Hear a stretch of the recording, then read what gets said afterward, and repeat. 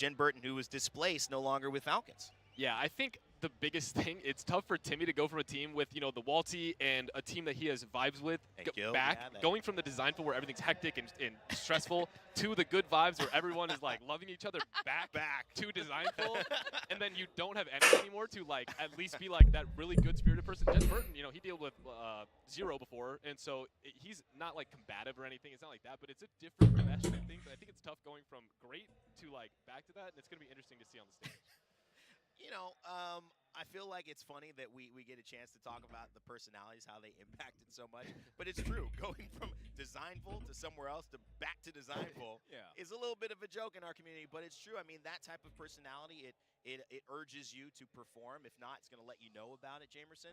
And but it feels like, Timmy, on the second round, you know, this is championships. There's no excuses. You got to make it work, right? Yeah. And honestly, with the kind of time crunch that a lot of people were underneath, I completely understand. And Jen Burton needed to find a hope. It'd be criminal if he wasn't at this LAN whatsoever, especially with the last couple of years of performance that he's had. So I'm glad that they were able to get him in and that he will be joining this squad. Like Snipedown said, though, he has come out from the fire. He knows what it's like to be between two heated personalities in Hal and Zero. So I think he will kind of, in his own awkward way, slot in extremely well on that roster. That's what I'm saying. Maybe a different way to think about it is both of those players have been through IGLs or all right, what's up, y'all?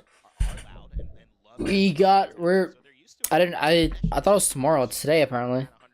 ALGS championships. We're here. We're gonna watch all of it.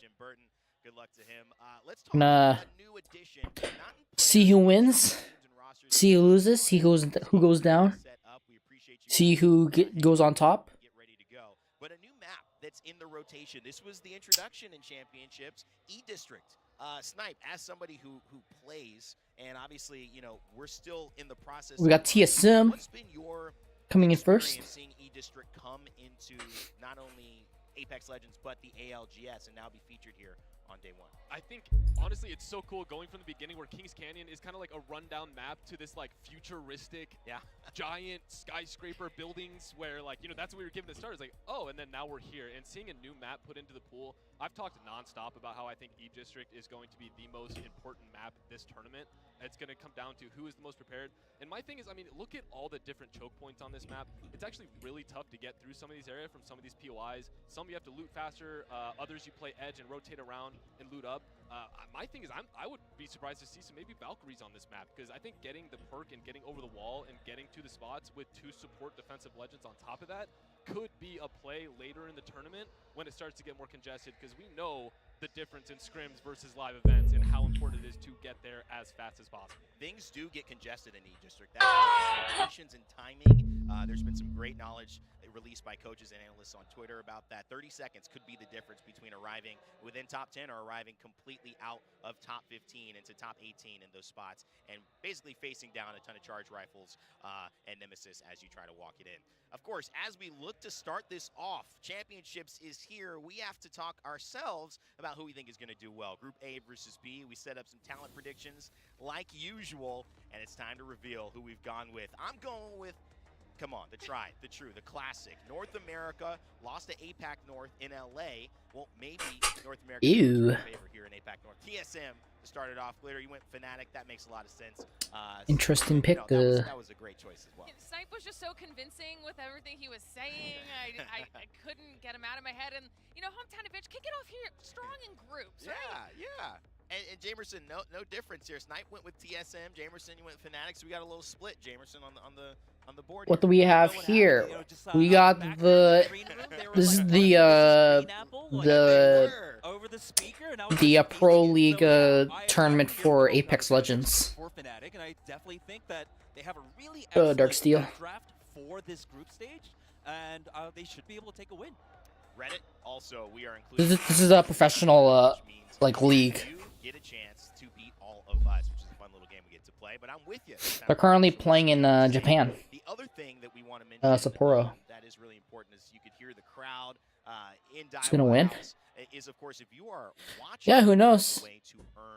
A lot of a lot of people could, or a lot of teams could win. Also wanting to watch in your own way. Well, You know, you never know. A surprise for you there. Face It Watch is back. That means that you have a chance to watch the ALGS your way. You want to hear a voice comm that maybe you wouldn't hear on main broadcast unless they went to a listen-in. You want to see a rotation of the team that you told your friends is going to take it all. Reddit, you want to watch TSM and join me in Snipe and prove that they're going to win? Well, make sure you catch every rotation by going to Face It Watch. Faceit.com/watch. You can check out the ALGS your way.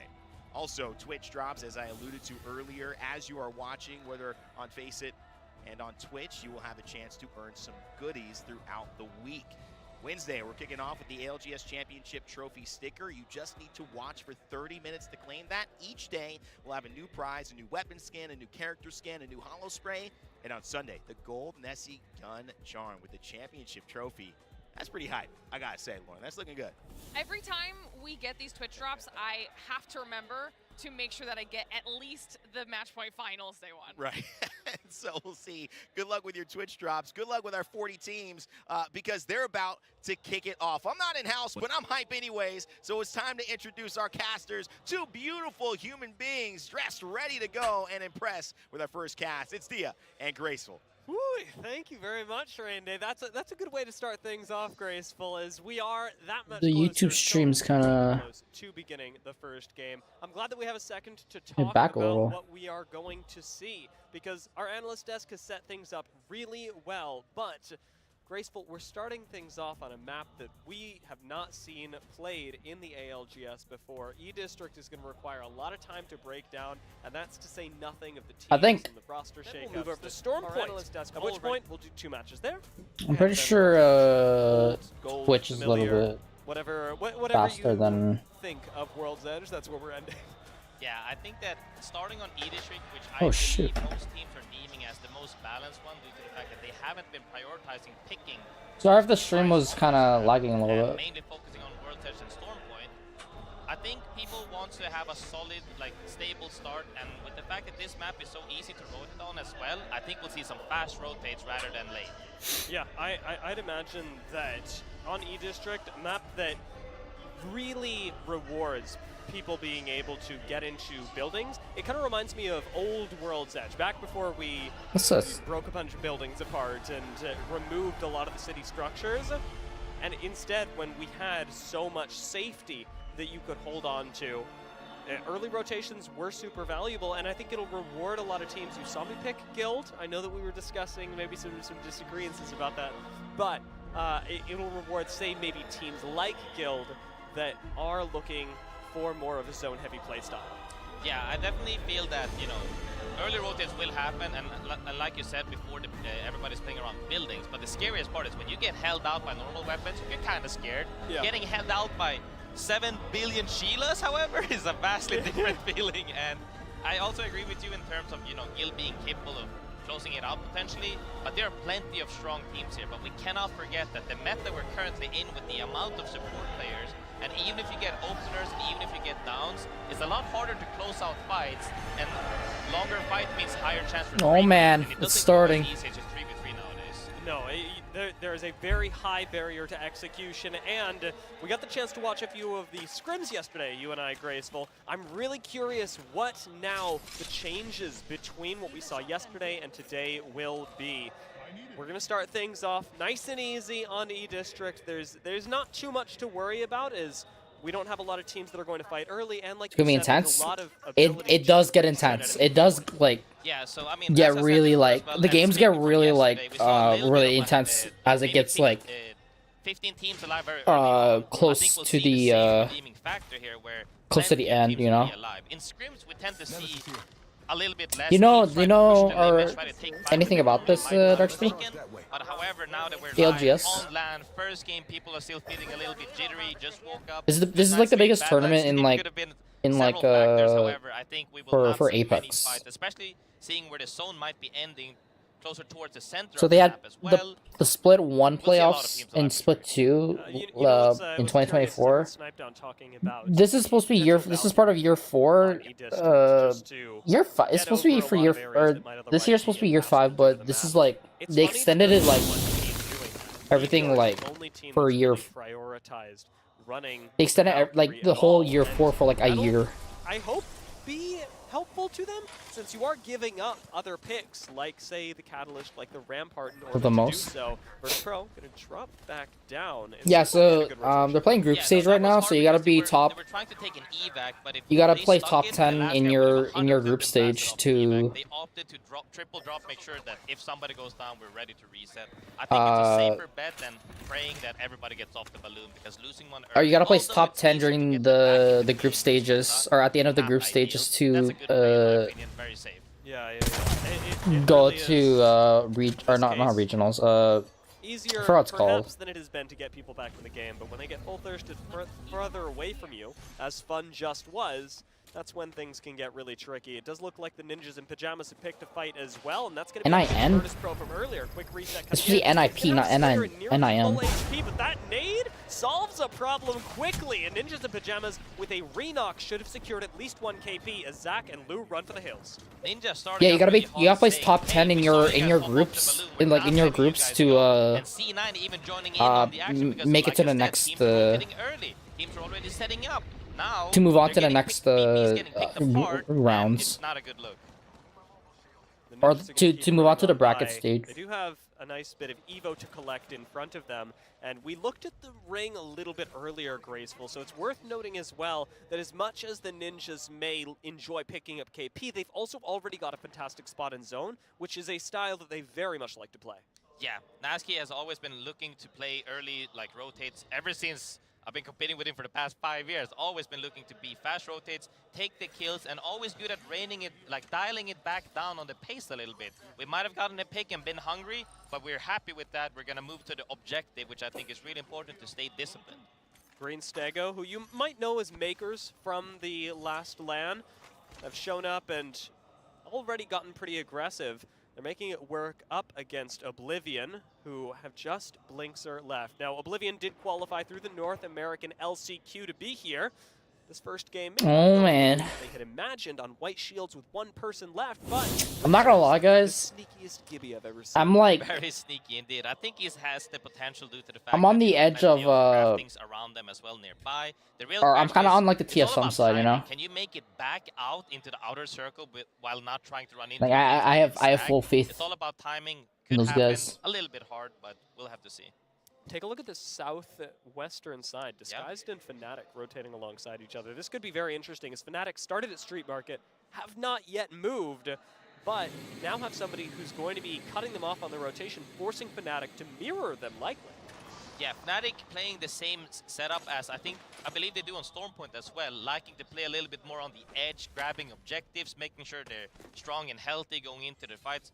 Whereas, like, if you early rotate, you might be able to, you know, charge up your evos and get ready to fight. But when you come in late with the zone, you're stacked, you're juiced, you're not afraid of anybody. And if anything, that's Fnatic's playstyle. They know mechanically they're super gifted and they're ready for bubble fights more than anyone, I would like to say, in this meta. And if they're also stacked, I don't think they'll be scared of fighting anybody. Tomorrow's gonna be my school stage, to be honest. With the loot bin reset now, Or you're going back to school you're tomorrow? able to make it out to a point of the map where no one else cares to be around Zone 2, then you are going to be a very happy person. Perhaps not as happy as you were when gold knockdown shields were just everywhere.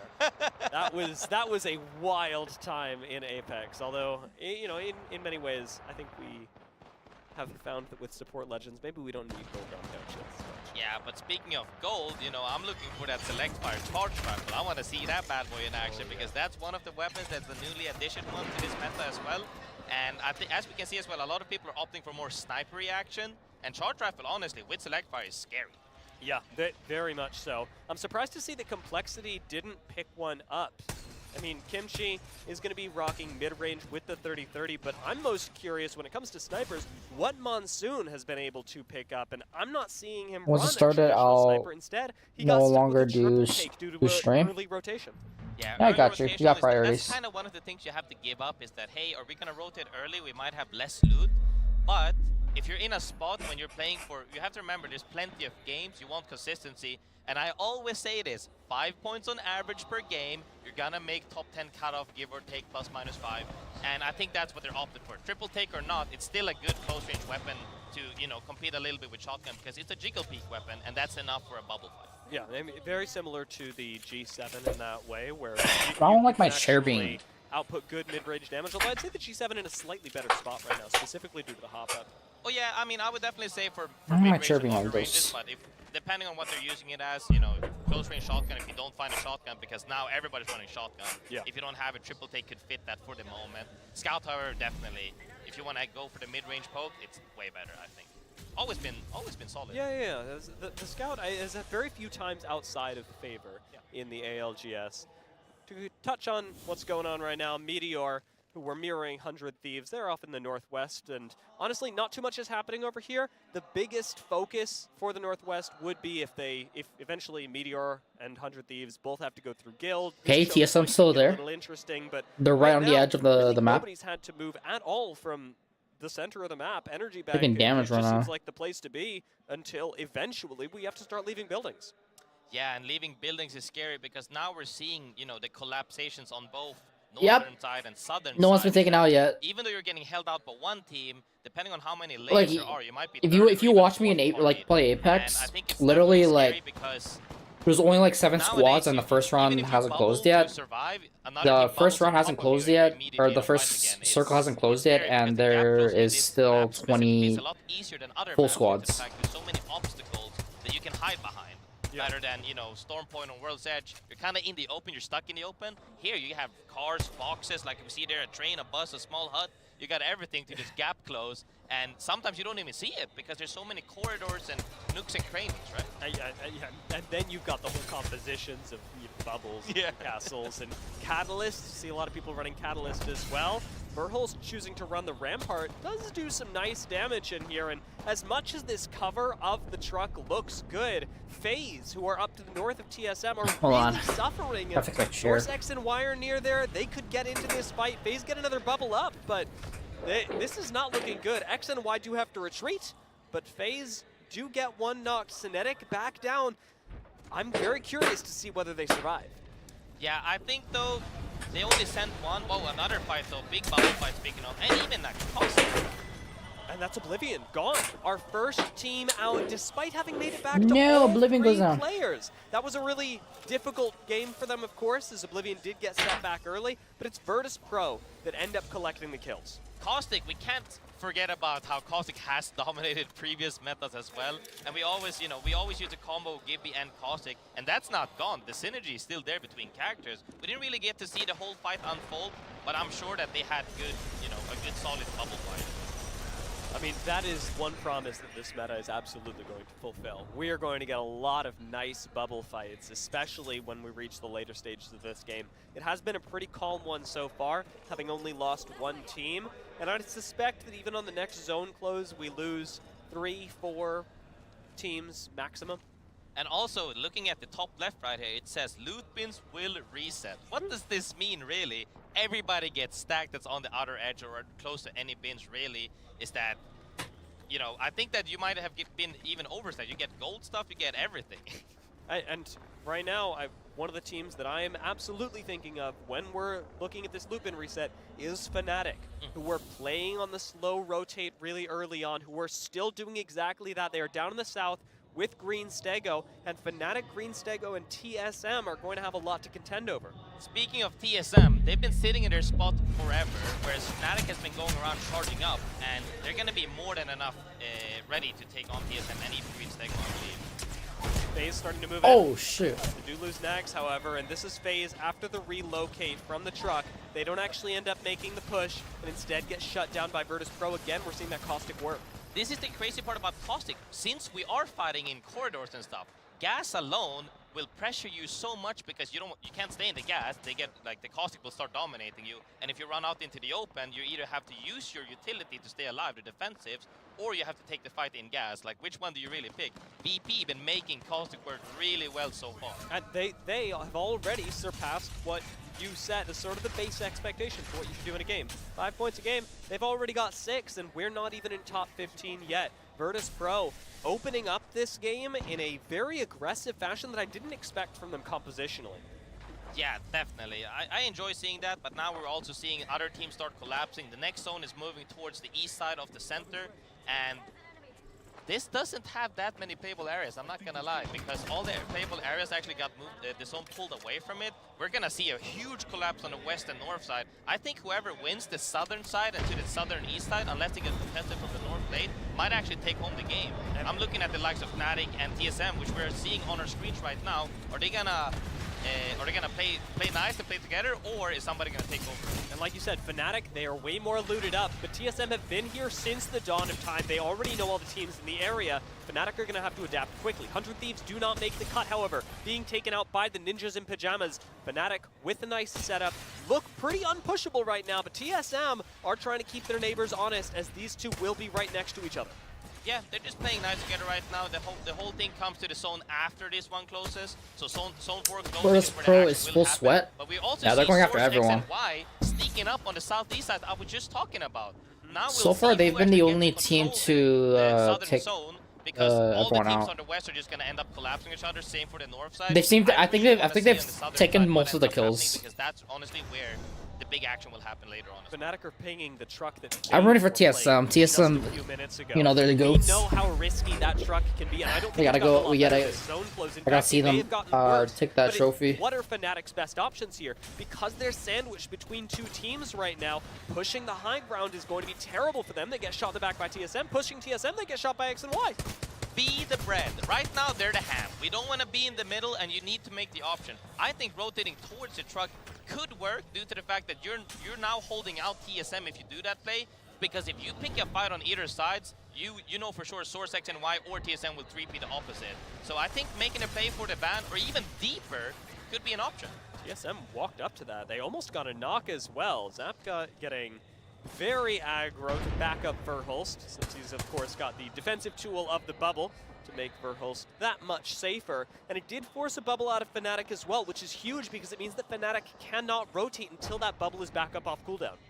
Yeah, this rotate will be really hard because as you see, X and Y on the screen is looking to just gate, like, they're just trying to hold them out. Regardless of who it is, we're going to focus them and they trade. We can clean this up and we have the entire side. But we can also see like the likes of Virtus Pro looming, NRG looming. Everybody's slowly inching in towards the zone and fights are starting to happen, like I said, on the west side. And our Ninja's going to mop up more teams because they've also been low-key under the game, but they've been consistently getting kills as well. Yeah, and Ninjas are playing on the edge just like Fnatic were. Fnatic actually making this rotation work. Remember, we called out the Dome as being a particularly useful cooldown to make this rotate. They use it, they make the rotate work, and now I hesitate to say that TSM is in that much more trouble. I think this is still a really nice position for TSM to play, albeit one that's a little more exposed to Gibby ultimates. Definitely more exposed. The issue is not really their positioning in that house, it's how well do they get pinched by the team coming in from the west side. We saw the likes of Ninjas cleaning up Green Stego, EXO also being closer nearby. It all honestly depends on who the focus is on, because if you have a Sheila and you're just poking to poke, being in that small bunker is not that good. Yeah, this is where Virtus Pro... I like how the TSM playing on stealth mode. They throw that the little stinker right in there, dude. Yeah, they're trying to like. I wonder if Virtus Pro will actually get to... They're trying to make their next because move. They're playing a little further north.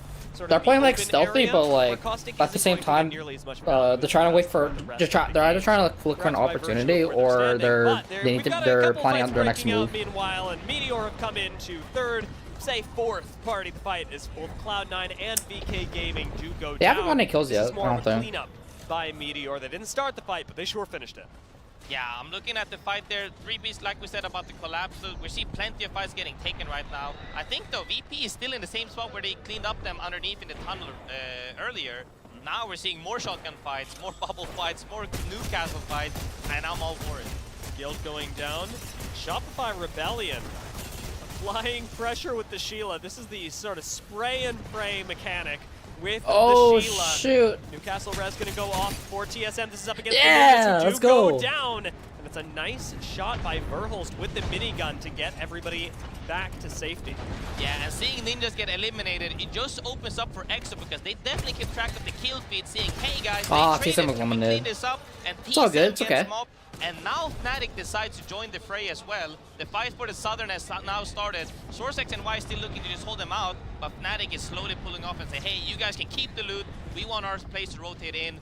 you know, we don't want to both die here because we're both getting held out. Let's just split our ways and see what happens. And even after they come back, Fnatic give up this space that they earned. ExoClan continue their fight. Maybe Fnatic comes back, but up against Disguised, I'm not sure who's going to win this. ExoClan do go down. Disguised get the res. Virtus Pro fall as well. And we are down to just 8 teams as Fnatic look for a fight and end up claiming one. X and Y have lost just a single player, but with Source giving up their position, Fnatic know that it's their time to take the high ground. This is the biggest opportunity for Fnatic that I've seen. Virtus Pro decided to engage on X and Y, or vice versa. We couldn't really see how it unfolded.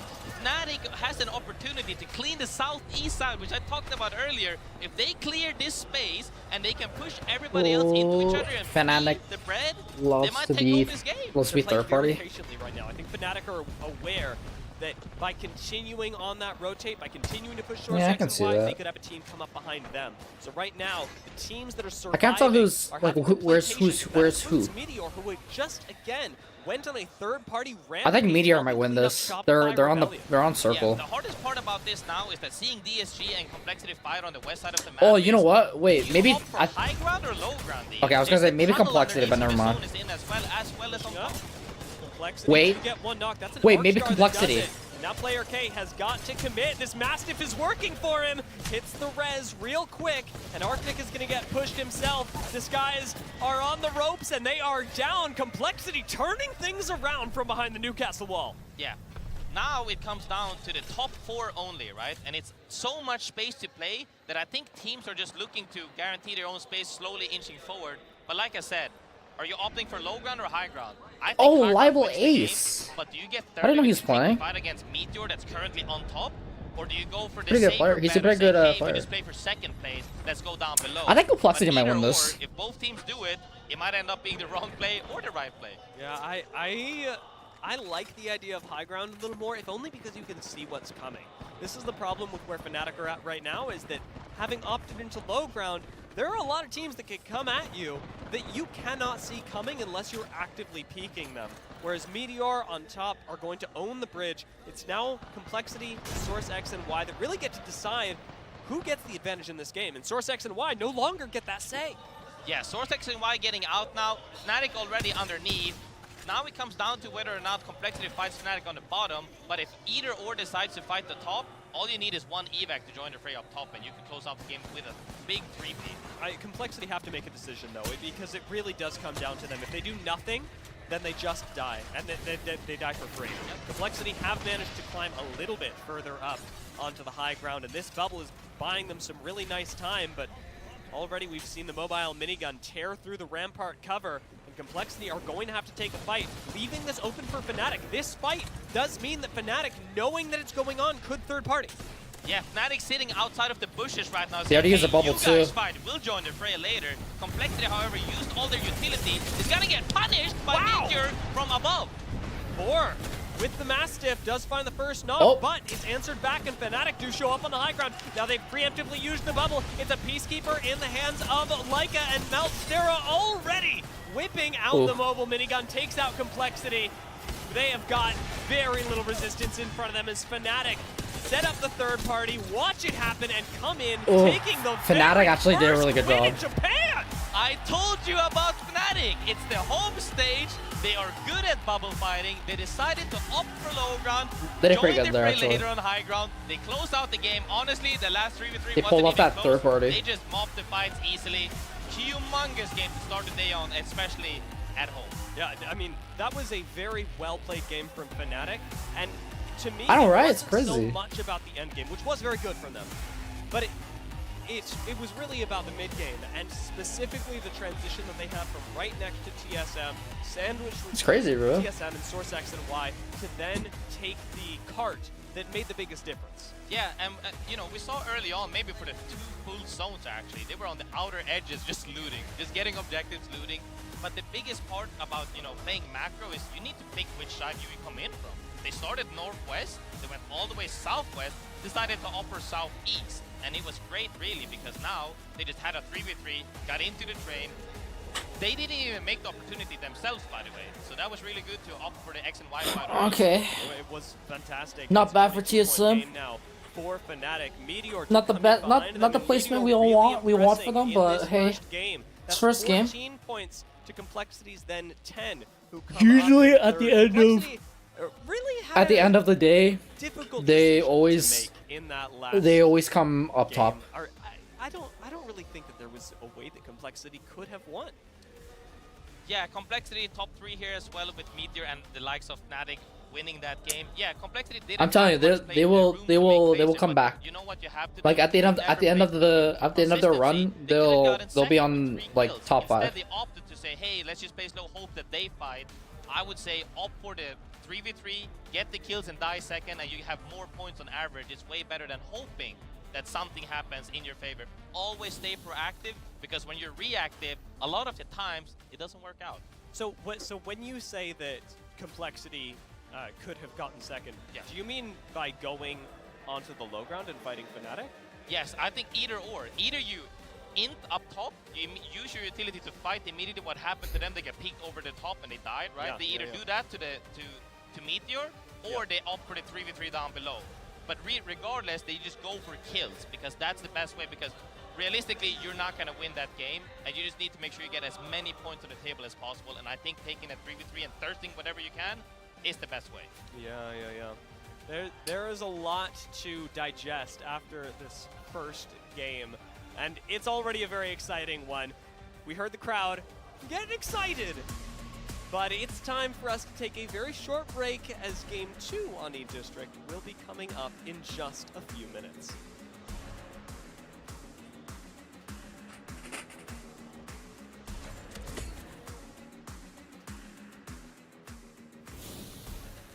Reptar goes down. Oh no, you tune into that. They went to make a gondola play. And Reptar dies to Bolin. NRG now dying early. They're going right into Moist Creek.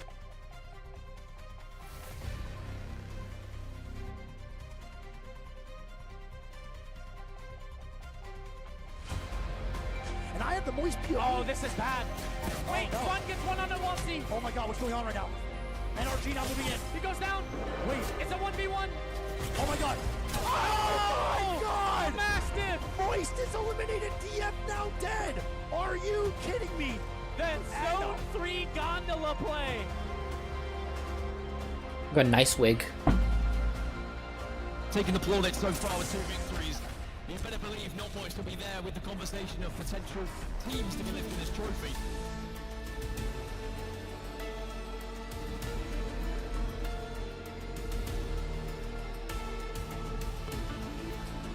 Bro, I'm excited, dude. Like, every time I watch this, it always gets intense, and like, I want to know like what, like I really want to know who wins.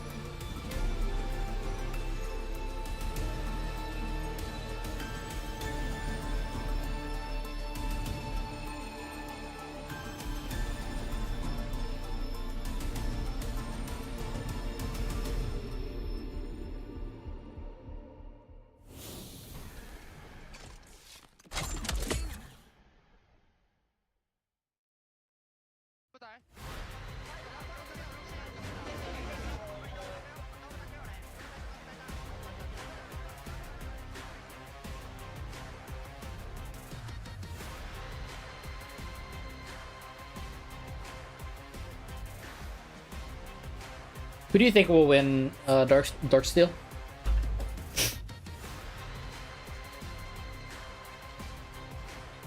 Who do you think will win the championships? Let me cut my hair, man. And we are back. Welcome back to Japan, everyone. I guess you could still have been on break in Japan, but I like to think that when you're here with us, Graceful, that's when you're really experiencing not just the best that Japan has to offer here in Sapporo, but the best that Apex Legends has to offer here at the championship. Game 2 is going to get revved up and underway quite soon, but before we jump into it, I want to talk a little bit more about Game 1. We discussed the end game in some depth, but let's go a little further back and talk about the mid game. Virtus Pro was doing really well for a little while, and we saw this southern side that you mentioned very early on was going to be very impactful, then turn out to be exactly. I want TSM to win. Say it so early on that No the matter south what. side was going to have a huge influence, disproportionate influence on the game that it did. So the biggest thing is that when you're early rotating, you're really looking to read where does the zone end. Yeah. When you're late rotating, you're honestly just looking to make sure that you're not getting into the chokes or getting collapsed on by 10 teams. Fnatic did just that by looting 2 entire zones, making sure they get objectives, pick the right side, which was the southern side, because they saw that, hey, people are going to rotate in from the north and the west. They decided to go for the southern side. Like I said, that's the I'm most either impactful one, that's Virtus your Pro, opening. But they weren't TSM, or there alone. Fnatic. They were Good there choices. with Good the likes of choices. TSM, also the likes of What about do you know the TSM team had, called Team Falcons? Was it Green Stego that rotated through they there came in earlier? late. They came in late. But not only that as well is that Source X and Y was there. Source X and Y is the team I was referring to, but VP was already in center underneath in the tunnel trying to gatekeep out. Yes. X and Y tried to force the fight. They ended up fighting, opened up for Fnatic to come in. Yeah. And all of this happened because what we opted to say was in the beginning, is this a good rotate into that little bus? Yeah. Now they're in a vulnerable spot. Yeah. However, TSM got flanked by EXO. Yeah. And that opened up for Fnatic to 3P the VP fight as well. You know, I actually had a question about the bus because I remember when we were looking at that I possible heard it now. rotation for Fnatic, it seemed like their best option. But to They me, were like voted, it- like Team it also Falcons. They were like appeared voted as like mostly because like we had the seen number FaZe one play that team like earlier, and in the whole FaZe, world. They got they had very little to Like do. back The during biggest like thing about taking these, like you have to take May risk to win big. And taking like risk is really important June because and if you July don't do it, but it's also before timing Split based. You 2, said and then FaZe now got they're voted obliterated, as man. like they went a little bit almost too the worst early. team. Everybody was already set up. There was no pressure. Everybody can just. Just because of punish them. how they There's nothing scary around performed. them. When the zone is closing, however, and you now have to keep track of, wow, there's 3 teams on I the still southern faith in side. them, We honestly. can't just poke everybody. We need to make sure we don't get pushed. That's when you really see, you know, openings. Damn, bro, they don't have the and that happened. jerseys. EXO opened up These the guys western just side got and signed, allowed like, Fnatic just- to rotate and just 3P now. the east side with no threats at all. Like a couple And days ago, opened they up just that got side, signed they with secured the bottom, and Lurk. now I don't know. I don't think they got their time shirts. And now I know that if you're just tuning in, you may be hearing Graceful and I talk about this match and going, well, I sure wish that I saw what they were talking about. And just in case that is you, let's take a look back at how last match played out. So, Graceful, because we were talking about the Fnatic. What if we just see rotation, Verhulst just like snap let's look a little bit further down live those at his teams that we're teammates talking about. I want to start with on Virtus Pro, stage? because we've made passing mention of them quite a bit. We did not see Hey, their Andre positions, we Thieves, did not see how they Oblivion, fell. Cloud9, they need Virtus to Pro's spot, get up however, there. did look good with Caustic, and I'd say that they looked unexpectedly good this game with Caustic. Yeah, the biggest thing about Virtus Pro is that they actually got forced off of their rotate. They tried to balloon earlier, got forced off by ninjas in pajamas. Now they were kind of forced because they got thirsted twice, I think, and they even had to reset. And I don't know if they opted for that spot initially or if they got forced into that spot, but playing that really well simply due to the fact that they had a Caustic. Yeah, I mean, Caustic was really valuable to them. Weirdly, not so much as a defensive tool, but as an offensive tool. Yeah. And then, by necessity only, as a defensive tool. It's funny how we are in a meta where we don't see nearly as many controller legends that actually provide you things that support legends do not. It's more of on top of what the support legends give you. You're not going to hold space with just Rampart, just Watson, just Caustic. You're going to do it by amplifying that with things like Newcastle and Gibraltar as well. Now, of course, that we've got our first match done, I do want to remind everyone that we will be returning to E-District. So if you were just reeling from that last match and going, I wish that I understood how E-District could play out, perhaps if we're not going to the center of the map, then we'll have the opportunity to find out. Energy Bank was an exciting endgame, but there's a lot more of E-District to see. Yeah, I'm personally hoping for anywhere on the southern side because I'm a big fan of Draft Point. That's my favorite part of the map. What's your favorite part of the map, Thea? Isn't that because you land at Draft Point? Indeed it is. It's good rotates, good fast looting. You have plenty of fights to take. It's plenty full of action, but the biggest part is that in this map, you don't feel like I could not have done anything different because you're never really getting stuck at chokes here. There's so many crooks and crannies, mazes, 5 different doors you can take that you never really feel like everything is out of your control. And I think that's a great feeling to have. It's hard to replicate, but they really made this map super well. Yeah. I mean, there is not just a lot of cover It's kind of crazy we're now watching this. But even inside Like last tournament, I think Split that 2, there's that a was lot like of August. nice space to play. We're in like, bro, contrast to something like January Stormlight. 28th is such a long way. Like, what are Stormlight, like there's an ingress that's into such a almost long every way? building How are we every supposed day. to like, So buildings or what are we supposed to do while we like, wait? You stand in one, you're like, I Like, that am was a long essentially out in time, the open, just and now we're waiting. here. Like, it's And, crazy. and when we're on E-District, being inside can actually really protect you, but it does come at the cost of you having limited influence as well. Our game 2 has started, but it has also stopped. And so we're going to wait for that to get going before we truly start breaking down where everyone is landing and what's going on there. To answer your previous question, though, I'd like to go to Galleria. Galleria, that's a good pick. That's a good pick. I just really dislike looting it, but It is it tough is to loot. beautiful. I'll give you that. Yeah. You know, I was surprised. So, I don't like looting Street Market, so I was surprised to see Fnatic over at Street Market. I know that it's a good POI, but from a loot path perspective, it is a very inconvenient place to land. Yeah, but you have to remember their plays. Like most of them picks, towards their playstyle, and if you're late looting, it's inconvenient. But there's a lot of loot. You have plenty of time, and they didn't rotate in until Circle 3, really. Or Circle 3 closing almost, really, and that fits them, I guess. It just works for them, and it really did work for them. And we've got the game back underway, so Graceful, it is the perfect time to see what happens in our second game of the ALGS on E-District. Fnatic, of course, back at Street Market. They had no choice. Oh, they paused the Back game. there. We were like, game 1 was so good, just do it again. Yes, just do it again. All you have to do is loot 2 whole circles, if not more, pick the right side, and then, just kill a couple of teams, right? That's easy. We haven't talked about this. Let's point this out. So I'm a big fan of Rampart, and I'm sure that a lot of our viewers, a lot of our more dedicated viewers, may already have figured this out, may have had it noticed, or may have noticed it, may have had it pointed out. Let's talk about the Nemesis, and specifically the Nemesis's interaction with Rampart. Yeah, I mean, as we know now, when you shoot people, you actually get ult charge and also you get more shield, right? And the biggest thing is that Sheila, the thing about Sheila is very scary because when you have that weapon on your back, you actually get Sheila ammo back when you down somebody with the Sheila. And I think people are looking to do that, but not only, like, outside of sticking, to the meta specifically, Rampart is really good into Newcastle. Before when, his Q was indestructible, you could have argued differently. But now, people are going early rotates, except a couple of teams. And you want to make sure you can deny as much base as you can without wasting resources. I'm sure people would have thought that we might have seen more Lobas.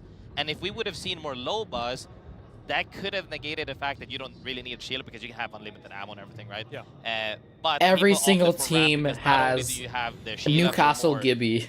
punishing factors on the Newcastle, you also have a little bit more defensive utility, which honestly nobody dislikes. Everybody loves, feeling a little bit comfy. Yeah, I mean, especially in this meta. I haven't seen Gibby in like comp make you since feel even like better 2022. about the fact that you're already basically impossible to push if you set things up right. And that even goes for a team like Source X and Y, who have not gotten Like 2 a lot years of ago. time to loot, have not gotten any Evo to speak of, but have a zone coming to them. And I think this is one of the metas where the Well, that was like lack 2.5. of Evo, if you are already in a good spot in zone, is the least punishing because it is so easy to get.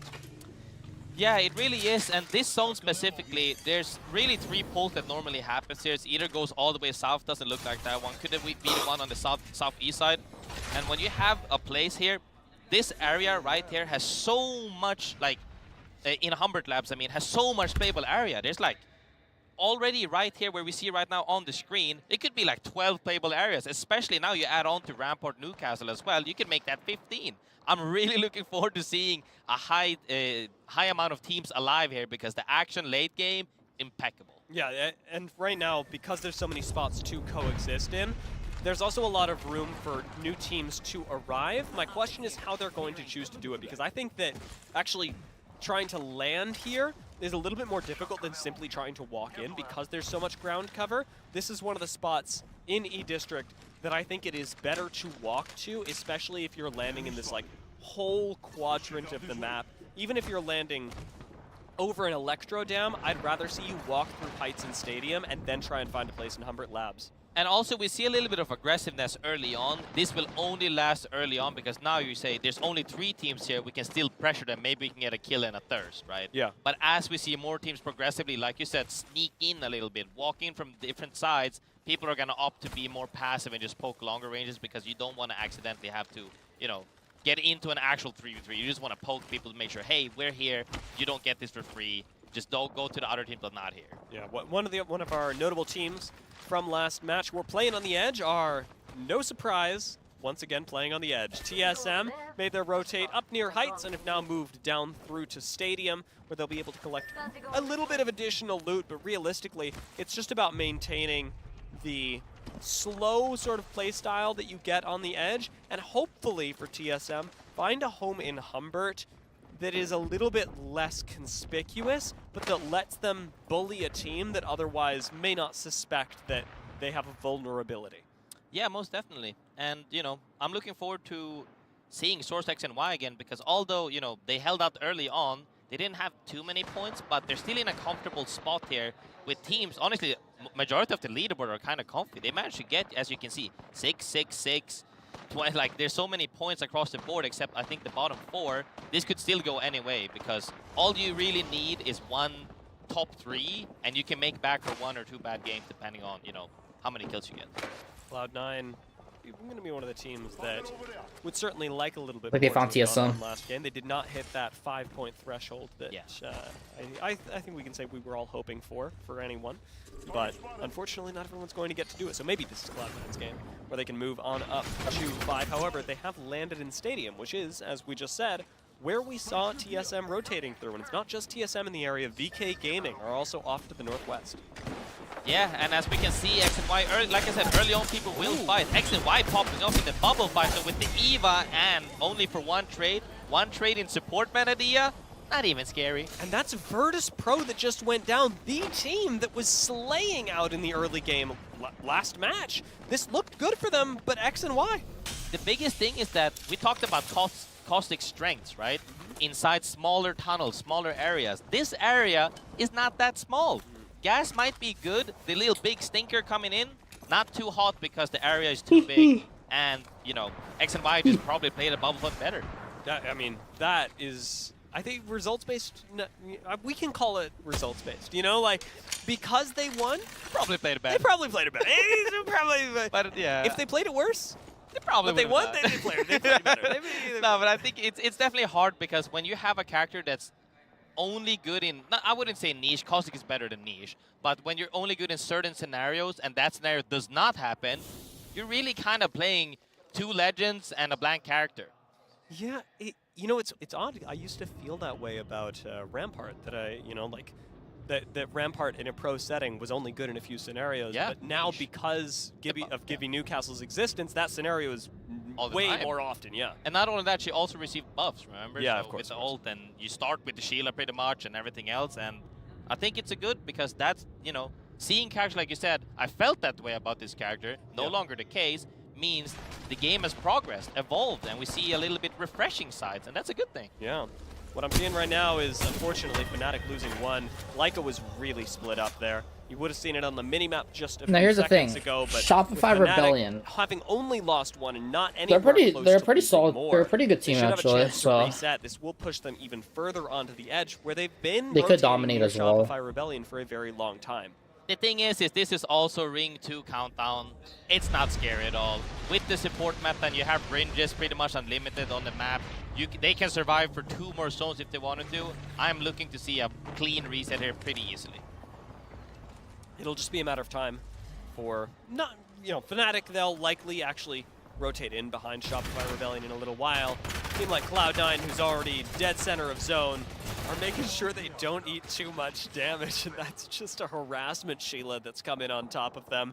And It's not TSM really any cause outlimit for worry, but it does constrain Fnatic? Cloud9's ability to What do you mean by play outlimit? any open space. And like I said before, I said if I pulled to the southeast side on this zone, it ended up pulling exactly where I expected it to be.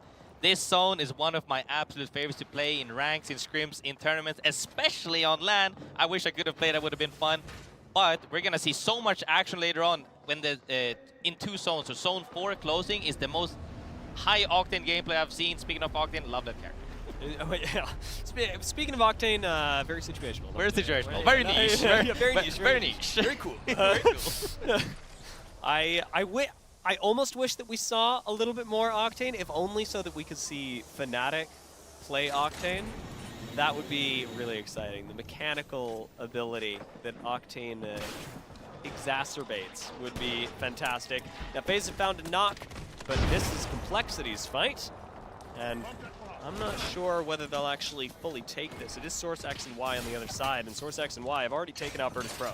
I like this because they're showing their teeth, regardless of not if they fight, they're showing, hey, don't you think you can take our space? We're gonna. Whoa! Speaking of punishing, they got rocked up Energy from comes behind. in. NRG takeout too, and Complexity can do nothing about it. I cannot believe they didn't get to watch their backs. Now, Source X and Y do walk up, but they get bubbled on immediately, backing all the way up. Johnny does have a lot of safety, so NRG are unlikely to push this, but that's 2 kills that NRG did not have to work for. yeah, did not have to work for.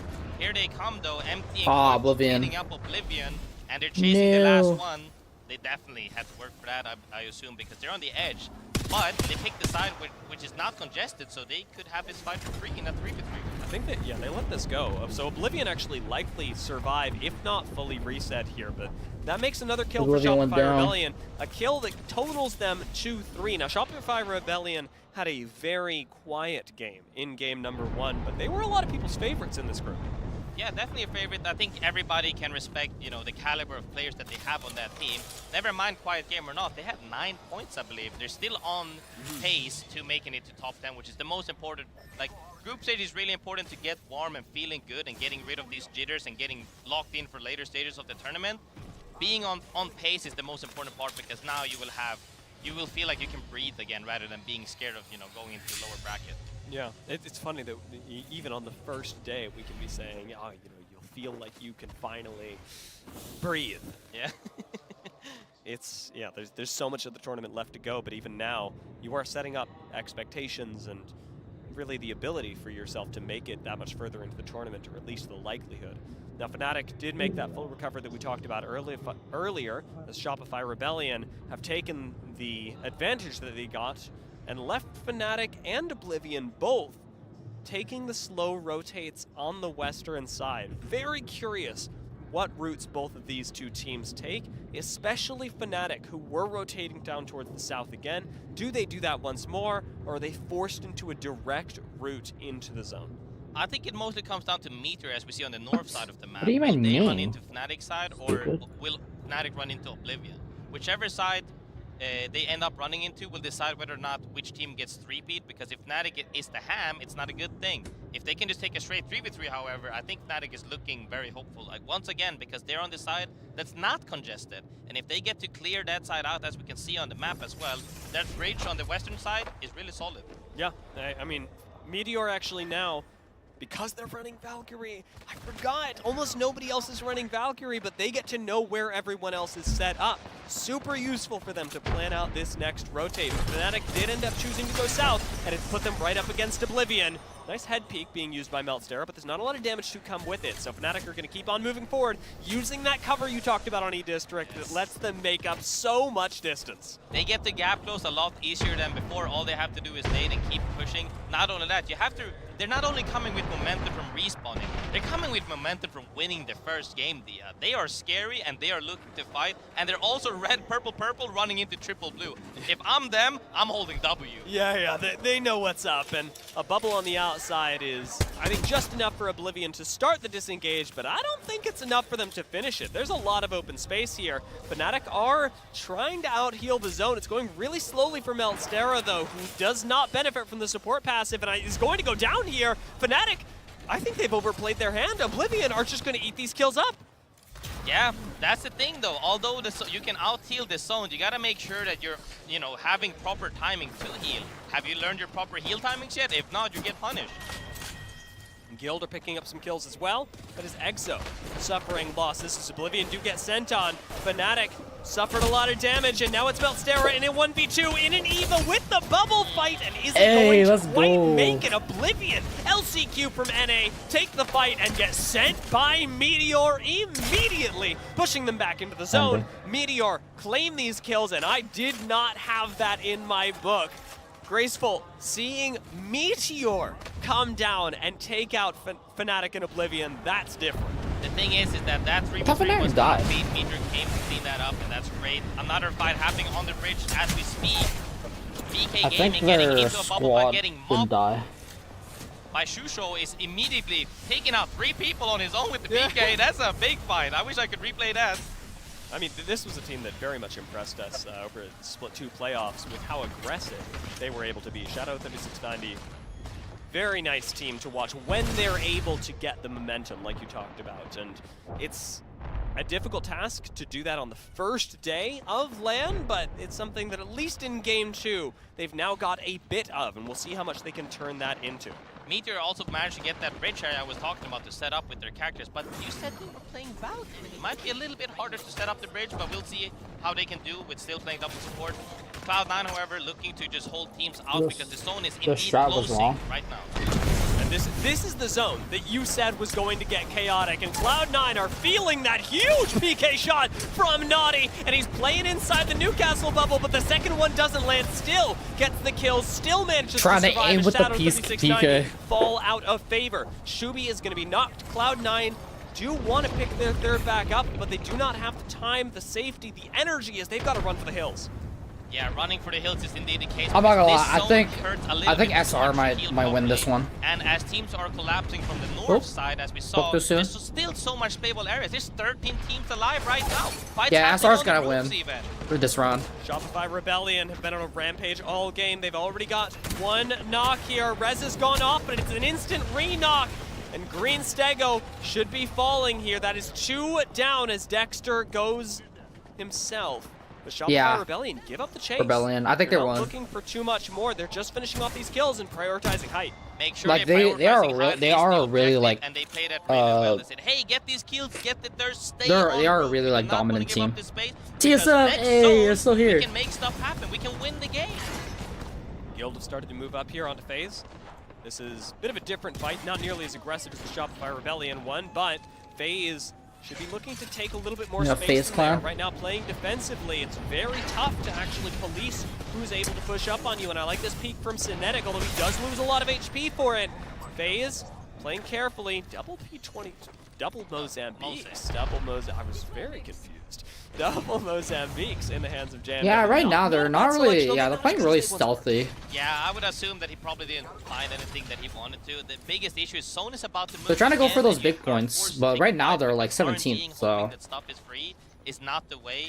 But who knows? Sometimes I mean, if more they- stuff is open than you believe because everybody might If have they the same can like assumption. win This is definitely this taken, round, then and they'll sometimes like those sure calls are like taken. Synetic, get some PK points. shot not going to connect. But It's so time for far a they bubble fight, and barely have any like unfortunately KP doesn't right quite now. go his way. The G7 starts to actually click though, and FaZe win the fight but lose to the zone. Guild are going to collect a few kills as well as Dragons go down. It's a quick reset for Guild that doesn't seem to be getting them punished. Shopify Rebellion still set up on height. Green Stego right behind them, but Shopify Rebellion look unchallengeable right now. Yeah, being triple red, keeping the height the entire game. They're now stacked as well, and Zone ends actually in front of them. They're going to be looking to close out this game in my eyes because they have the absolute best No, don't tell me that's opportunity TSM. with how stacked they are with where the zone is ending and absolute height. I think it's going to be a bloodfest. Yeah, I mean, this should be the spot where not only do Shopify Rebellion win the game, but they do so with so many What if one of kills. them actually takes that jump Because up? Shopify Rebellion are looking so good, I want to see how they're feeling. Let's jump into a listen in with Shopify Rebellion. Let's go down and shoot. These guys are gonna send them. These guys are gonna send them. Nice, nice. Dude, they have a view overview of everyone. Like, oh my gosh. Right for one. Get that one. Nice. Good. Give me one. Give me one. Give me one. Give me one. Give me one. Look for more kills. What if another? 24. You're all dead. All dead. Nice. Everyone's dead there. Quick. Can I get this spot? No. No, TSM goes down. Watch this. Look here. Yeah, I got you. I'm about to have kills. I'm Damn, looking bro. with you. They barely have any points. Give me. Careful. Guys, can we get this guy now? Guys, listen. Or actually, no, look at that. Last one. Bro, oh my gosh. Yeah, they're winning. Shoot it. Yeah, no, come back. Alright, get shields. Yep. No, We need to focus the fuck out of these guys. The new team down here, guys. I have to get my ward in. Either we play for this. Here, we play this here. Okay. Can I loot real quick, Sonny? I got nothing. No, there's a team down here, bro. Okay, wait. I'm getting ward down here. Yeah, we just get here. We hold our back and we get it there. Alright, run God try. I give you I holding a wrap. You guys do you, alright? Probably double self. Play with them. Yeah, I'm playing up high. Yeah, hold high. Alright, guys, I have 2 ultics out there. Our wrap is good now. Our wrap is entirely good. I'm gonna start playing right and I need shield. I'm 1-4. Bro, Everybody relax, bro. Everybody fucking relax. How much fucking calm Can I down? quickly shoot this? Shoot them in the corner. So much damage on They're all in this wall, bro. They're all in the wall. Okay, carry the walk up left. Matt, carry left. Give out it. Alright, I don't need to use up. I don't need to use up, alright? Yep. We're out here. Picking. We're chilling. I'm gonna give you all I need some shotgun ammo. Dropping you. Okay. I'm good. Burning them there. Body down below. That's fine. Just worry about this team. I'm gonna give you out the I'm shooting wall. Give you out thing. Can you get over here, We're gonna slide and play for a second. No walls hit. Bobbing here. I have no shotgun ammo. I can drop you all of it. Take this. Look at them. Look here. In the opening. Four, no, Coin, look right, and get walls. Get walls right. Jim, you got the wall. Yes, I do. I can wall on them. Shoot them. I can wall on them. Yeah, do it. Yes. Fight. Nice. Oh, He's pulling back. oh, they got countered. Kitty one. Bro, no way. You guys are one, guys. We got one. Oh, they got. Good shit. Good fucking shit. Oh, they got second. In the nick Oh, of time, 100 as thieves, let's 100 go. Thieves come up from below to sneak the win Bro, away 100 from them. Thieves, that let's was go. such a fantastic end game, but Shopify Rebellion could have learned a lesson from Brent. You cannot fight a war on 2 fronts. Oh my gosh. Yeah, that's the thing is that regardless of not winning or not, they had so many kills that pushes them up really far. But like you said, 100 Thieves came in Nice. to clean up the fight because it's chaotic. When you have that many areas and you need I didn't even see where they were. Like, they just came up. I didn't even see them the entire 5-6 match. teams with the Sheila and stuff. Yeah. So when it's that many teams going That's down, wild. essentially at some point, high or low will be free. Whichever side is free gets its 3P. 100 Thieves takes home the win, and that's really solid. Watching Shopify drop They got 10 down kills. and wipe Green Stego was so not just impressive because understandably, they're able to clean up the kills. A lot of pro teams may be able to do the same thing in the right situation, but their comms were particularly impressive during that time as well because Shopify Rebellion were able to drop down from height, retain control of height, whilst also doing that to another team. The biggest thing is that you could hear the IGL calm the team down because you are getting, it's not even, you're getting excited. When you're getting 3, 4, 5 kills, at some point you will get tunnel vision because 1, you're having so much fun, and 2, you're popping off. And it's really good that the IGL is reeling them back. Hey, look to the right. I know you got a kill, look to the right. And they're always on the same page. Keeping your team on the same page. TSM only got 2 points from We that. saw that from top to bottom to the right, and then GP ulting, and then wiping, and then they Oh, bro, TSM TSM's 17th, bro. They need to, like, they were always on the same page, and that's actually do something. Yeah, They're literally this camping the was entire a really time. good game from Shopify Rebellion. Also, a fantastic They're game from gonna 100 do Thieves, who something on the special. low They're gonna do ground something special. were a much less visually dominant team, but took a lot of kills on the way there with, Design and Timmy showing up big in the end game. But we've also got, of course, Shopify Rebellion up there, and Koifel really impressing with the 2.4K. Yes, and Koifel, as we saw as well, cleaning up several kills. And I think they're so good at dividing attention. And who Ah, lives bro, and what. TSM needs to Even get that, up there, I'm the dude. GB, I got the GP ult, you guys look that way. So they know what their roles is. And Koifel, as everybody expects and knows from previously, has the gunpowder, the firepower. Yeah, even in the end game, when Shopify Rebellion got climbed on by 100 Thieves, I don't think that was something that they didn't know was likely to happen because their comms. Yeah, they need to get up there, dude. They knew what they needed. They're literally to do. 3 They were still points calming their or 5 checklist points for how they were going to win the game. This 100 Thieves thing wasn't like, oh my gosh, somebody's on the high ground. Our game is. I'm gonna make some ruined, we need food. to change everything. They knew Yeah. what was happening, and even that in the end game, despite the fact that that they weren't able to clinch the win, still very, very good for them. And of course, congratulations to 100 Thieves, although they do not hold the top position, as after 2 games now, Shopify Rebellion are the ones in first. Indeed, I think that, you know, seeing these teams pop off one after another, and they're all playing differently. The most important part is we've seen different playstyles come out on top, Edge and Soulplay, and they're both amazing. Yeah, we are 2 games in now. E-District has been an interesting journey for us, Graceful, but it is a journey that's going to have to come to a close because we've got, next up, Stormpoint coming up. That is going to be a return to perhaps the old familiar that a lot of you are used to. We'll be back in just a few seconds with Stormpoint and the ALGS Championships.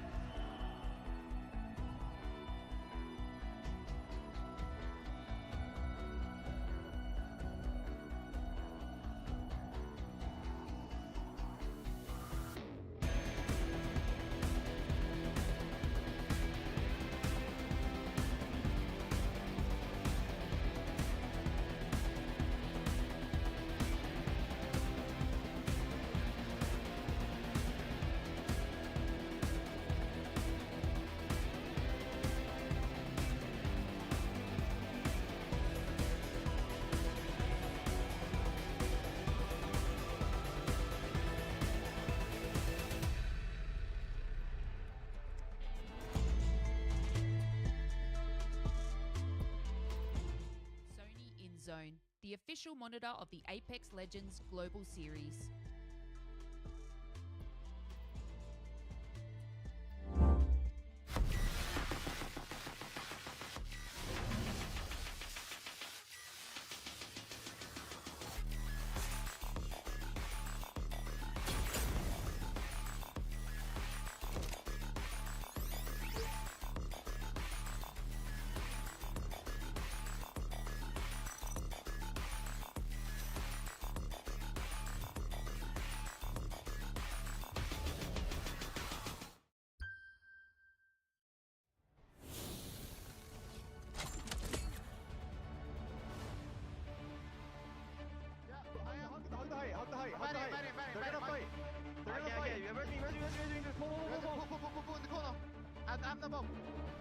Fine.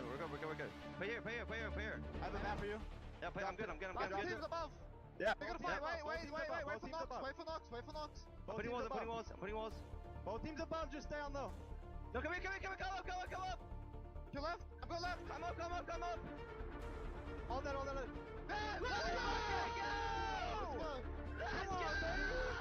Let's go.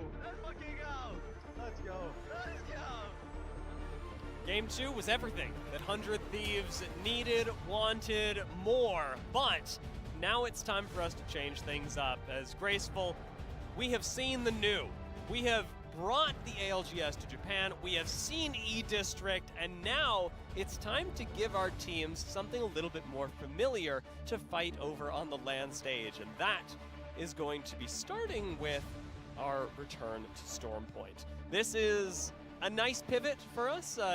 Graceful, I've missed casting Stormpoint. I haven't cast it since LCQ that we did with you in NA and EU. Yeah. That was quite fun. But I want to know what you're looking forward to about Stormpoint, because E-District gave us a very unique look at Apex Legends. It's a map that plays very differently to any of the other ones that we have in rotation. So talk to me about Stormpoint and what we might expect to see here. I think Stormpoint specifically has, like we know, like I would rate them in 1, 2, 3. E-District has the most open areas where you can rotate without being compromised or ambushed randomly on the map. Stormpoint would be the second, then, and World's Edge would be first, where you can end up fighting anywhere. I think we're gonna see more fights than before, so I think maybe less teams overall alive. There is less playable area due to the fact that, like you said about the buildings as well, not really being as holdable as, you know, on E-District. I think we'll see more fights in general, but what I'm looking forward to the most is the teams that haven't pulled out the success on E-District. Will this new map be a pivot for them? Because we don't really see the POI picks either. So we haven't really seen, you know, did they prioritize Stormpoint over E-District? Some teams might have, and if they had a bad E-District, now is the time where they need to pop off, because we're already 2 games past. You only have 4 more games to get that average point up. Yeah, I'm taking a look at this because we, like you said, had a lot of teams that really didn't prioritize E-District as much, I think because it's a much more adaptable map, Yes. whereas Storm Point is the place, and World's Edge is the place where a lot of people will go, well, this is where my first pick of POI is going to go, because of how important it is. And we actually get to see that right now as it's going to come up on the left-hand side of your screen. Those numbers, that's the order, the pick order that these POIs were taken in. Yeah, and as we can see, 2nd, 3rd, 4th, 5th, 7th, there's so many picks here that are prioritizing making sure that they play well on this map, because although, you know, everything is subjective. Some teams might play better on other maps than some, even though some teams deem those maps harder or easier, right?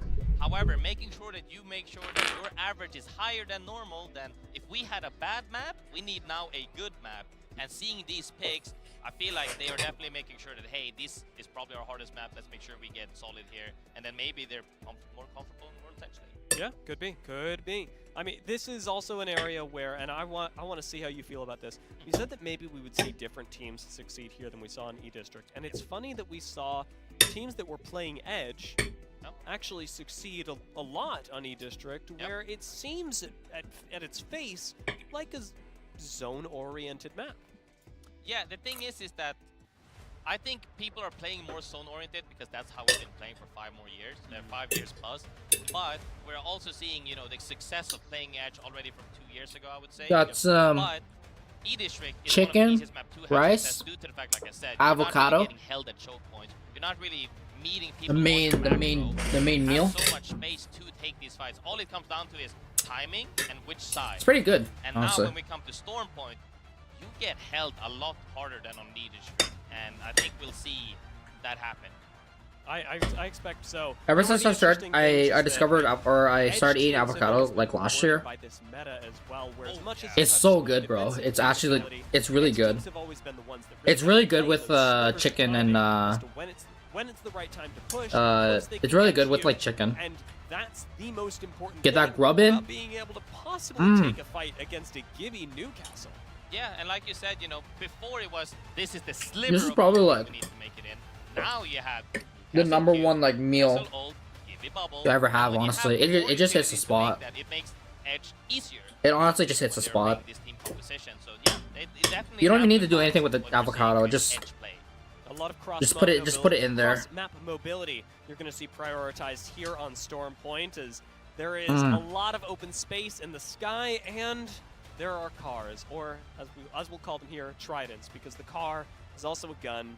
I don't know. I just get the avocados from the grocery store, and then Actually, I didn't even think about that. Yeah, that's very true. People call it Ferrari. it's not ripe. Or I'll usually try. I'm trying to get them like on like Saturday. I would just So say, when like a Monday lot of comes people or and like a try week it, comes, but they'll be ready and like I'm not gonna lie, delicious car doesn't get used that and ripe much, enough. So the car is the vehicle, and the other car is non-existent for the moment, but it'll be back. I remember But it got when the it hop dropped. up. It did get a hop up, but the thing is that car is close range. But I don't know when Shotgun is times 100 better in close see range. that is Until shotgun gets out of meta, avocado season is away, up. or the team composition changes to where you don't have to play bubble fights. Car might see some, you know, usage then. Until then, Summits, who are you voting for? You know, it's interesting because in the pre-game segment, Lace was talking to Timmy about Apex Legends, and he said, "Oh, you know, you should pick up a controller because controller makes the." How's Daddy?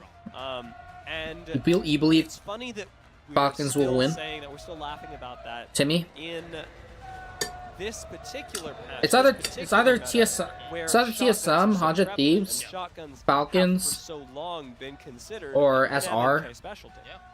No, I mean, it has been considered an MK specialty. Who I think will win.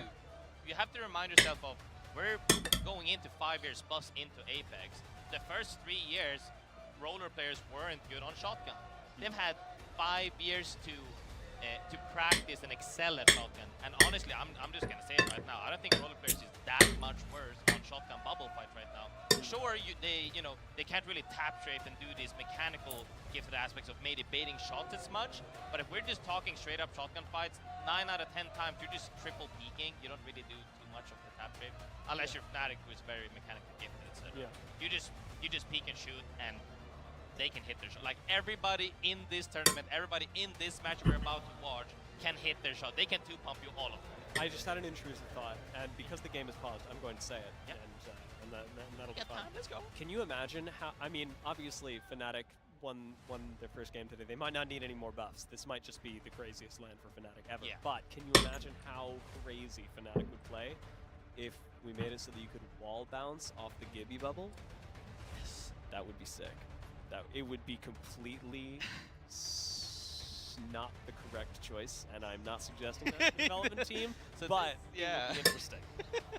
So this is why Dia is not on the dev team. Yes, yes. It would be cool though. So I'm down for a game mode that is more creative, adding a little bit of new stuff. They're like, hey, this is a mystery mode, and in this mystery mode they do random buffs and nerfs, and one of them is you can now wall bounce on bubble fights.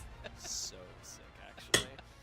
Oh, I don't know. I mean, it's not out of the realm of possibility. We added a lot of crazy stuff this season alone, and it looks like we're going to get our unpaused soon, so you'll get to stop engaging in the nightmare fuel that I'm giving to our developers right now. We do have just a few seconds. I find that Costco, like, the quality is not going to too great, test things out, but I guess the value is pretty good. Make sure that everyone is stable for the moment. It is more important, especially as we are moving on to Stormpoint, that over this shift in map, we're getting the same level of performance for everyone. Yeah, you can get a lot of like good meats for like good price. Lately, mostly in yeah. Well, once again, the only thing is like the quality is just like looks like everything is working just not as like great. And we've got everyone on board. Our first like game in my Stormpoint, opinion. our third game of the day begins right now. Yeah, seeing Stormpoint, always makes me happy. But I'll still eat it. I think this map a lot. It's been so refreshing. All the map additions have been great, and I think that seeing this as well with looting eggs and stuff, playing from what they call Ferrari from 100 Thieves here, is that you have really good rotates here because you have that car and you have, the chokes and walkthrough. And seeing the zone swing as well, they're still in the next zone. Looks like the zone might be going north. This is one of the zones. Never buy the It's always on. I'm not gonna lie. the pre-made foods there. I think it's hard coded. Yeah. It's definitely hard. It's not. They're not that good. The only pre-made thing that's like good there is the rotisserie chicken. With the zip line, but normally speaking, it's always around the wall. Oh, I see what you're saying. Yeah. You mean where ExoClan are at? Yeah, but the opposite side, southeast, yeah. But seeing these zone-in walls is both a treat and also nightmare because I wish we could see more zones. Hey. Nah, first game on we've got. I was like pretty like. There was so much going on that I just like chose like not to like go to the to like stop going to the gym for a while. Teams like 100 Thieves, Ninjas, but I have been slacking. Comfortable, especially when they've been landing here during scrims. They've been playing Stormpoint for I gotta get back a into very long it. time. Now, a team like Oblivion I'm curious about because Oblivion had a really rough time in our first couple of games, and they got a big win, in a way, by wiping out since like October. That was awesome for them. But Oblivion are still a team that I think a lot of people are concerned about the future of in this land because they're I'm wearing right now. Yeah, I'm wearing right now. Yeah, but that's the thing though, like the stakes are a lot higher on land due to the fact that, not the price pool and so, but I'm saying the way people are playing. In scrims you might get punished every, 10 seconds. On land you get punished after 2 seconds. They might have won the fight against Fnatic, got instantly thirded. And right as we can see as well, Ninjas in Pajamas, more than familiar. It's better to feel pain than feel so sluggish, in my opinion. EXO as well, like you said, very comfortable thing from here because they landed Cascade Falls, easy road. It's that at least you know like where you're like. We should see more fights early. Like you know how your body is feeling. More in general on this map. Yeah, Ninjas in Pajamas have an interesting choice when they move up to the north like that. I'm surprised to see them put themselves. Pain of hard work rather than feeling sluggish and feeling down. And I think they were following for a second, but are instead going do 100 push-ups. Evo and then move themselves up out of Mill. Now, Mill's not where they landed. What if I just choose the team that's like lowest? That's like lowest on the leaderboard right now. TSM are playing a little bit more edge, are a little bit more in the same category as Fnatic, as we saw during E-District. Yeah, and I mean, we see a little bit of action here. Like I said, fights will happen more often on this map. NRG and Meteor are clashing over here right now in Echo. 100 Thieves. This fight is honestly hard because unless you get to walk up the stairs or do something else, the top team will always engage on the bottom team, which is exactly what Go with 100 Thieves. Engage the top. Double fight in theory, but instead it's a bubble ring around the Rosie that does not seem to be going in the way of NRG. Meteor are doing very well, and they take out Nock first. This doesn't look like a recoverable angle, so Nock should be full thirsted, and he is. Meteor claiming the first kill as the rest of NRG are literally just sprinting for it. They're trying to make it out. Last shot not going to connect. Libel Ace doesn't pick up the kill, and Fun is going to be left watching this evac tower go up. They are not letting them leave. They are evacing right on top of them after the longbow action. They say, hey, you guys are not leaving. We are taking this fight on to you guys. You are not getting to reset because we are jumping on. I saw that charge rifle shot land though. It was scary! Meteor landing right on top of the Sheila. They've got a 2v1 going on, and Meteor do get one knocked, but they get the kill right back. It is another kill going the way of Meteor, but that was really close and very well held by Guild because he's at least bought time with how long and difficult it took to take him out. I destroyed it. This team, the single person. I destroyed the plate. Little Fun running away here now. Made it out alive, like you said, due to the fact that Gil managed to buy time. Oh, that was so good. And I think that's the most important part. It doesn't matter if it's 1 or 2, as long as you make it out and you can reset, the game is still alive and well. Gaming. That up and wall for a different look at the game as we're sort of alternating between really hard edge teams and teams that are basically in the dead center of zone, and more of them are going to be dead center of zone because Wall has a lot of spaces to coexist. And you can anything else. Come on, TSM. I think really are late. We need that win. Have the benefit We need those big points. one of the main buildings. We have a lot of end zones that pull right on top of each other. Yeah, I mean, it mainly pulls like a little bit outside of their buildings, but they are in a great spot because once we said as well, they're playing, you know, double support means you have playable area with Gibby and Newcastle. Normally, you wouldn't be comfortable playing outside, but with these team comps, they are. And we're also seeing other teams on the edge doing the same rotate with the timing, hoping that they can be the What if somebody comes out of nowhere and just says, once you're in that pinch, when you're that ham, maximum pulse? We're going to be seeing this tech so. Wait, Summons, have you tried Marvel Rivals yet? By any chance? Me and Peso have been playing that game.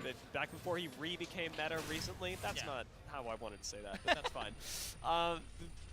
I remember wishing that we saw more Bubble Tridents, and now that Gibby is meta, almost required. Yeah. Bubble Tridents are all we're going to see. Why would you take a Trident if you weren't also in like 3 weeks? Instead Trident? Yeah, Marvel Rivals is I mean, it's a good choice to do because stealing the gaming not only that, it makes your macro possible that if you don't have a car, it's not the gaming scene. Sometimes, like, I would everyone's playing that game. Me and Peso have been playing by running. When you have a car and we play a couple times together. It opens up endless possibilities of making gap closes that you normally would. It's actually fun. Even though people were saying like it is a copy of Overwatch. It's actually like it's actually fun. It normally could end around complexity, the big rock. I played that exact fight on the LAN 2 years ago, and we'll have to see if it ends up pulling around the big rock where the other zipline goes up to the I want Apex to get better too. We're gonna see humongous fights on the cliff later on that I love. It's literally on the edge right now of falling off. Absolutely everyone. I would be so taken aback. We are not. No, I have not like part of touched that game or even. Just thinks that we're going to. I don't even have the game. Back towards Cloud9, a little bit back towards complexity. There's going to be part of the wall that's playable. To pull so far south, I mean, not only would it shake me, it would shake the game plan of a lot of teams, but before we get there, we're going to have to make it to this hillside where you called out. We may very well see a lot more battles. FaZe Clan right now have set themselves up in the dominant position, and while Shopify Rebellion poked, they saw and went, you know what? it's not worth the fight, which is surprising given how well and aggressively Shopify Rebellion were playing on New District. I think that they saw their armors and decided it's not worth to take this fight. We can probably find another angle where it's weaker in terms of armor that we can steamroll.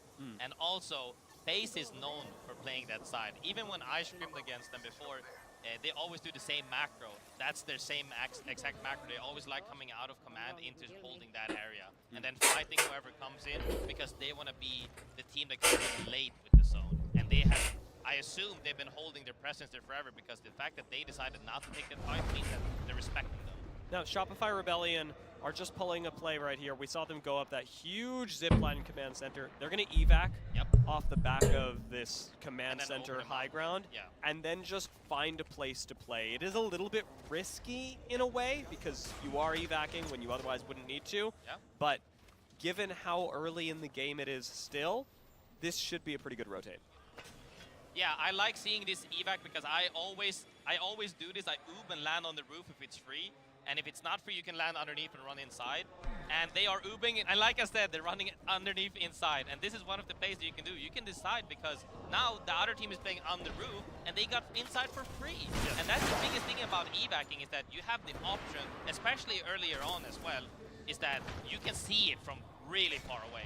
So it's not really that risky. Oh, It's shoot. a good play, and they made it work, and they're in the next zone and the next zone. And now Dragons are forced to play re-entry. We're going to watch that happen, but first, it's going to be Little Meteor campers. fighting up against NRG, who were We got little caught campers open, here. Didn't bubble, didn't anything in time, and again, lose Nocturnal, lose Fun. This is the second time that we're seeing this team torn apart, and speaking of tearing people apart, Shopify Rebellion have already started in on Dragons. They lose one, Zainu answering back very quickly onto Azazel, and it's a 2v1. Wow. 0 for Shopify Rebellion, as now Virtus Pro come on in, and Virtus Pro have certainly got the firepower to take out They have Shopify white Rebellion. shields. Nice Thermite does connect, but They literally have white immediately shields. outplayed. Zach Mazer gets shut down by Koifel.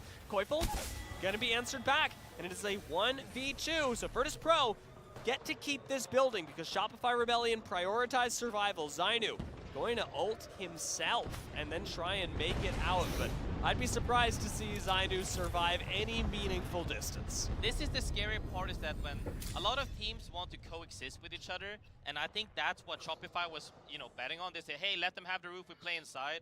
Dragons opted to take the engage on them. I don't know if they found an opening, I don't know if they got a pick, but taking that fight is really risky because you are 1,000,000% getting guaranteed 3-peat, and also the zone is ending exactly where I expected. It's a great zone. We will see so much action on this hill rock, and now we're also seeing action on the north side from the team Source X and Y, played here since Circle 1, Zone 1. They've actually done very well, Source X and Y. My question is how they'll make it through the wall, since a lot of teams are going to be congesting the south side of wall. They cannot rotate south, really. They just forced Oblivion into it. Oblivion honestly can't pull that rotate off either, so Source X and Y are going to have to gatekeep teams while also moving themselves forward. It's a really difficult task, and it's another fight on two fronts that you don't want to take if you don't have to. Yeah, most definitely, and not only that, it's all the early plays that went Let's go, Reeds. into the buildings very early on. They're now My guy. each other because they misread the zone. And this is what happens. When you misread the zone, you go from holding to getting held. And when you're getting held by 4, 5, 6 teams, it's gonna be messy regardless of what. Fun fact, you guys, I bought a controller And as you can see, there's like 4 teams lining up the building. off Facebook from Reeds from Oblivion.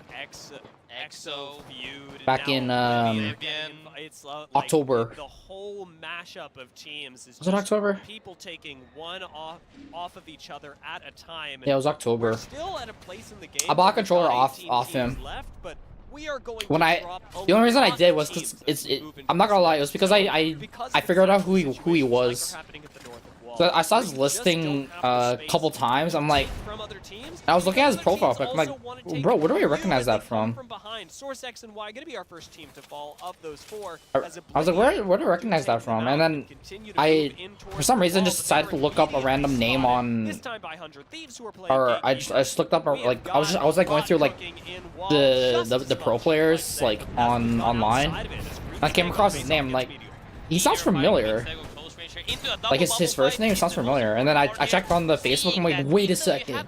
He looks exactly like that guy. You're gonna get punished. Did you see that every fight? And what do you know? Right now, it was a 2v1 swing every time. He and I live in the same city. Me, if we hit 200 on you, we're gonna take you down, and it Oh. did that on repeat. Oh. However, TSM lurking in the TSM finally making moves. 3P and clean up that fight pretty easy. Yeah, at this point it's just a game of Let's distance. go! Going to go down. So both They're finally making teams falling moves. there. Green Stego and Meteor not able to defend the building, but TSM with minimal effort are able to. Okay, how are they supposed to clean up, not just get to the next circle? That next circle is crazy. with the fight as well. Like how are they gonna like 690 move? will approach from the south. Remember, we still got FaZe Clan playing up on the height as well. A team to look forward to, and 100 Thieves, who were Now the 90? gatekeepers of Wall, who chose to stick around. Where does it say? Wait, where does it say? Really push onto other teams. Only got 1 kill for it, and now are stuck in Wall in the Wait, how same do you know? situation Wait, I can't see. Gate kept Oblivion from. Yeah, they're getting gate kept right now. They're looking to score too many fights, I think. Getting bubbled up on. Also Sheila getting run at by hitting 200 damage with the Sheila. Getting pumped in the back, however. Getting a reset at the same time. It's so chaotic. So many bubbles. So much reset power. Jen's in the fight.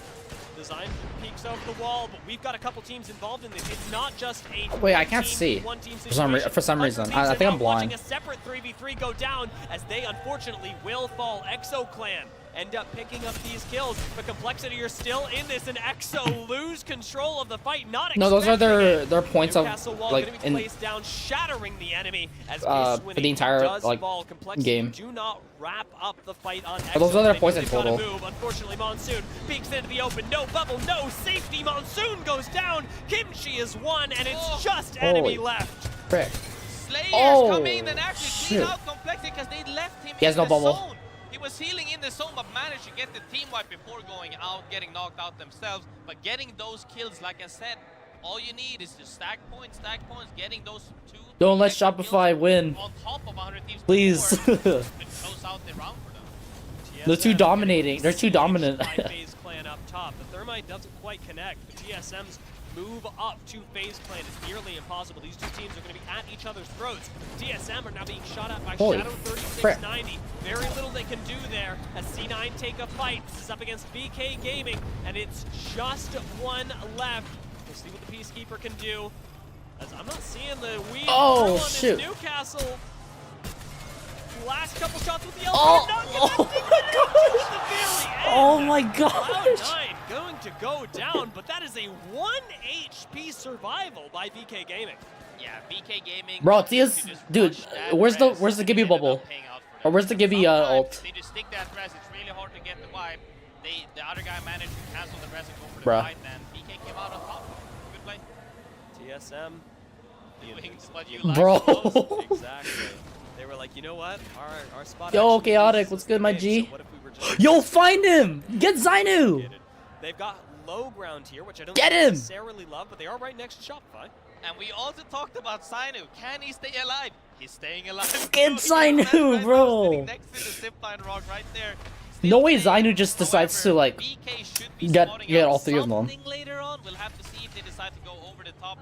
But if he's lucky, they might fight TSM. And who Dude, knows I swear, if Zainu like kills all 3 of them on his own, You know, it's possible. Bro. It's possible. I remember thinking, Dude. oh, not going to Oh, they're dropping. They're sending it. TSM just jumped right on that res. BK Gaming did not expect Get the armor that, swap, bro. and it is Get the armor 2 swap. quick kills followed by a delivery from on high. Now BK Gaming do get taken out, but it's by Zainu.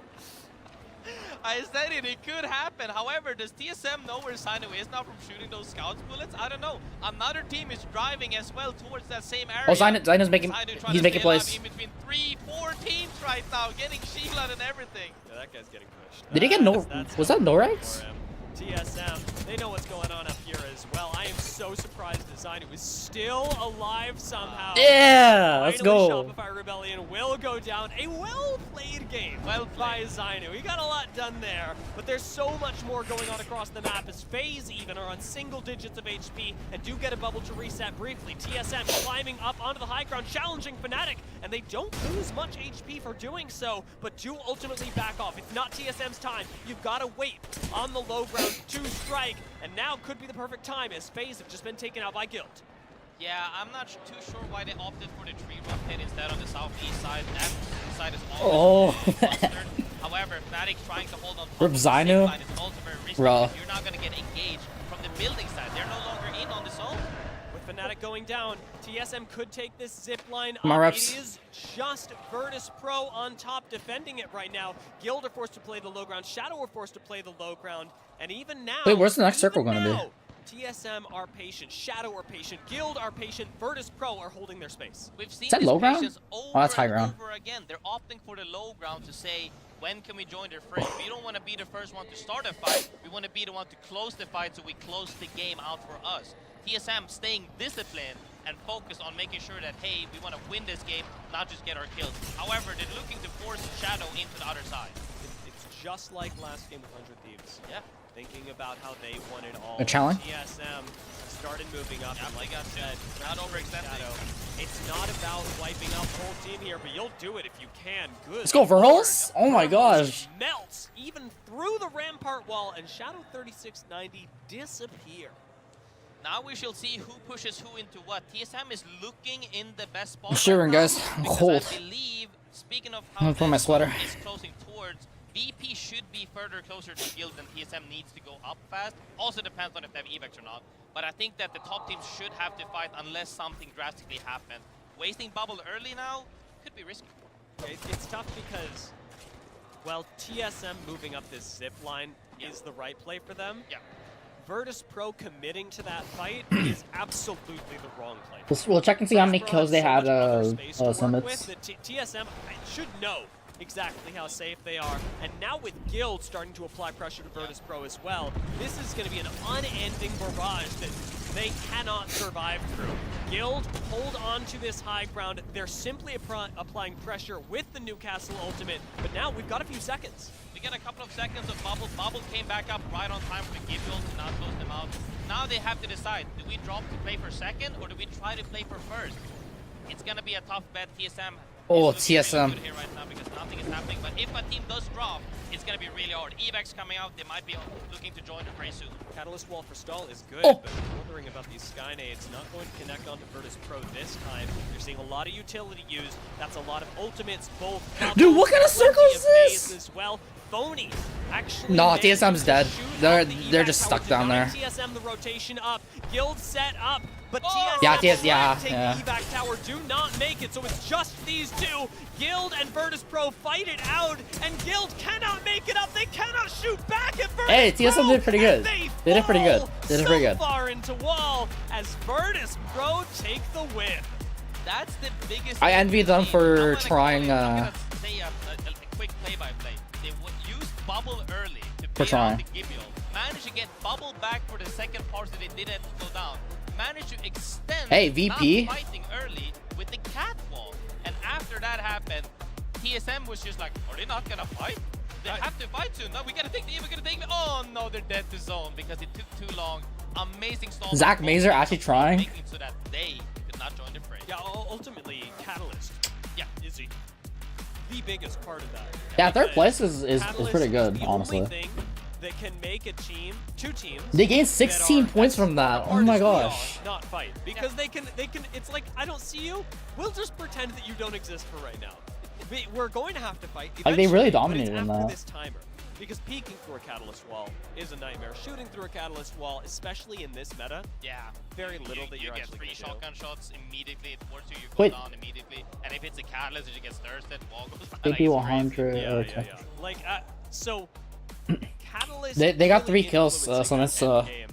And I think a really fantastic way for both teams who were on high ground. It was the right play for both.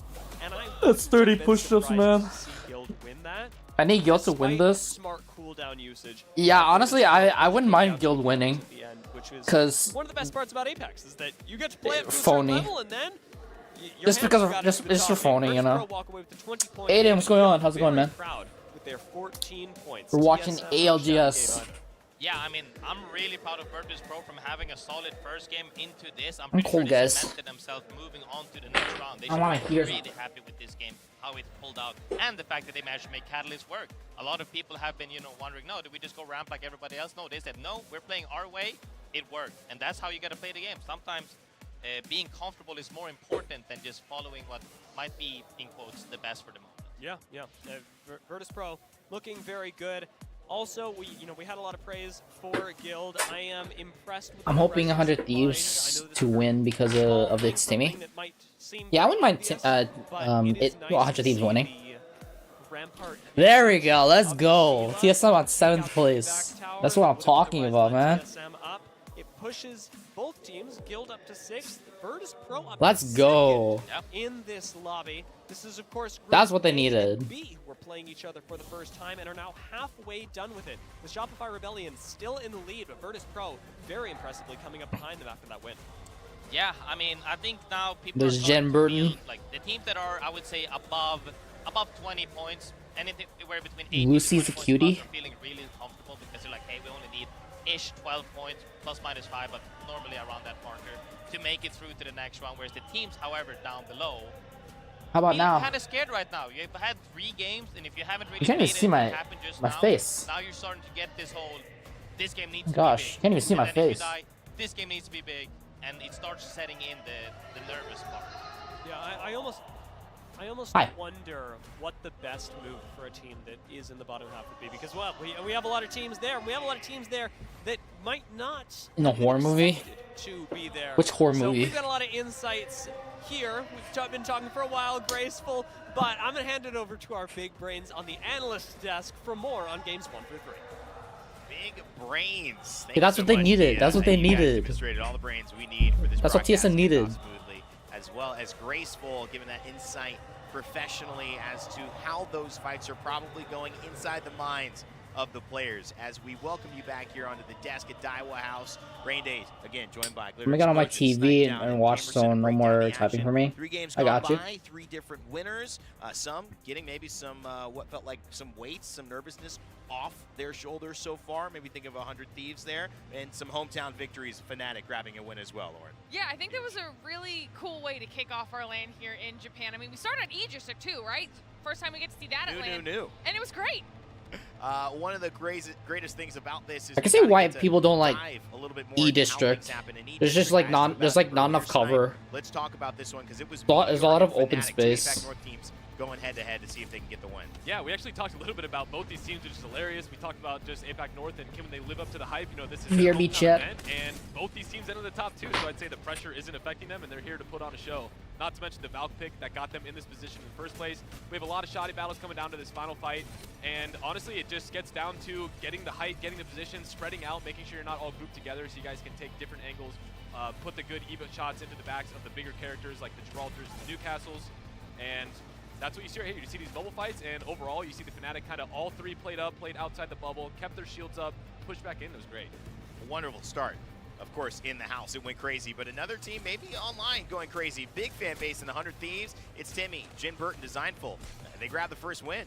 Jamerson. Yeah, this was a fantastic endgame. I mean, having 100 Thieves, Shopify Rebellion, and NRG involved in this final 3-way battle for the win, but you saw that 100 Thieves were able to just bide their time here on the low ground. We had big fighting up top between Shopify Rebellion and NRG, and I believe saw it from the perspective of Shopify Rebellion. They were sizing them up, and we were able to get a little bit of a listen in, I believe, as well.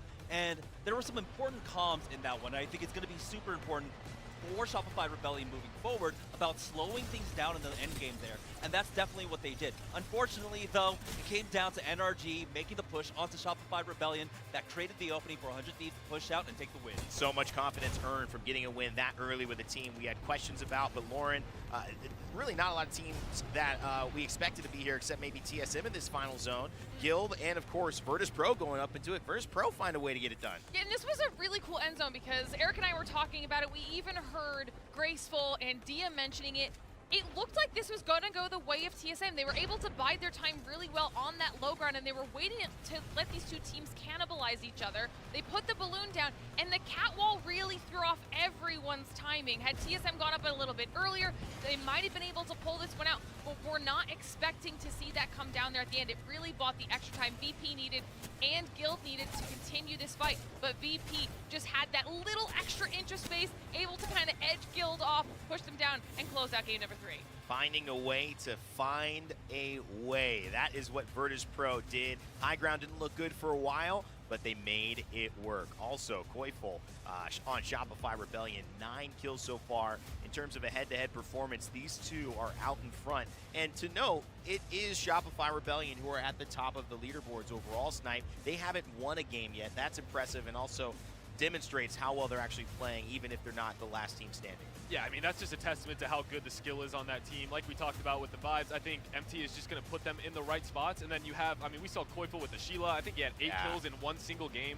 Nice. So, I mean, the slaying power is there. And then I'm so happy they showed Lou. I talked about him so much the last event with Complexity being a main slayer, and he's bringing those same talents to this new roster. And, you know, you might have seen a sneak peek there. It's okay to go to it. We just wanted to give a big shout out to somebody who's not here right now, and there's a very good reason for it. She's been with us all through these last years of Apex. She would definitely be up I here. love E-District. I like E-District as well. I think she's doing a watch party right now. But it's Is Imperial Help still with TSM? No, he left TSM like almost a year ago. We're so happy about the blessing. There's my 30 push-ups. To the Apex family. It's great. Oh, gosh. So happy with that. You So want lots 30 of love to them. push-ups? Send some love over to Spider Tiff. Jump into the I don't stream. even see. Say hi. I know we wish she could be here, but hey, babies come first. You know what I'm saying? You gotta make it happen. You gotta make it happen.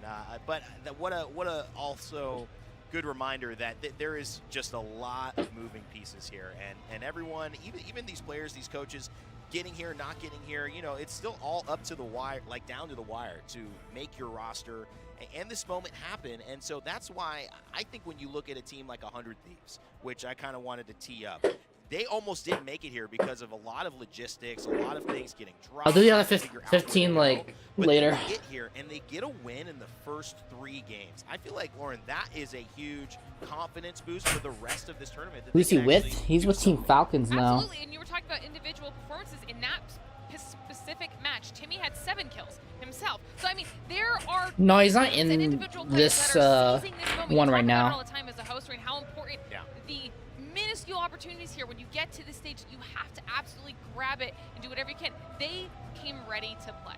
I'm excited for that fan base. I'm excited for those players as well. I'm excited for you because we're about to hand it over for some more action to finish off games 4, 5, and 6. But a little reminder, on Friday, we have something we're calling the Who else is on Team Falcons?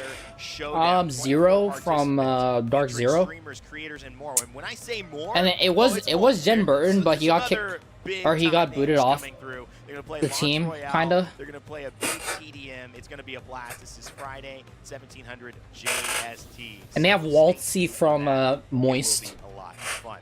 All right, Moist we got our Esports action already for first 3 games, and now it's time to finish off our very first series of the day. And with that, we bring in 2 new beautiful faces who we haven't seen in a while here in the land. It's, of course, Vicky Kitty and Gino.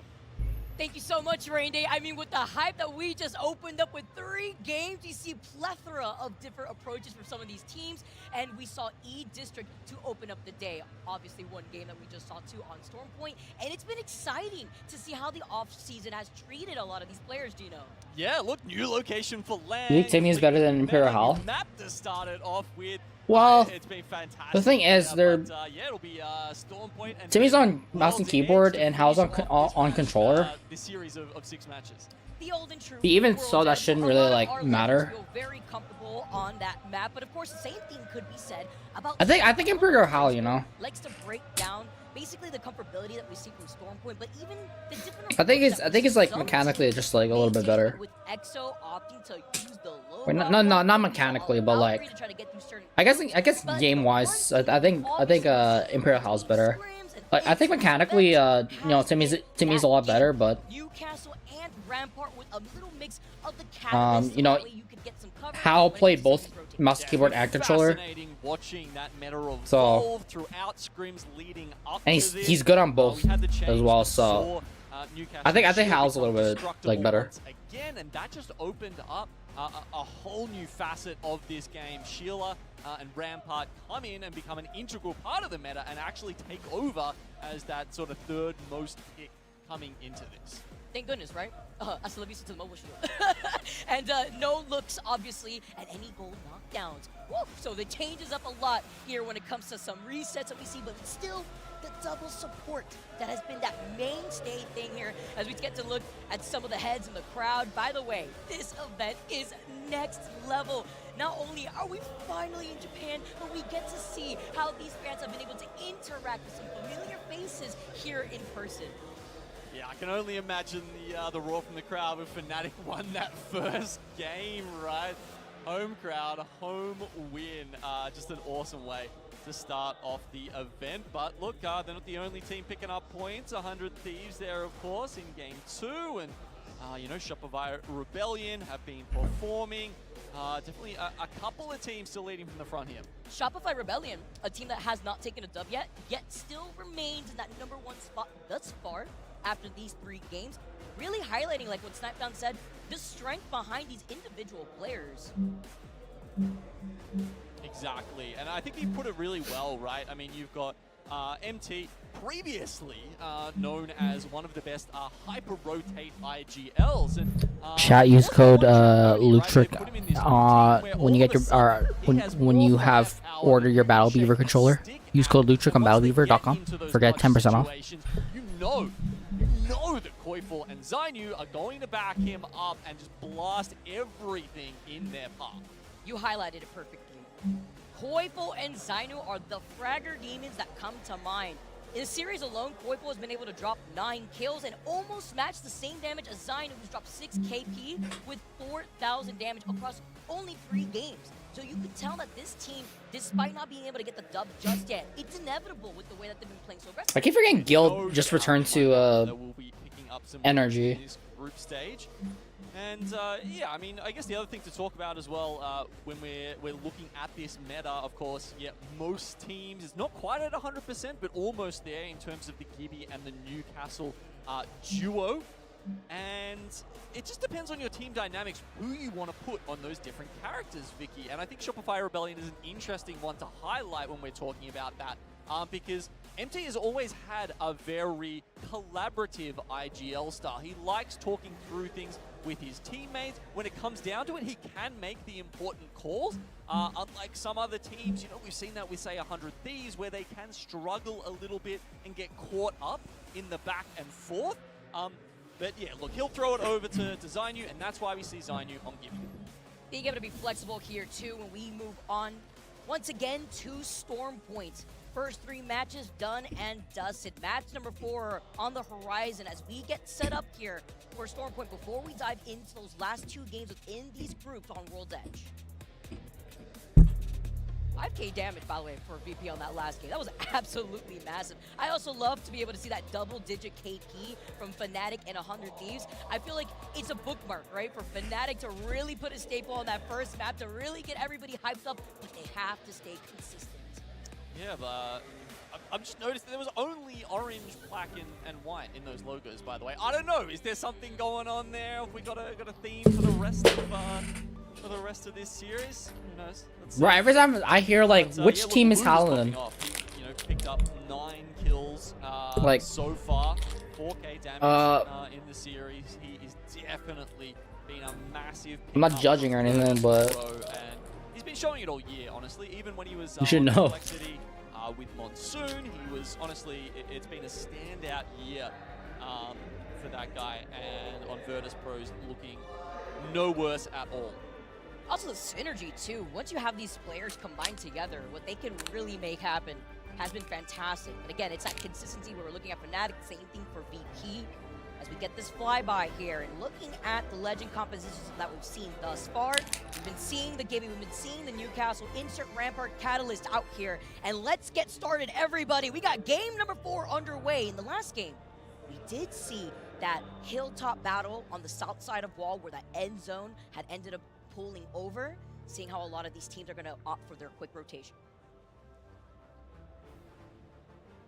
Yeah, unfortunately that wall was just a little too high for Guild to crawl, to climb in the end there. But hey, they'll take that second place. 9 placement points on the line and gets them into 6th overall right now, I believe, with 23 points. Oh, okay. Okay. Even Phony, you know, as the IGL picking up the most KP so far. So, yeah, look, good on them. But it's Virtus Pro who... It was an interesting start to the series for them. You know, they had that that fun little contest. Not quite contest, but an early fight with ninjas in pajamas down at Energy Bank, of course, reminiscent of their time fighting over Sito Station on Storm Point. But they managed to recover, even after taking some early losses and bounce back into it. And then, well, it's been full steam ahead since then for VP. Say recover, I mean, you're also going to have the zone pulling in your direction while they have the high ground over Command Center and the Evil Harvester. Now maybe even seeing with Ninjas now moving ahead to see if they could get some information. There is that server beacon uphill too by that cable car. Rampart, Newcastle, Gibby, Rampart, Newcastle, Gibby. Rampart, or no. Gibby, Cat, Newcastle, Gibby, Rampart, Newcastle. Of course, they've got the catalyst. Gibby, Rampart, Newcastle. To see with all the players running through Command Center right now if they've actually got. We have one Loba. Have that information. We got one Loba. But one of the other things I want to note was there's an Evo Harvester in a great spot. So if they do actually work out where this is going, Vicky, sometimes you can get stuck on white and it's really tough, but that will allow them to get hopefully a good spot, stay on blues, and just sit tight for this game and maybe even move up to first. Especially when you have so many teams playing for that objective as a priority versus trying to see if they could go in for a quick rotate. And with that Evil Harvester being right there, it's nice to see how those 3 teams that are within that area are going to collapse on one another on the exit point of Command Center. So many squads already on the move here as 100 Thieves, Jen, PK in hand, dancing around the dome. You can see the Newcastle wall also activated here. Timmy goes down, he gets another crack, and 100 Thieves get eliminated from behind here. Great looks here for Oblivion trying to make the comeback, but a quick pause at that after saying goodbye to 100 Thieves in the lobby as the first team. Well, look, at least the fight had finished, right? That is true. That is true. It's a lot rougher when you're mid-fight. And you get a pause and you have to wonder, you know, you actually have this time to like plan out things. You just paused the game. We actually heard from one of the teams, I think it might have been Meteor. I was watching a little interview that got done with them, and they were saying there was a pause in the previous LAN where they were creeping up on someone. It got paused, but they just started making footsteps. So instead of sort of having that element of surprise, the other team just instantly 180 as soon as they came back from the pause, right? So yeah, there's these interesting pure protein bar. Obviously, you know, if there's a serious issue, this is fix that and make sure that chewy chocolate chip. At a disadvantage that way. It's pretty good. But yeah, it's interesting. So, Intaro, how's the Marvel Rivals going? A little bit of a shambolic town, honestly, with the way that could really happen. It's a double-edged sword in a case like that. And, you know, aside from the fact that we did see the end of that fight, I'm thinking about teams that have already gone ahead with that rotate. We saw an evac tower that was called in close to the south side of Cascade Falls. A lot of squads are ready. Yeah, I like this one too. Exiting out of Zoo Station. It's definitely my favorite protein bar. In the middle of their pathing to be able to get that information. But I feel like with a zone like this, it's the protein bar with like the most, a lot of that chaos to be on that not the most, but like it has like the least amount of carbs in it. So. I haven't played since Wednesday. I haven't played since the team that is running the what was it, Sunday? Was able to try to rotate from that south side of it was Cascade. Sunday. You also now with those changes, Loba being able to get that black market off the rip the moment that game starts helps you loot up very quickly, so that way you could go in for a quick rotate. Yeah, so obviously EXO on the Loba right now. I believe they are the only team playing that. And yeah, as you said, obviously with the most recent change to Loba in the mid-season patch, it was that she starts off at 99% on the black market, right? So you land now and you instantly pop it down.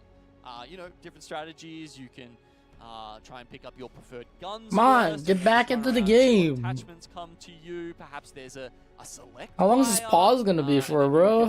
Prioritize the charge rifle because it's a gun that you don't want to pick up without the hop up, but with it, it's one of the only guns in the game right now that players will prioritize over an accelerator. The game's on pause. Technical. Strong. Technical issues. A part of me got so giddy when I saw the charge rifle changes. Because listen, I was part of the problem. I was a charge rifle enjoyer, and then when they had nerfed the charge rifle, they had the big bullet drop off, which you're still that drop off that's right there. But then the startup on top of that. You makes my brain hurt. When are you not part of the problem, Clicky? You're not alone, buddy. No shade, Listen, but like, come on. I could hear Graceful in my ear right now. Vicky, what are you doing? As I'm trying to pick up the rampage, trying to put it up with the thermal. And you know what? Sometimes it works, but when you have a gun meta like what we see right here, with the built-in hopper from the G7, from the Nemesis, from the car, adding to the problem as well to your ultimate, getting 50 bullets back with the Sheila. I mean, you have so many options. You have the charge rifle too, and with Monsoon in the lobby, you know that that's going to be a problem. Yeah, and that's probably something that we should highlight, right? Because I think it's an interaction that is not that obvious. And, you know, honestly, I didn't pick up on it until a little way through the patch there, that when you pick up a gun with the accelerator stock, it doesn't matter currently. I don't know if this is going to change in the future, but at the moment, it doesn't matter How long which you want gun your get the knock with. It will add to that have to 30% be? ultimate charge that you're picking up Wait, what? from the knock. And what that means is, if we Oh, find hair. ourselves in a final Nah, circle, I need to cut it, bro. down, and you're the, you know, the Gibraltar, or especially I don't know what the style to go for. Like, you wipe a team, I don't know if I should go for like a wolf cut Exactly, you could get like 2 ults or just like a regular, like long on the top and then short on the sides. in an end zone, depending on where those end zones pull, especially if there's little to no cover, like when you have Storm Point, for example. Bolt cut? Wait, what's a bolt cut? What can that mean if you burn bubble early? Yeah, and honestly, it's even more than being able to take that that space is in those like really tight, like, you know, we're talking ring 6 final circles as. Hopefully we'll get that game started soon. That I remember I wanted that when I was a kid. Got word that they were just fixing a player's peripherals, and they were able to fix that just as quickly as we went to that pause, guys. Let's get started here as we've gone with the unpause. Oof, okay. Some mid-map action down here with disguise, complexity, and Now, if you have that hair, if you have that, it probably.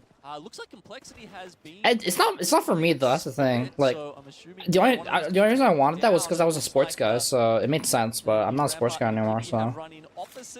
Plus, my hair grows back, so by the time like week 2 comes in, it's already like gone. The beauty of Apex Legends allows you to have that survivability sometimes, and having to play in unorthodox ways, where you're forced to play split up, very congested. That's the thing. Like, I'm not too fun with haircuts anymore, just because like my hair just grows back way too fast. While Dragons also in the distance just trying to see if they can chase after. So like it's gonna be gone like on week 2, like the bolts. In the middle of the north side of Cascade Falls.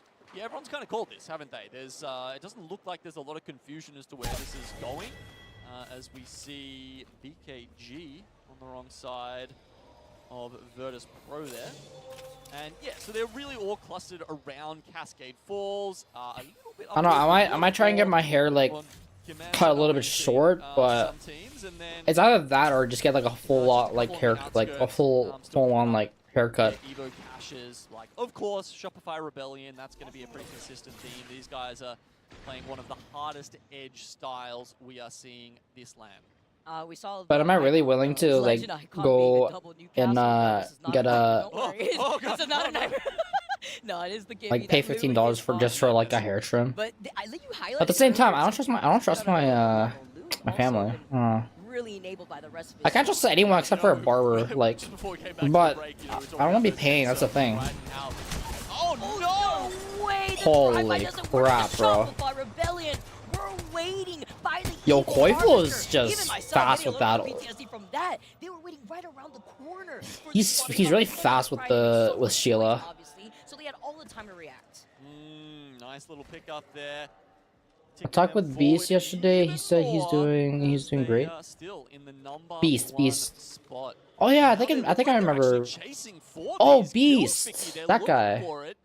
One of FaZe has gone all Yeah, I the way haven't into the talked to zone him hide like out, and you can see JMW since he's like actually on his last legs as well. his last stream or This is the something reason like. why when we highlight Shopify, this Yeah. is a squad that their priority I follow up on his they're Instagram, not finding the dub. They're getting the KP nonetheless. and yeah, he looks like he's doing really good. Down what could be FaZe, Like I'm actually really glad that he's at the same time. And the reason he's why doing that like is really because well. once they wrap around from the northeast side of this zone, they could approach from Stormcatcher. There's a survey if they haven't hit it already, but it's just being able to get even more. Yeah, of what that matters is field his and happiness. approach from So out of zone, where it's as gonna long as be he's a happy, contested you know, fight. we're all There's happy spots for that him. we're still taking their time to rotate from out of zone. Exactly, and despite the fact that FaZe Clan have got Yeah, there, Patrick this technology and tells me he Meteor talks to him on sometimes the too. north side of the map, Fnatic Yeah.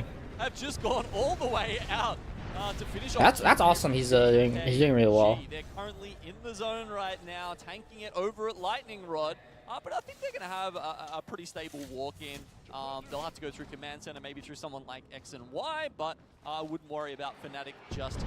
And if it's not from that approach too, they can also approach from Stormcatcher while Oblivion. Oh, that another sneak pipe by Bill attack. here. The massive shots ringing to take out the last member Sneak of the attack. That was Yo, Monsoon. Oblivion finally actually doing something. A lot of split up fights to just try to Will they catch make it the top stragglers 10? opposite ends of this zone, but does highlight the objectives of some of these teams are trying to take. And they did it. They got FaZe as well, right? So yeah, all these teams who were struggling there on When's the our edge next Marvel cannot Rivals stream? catch a break. Basically, every choke point back into the zone from the southeast was covered The by thing is, I'm gonna be doing these live streams or these like watch parties.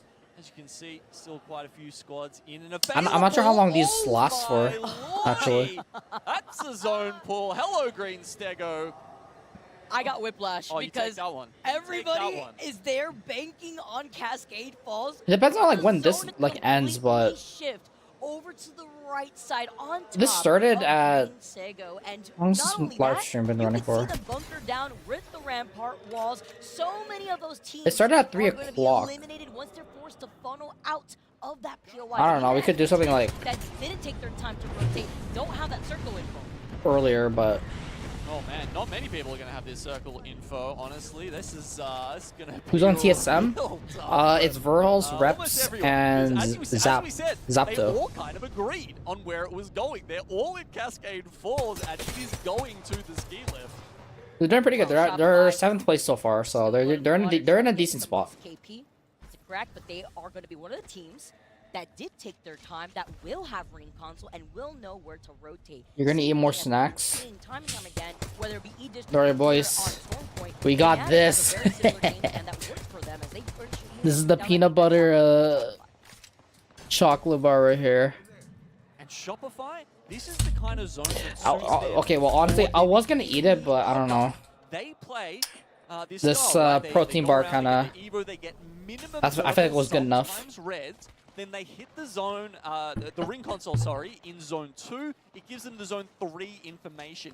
This is the absolute best game for that. Hershey's are way better. I agree. Hershey's are way better. Information. They make an incorrect guess off that, and Shopify Rebellion. Hershey's is like honestly the best like chocolate bar. Ring console just waltz in. They are taking Hands their down. time, though, and I don't care if people say that Dubai chocolate is way better. 20 seconds ago. Unless you have like a little bit tardy on the back end. $50 for like a chocolate bar. Listen, I would have I'm lost good. the circle game if I were teaming up with Gaskin in this case versus Tia and Tiff in that content piece that we had so long ago, it feels like. But now seeing all these other teams and how they're going to have to approach this next zone, it's going to be interesting. But some teams have already gotten ahead of the curve. Look at Ninjas already trying to hold up to the 2nd floor of this building. We've seen a lot of teams try to coexist in a building like that. The world's famous chocolate bar. We still have so much blue in the lobby. What is the world's famous chocolate bar?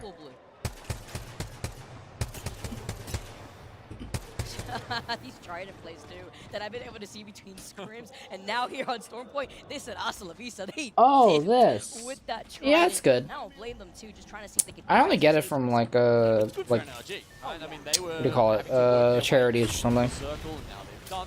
Or somebody just gives it to me. Up the space necessary, and I don't know if those two teams. Oh my gosh. Fnatic, we can see they've got the info. You can see the green ring on their mini map. So this is This is killer. It's a tough spot to play for Fnatic. You can see they haven't got the most cover, but let's see if the Newcastle walls are enough to get them through. These charge rifles are such a problem, but you know what else is a problem, Gino? Something that I'm seeing right now is that VP uncontested. Everybody's asking for the TSM cam. The TSM cam is like down right now on Face It.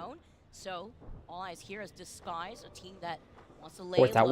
over to the other side, but how long can they? Once that I'm not saying I hate the almonds. I'm just saying that I prefer just plain, honestly, just plain like milk chocolate, Hershey's milk chocolate is like the best one, in my opinion. Yeah, I like almonds as well. I like both. Shopify wanted to play for the 4th zone. You know this this peanut butter Feastables bar? It's actually pretty good. It has like the the peanut butter like filling. It's not like peanut butter flavor. It has peanut butter filling, or Shopify will have to approach from the south side where they say it's peanut butter filling in here. So did we see the evac? I like it because it reminds me of Willy Wonka or Charlie and the Chocolate Factory. Maybe a Sheila shot it down and they were hoping. But it just reminds me of Gold Strike chocolate bars. So we don't have the evac. We may as well just play for zone 4. Either way, coming out of the zone, I would love if there was to have like a Willy Wonka's chocolate factory or chocolate bar. Early knock on Yuka, very important. Beautiful G7 shots coming in from Zainu. That's going to be the space closed here. They called in the Gibby ult as well. Sheila just trying to take another angle here, but having to just bunker down for now. They do not want to get shot from behind just in case they need a big cross. Okay, this is fine. They didn't necessarily need to eliminate Fnatic. They just needed to secure their walk in. Yeah, but I don't know. Like at some point it just throws me off. I don't know the little chocolate chips or the little cookies. It just throws me off a little bit. The third party opportunity. They're getting shot by Sheila. Like it's fine, but I wouldn't say it's my favorite, or it wouldn't be like my top. It'd be like number 5 maybe, like or not number 5 because I don't know all the chocolate bars, but it's okay. But it wouldn't be like I wouldn't really choose it unless it's like there. So oh my gosh, that big nade. That was a huge nade. Crunch. I'm not a big fan of crunch. I don't like for chocolate. I'm not like in particular like a fan of like crunchy like chocolates with like crunchy parts. They've got extra loot. It just ruins like it kind of just ruins the chocolate bar, you know. This is an awesome spot for Fnatic. Although when you're looking at C9 with double blue, Sorcerer does have that purple. He's got the Graber in hand, but they know that the skies on the other side. The boulder right next to them, and this is why you're also seeing so much of the Trident, because then you can quickly get away if you need. You can also use it as some makeshift cover. Okay, we've had another. Next soft candy. Vicky. It's the pinball zone. I mean, I like variety of candies. It's gone, unfortunately, directly up from there, and they will have to move out of the south side of the zone. And Green Stego, who were, of course, the first squad in this area. This guy's trying to quick scope. Who are happy with this. Them in Disguise looking pretty good as EXO here. Ooh, the only team pretty much to be playing without Newcastle. Exactly.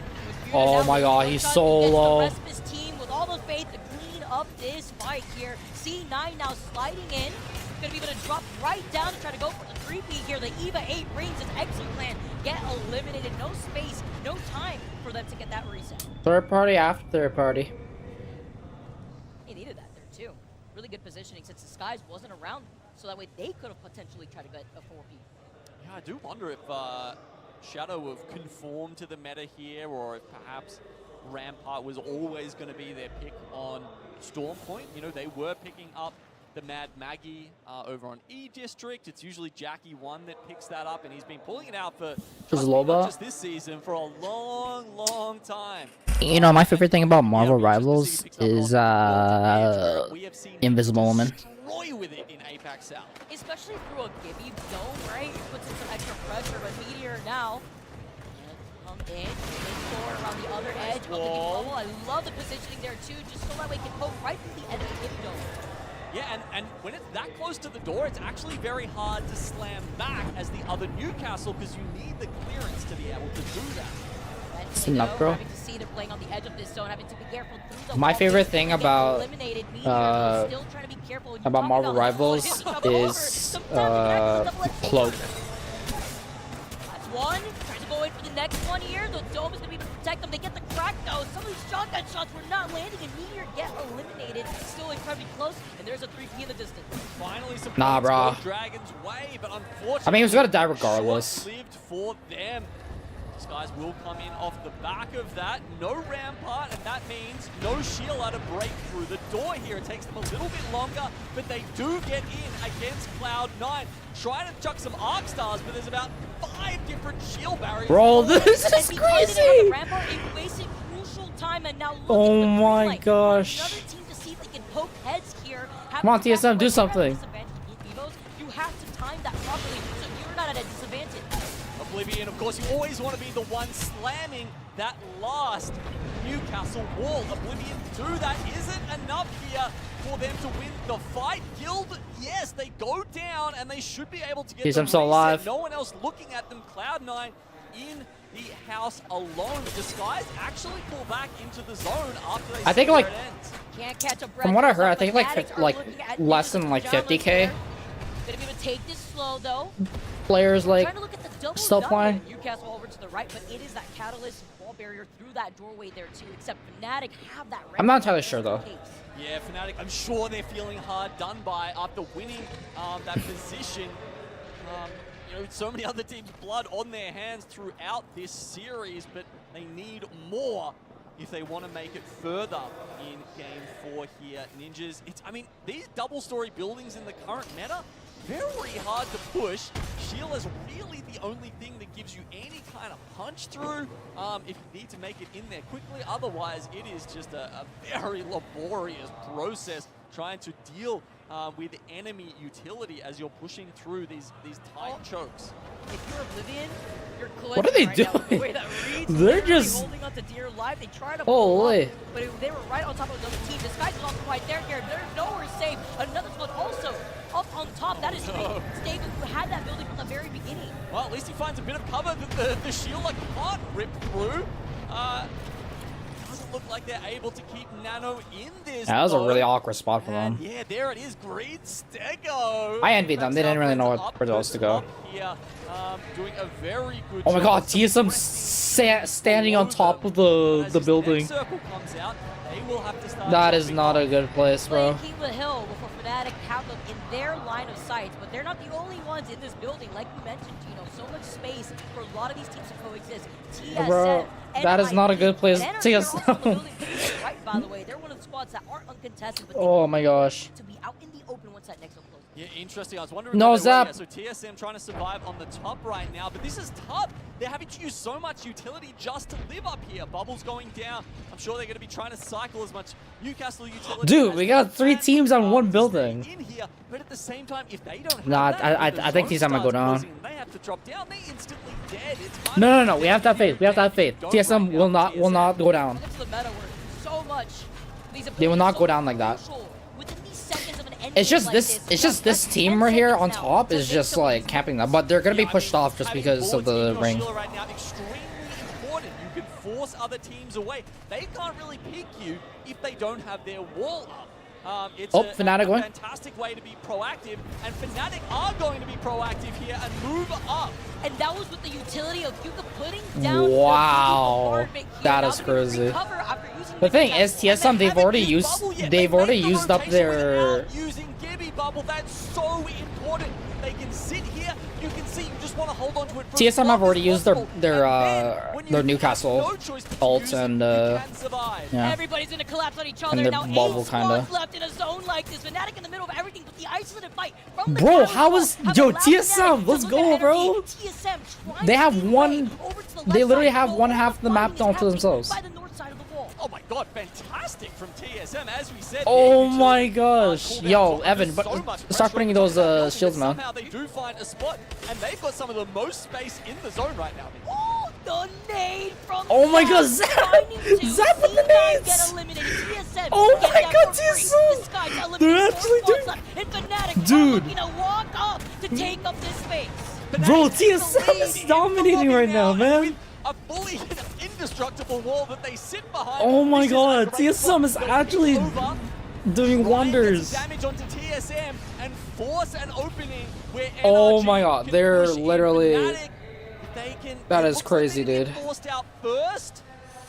Okay, we do have the evac coming down. If we need any shenanigans left, no Valkyries in the lobby, but Second place, TS, second place, come on. chance to rat it out. But Leica's also got that Newcastle shield just in case. You gotta look at 2 teams at the same time, looking like chameleons.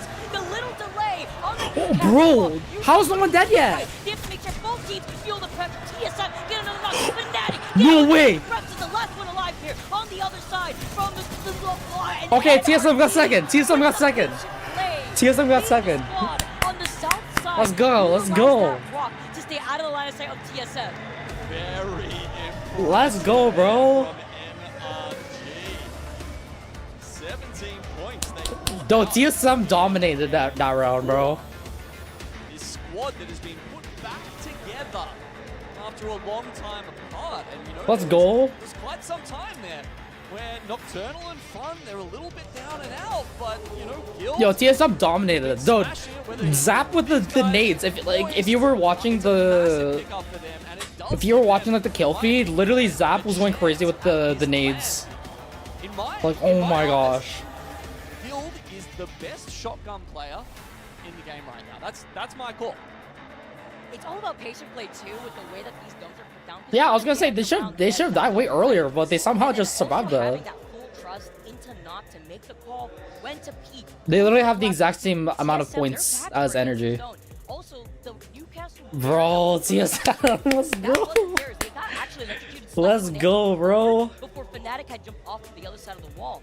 A lot of pressure was onto Fnatic to create that space. Again, It's funny how they got the same amount of TSM points. to the right, but energy right in front of them. Nice landscape usage here for NRG to get that dub, as well as getting some good KP in their pockets. Damn, 1600 damage on Zap, not bad for TSM IGL there. And look, yeah, Guild, 1,000 damage on him. We saw a lot of that, the shield coming. That would have down been here at crazy the if end, just TSM actually holding won the that. trigger down and blocking at the opponents works pretty well. Zap with the carry, bro. Zap being the Apex Predator, we saw in the kill feed, the double nade kill before that circle did collapse on our final squads here. Nano with the 3 reses. I love these stats too. Just being able to see what each of these individual players were able to put down with. What's up with these two little accolades here. They look like they look like they're trying to get a picture, like their mugshots. Let's go, TSM second place. Point.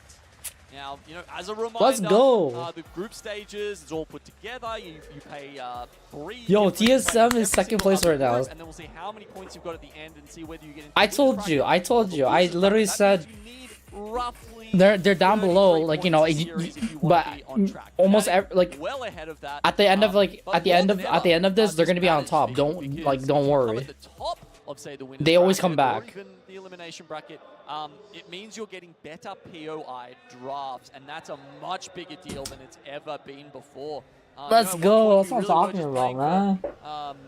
we really were just playing for bragging rights, you know, people going for high scores in the group stage, but now it's so important because it goes into the winners bracket, and then that means, you know, we're looking at the POI draft for the finals as well. A lot here, especially with 3 games already down, out here 4 games rather, with 2 And more to Oblivion go, is and we are catching up looking at now. transition out of Storm Point. Don't go anywhere. That's going to be on the other side of this break.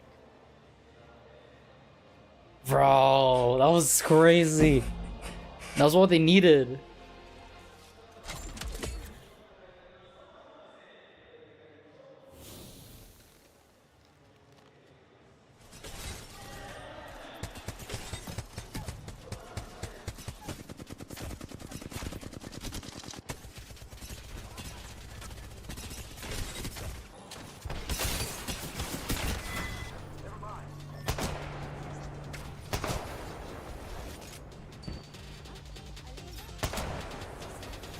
Reps. It's reps. No one. Reps is the goat. He's the goat of the Kraber.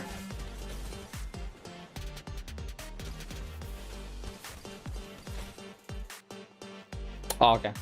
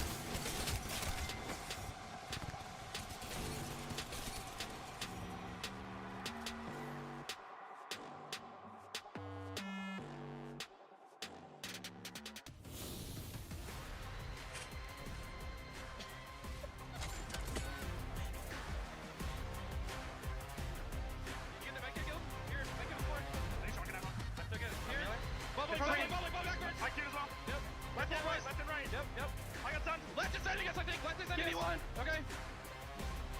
You got left. Give me 100. Push left. Push left. Get down zone. Kill me.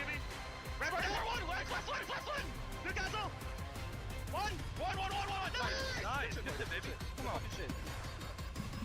Amazing action that we've seen. 4 games down within our first group series. 2 games left to go, and we have some changes going into our next game. Stormpoint, E-District, they're done here for this series. We got World's Edge coming up along the horizon. World's Edge next. With obviously the change coming in for champs. This is the first time in ALGS history, if I'm not incorrect, that we've had 3 maps being played at the same event. So it's been a long time with Stormpoint and World's Edge in the rotation. We've added E-District, and that does mean that, yes, in this 6-map series, we're going to be playing 2, 2, and 2. So that does leave World's Edge up for grabs, and we'll see if any of these teams can make their comeback here. So far, we've already seen a bit of a shift within our top teams that we saw throughout those last few games, with TSM finding themselves in a second place spot with 38 points, but not too far behind. We're talking about Shopify, who were holding that #1 spot without taking a dub. Well, maybe this time around, they have to consider other methods because they were eliminated in 17th when they were trying to get that KP. They were, but if we think about how the 3-map POI draft works, Vicky, you have to prioritize 1 map, second map, and then the third. There's 3 rounds of picks. What that means is Shopify Rebellion close to the top here, and they still have their #1 pick left to go. They went for Skyhook West. That's coming in now. Whereas Fnatic, who have made it to the top here, they're on their 3rd round pick. They've had to go for Lava Fissure. I mean, how big is the difference between those 2 POIs? Oh, look, maybe not as big as you would think, but it certainly could help them out. Where the rings shift, of course, is another big factor in how these teams want to play and how much opportunity they have to pick up points during these games. But yeah, as you can see there, it's a big difference between having, you know, Skyhook West versus some of the less desirable POIs. That said, it's not a snake draft here, so they do get, you know, was it 1st, 21st, 41st pick, as opposed to some teams who might be getting 20th, 40th, 60th. It's playing into your strengths too when it comes to finding the spot that you want to land on and what map you want to prioritize here too. So this could really change things up depending on how this next game goes. While everybody is getting ready to go, we also could see teams like EXO, no surprise obviously, landing over by landslide with the team composition that they've been rocking. That's why you sometimes see. Alright, we got my favorite map. Because when you want to just try to rotate as quickly as possible, In case yes. down the low of market, you get what you need, and you just keep moving on. But Is it spicy? really worked out for them in the way that they have As it should be, spicy. here. Having to see if maybe there could be some adjustments, but in landslide, I'm not expecting that. At least on World's Edge here, while everybody's getting set up and trying to find those adjustments, getting ready for another map. I do really like having these 3 maps because it really forces these pros to have to make different changes and approaches into those maps. Yeah, I love it. Of course, really, if you're Mexican, you have the guacamole as well. Enjoying how that's playing out, especially our viewers. I mean, I think one of the other things we can point out about how World's Edge turned out in the draft, I don't think that many teams have picked Fragment in the group stage, and I think that's a trend that we'll see going forward. That does, of course, mean that Green Stego, who used their first pick, number 11, to go for Monument, that means they kind of pick up Fragment as well, right? You essentially can draw Oh, look at Talmage Talmage. there and the looting path. Giving some good advice. You get a lot more. He's giving the TSM the advice they need. So, it's a nice one for them. The other POI that didn't. I ran out? of course, Ah, you're not Mexican. which You should never run out. I mean, I think it was on average it was like 47th pick or No something one like wanted to that, touch it. and I still saw You're good, you're people good. saying this was too high. They were still saying the Dome at 47 was overrated. So yeah, look, he's Dome's down there feeling a little bit perplexed at that, a little bit ashamed, but of course that is because it's just so far away. And, you know, if you get any kind of northwestern zone, it can be incredibly hard to make a rotation from there. You are miles away. You may as well be on Mars. Man, it's crazy. And if you guys are just tuning in right now, by the way, game 1 alone, we had our hometown heroes take that game in a beautifully fashion. I heard the crowd roaring all the way from the back. That's how you knew that you were in for it. And not only that, too, Meteor, a team that everyone's wondering, how can these players do on their LAN debut? And a team that was able to keep themselves calm and collected, something very difficult, going against those like Fnatic, team that has so much experience before easing forward. Fnatic, though, with such a strong presence, whereas Complexity were kind of in a really bad spot. There's really not much they could have done in this case, but Fnatic is absolutely going to walk away with it. Great start to it for them, and you can see, you know, electrified Newcastle wall to have to be a little bit wary of that, but they find their way in and around the bubbles. I mean, look, I gave the glory to Guild before, but I gotta say, Meltstera is definitely up there in terms of our best shotgun players as well. And I mean, you can't have that conversation without mentioning UKF. Okay, yeah. But it is interesting to see that he's still picking up the PK, right? It's his signature weapon. He is an absolute demon with it.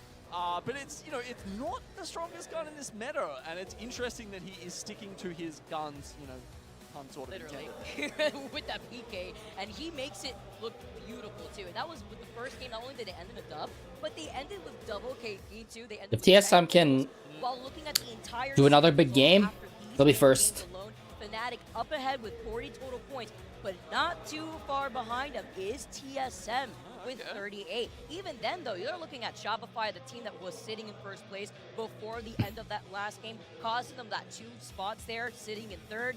And VP, a team that's also starting to ramp up, getting a good amount of KP, shortly right behind that. Yeah, and obviously TSM, another team that have got their 3rd priority pick on World's Edge. So, you know, are they a bit tapped out? How many points have they got left in the tank from the lesser picks down there at just Mirage et Trois? A bit awkward for them. VP, the other one you were highlighting at the top there, they're onto a first pick. So they're down at Lava Siphon. That said, there's a reason, you know, Lava Siphon, it was at one point the god tier POI in ALGS. It has slipped far from those lofty heights in recent times, and that's because it's very hard to make rotations depending on what teams you've got around you. You're a bit landlocked, and it's just hard to predict in this day and age where you don't have everyone's rotations down to the second because everyone's changing their POIs all the time. It takes a little bit. And once again, everybody at home, thank you so much for watching. We're making sure all the players are ready and loaded in. And while we're sitting here ready, it is time for World's Edge. I'm excited here, Genome. It's been such a journey to make it to this champs. And with our first series to watch how these groups have been able to iron things out.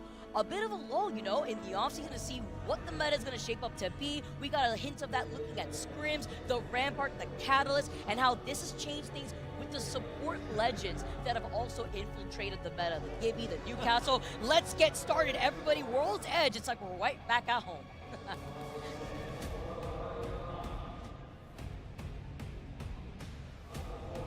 That's right. It might have been a little while between lands, Vicky, but World's Edge doesn't feel like it's been any time at all since we were back here. I'm trying to wonder if my eyes were deceiving me. We saw the caustic on E-District. I can understand the sentiment, but you know what? VP's Getting a little bit of a PTSD. VP is indeed bringing it back. Caustic, the real ones know my stance. But now we get to see where this first zone is going to be taking us as we've got it started. Yeah, and it was always the better pick on World's Edge versus Storm Point. Obviously, you know, Storm Point, the more open map. It's a little bit harder to make those caustic barrels, to find some spots to jump scare people with them. And yeah, it definitely suits World's Edge just a little bit more.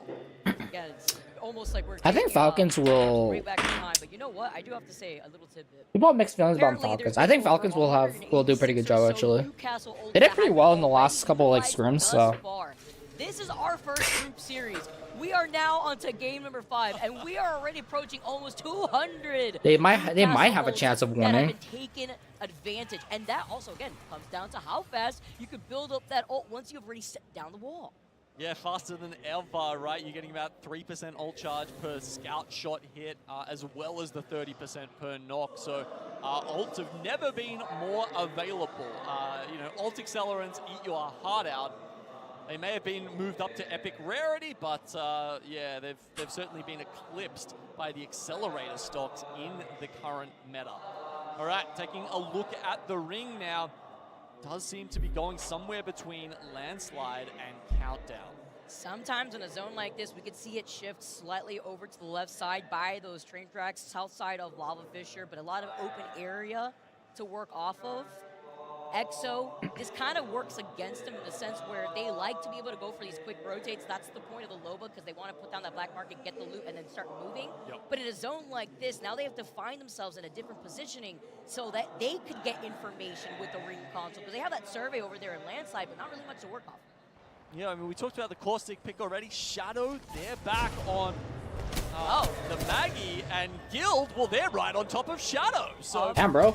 It does look like it's the Maggie that has managed to get away here. Jackie has made it out, but he's going south towards Monument. He will find both a crafter and a respawn beacon there, so let's see if he can stay ahead of Guild before it's a little bit too late for our Chinese qualifiers. We talk about also the great loot that they were able to take that first fight with. They already had a golden extended light mag here, and VP, we highlighted the shots before with the Nemesis. Nice crack, trying to cut off their escape route too, while VP out for blood to try to chase after this swap.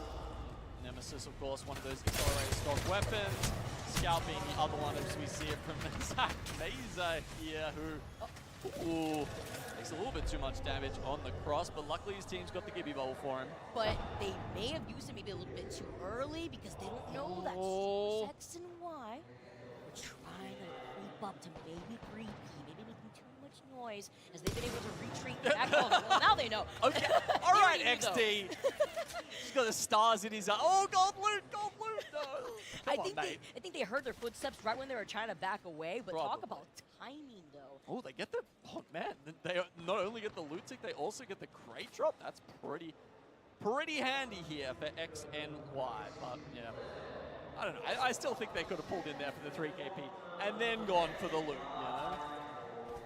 One step at a time here. We're seeing the charge rifle light up the feed, and now NRG Nocturnal joining those with the charge rifle to select fire. Music to my ears. Look at this, from a distance here too.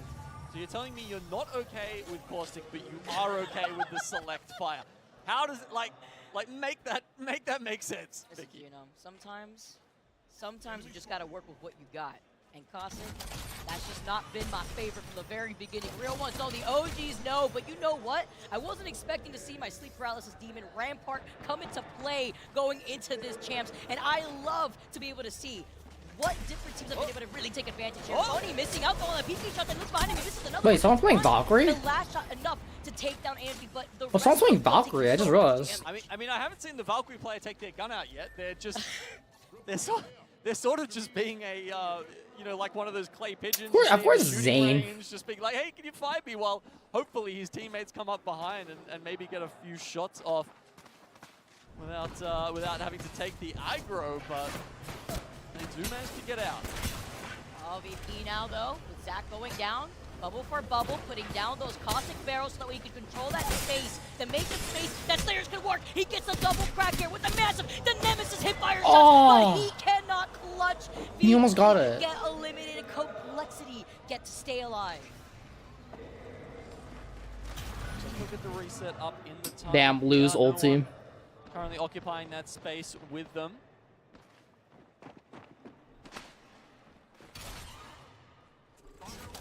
The Rampart ramping up that Sheila. Shadow, by the way, they didn't end up getting the reset at Monument. They're currently out at Climatizer. They're doing a bit of a world tour of World's Edge here. All of Mr. 305. Well, now his priority is to go towards that Evil Harvester, but there is a team in the distance waiting by the edge of the zone. It could be Meteor. Yeah, I mean, geez, Guild are going very far to try and chase this final kill here. Damn, bro, are you guys really actually gonna try and like chase him down? They've got wind of it, and now Guild have sent 2 members into the zone. NRG have 2 members out of the zone, and that's going to make it a little bit easier for them to try and get these kills on Guild. Oh, Guild though, Phony being able to clean up even more KP while they can. They're very split though. I mean, now Energy's just trying to run for the hills while Ninjas is out. Why didn't they stick together for that? I mean, if they had have moved as a unit across the closing zone, I feel like they could have got the better of Guild there. But instead, they send 1 member on a bit of a solo mission there. And unfortunately, now they're the ones having to try and get the respawn here at the north of the map. And as you can see, Shadow have been successful in that effort. As they'll come back in through Fragment. The zone goes a little bit north, so we won't get that highway zone you were talking Shadow's about. on the outside of the zone still. A little north. And Energy and Guild. Which a lot of open space, but you still have those and Ninjas. to work around from. It can also be very risky if you want to try to play off. I think Ninjas are gonna die. There's no respawn like close by. With the amount of gibbies that we see, it's like, unless you're consistently getting those knocks where you can feel comfortable with a Newcastle energized barrier right in front of you without having to burn your bubble consistently, again, a little risky just with the big hurt boxes and with so many teams looking at you, but it's about the utility that you want to utilize. Yeah, it depends how late it is. I mean, you know, can you get up there and then, you know, do you have enough utility to survive if, say, 2 or even 3 teams throw their Gibby ults down at one time? Because that will happen. If it's a full landslide end zone, you will get blasted off there, just like mortars firing at you left, right, and center. Fnatic, it's a fly into Skyhook here. Are they going to try and take the left zone, or the left approach, I should say, into Countdown, or will they try go past Disguised in the tunnel? Do know that the way that Fnatic likes to play a lot of these zones is to play on the edge, taking their time, prioritizing objective. While they are going to be doing this, like you mentioned, the Skies are waiting by the tunnel before they inevitably are going to have to start moving too. Also just making sure that nobody's going to be approaching from Monument Epi side here towards Grandma's house. And they're not the only ones too. Once Fnatic gets through this tunnel, they are going to be inevitably met with Disguise, but this could also be a potential third-party opportunity for Source X and Y. Yeah, Disguised a little bit split right now. Trying to work out if one of them is in perhaps the caravan while the others are sort of keeping watch on the outside of the tunnel. Fnatic will sneak in, see if there's anything left in the vault, shake their heads at each other. Sorry, guys. Tiptoe in here just in case to make sure no one could potentially also come in from behind them, because they knew that when they were trying to take a fight there originally, their 2 ninjas is still alive. Still solo. Yeah, just the one though. Yeah, just that solo. You know, it could play a factor if they turn up at the wrong time while they're taking the engagement with Disguised. If not, maybe they'll be okay. All right, so over here at Mirage Trois, we've got Oblivion on the low ground, currently trying to hide from the crates here. Oh no, Reeds has gone down. No, 13th spot at the moment. They've got, what, 2 games to get about 15 points. Oh, that's actually a pretty tall order for them. Oh, the respawn. So just ask where Mandy's team is. Fnatic into their waiting arms. Oh, the Zerg gets taken down though, but Ninjas were at such a large disadvantage. Fnatic had pulled up right when they were being served on a silver platter from the dropship. and Ninjas get eliminated. 18 squads left, but it's the KP here that Fnatic wanted to take advantage of. Handshakes behind the booths there as they give them 3 KP instead of 1. Thanks. I mean, hey, Fnatic, they'll take it. But it does delay their entrance into the zone, of course. Now, either way they go, the other teams have actually pulled up. They might be okay. You saw them crafting some med kits before. Obviously, you know, not choosing the bats, knowing that they are at risk of running out of meds here as they make their way forward. Of course, the support perks have made this a little bit easier because in those later zones, it's actually more beneficial to pop syringes than med kits and be able to keep walking and keep your health up as you go. So I think Fnatic will be fine here as the zone pulls directly on top of the caravan with Shopify Rebellion are in. And Disguised here too, up on top of his high ground versus Source X and Y. Well, Fnatic are going to come out of the tunnel eventually. This fight needs to end soon. Still have a little bit of time before this zone starts closing in.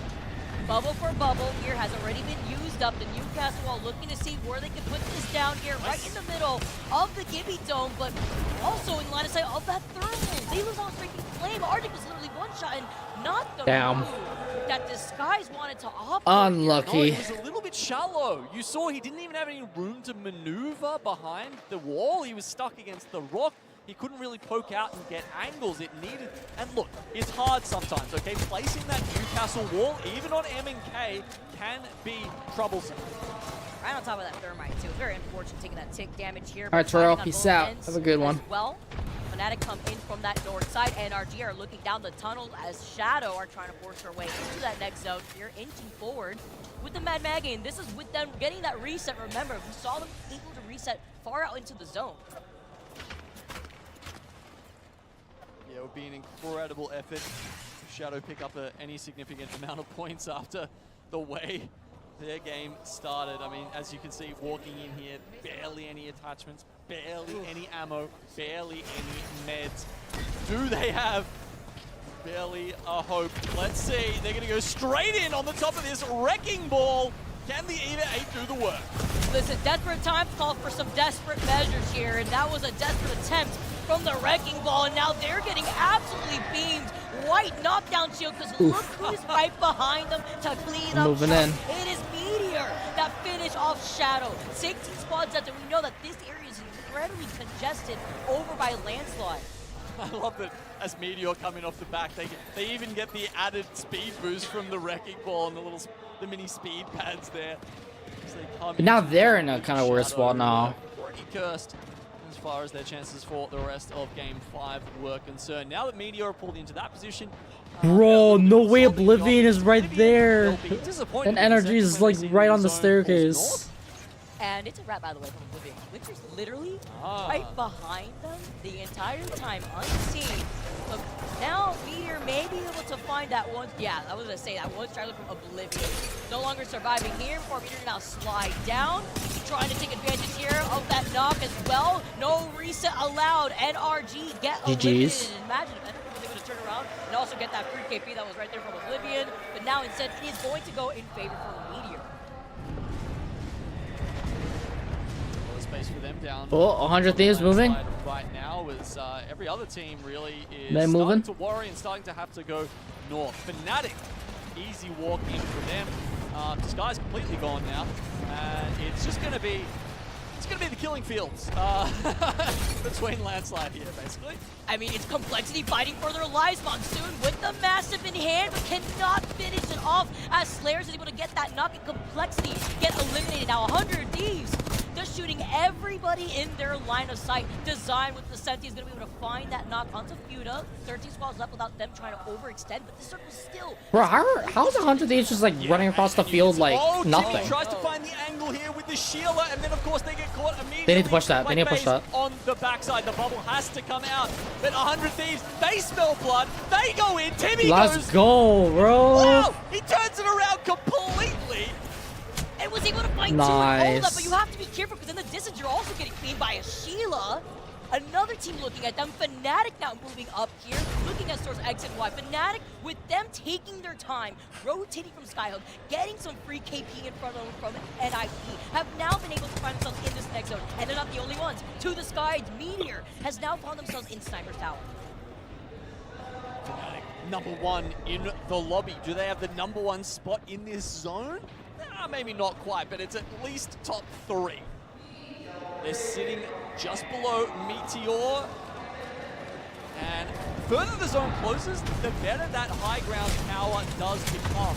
Oh my, with Sheila, you do have to worry a lot about poking your head out, and that's what 100 teams have done, and all they didn't even put down their three of them bubble. have had their shield clean off. If you blink, you may have missed it. If you're not getting pinged by the Sheila, you're also getting pinged by an R9, and 100 Thieves get eliminated with a C9, taking up the real estate that was left behind by the 100 Thieves death box. So you're watching? Hey, let's go, Aiden.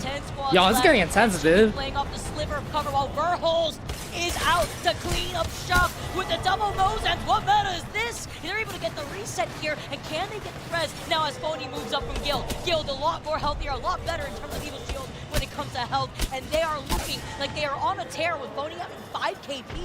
And you can see the teams Come on, Zap. around the other squad's Still alive. bubbles here. As soon as they see another bubble go down, they're like, okay, hey, that's sort of some cover for us, and also an opportunity to get KP. So they roll up, get into the other team's bubble, It's okay. and they'll take that They weren't in a bad spot. because it means they can delay They came in theirs 8th place. It's not that a bad. bit longer. Shopify Rebellion, meanwhile, have been spreading out and taking a lot of space up the north of the I think zone. Shopify might That's come where in you wanna place, be first place. right now, because almost all of those squads that came out of Landslide have been eliminated by now. And the kills keep coming. Wait, and the kills Fnatic's keep coming alive. for Guild because they also get another KP. I think in total that makes it like 11. That has brought them up to top 3, by the way. Wow. So very good positioning for them, but they have to still move forward beyond these rocks.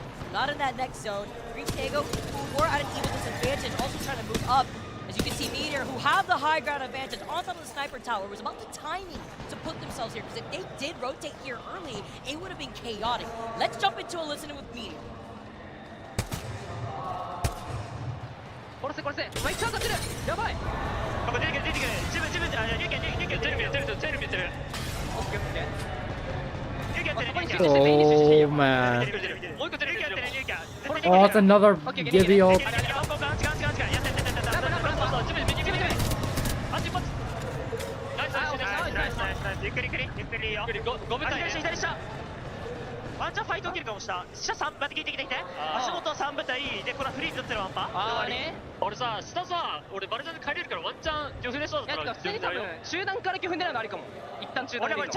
You know, the Valkyrie actually, like, I don't know, like, how they got up there, but I'm pretty sure Valkyrie did. Oh yeah, I remember. It was the team that flew in. Yeah. Fnatic now is going to be able to get these knocks here, playing up the definitely. sliver of cover. I think Valkyrie's pretty good in this map. Getting out of the line of sight of Meteor, but they're also in a difficult position. They can't let this reset happen. See, that bubble just came down a fraction too late. But they do. They actually get the reset. And if Fnatic can hold this one off, maybe there's a chance. Of course, there'll be 16 brutal seconds after this bubble goes down that they'll have to find a way to survive. With Meteor picking Don't up let kills SR above win. them and X and Please. Y.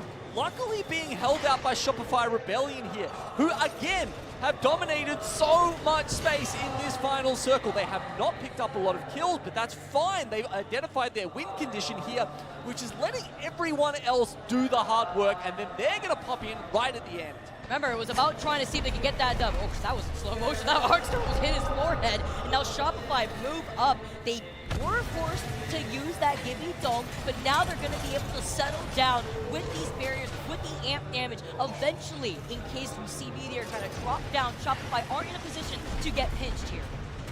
Yeah, I mean, their position's actually pretty late into the zone, Vicky. I think Fnatic also, they're on, as you can see in that little cutout there, they will have quite a bit of space, quite a bit of time. It's just about these tiny picks over the rocks. They need to be quite disciplined here, as Leica isn't. They have to use the bubble. Committing the bubble here is horrendous, but does anyone else have the angles to punish them for it? Ring 6. Those guys on top, they have a really good spot right now. Was going to be extremely important.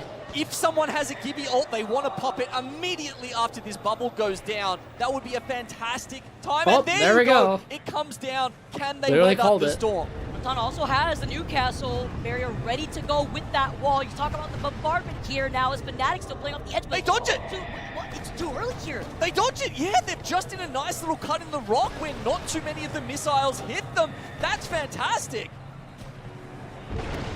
Little too early. Proton now dropping down. I like these angles though. Get the stick in that moment. He drops down and he goes into the line of sight of that Sheila. Yo, no way. Let's go, bro. Though, is this team maybe able to dip and dodge if they can? I mean, we've been waiting. No way. Nah, bro. What are you doing? What did he do here? What is he doing, bro? He's going for the Valga ult, but unfortunately, Johnny, well, actually, no, that was actually why, yeah, Fair play. grabs the down. Come on, Fnatic. Fnatic here, though, the pace is paying off. Shopify now losing out on MT, playing around the rocks. The PK, he accidentally picks up the banner, maybe trying to look for a shield swap. This is Fnatic, the patient play after they originally lost cycle, maybe able to clutch. A great slam. They can't get in. Pushes all of them out. And now, this is the opportunity for Fnatic to potentially take another dub with the Sheila. Oh my gosh. Fnatic win. For Fnatic to Let's take go. 2 dubs in this series. Beautiful start here for the hometown advantage squad of Let's Fnatic. go, bro. Let's go. You love to see it. It was the start of the year. We hadn't had an APAC North squad pick up a land dub yet. Nah, those end zones are crazy. It could be anyone. It might be Fnatic. It was, of course, Reject Community who ended up taking it out in LA, but maybe. Yeah, you really gotta lock in to know like what you need to do next in that zone like that. Bro, what kind of zone was that? Like, holy. Is their macro good enough to continue this into winners and finals? That's my question, Vicky. That's something I have been tossing and turning over as we're in the lead up to this land. It's just the fact, the hype from the crowd. It gives me goosebumps. I love being here at LAN as Fnatic take another dub with another set of 10 KP for their name. Also, furthering their advantage in that #1 spot. I think TSM and Shopify are even. Of course, there's No? still that one more game here on World's Edge. So I think they're tied for like second. Fnatic landing over by Lala Fisher, but talking about their pathing to put them here in the first place, allow them to go all the way around through Skyhook, still clean up KP and go through the tunnel. Now, as we look at the top 3 here, we see that Shopify ended up in 3rd with 1 kill. 1 kill? I have to question whether it was the right play now. 1 kill, Going into nice. it, you understood the mission. It was stay alive, get the 12 points from that first place, and whatever kills come. But if you end up with 3rd and 1 KP, you kind of have to wonder if it would have Oh been my better gosh, for them TSM and to go Shopify more and play a are bit more literally aggressive, tied. balance out their chances of picking up points. Well, they still have another game to go here to try to change that up if they want to, because look at this. We have a 3-way tie between Shopify, TSM, and now Source X and Y, with Fnatic, though, leading the pack with 62 total points. The only team Oh my god, that hasn't been TSM able to and get 2 Shopify dubs literally in have series. And if you want to the be exact same here points. As the first group to have to play, this is how you started off with Fnatic and having the crowd behind them. Fnatic well ahead of the competition right now. Some other teams need to do Where's 100 Thieves at? play some catch up here in game 6. You know, 8th place, it's not bad. At 9 points. I think they picked up something like 6 or 7 of those in the first game where they had Yeah, zone 8th place block not bad. Like it's not bad, but they could be doing better They need another little bit for what they for the team that they have. and round this series out. And maybe not present themselves over to Like, they could be Fnatic, doing a lot better. for Fnatic to hold such a great position, but it happens there too because a lot of teams saw in Now that it's too game hot. were really banking on hanging out in landslide. That was just game number 5 done and dusted.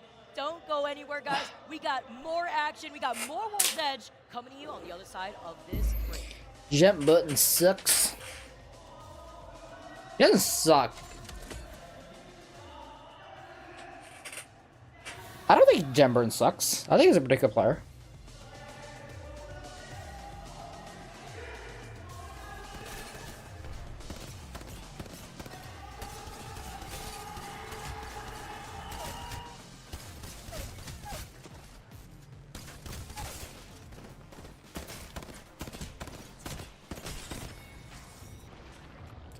Wait, what makes you think Gemburn sucks?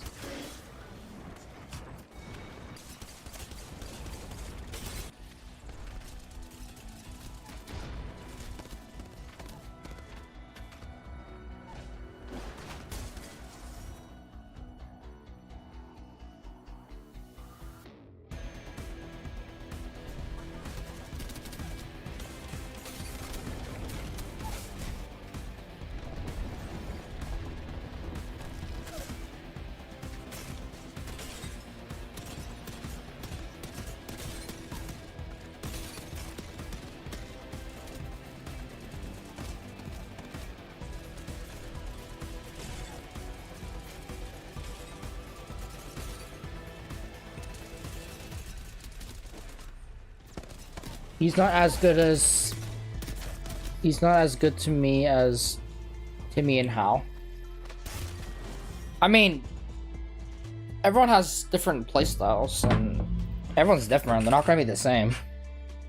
Alienware, the official Apex Legends Global Series.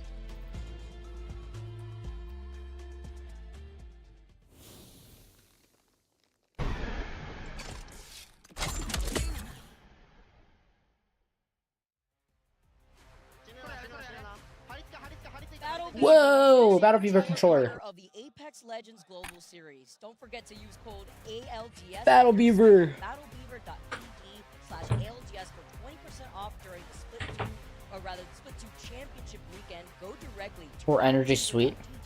/ALGS to automatically apply the 20% off ALGS code. We could display the QR code. It would be amazing here for you guys to really take advantage of, because I personally have myself a battle. No, he's a good player. And it has been absolutely amazing when it comes to really rolling down through for ranked.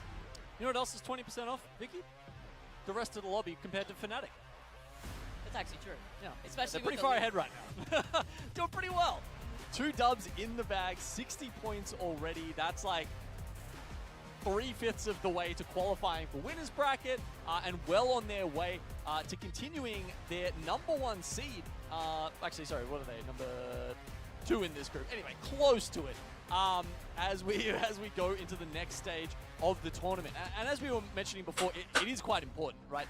Maintaining your spot in that POI draft as we move forward will impact you know, these teams' performance, especially if you're like Fnatic and you've got a more tailored play style. I think there's some teams who, you know, go back and forth, but if you're a Fnatic, a Shopify Rebellion, and you want to be on edge, you want to be able to have priority so you can pick those edge POIs to play from. And there's one man who does that pretty damn well. Making sure that they could really come up after trying to change the pace right into their approach into that game. Wanted to see, you know, maybe playing that rotation approach, trying to play for end zone would work out for them. Unfortunately, did not in this case. And honestly, looking on the other side of the coin, when you're a team like Fnatic and you really plan out your path and to take your time before rotating into that zone, we were wondering with them having the 42nd pick for Lava Fisher before transferring over to the north side through Skyhook and getting that KP, if it could work out for them, because also they were one of the few teams that did have that ring console information, that didn't fully put all their cards on the table for just going into landslide or even the outskirts of landslide, where we saw just a plethora of teams fall in that open field. Yeah, that's insane to think about, isn't it? We were saying, you know, maybe they're tapped out, maybe, you know, they've juiced up from points from round 1 picks and round 2 map picks, but in the round 3 map pick, they do actually grab a win. So that's a huge result for Fnatic, and one of the reasons why they're very much on top right now. Let's hear what Fnatic had to say in that game-winning moment when they were able to obtain another dub within this series.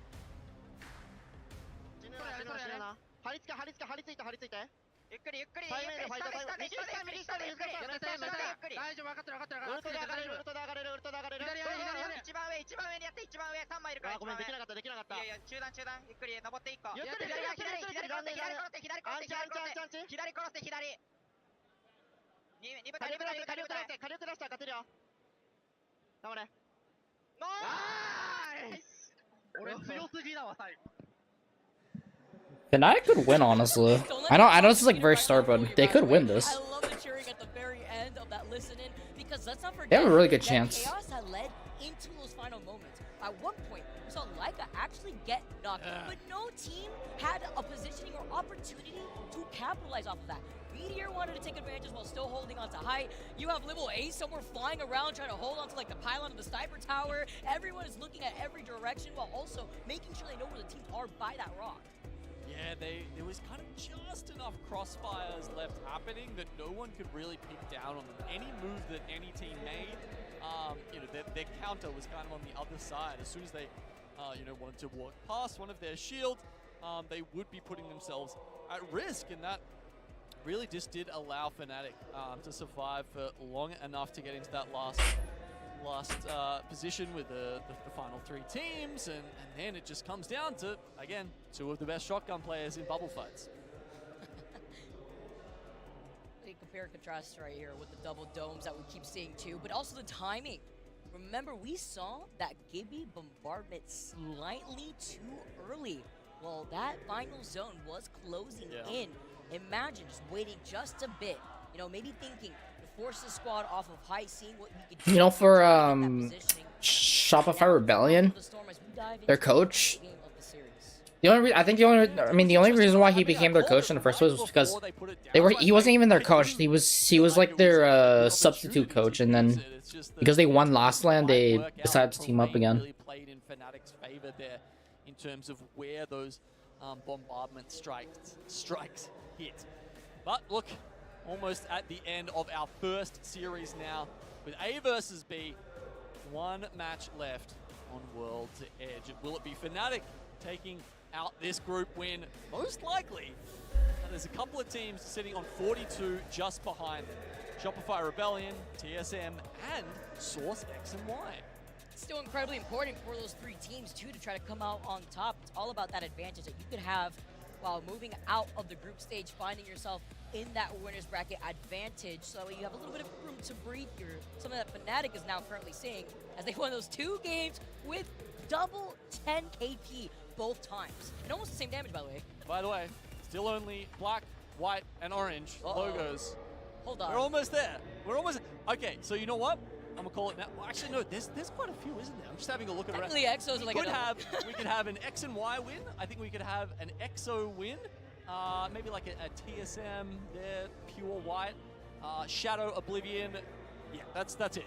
Only those teams can win this map. It's like the color buff out here too. Script writers having to work a little bit of overtime, but Fnatic's not gonna have anybody take that spot from them as we get this beautiful flyby of World's Edge, our final game within our group series here. It's been a great start for groups A and B, and now we get to wrap it up here on World's Edge. Fnatic feeling incredibly confident, especially after hearing the emotions from this squad at the end of that game-winning moment. The ring console, perfect. They've got an Evo very easily accessible from Lava Fissure here. Even in this final game, things going Fnatic's way. As soon as this dropship gets a move on and we see where it pulls, it's going down to Thermal Station. That's not too bad for Fnatic either. As long as TSM gets a wriggle on, Fnatic will be able to follow down behind them. And let's see. Will they go straight towards that sort of northwestern thermal choke, or do they stick around and maybe try and pick a fight with a Dragons, knowing that they've got teams like Shopify Rebellion on their backside? Remember when there were like 0 crumbs of Thermal Station end zones for so long? Now we get to see them obviously again here. 100 Thieves Who cares? Why I don't know if DZ is interested in coming back into Apex. Because they let go of their team because another team bought their team, but I'm curious why they haven't like returned to Apex yet.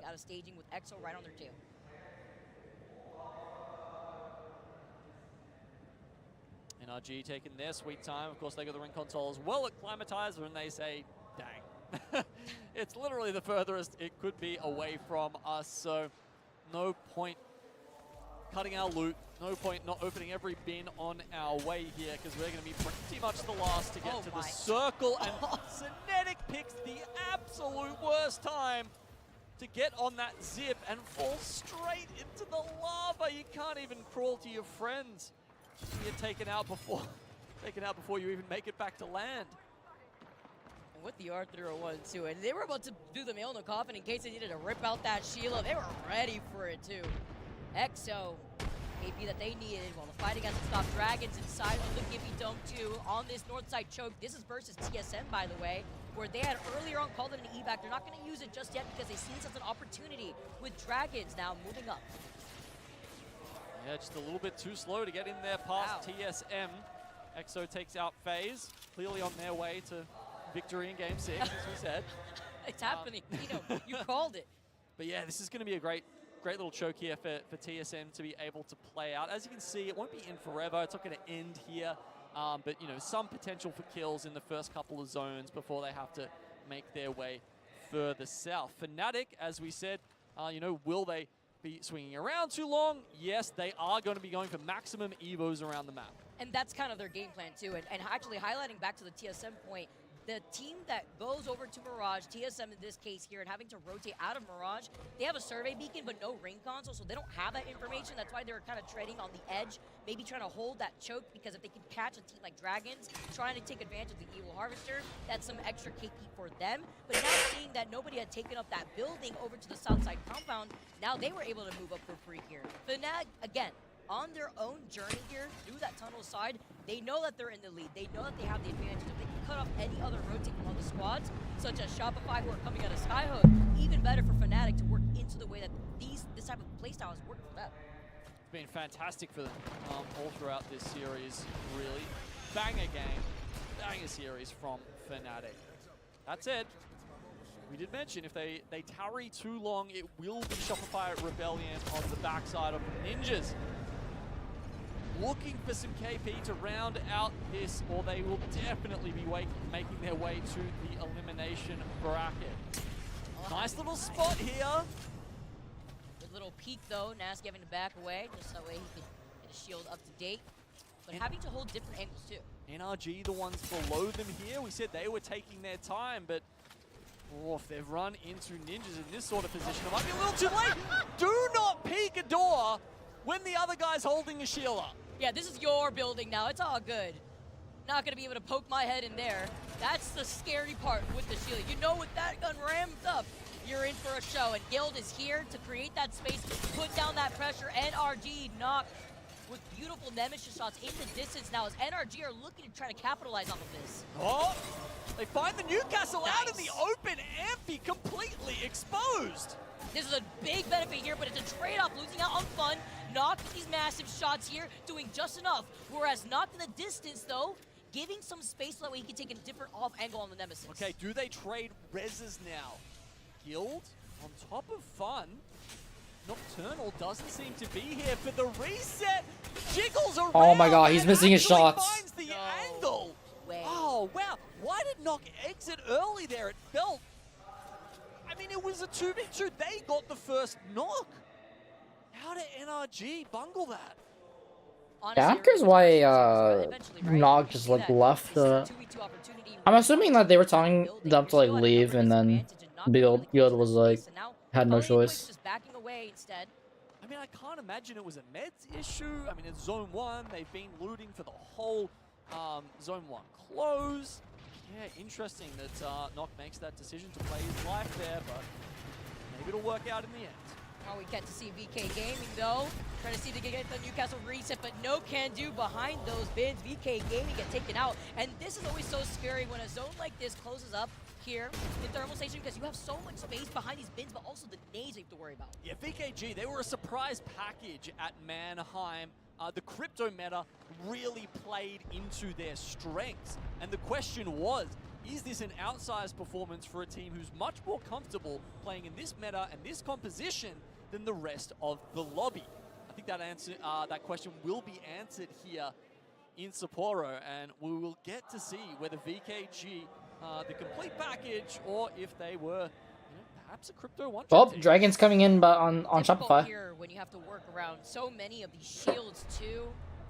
And there's barriers from these new castles rotating through with the new hop-up integrated in a lot of these weapons. DSG, I did see in the feed earlier that player K was able to get some knocks. You see the charge rifle in the distance. That's also Complexity, by the way, that have been able to find some real estate across the lava over to that southwestern compound of Thermal. Yeah, if there's one team you don't want to be on the other side of that charge rifle, it's Complexity, and it's Monsoon holding it. I was so happy here. Now Shopify Rebellion, though, on their rotate are starting to approach that choke that we earlier saw Dragons versus TSM. Now it's not TSM, it's going to be Dragons that were able to come back here. Shopify looking at the Sheila ring through their ear. Koipo also has a Sheila to try to match that, but do they want to commit to this rotate when you only have 40 seconds before the zone closes? Yeah, we see NRG does get the double respawn. But with TSM moving down to the village, they have left this open for Dragons to play their position. So, we were talking about TSM potentially get some of those gatekeeping kills before now. That duty falls to the Dragons, who, it seemed, have actually been able to push back Shopify Rebellion.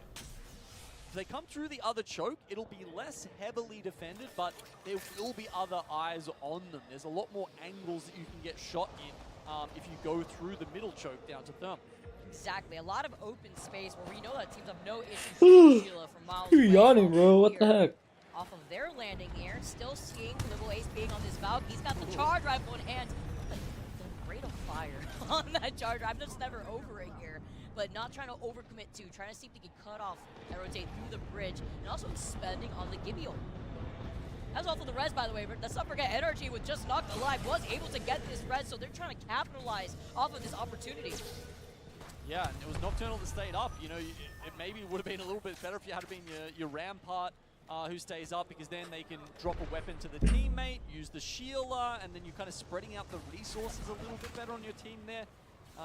Either way, Ninjas in pajamas actually trying to come in off the back of this, but it's a little, it's happening a little too late in the zone close, and they know they've got a while to go all the way through Harvester. They back off and leave this to be a 3v3 between NRG and Meteor.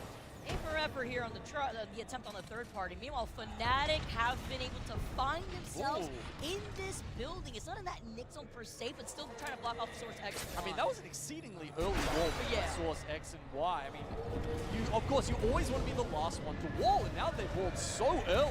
Fnatic could potentially just come out here and slam. Again, gonna be able to clean up even more KP after an amazing. Oh my! Holy! You talk about Yuka with that was the PK, fast. you know, you're talking about the PK. Bro, Yuka with the PKs are just like awesome, man. Yuka is actually insane with this weapon, jumping around though, off to the side of the roof, trying to claim even more heads. Loses out on 2 though. Fnatic with oh Yuka shoot! Alive. They try to block him out. He was pinned. There is not much you can do. Virtus Pro wanted to take advantage. Oh, you saw he was trying to juggle 2 fights at the same time. Flicking the 180s just to try and scare both teams off, and yeah, sure, they do win the fight against Source X and Y, which is going to be a disappointment from them, obviously, on the 42 points and pushing up towards the top of this lobby. No. Slightly too late on that Gibby bubble, though, has cost Nasty to get knocked. Putting on the Newcastle. Oh, VP are out for blood. They had timed that third party beautifully to take care of Fnatic, and now they're going to be able to take advantage, trying to find Ninjas. Legacy is also in the feed. And that's a big win. That's a big win. That's the mythic pin for Virtus Pro. All 3 of them on purple. That means they get they secure the triple red straight away now. And the remaining member of Ninjas is going to have to make their way well out of the circle. It's actually going to be a tough respawn, or maybe even just a... They don't have any more heals or shield. We see the Valkyrie in action. Ace puts his team. Or he doesn't have any heals. Taking quite a bit of zone damage already. You got to remember, with Sheilas on the field, you can be very vulnerable in the air during the Skyward Dive, and taking that much zone damage makes it that much easier to take you down. But they do make it into the choke just for now. They're safe. How many times does Verhulst have to knock down Timmy? Well, they're going to have to be forced out, maybe through that choke, over to that north side of Thermal, which, by the way, that zone is pulling over to the south side of the Survey Beacon building. By those 3 pills that you sometimes see that's out in the open that you could get shot at from the high ground of Thermal Station. A lot of KP also being shown in that kill feed. We saw 100 Thieves. Looks like Timmy was able to get some knocks there too. TSM had felt the pressure, but TSM uncontested, still in that building with the poking pressure before they eventually will also have to move. Also being able to see Legacy with this Kraber has been able to find a lot of these shots. Misses out on that one, almost jinxed here too, but trying to see if he can try to catch them, and there you go. And it's also a follow-up with the Sheila that has been beautiful. Yeah, and that's why, you know, we've seen Phony actually been topping out some of the stats leaderboards here for Gil, because of course he's got access to the Rampart ultimates. So much space, but maybe too much now with NRG also creeping up right behind them, while Guild is looking at Shadow, trying to take advantage of these knocks. Guild also have to worry about NRG. You can hear the charge drive. What? How did that hit him? Spended some of that mobile shield here too to get around. Teams are getting better and better with their utility and how it plays out in this meta. You see there, the mobile shield is the less useful tactical. So if you can find a space to hide from the ult in that, you want to do it instead of using the Gimme bubble. Naked Mozam is all they need here. Legacy now, gonna try to get some help, gonna get that res. Jask is gonna be able to use this passive though while he's trying to recover alone in the distance, so they're also getting pinged. The actual res was able to get pulled off, but now they have to worry about, in the distance, the third party, the shots from other squads. Oh dear, alright.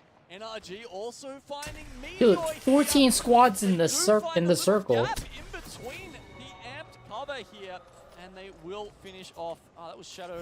Oh no, it was Meteor, but I guess the rest of his team is elsewhere.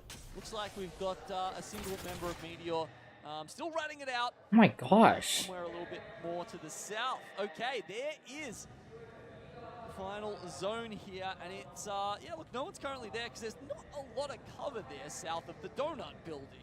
Obviously Newcastle and Gibbies especially, and the amped cover is going to come into play here. Teams are going to need to find a spot here in this final zone, and they're not going to want to take it early because the Shielders will be tearing those walls down. The earlier you can try and sit in that position, find balance.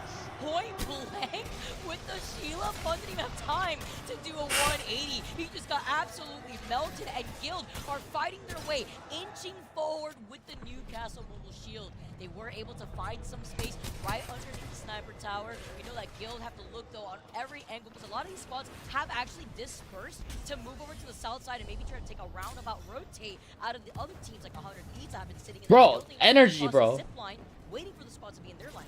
Dude. Okay, Meteor gone.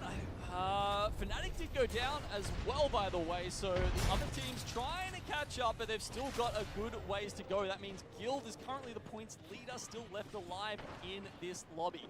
Bro, knock, bro. Station right now. How did people not see him? What the heck? A couple of teams playing very close positions here. Nocturnal. Video autos real low. Going for a ratting spot here, hoping that TSM walks past and he can just either them in the back. They hear it! They hear the pull! This is actually looking a great opportunity if Nocturne trying to take advantage here. The double Gibby Dome, the NRG cannot capitalize. Nocturne's taken out, but that takes away from TSM's opportunity to get some KP. Zap slides in, reps his one, goes down, but it's fine. They're able to finish off Dragons. An isolated fight for now, but also drawing attention to other squads in the And they finally took out Knock. Good defense from I'm not gonna lie, I'm not even excited for ALGS anymore. Maybe it's just me. It's you, bro. A couple of points as a result of it.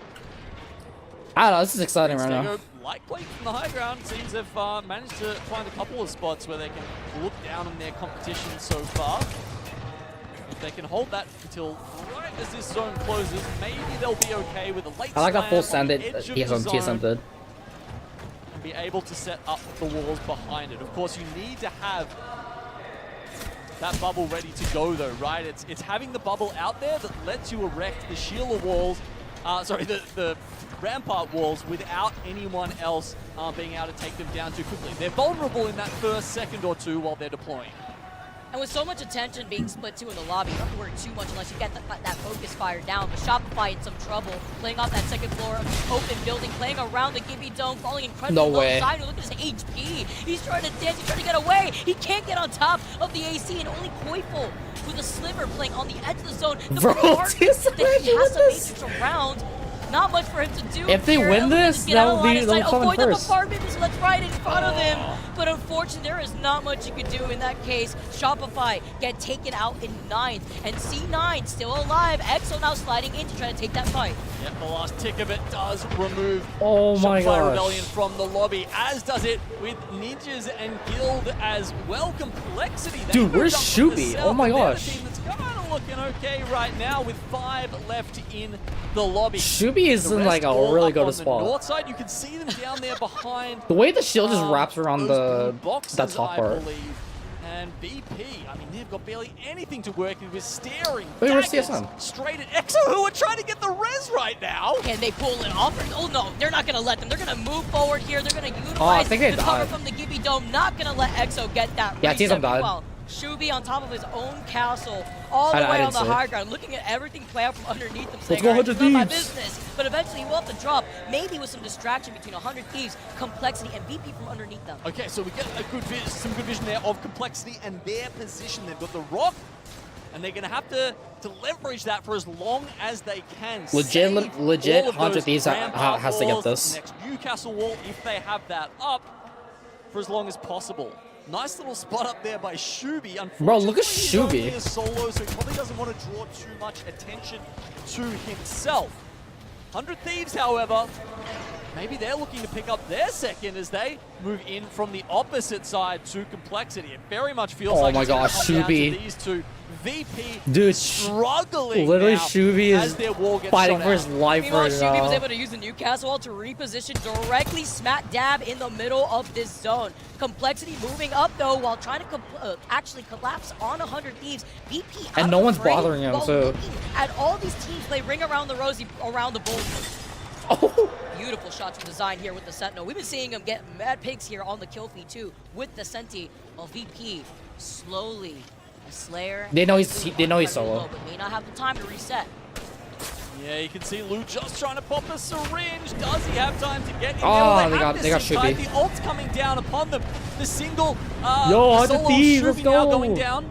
Now finally we're going to be able to take that spot here too. I did see there that VP still had that Newcastle wall that they could utilize and manage to try to take height, but they can't try to overextend or else they're going to be forced to play for third.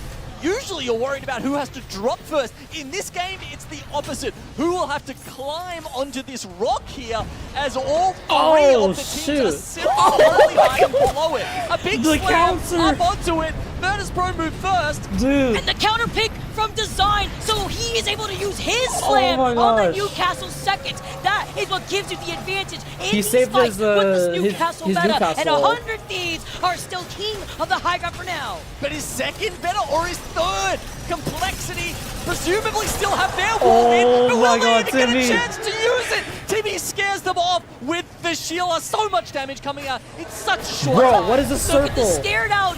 Look at the weight. Nobody wants to commit first between these Newcastle mobile barriers. 100 Yo, Thieves TSM are bleeding got up it. before being the Let's go. champions of their 6th game in the series. Yeah.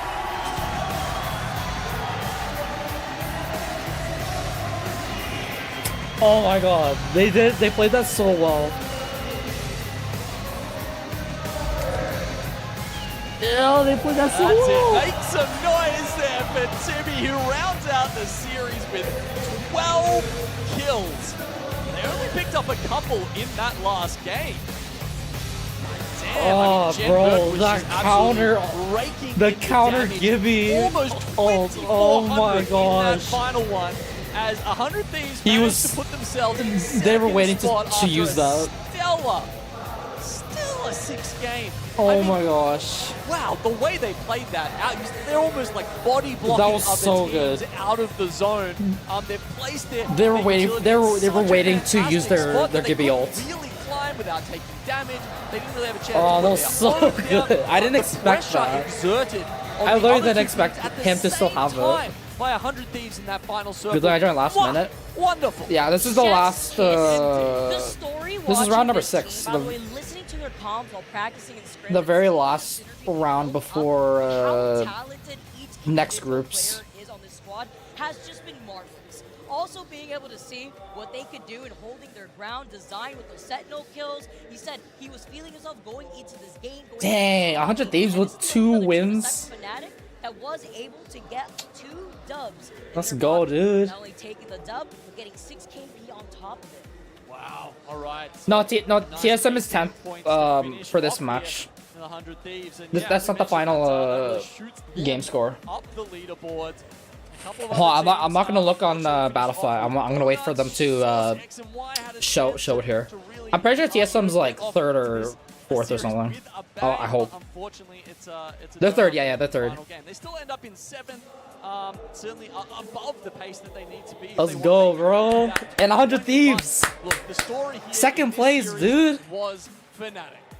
Hey, you know, would you have it any other way? Let's That's how go, you start bro. an opening here. When you're in support, when you got the home crowd rallying right 100 behind Thieves you. 2nd 65 place total and points. TSM 3rd, 100 dude. Thieves there with 51 points, still being able to wrap up and get that 2nd place. TSM too. We're slowly. I don't know why they're way doing up. hot drops. I'm I gonna also want to highlight. It's not just TSM. do it. Guild, BP, Shopify. When I went into this event, you know, I knew that we have the heaviest hitters going into these lobbies. And it was so difficult to predict which of these squads were going to come out on That was top. so good. Just look how close that overall leaderboard is within these first 2 groups alone. Yeah, it is quite heavy up the top there. That was an amazing way to end off the first like group stage. The bottom in the middle there. I mean, you know, complexity, only a few kill points. Really having to rely on their placement points. So they're getting into good spots. Monsoon is navigating them well, but then they're failing on the execution. And it was There's a giveaway. Who really, you know, managed to get quite a few kills in the If you can't make it in person, we'll drop short for stumbling when they have to get into zone 3, zone 4. Yeah, we see that. There's a giveaway consistently, apparently. right? 'Cause Complexity had approached that Champs will be quite giving well, rotating away from launch site, managing to find some space on the other total side of as well. 50,000 Apex coins. Tune in and on Twitch and keep an eye out for when you have to use the hashtag Yacht Draws for a chance to win 1,000 coins. Thank you so much, Vicky, Kitty, and Gino. We're back probably on the going mic. It's great to hear watch everyone champs in anyway, action but now you in could our earn some Daiwa points house for here. it. You'll The crowd select is 3 winners after alive each and match electric, series. and so are the players. On match point I think the finals theme, Sunday, as we will we be welcome selecting back to 20 the last winners. Friday, You will have to SmackDown in re-enter. Jamerson, is that these teams are starting to create the narratives for us. We come in here with our questions. Are you but stopping they stream certainly after? answer them. And on your screen right there, 100 This was the teams. first How many group questions stage. did There's these another guys have? one Now, certainly silencing starting up doubters, certainly giving right hope after to the this. fandom, and I think Design at this point will get recognized by Nate Shot if he ever sees him in a lobby. That's the ultimate goal, right? No, really though. Phenomenal way to close out that series too. That was an opportunity for them to have a strong finish there based off of their drop, and they played it exactly how it needed to be played. And we saw the chaos. Oh, this is different unlucky. They bided their time yet again behind all of those walls and just cleaned it up. And really, you I'm can't going to ignore the comp fact that in Jamerson MR this piece. youth fanatic Peace out, man. showed up in a major way. This is kind of the ideal opening. You're in front of your home crowd. Oh, and you have that a was performance so like this, good. Double wins as well. They're certainly looking like a top contender to take this whole thing. Yeah, it's definitely interesting how things, how history kind of echoed here, right? Fnatic take game 1, 100 Thieves take game 2, Fnatic take game 5, and then 100 Thieves answer back. But the important part here for me, especially in that last game for 100 Thieves, was being able to see them play hard zone, right? We know that they want to be able to get into fight, they want to get aggressive early on, but when you get a pull like that into Thermal Station, they had to play that exactly correctly, and I think answer back. Able to kind of Good! Complexity, presumably still out of the fray, while looking at the shots from Design. Look at this, guys. and that comes from experience, right? Around the Rosie, around the bull. Good seed there, but they can't. First, That was in so this game, clutch. it's the opposite. Teams are serious. Have to climb onto this That was rock so here, clutch. as all 3 of the teams are seriously currently hiding below it. A big be stumbling when So they're trying to capitalize. Look at the weight. No game in the series. Utilizing the usually onto this rock here. The as all counter 3 Newcastle. Of the teams are seriously currently hiding Oh my below gosh, it. A big dude. slam up onto it. Virtus Pro move first. and the counter pick from Design, so he is able to use his slam. Up all getting into fights. They played this rock, played back. You can see it happening right here. They're just literally letting all these teams kill each other. We saw how many people were on that wall, and then they're able to just pick them off. The Sheila gameplay has been so much fun to watch this tournament already, just the way it makes the Gibraltar kind of like shuffle around, doing a little shimmy or something. But yeah, this is just great execution and great just patience out of NRG as a whole to come out with this win, and then they just played the bubbles, barely pushed up, let the other teams knock each other, and we just get to see the final little win there with the Sheila. I think high ground is always the answer, but a lot of low ground wins. Guild earlier in our set, and then now obviously you see that with NRG. Lauren, game 5, it would turn back to familiar faces. Yeah, and once again, we also saw Meteor up there in the discussion for a long time, sitting on that sniper tower for a decent chunk of it and able to clear these squads up below. Fnatic, though, swung into exactly where that final ring was going to be pulling, and they were able to hold that low ground when Meteor did drop down, started doing damage, and once again, it's the chaos of the Rampart walls. It's all of the Gibby bubbles, trying to find the right time in to push, get those shotgun shots in, but Fnatic has just been so successful with their aggression. They are always moving as a unit and once again find success. And they were so sneaky to get that Sheila behind everyone. I don't think they saw it coming, Jamerson, but you do hear it, that's for sure, when it starts ringing. 100 Thieves, we just saw this game. of Jamerson, what a way for them to close out their first set of the day and their only set of today. Yeah, typically when you see this like thermal station pull down for the first ring, a lot of teams from thermal will default as like playing that center zone, playing the center tower, right? Yes. But instead they decided to play pipeline all the way on the western edge of the map. And in that way, they were able to conserve a lot of their economy, and they had a safer rotate in once the zone pulled away from them. Luckily for them, it didn't pull too far away. They were able to creep up. There was almost no resistance in it. And this really showed off how important it is to be able to really just sit on your hands, yes. right? When it comes to a game like Apex where you want to get involved in a lot of these fights and you want to be in a position where you can get a lot of KP, it can be a bit of a distraction. But for them, they realized, hey, this is an easy win for us. Let's play the safer position on the western houses and then rotate in once the zone pulls away from us. And luckily for them, the lobby really did cooperate in that regard. We had a lot of fights to the north of the northern choke points, and of course in the northeast side with the team scrambling in, and then they were able to ultimately close it out. I love that phrase, sitting on your hands. You're noticing this Newcastle mind game of who's going to ult first. It's the same thing with Gibraltar, but it's just a queue. And also, you're looking at Rampart. Playing these open zones, you have 3 characters that have incredible shielding. We haven't really had metas where we've had this much shielding in these kind of LAN environments. So these areas are now more likely to be played. You're not necessarily going to have to sit under the cover that's already there, Snipe, because you can access these areas that, yeah, it wouldn't really make sense if you didn't have a Newcastle Gibby and a Rampart. Yeah, I mean, the Rampart alone gives you can set up 3 walls by the time the bubble goes down. So it's just one of those metas right now where a lot of spots that you weren't able to play, you're able to take space, you're able to hold it, and with the way that all these other teams are working and moving around, the ability to hold these spots and other teams move in, people are going to get distracted. There's too much happening around you. They can't just focus on breaking all your walls, your Newcastle wall, your Rampart walls, all of that. Like burning the shield is one way to do it. But overall, it's a meta that patience is going to pay off, and it's one of those you can't just capitalize on every pick that you get. You have to wait. You have to make sure that it's your time to move in. And I think, this is going to stand out on who actually is the most disciplined of the teams. It's a great way to kick this off. What a series start we've just had. And, of course, Fnatic Hometown Heroes, well, they are the hometown favorites and now the winners of our first series. Let's go ahead with Ryan Hart, who is standing by with none other than Yuka. I'm here, yes, Fnatic dominant in that first sequence of matches. Yuka standing next to me, and he is victorious with his teammates, of course, not only in Sapporo, Japan, but the first ever ALGS match with Japan coming out on top. Yuka, 今までもいくつかの試合をもう勝ってはいるんですけれども、初めての日本で行った ALGS 試合で勝利し、自分にとってどんな意味をお持ちますか？どんな意味を、とりあえず嬉しいものは嬉しいですね。ただグループステージなんでやっぱり慢心せず今のこの日本で開催された大会でグループステージですけど1を取った嬉しさをかみしめつつ慢心せずにこれからも頑張りたいと思います。Right. So he says that, of course, he's happy about the win, but, it is just the group stages. There's not a time to get too confident or arrogant or anything like that. He's just going to play it cool and do his best with his teammates. Very smart decision indeed. で、次の試合に向けて、チームとしての調子はいかがでしょうか？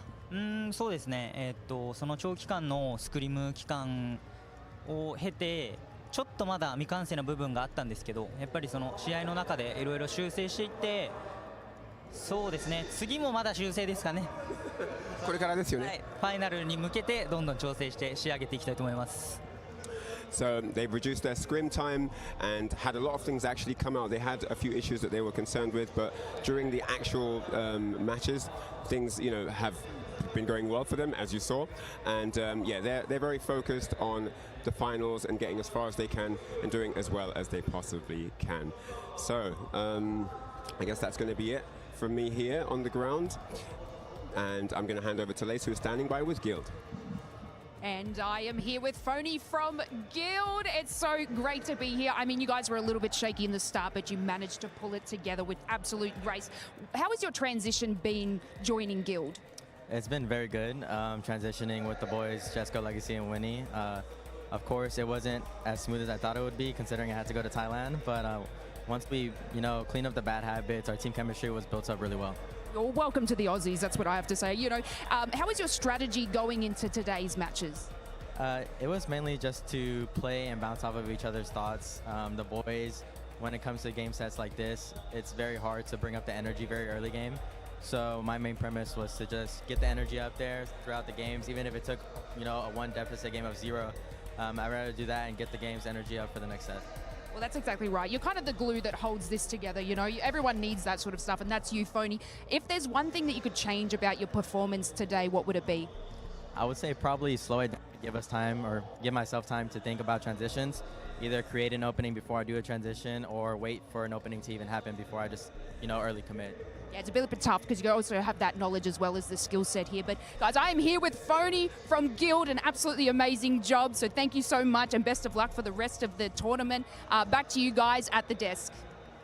Oh, Yuka, Laika, and Meltsera, and of course Phony, Jesco, and Legacy, 2 teams within our top 5 in terms of performances, and certainly top 5 in terms of our hearts. I'll have Guild the sweet one there. We do appreciate all of our players, but some sweet, sweet guys answering those questions. And I like the way that Yuka poised his response to Ryan's question. You know, what are you making of this? Nothing really. It's group stages. And, you know, we do have another series coming up. So wrapping up our thoughts here for the first series, Laurel, I'll kind of start ending with you. What was your takeaway seeing Fnatic's jump out to a performance that certainly it's got to give them a lot of confidence? You know, I think Yuka is viewing it the same way that a lot of us do when we talk about groups. We know that it's important for the reasons of, one, getting those points on the board, because then you get a better chance of getting a good POI draft position, right, when it comes to the next stage of the competition. But you are always taking groups with a grain of salt. You can't get lazy. We are 1 series in. You still have to get through the whole group stage, then the whole bracket stage, and make it to match point finals. But starting off that hot is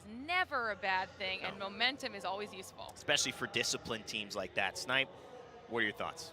Yeah, I mean, honestly, for these teams right here, it really just comes down to being as prepared as possible.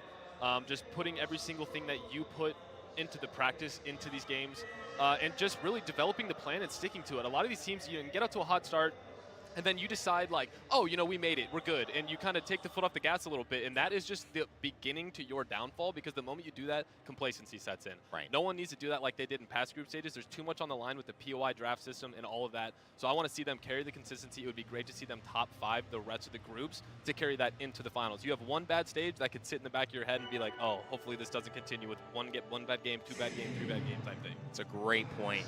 Jamerson, we've seen Virtus Pro, we've seen Shopify Rebellion, we've seen Guild, obviously Fnatic and TSM. So many teams had, I think, really strong starts today. But where is your attention as we head into our next series coming up? Yeah, right now I am definitely looking towards Fnatic. I think having this hot start helps them out immensely because they were a little bit slower on the uptake from a lot of people, you know, in scrim bucks and such. So I think being able to actually get this early lead, typically we see our group stage cut off around 90, 100 points to make it into the winner's bracket. And so now that gives them 12 more games here to really refine their style and really be able to get a good read on the lobby. I think that's the most important part, really being able to try and read what the other teams are going to do around you, especially with their specific style. So getting this early lead means that they can experiment a little bit more and then make a few mistakes and learn from that, and then be able to really hone down when it comes to the group, the winner's bracket.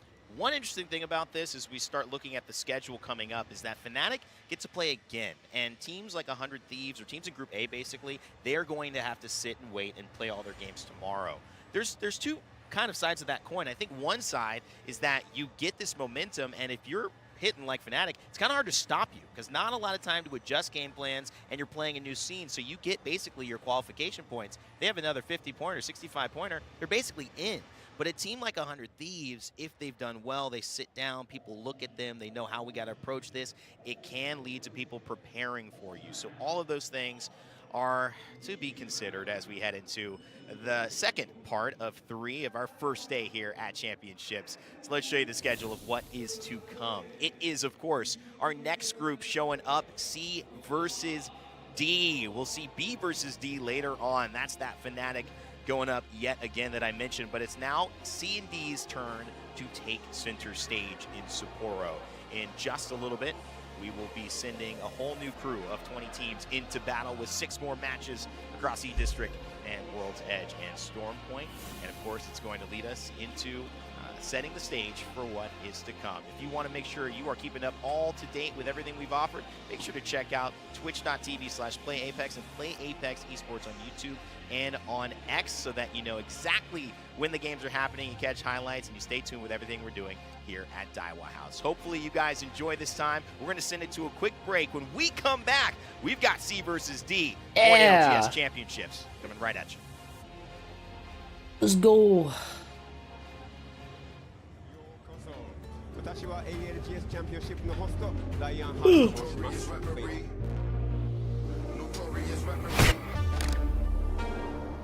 A dream is going to become a reality. Every player here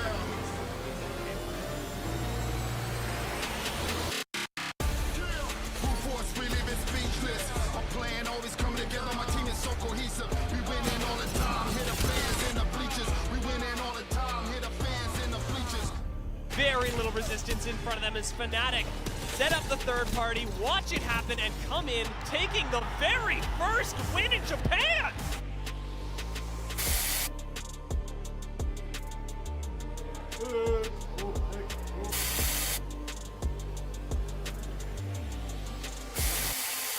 Feel the force of my team, even if you ain't strong.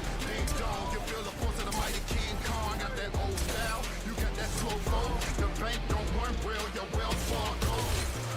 I got the heat to the brain, heat into your speaker. No end of regulation, we beat the buzzer beater. Sucking under no man, that style's best through. I throw that hit up in the Shopify Rebellion going down in the nick of time as 100 Thieves come up from below to sneak the win away from them.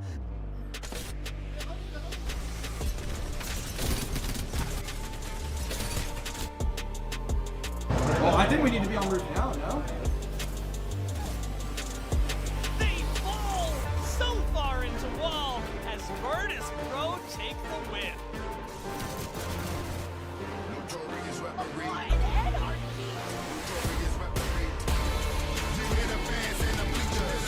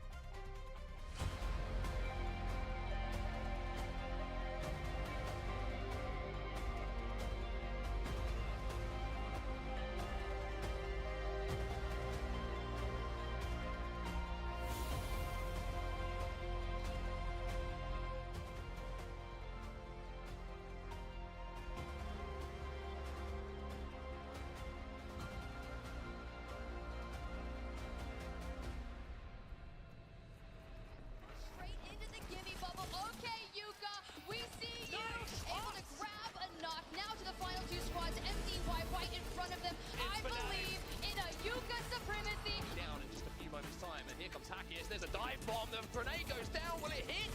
Yes, it will. The bubble goes down. 5 smooths in.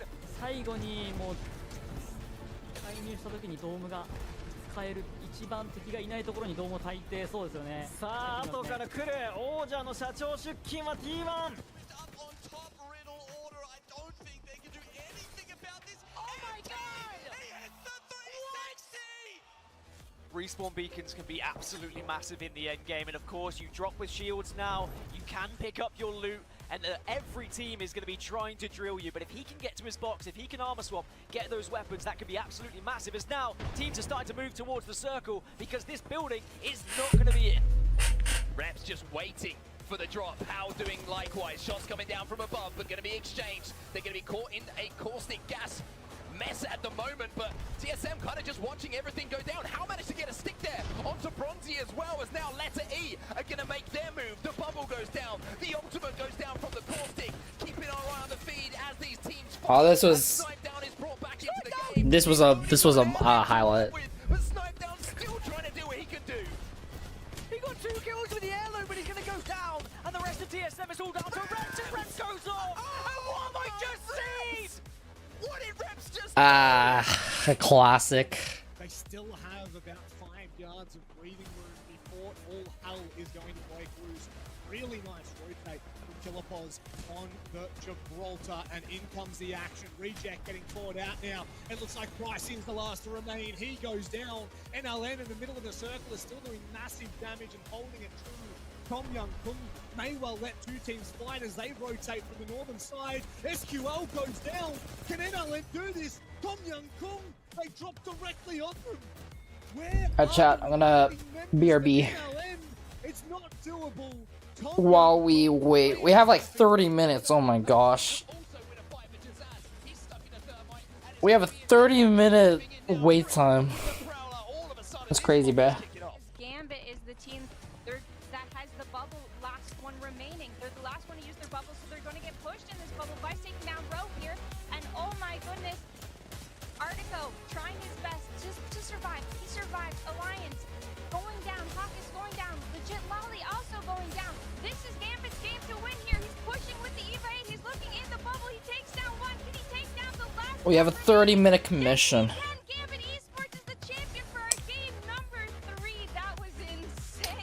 I'll just refill my water and snacks. Whatever.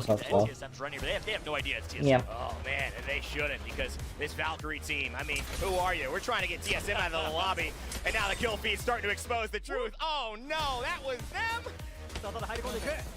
さあこれうまく囲んでフォーカス、あっという間に1人を残しました。こうなれば有利はクレイジーラクーン、2人目そして3人目、なんというキルタイム。 That's right, here comes the push, and another shot's gonna come through! Zach Major's on fire with the Kraber right now, next for 2, and that opens the door. Result to knocked, I don't know if they're gonna get the revive off, C9 wants to push it. They've already gotten so many kills in this game, and they're not done yet. I've been so impressed by C9 so far. Man, G2, they gotta be going down. 2 Kraber shots, that's it! It's C9 and Sentinels! Valkyrie, Sinox, what can he do? A missile strike right now would be beautiful. We're following along with Presto, and the damage is already ticking. Can the Kraber change it up? Oh, it certainly can! Crust, he gets hit. He's out of the fight as well. Will C9 be able to pull this one off? From down in the depths up to the top, it is Cloud9 in the clouds. What a win! さあそしてフェンネルもそろそろチャンピオン取りたい、そんなポイントになっています。フェンネルは20ポイントでマッチポイント到達です。 さあドモヘッド中に入っていく。絶妙な2枚のドームの使い分け素晴らしい。やはりファイト強いフェンネル。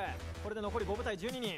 Yeah, this great high ground position for ESA Black has proven to be so fruitful for them. Here it is! Drop ESA Black versus Space Station in the 3v3. Pander's connected for some good shots, but Space Station holds on for now. Metro with the Peacekeeper, that's what you want in the game fight. 1v1 for the bread. Can Metro do it in the 1v? PK and SSG will come out on top.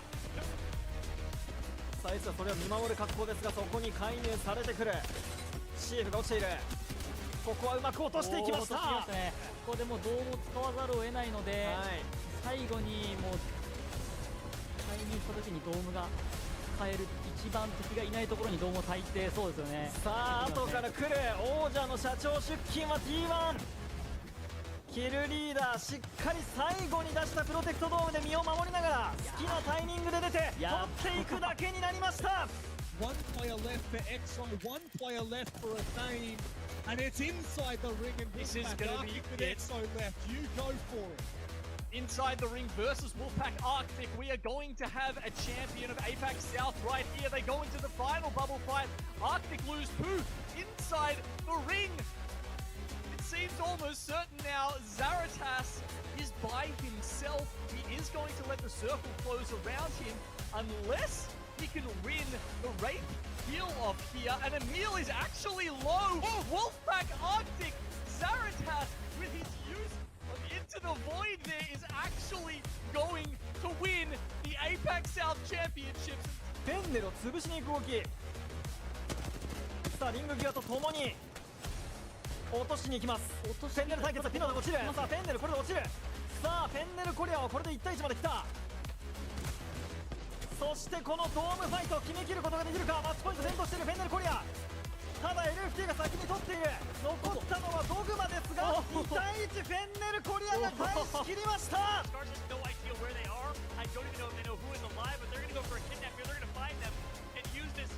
portal to try and at least get some visibility when it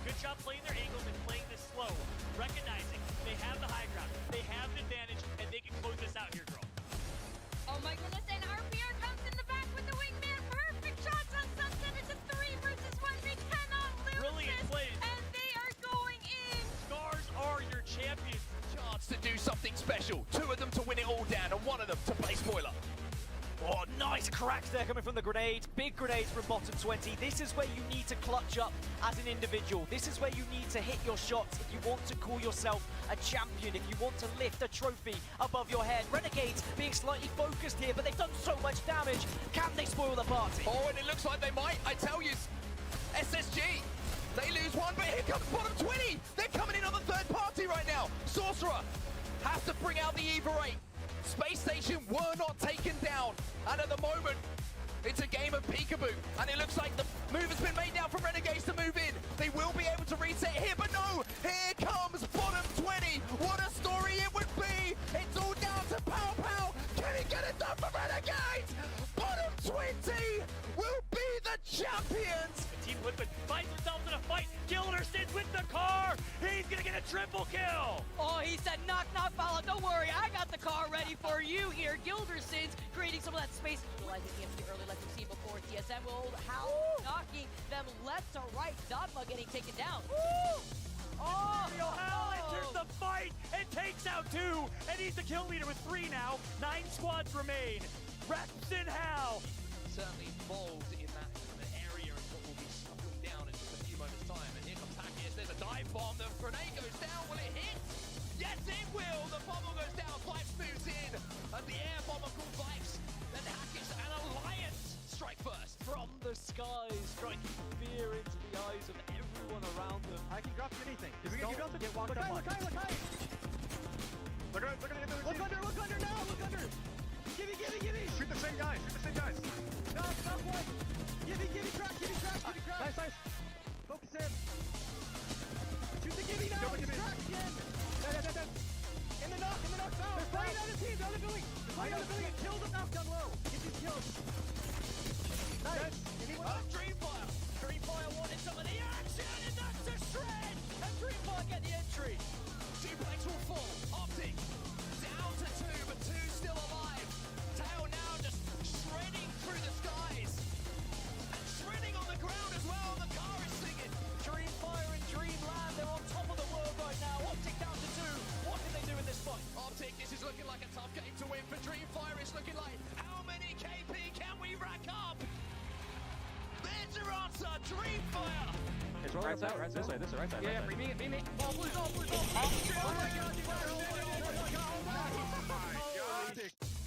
Flips across that open little bit of water, and now it's going to be a bubble fight in time to get a little bit breaking to the bubble, and now Morelli hits the 99. Oh my goodness! They're jumping on each other. Come on, back in the air. Down 100. Caustic, got well cracked! Stop! 100, let's go! But now Vita, they don't know they're there, and they're just gonna absolutely shred. They come out of nowhere like ghosts from the woodwork. Taskmaster, this is what he loves. People in front of him! Puts them in the dirt! 100 Thieves trying to capitalize on a little bit of high ground, and they're looking to get aggressive. You've got to be careful though, it doesn't come down. And now you need to see teammates make damage. Baxalon trying to do what he can. He has to escape. Omnu has the shields. Maybe he can be the one to clean things up. Mozambique here. Mozambique might be able to pick up a few kills. He has to scarf around the corner. A spray and a pray, but no prayers answered. As Baxalon has to be the savior now for 100 Thieves. It's chip damage, but it might not be enough. The knockdown shield is a problem.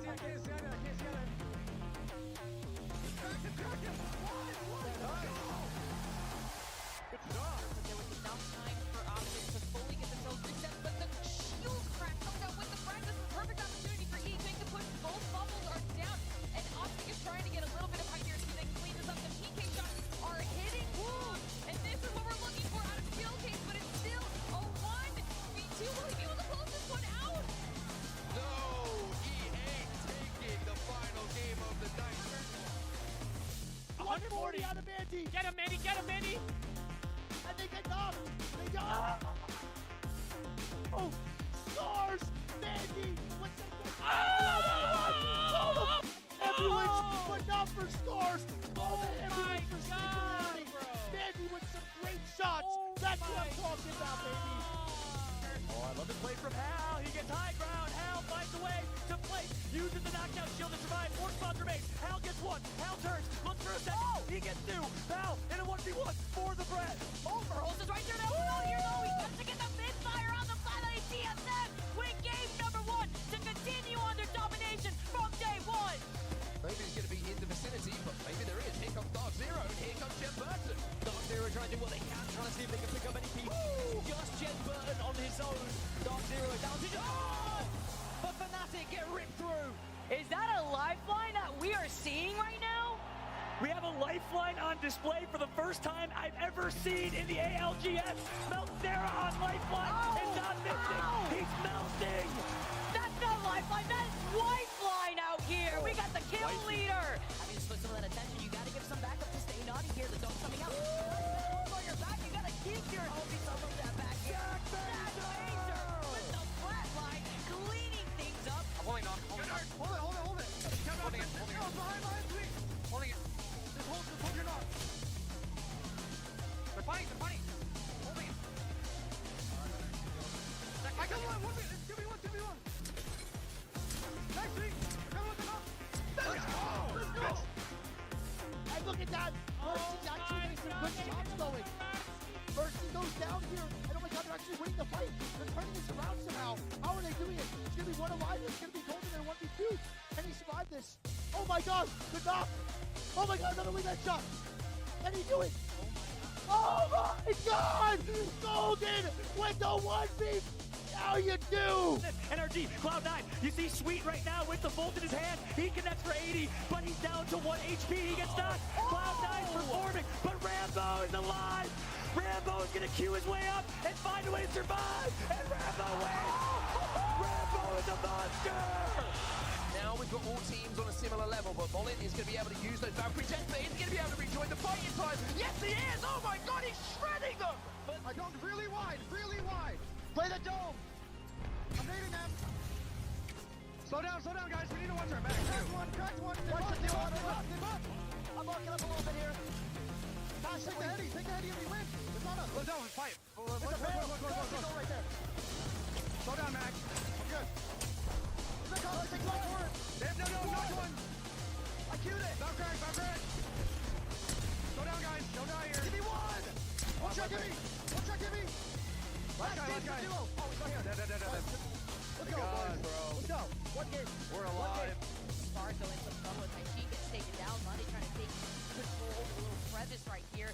Got so much to do. The stick with the arc star. Make it 2. Y'all don't see me right now. Now the back tries to fly up. He gets 2 cracks at the same time. Gonna get a quick shield swap really quick right now as he becomes the kill leader. Avoid any of the projectiles that are coming through. It's going to be Hockey taking to the air. He's flying in like Michael Jordan out here. He's getting a double knock. He's looking for the win. He's taken down, and that's 100 Thieves going out. Frank is coming through for the second place, and Alliance taking game number 4. Early split 2. He wanted to pick him up. What a pick it was. And NRG takes out C9. Robin Hood. Shot after shot. You have to worry about those Watson also. Love that Watson fence on the box. So Yugi swings right left. Alliance is going to do it. 2 members of 100 Thieves down and out as Alliance and Hockey's are going to win it. Are you kidding me? There's one left. There's a rat somewhere. IG's out. But 100 Thieves is running right now with their tail between their legs as Alliance hunts them down and wins this one. You can play against the wall on me. You can play against the wall on me.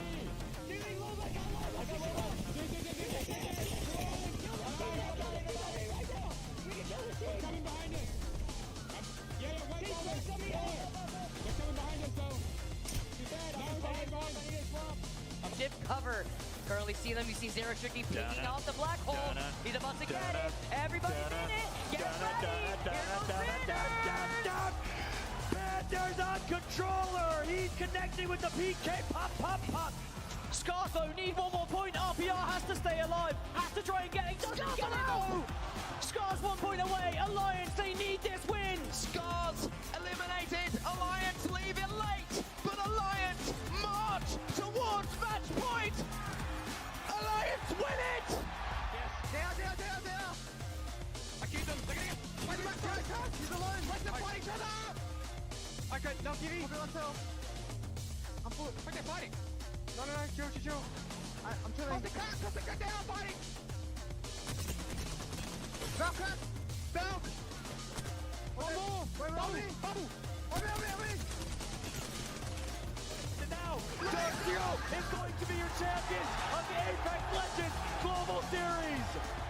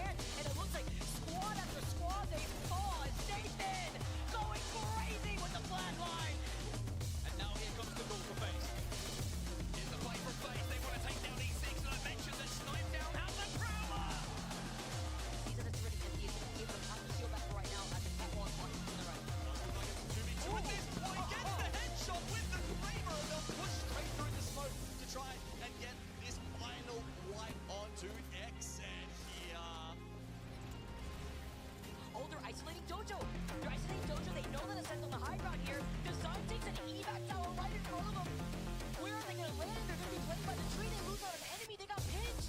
They got moved by both teams here. Here comes the EMP ringing through the Motherload, controlling some space. A 10 get eliminated in third. Dojo in this 2v1. You played them a knockdown, and they come through. Dojo takes a dub. Alliance, they gave up that POI, and now we're getting to see KCE, the other 50-50 that we saw happen between KCE and Wiggles realized that KCE did come out on top of this one, but now it's Zancy, the last one alive. Let's see if that's going to be the same case. Harvester has been such a point of contention for many, many teams here. And once again, we're seeing players fight over this key central rotational POI. Realize once again will fall. Right, we got the same results after what we had seen from game number 1. Sure, you could try this out now when it's early in the lobby. This is match point format. All right, Nasky. All right, Nasky. I got to talk to him a little bit yesterday. He said, it's all about the mind game. Sometimes I'm going to tell all the ITOs something different. Optic Gaming might be about to break records. 2 squads remaining. It's NRG versus Optic. Everyone in the arena has just become an NRG fan as they want this tournament to continue. Prowler for Nathan. Could that be the difference maker? Sweet has to retreat. Does he have a shield swap? No, he doesn't. Sweet goes down. Not gets the first kill for Optic. Dropped. Tries to move in to clean up the pieces. Optic will fall. NRG clutch. You've got almost no idea who you're shooting at. It doesn't matter which team they're from. You've just got to find a target and click. It's a chance from the crowd giving TSM the energy they need. From the chat as well, the supporters. To give TSM the dub as FaZe find themselves in another top 5. TSM though, they're all by themselves at the moment. There's a fracas behind the wall, but they will strike at the last moment. FaZe against TSM. It's only one alive. The name from Burrows. FaZe get eliminated. And TSM are your Game 6 champions. This may be it for Black Cat. And it is. Optic Gaming are still alive. For how long? It's dropped. It's TSM from the high ground. 30 teams left. And the circle is looking like a skittle. No one knows who anyone is in Optic. Once again, they can't manage it. It's going to be Dojo versus TSM as the circle closes. And TSM! The zone cut in half. Pressure on Verhost as the catalyst to make a play. Starfight could play pine poopers here, and TSM are going to have to wait. These water vectors could be massive. Apex Folklore once again repeating itself as how, once again from the heavens, gets the opening knock. The CEO with a hostile takeover. TSM are your champions.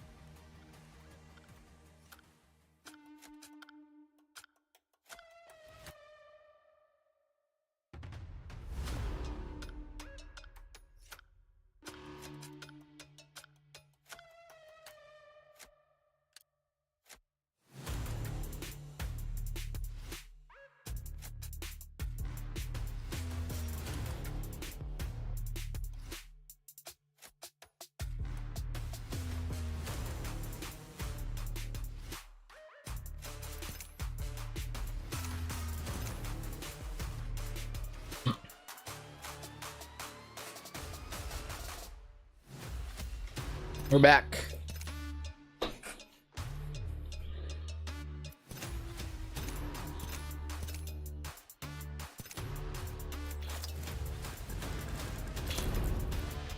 Did I receive everything?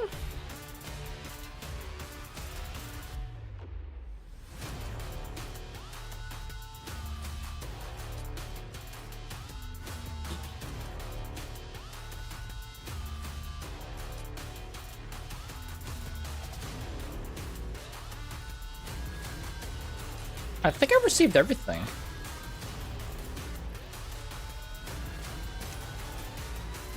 Oh, there's something else.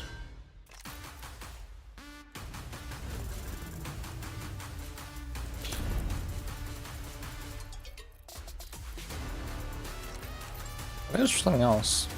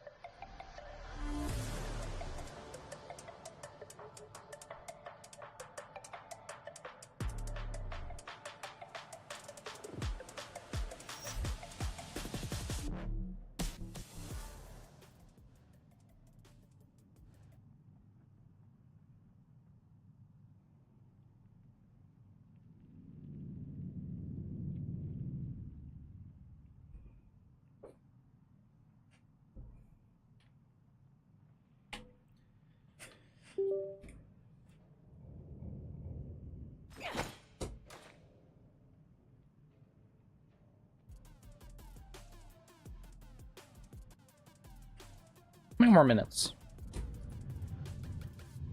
Oh, we got 1 minute left. Oh.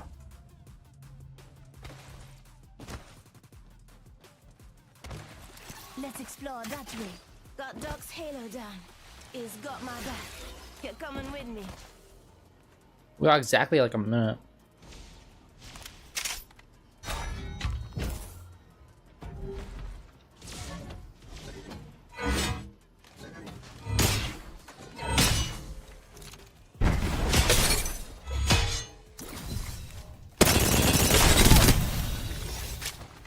I better well with my lever up.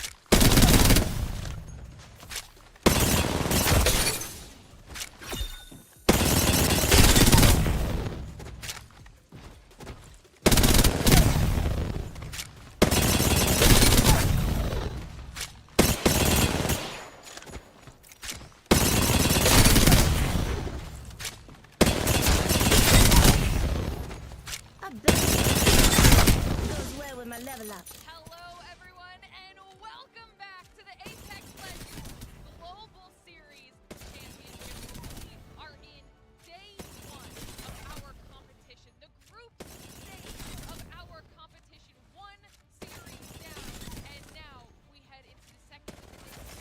2 new groups who have yet to sit on our stage. Things already heated up in that first series. Fnatic coming out on top with a stellar performance in the series, and now it's time to see what the rest of our teams can bring to the table. My name is Glitter Explosion. I'll be your host here for this series. We've got an amazing death joining us here to talk about all things Apex Legends, and we've got Zephyr back with us, and of course, I've got Jamerson as well. But just Zephyr, you're joining us here. First time today, first time this week. How are you feeling? What's it like being It may be the first time for me at the desk, but I've been All right, we back. all day long when it comes to the caliber of play that we're finally getting the opportunity to see after such a long time here in what is competitive Apex. And for so many of these teams, they're showing us a caliber that we haven't gotten to see in a way that is completely different. I think everybody knew they had to bring something a little special to the table. We talked about it a lot. Fnatic was your team to watch in that first series, Eric. So now that we've got that series down, what have your impressions been so far? Yeah, I don't know what to think anymore. I had Fnatic. I thought they were going to take the group, switch it to TSM last minute, and I should have just stuck with my gut. It's like picking the first answer, you switch it, all that. So, I mean, honestly, I think this whole weekend is just going to be the build-up each day. Every day is going to get more and more important, and I think it's just all about finding the right teams that are going to build the momentum, and I don't think it's going to be as much of a surprise as last event was with the champion. I think we're going to really see who's going to take it, and if let's say, you know, Lions had such a good group stage last time. I think if we see a team consistently perform that well in groups, they will continue to bring it to the finals. And Jamerson, we got to get through our first 2 groups. Now we're heading into groups C and D as well, and some heavy hitters in those groups as well. talk to me a little bit about what you're hoping we can see in the second series. Yeah, like we saw in Group A and B, we got to see a lot of teams really be able to flex their identity and really hone that one down. So here in CD, that's a very similar story that I want to see. Fnatic did a great job doing their negative rotates all throughout the entire series and succeeded extremely well with it. And so they're playing to their comfort zone and they're doing extremely well so far in the group stage. Now here in CD, I want to see the same things coming out from all of our squads. Alliance, you know they can play flexible, they can play whatever, but now it's the big question for Alliance. Hey, what is Hawkins' read on the lobby? How well is he going to be able to predict everything? We don't have to question their playstyle. We just have to question their reads. And so I want to see him be able to hone that in this first match. Yeah, I mean, this is what we're talking about when we say there are so many different storylines we're going to be following all week long, because so many teams have gotten just below the great success of being crowned champion, and we have repeat champions here in the lobby, people that were able to claim that title just this past year, and it's only going to get even more difficult as we get further through the competition. But if you guys at home are just joining us here for the first time and you're wondering where we're at in the stage of competition, don't worry, it's still day one. You only missed the first 6 matches. Groups A and B went head-to-head. That is now done, and like we've said, we're moving towards groups C and D for a second series here on the day. And then to close it out, we still have one more at the end of the day between groups B and D. And like we mentioned, Fnatic is one of those squads who will be coming back for a second series here after their very strong performance at the beginning of the day. So lots of stuff in store, and it's only Wednesday, so hopefully you guys are ready to get through and see who's going to be our globally crowned champion at the end of it all. But we keep talking about it. Let's show everybody at home what happened, okay? We keep mentioning these series. Let's give them a visual option. Talk to me about these matches. Zephyr, you got to sit through everything in the back and watch how it went down. Fnatic out the gate real hot. Absolutely. It's a great chance to be here in Japan, but it's even better when the hometown heroes get to represent and display a fantastic win right off the bat. But as we talked about, it isn't just that first match, and of course the end goal that we got to see. Inevitably, so many of these other teams began to show up, and this final climb out from 100 Thieves was a great representation of how anybody is always lurking and waiting. Absolutely, and both of those teams were ones that ended up with double wins, but then we head into match number 3, switch it over to Stormpoint Snipe Down, and once again, another strong performance, this time out of VP. Yeah, Virtus Pro is actually one of the most interesting teams, I think, to watch this weekend, because they switch it up. They've played Catalyst and they've played Caustic. These are 2 characters that we really haven't seen in the meta so far when it comes to what everyone's running. It's usually 3 defense legends. I hope we see a Mirage. I've been waiting this whole time. I have been talking about it nonstop. I want to see some Select Fire Prowlers and some Mirage gameplay.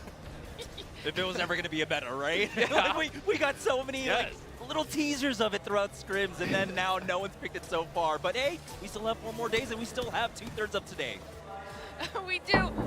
We got that energy win there in the middle, and then of course the bookends at the end, the second wins for both Fnatic there in match number 5, and then 100 Thieves here in their thermal zone there at the end. And you did a really good job of breaking that down for everybody, Jamerson, at the end as to how they were able to kind of change their play style to make it work for that specific hard zone play. Yeah, I mean, I think when we're looking at champions, we have to be able to see teams that are flexible in their play style, right? You can't just be one identity for the best teams overall. When we look at teams like Game & Gladiators, who have had a huge upward trajectory, are playing in this series, they have been able to play flexible. If they have to play edge, they can play edge. If they have to play center zone, they can play center zone. And it's going to be the teams, I think, here for this specific champs that can really be able to flex and on that experience that will succeed at the end of the week. Absolutely. Well, thank you so much for that breakdown, guys. It was fantastic, but we keep saying we've got 2 more groups of teams, 20 Yeah, I want to see some Mirage. that are trying to mark their name in the history books of ALGS. So See some Mirage clutch.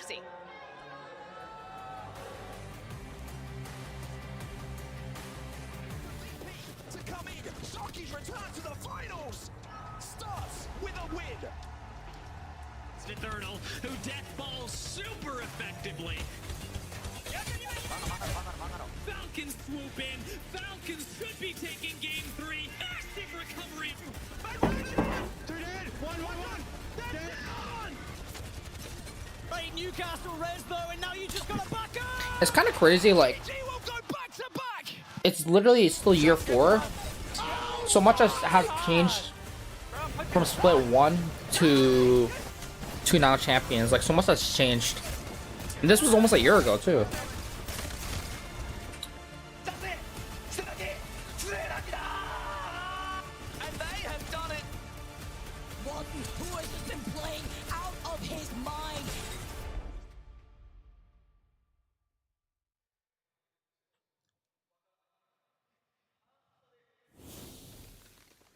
Like we mentioned, an incredibly stacked group here in Group C with all of these teams across the board, and lots of squads I know everyone at home is going to be excited to see getting into the action here, specifically Team Falcons, a team that I think is always on everybody's minds when you are talking about Apex Legends and the competitive scene. And we talk about their players a lot as well, specifically LG, Zero. And I think Team Falcons. all year long we were looking for big things out of Team Falcons, and it's been a little bit of a quieter year for them here so far. But now, on the largest stage all year long, the biggest global competition that we will see for this year, is it the moment for the King to pick up his crown and dust it off? Pressure? I mean, of course there's pressure, but he's gonna show up. Hey, Walty. It doesn't matter how bad it sounds or how brutal it is. That's what What's Sharky? When you've accomplished what he's accomplished, anything less than first place is not good enough. All the outside noise, the opinions, it doesn't faze him. 2022 saw a return to the international stage. And with it, the NA Giants were expected to reclaim the title of the best team in the world. I didn't think any of the regions honestly knew what was going to happen until we got to Sweden. When we were coming up, no one really believed in us. Nobody saw it coming. Wide left flank, and then just like that, Reignite is gonna do it. They are your champions. Australia comes all the way to Europe and wins. Dome Shield is placed, and now Dark Zero is going to be your champions of the Apex Legends Global Series. Back to back. They're taking damage, but no! Here comes Zero! Zero, the captain, the IGL to send it back down under! Match point specialists! 2024, the dynasties have finally fallen. And DC have this entire... They almost won that, bro. Holy. This was almost a year ago. It's a massive moment for Apex! It's a huge moment for Apex North! In response, Zero and Imperial Hal teamed up to form what many called the Super Team. But their attempt at stopping the bleeding fell short. The world had caught up. But Team Falcons, a team that's slightly been struggling now. It looks like Falcons will be eliminated, and indeed, they are. Another dud game for them. I mean, if you want to talk about momentum, there is a I have faith in Falcons. of inertia for the Like they were doing pretty well like in scrims, like coming up to championships. So Champions here in Germany, the team that was dubbed the second super team when it came together. Split 1. yeah, I have faith right now. Split 2 was a complete collapse. Another failure at champs, and year 4 may be the first in which Zero does not lift a trophy. The pressure is mounting. I think he does feel pressure. I think he puts most of it on himself, though. He feels pressure, but it doesn't really affect his performance. So. I think the reason that he kind of seems like he doesn't feel it is because of how hard he works. Yeah, he's ruthless. Everyone can say what they want, you know, everyone can think what they want, but at the end of the day, I know I'm going to be the one lifting that trophy. You'll see. Oh, snap. That music, dude. Absolute chills listening to that Holy. entire story. Talk to me a little bit about Team Falcons here, Zephyr. I mean, there is a lot of pressure on that team. There's a lot of pressure, but as you heard, it's about how hard they work. We talk about overall scrim statistics for a team like Falcons. They are the top brass when it comes to the overall international competition. First in kills, first in damage, first in overall statistical placement. When we talk about how far ahead they are compared to any other roster in this lobby, they are a statistical anomaly here. They are in a standard I miss deviation Jen Burden on of 3 compared Falcons. to the next Like closest of 1.8 him on that team was just here like for them. That is it made the team feel so dominant. Like you know, Jen Burden's like has been like a really great controller player, and then you have a really good you have a somewhat IGL, like a good IGL, Lie, they are a team that is more than capable of, and then you have the GOAT in Imperial Hal, their heads, but in order for them to do that, they're going to have to go through who's done it all, you know. So that I mentioned that team just like felt so dominant. So let's check out Group D. I'm curious as to why they chose like Waltzy. Like, I think Waltzy is okay. I don't know if I would have picked him up. Oh, Stallion's playing?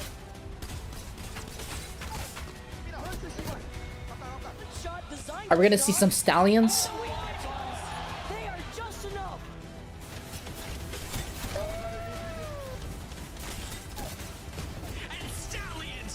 Oh, Stallions, let's go! We got Stallions playing.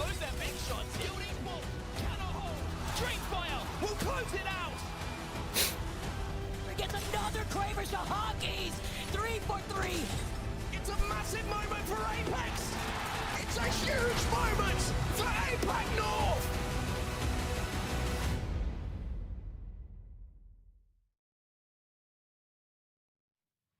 The teams in our team will be no slouches either. Once again, Dude, Stallions, time bro. has proven that you will Come on get now. some sort of a former champion to talk about in these groups. So James, Let's see you lift that trophy again. Group D. Yeah, Group D is absolutely stacked. We're talking about Alliance, Crazy Raccoon, Envy, T-Law, and it's becoming a little bit of an Apex Legends civil war here. Brothers versus brothers, right? Having Envy swapping around characters, or excuse me, having Yanya stepping in onto the Envy squad. Now he has to go up against his old squad mates in Team Liquid Alienware in this matchup for the first time on the big stage. And so it's going to be a tough battle, and we'll see if the moves actually pay off for them. And I want to talk to you about this group as well, Snipe Down, and get your thoughts specifically on one of the teams, because I think it's a team that time and time again at these lands we have very high expectations of. Yeah, I mean, there's no other team to talk about here than Alliance. They're the top seed in this Group D. And I kind of want to point out what you said, Zephyr, with Falcons being so far ahead in all the scrim scores. They were there last event, too. The one thing that I want to point out is how consistent Alliance has been in the past 3 lands that they've been to. So they got first place at ELBC, they got third place in Mannheim, and then they got second place in the BLGS. The one before that, I think they got 14th at Split 1, but they've made a lot of changes. I'm not sure if one of their players is even there. I think they had a sub for that event. So it's exciting. I think Hawkes is just the best IGL when it comes to consistency. He rallies the troops. He has 2 incredible Slayers in Infect and Unlucky, and all they have to do is just shoot their gun straight, listen to their IGL. This man knows how to be a general, a drill sergeant. All they have to do is shoot their gun. Players just listen, they follow the leader, and their consistency has been clutch. The one thing I do want to point out based on the stats, though, is all of the maps that they're used to playing, they're great. They dropped down to 28th in overall average when it comes to E-District, though. They're only averaging right around 5, a little less than 5 points a game, which I've talked about a lot. I think E-District is going to be the biggest outlier of these teams here in the preparation going into it. So we'll see if it's just stats or whatnot, but I would think Alliance is absolutely going to be in that finals lobby pushing for that trophy. I mean, and that's something that we talk about a lot, right? As well as the ability for our pros to adapt to whatever new situation it is that we're throwing at them. Last time it was now you don't get to have your contests anymore. We're going to put you into a POI draft. This time it's you've got X amount of time on a brand new map in comparison to the half a decade you've had on some of the, some of these other ones. For that side of things, talk to me a little bit about your perspective on Alliance as well, Zephyr. I know you are the EMEA, lover, so I want to hear what you think they can do in this competition. We discussed pressure earlier, and I think for a team like Alliance, maybe some of that has dissuaded a little bit now that they do have an official international win on their belt. For this roster, the question of them being group stage frauds has officially now been broken within our Year 4 timeline. The question now is, can they deliver on an official ALGS Oh my god, there's 3 games stage? I feel tomorrow. like with that kind of momentum behind them, that would be a perfect opportunity for them to shine. All right, well, one of the last pieces of this puzzle is, of course, our talent predictions. We've got a new series of matches, which means new ideas from everyone here on the desk, and of course, everyone in our green room as well. Let's see what you guys picked. Which teams did you choose to win these next 6 matches? We're seeing a little bit of an agreement here across the board. Team Falcons, not surprising that we've got people picking them, but Gaming Gladiators out of Rain love that, and T-Law out of Dia. Moving on to this page, though, Jamerson, tell me about the Alliance pick. Yeah, I mean, Alliance were able to absolutely feast on this POI draft. They got everything that they wanted, and they were able to focus a little bit more on E-District for their second pick. Like Snipe said, they need a little bit more there, so the fact that they were able to bully their way into a Free, I believe, Trident pick on their third pick. No one contesting them there allowed them to get that E district picked in a little bit earlier, which should offset some of the struggles that they've been facing. Yeah, I think honestly the map picks and the map selects are a lot different now that we added E district into the rotation. So people are going to prioritize the new map and get their most favorited POIs. And then you look at World's Edge, which has been around for so long. There's no reason to pick as much because the rotations, everything's kind of planned out in front of you. It's been around for a long time. And I think it's really important for them to pick that E district first.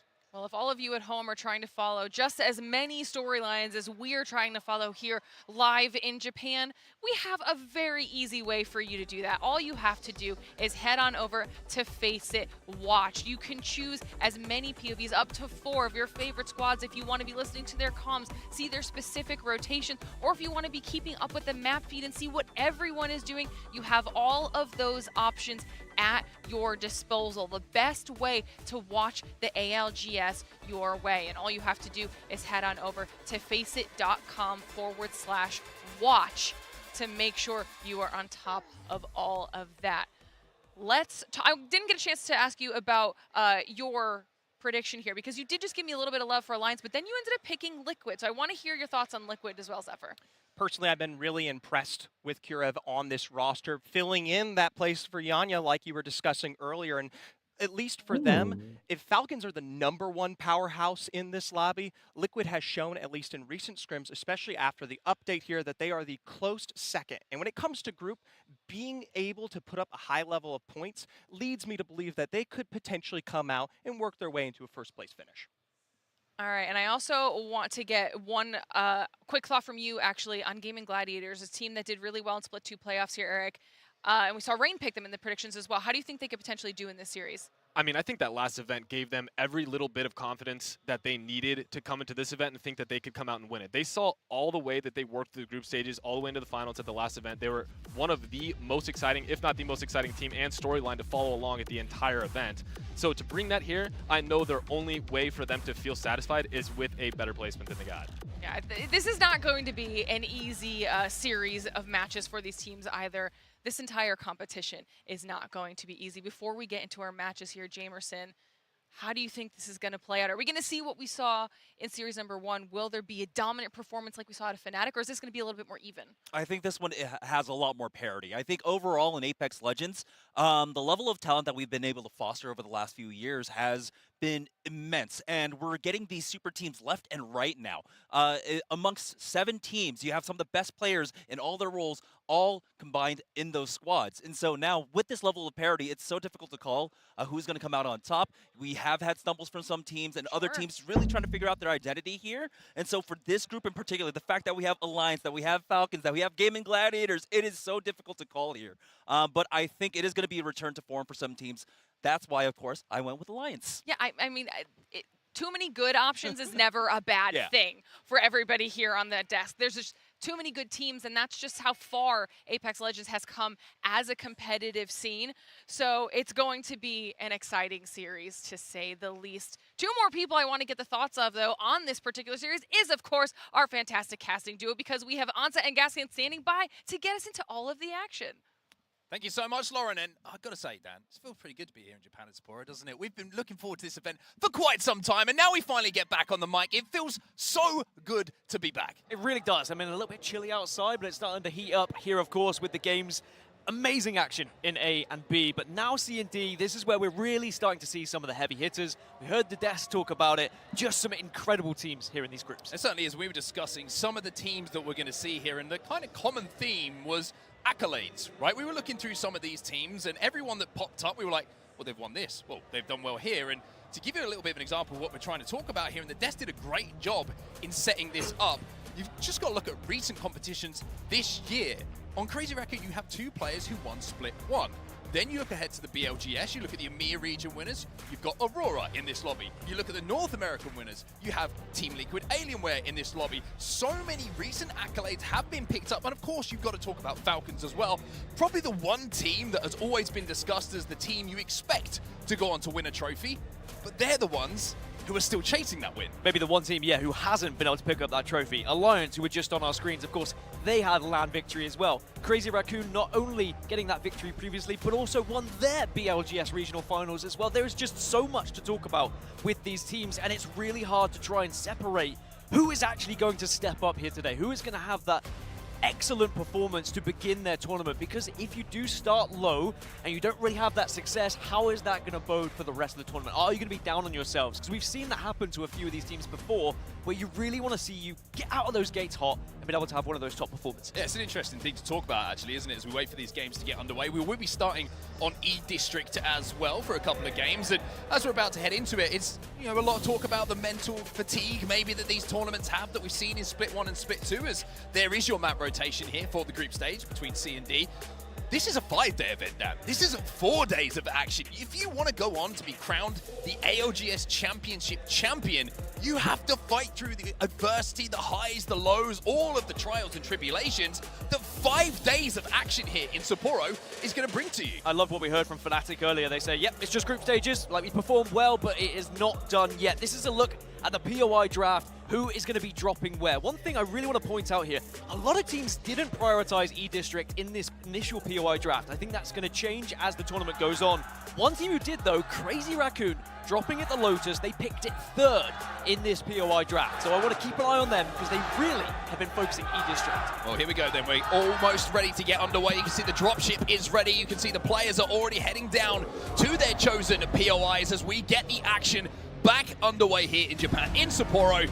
And I've got to be honest, Dan, I've been waiting for this for quite some months now. It feels like I've been waiting in the wings, just ready to get back on that plane, get in front of these beautiful people and call these games as we start off with the EMEA powerhouse that is Alliance. Jumping at the bit, not only to get back onto LAN, but also to see E-District on LAN. We got to see a little bit of it earlier with A versus B, but now with C versus D, as I mentioned, some of the teams did try and prioritize it with their draft. Crazy Raccoon being one of them. Now just taking a look around to see who kind of has a ring console to work with here. GHS Professional over at Boardwalk have a real opportunity to maybe rotate fast once they see this ring information. Yeah, speaking of Crazy Raccoon as well, you're looking at potential ring pulls here on E-District, and they're going to be able to find out where that zone is going because they have the beacon as well. But it is looking, I mean, it's, you know, a crazy thing for me to say, Dan, and I'm going to put myself out on a limb early on in game number 1, but it's looked like we could be going Energy Bank. What are your thoughts on that one? I mean, Energy Bank is one of the most fun end zones for me in this map and on this map, but it's a very difficult one to navigate. If you arrive late, it's going to be difficult to get inside of Energy Bank.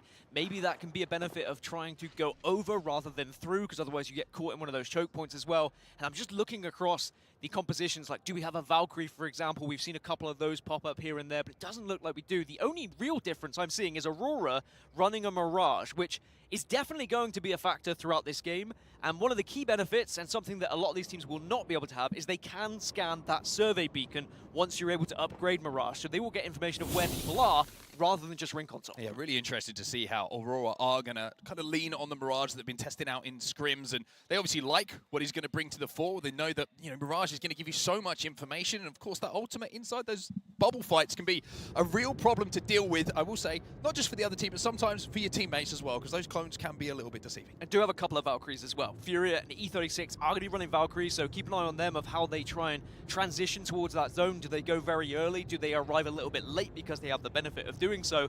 That'll be something I'll be looking on. Something just to highlight as well, Team Burger, who did drop at Energy Bank, do have ring console as well. So they're going to be moving down to the south side of where they believe this zone is going to be going. And speaking of which, you can see Team Burger on your screen right now. This is where they believe that the end game is going to be played. Now, let's talk a little bit of E-District here, right? Let's talk about some of the theories we've been kind of talking about, and did a little bit of research and a couple of conversations with my good friend Hodzik as well about E-District and his and NRG's thoughts on this. One thing to note is Evo interactions on the map in comparison to Stormpoint and World's Edge, not as many. And when you look at the Evo harvesters that are dusted around the map as well, some of those are very difficult to actually access, as are the consoles, due to them being on maybe the second level of a building, which could be being watched by someone else. And with multiple teams usually stacking up in and around end zones, sometimes you've got to kind of rethink your pathing if you think we can grab that nice and quickly. But a couple of shots come in. Speaking of which, by the way, Furia trying to take to this guy's early with a Valkyrie, but Madness has gone down, so they're going to have to rotate out towards the southern side of the map and try, towards Resort, and they're going to look for a respawn here. Yeah, and they should be able to get a respawn. Of course, you know all the changes by now, anyone watching, but being able to get your teammate back up is very easy nowadays with the support benefits. Against Stallions. One of those beacons. I'm excited for this team. Now we have a little bit I hope they do really here. good. Teams probably just going to posture up against one another here on the southwest, not so far away from where Liquid Alienware are as well.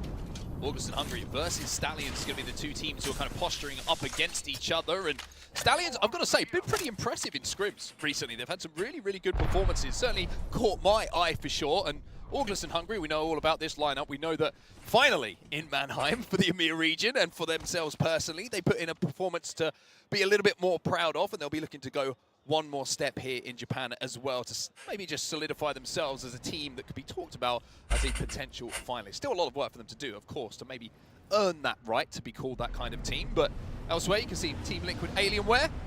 Kurev down on the bottom of the building here. They could be chilling for now. They're kind of maybe overlooking August and Hungry and Stallions, who are having that fight at the moment. Opportunity maybe to third party for them as well as they come back into the map. And we have to give credit where it's due. Team Liquid Alienware, of course, one of the first teams to really put that Rampart on the map, and you could argue pioneered this meta that we currently see, as everyone realized how good Rampart was going to be as an addition to your squad, and now everyone seems to have followed suit. So credit to them. They've created this meta. So if you don't like it, blame them. That's what I'm saying. Created a monster. No, this is I will say, I feel like it's very interesting if you've been keeping an eye on the international scrims in the couple of weeks building up to champs, because we've been watching them religiously, understandably so, and we were kind of like, wait, we're seeing things change. Even though legend composition isn't changing a huge amount, the way that certain legends are being played, and Newcastle is going to be something that we talk about extensively as we go through this tournament, really has caught our eye, because Newcastle was somewhat of a one-dimensional character pre-patch. Defensive, that was what it was all about, being able to help you cross and play some of those little nooks and crannies with the castle wall. But now we're seeing it become something a little bit different. We're seeing aggressive, fight-winning plays, fight-instigating plays coming from the Newcastle players, and it has been the difference maker. When you're comfortable being aggressive on Newcastle, you're the player who usually leads your team to win those team fights. Yeah, you can compare it to the Gibraltar kind of history that we've had. Like, do you have the bubble? Does the other team bubble first? Do you bubble second? Being able to have that counter slam available for Newcastle is going to be a huge thing throughout this tournament, but also just keeping an eye on who is able to keep that ultimate available to them, because sure, you don't want to put it down first, but if your opponent doesn't even have a wall, what are you waiting for? It's going to be very difficult for these teams. You've got to really keep an eye on what's happening around you, because if you notice a castle wall has gone down only mere moments ago, they're not going to have one ready straight away. Now, don't get me wrong, with the accelerator available on the Nemesis, available on the Scout, you are going to be getting it back a lot faster than previous, but certainly is not going to be a factor straight away. That's tough, eh? Just sitting there. A little bit sneaky here, seeing if Stallions are going to try and engage and maybe rotate to where they find themselves, or maybe just looking for information on where they are.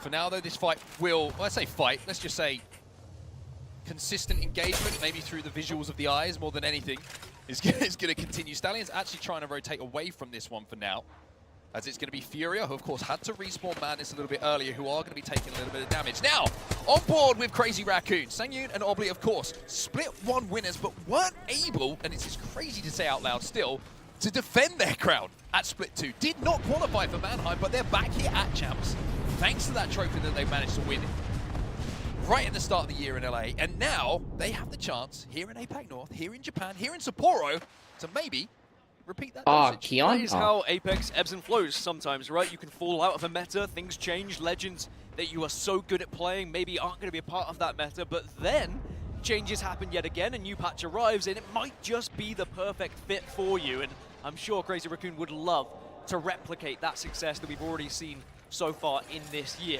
Now, they are going to be below a team here, but they are looking a little bit antsy. Just in the meantime, by the way, Madness has gone down again. So he was respawned, brought back in, he's gone down again. Fury having a real struggle at the start of this game just to get on the map, but here's our first bubble fight. Here's the first Rampart walls down, and this is looking extremely one-sided as the shots are going to come in from Obli. He finds one, he's looking to try and find the second as well, as GHS will take that first down. Trying to let the Spitfire sing a little bit. It's going to be a 3 versus 2, but Crazy Raccoon have taken a lot of damage, have to back off, have to start healing, and GHS really want to try and push on the damage they've done, but they're also being forced away here, and I think they're just going to try and run. Tyder kind of decides to let the teammates go. Say, I will stay here, I will delay, I will take the punishment, get ready to res me in a little bit of time when you get to that beacon. Elsewhere, Furia back. Furia are back. How long will madness last? Only time will give us that answer. But for now, he gets to play Apex Legends. A boy, that must feel good. So we were talking about this final zone a lot earlier when we saw it was going to be heading this way. Now you can notice a lot, if not the majority, Furia's of teams behind have two arrived, but kind of those who behind are two not squads. Here are going to have to try and force their way Unless through one of these chokes. Now you can see they're not being held aggressively. A lot of the teams oh, they're gonna very counter each central, other.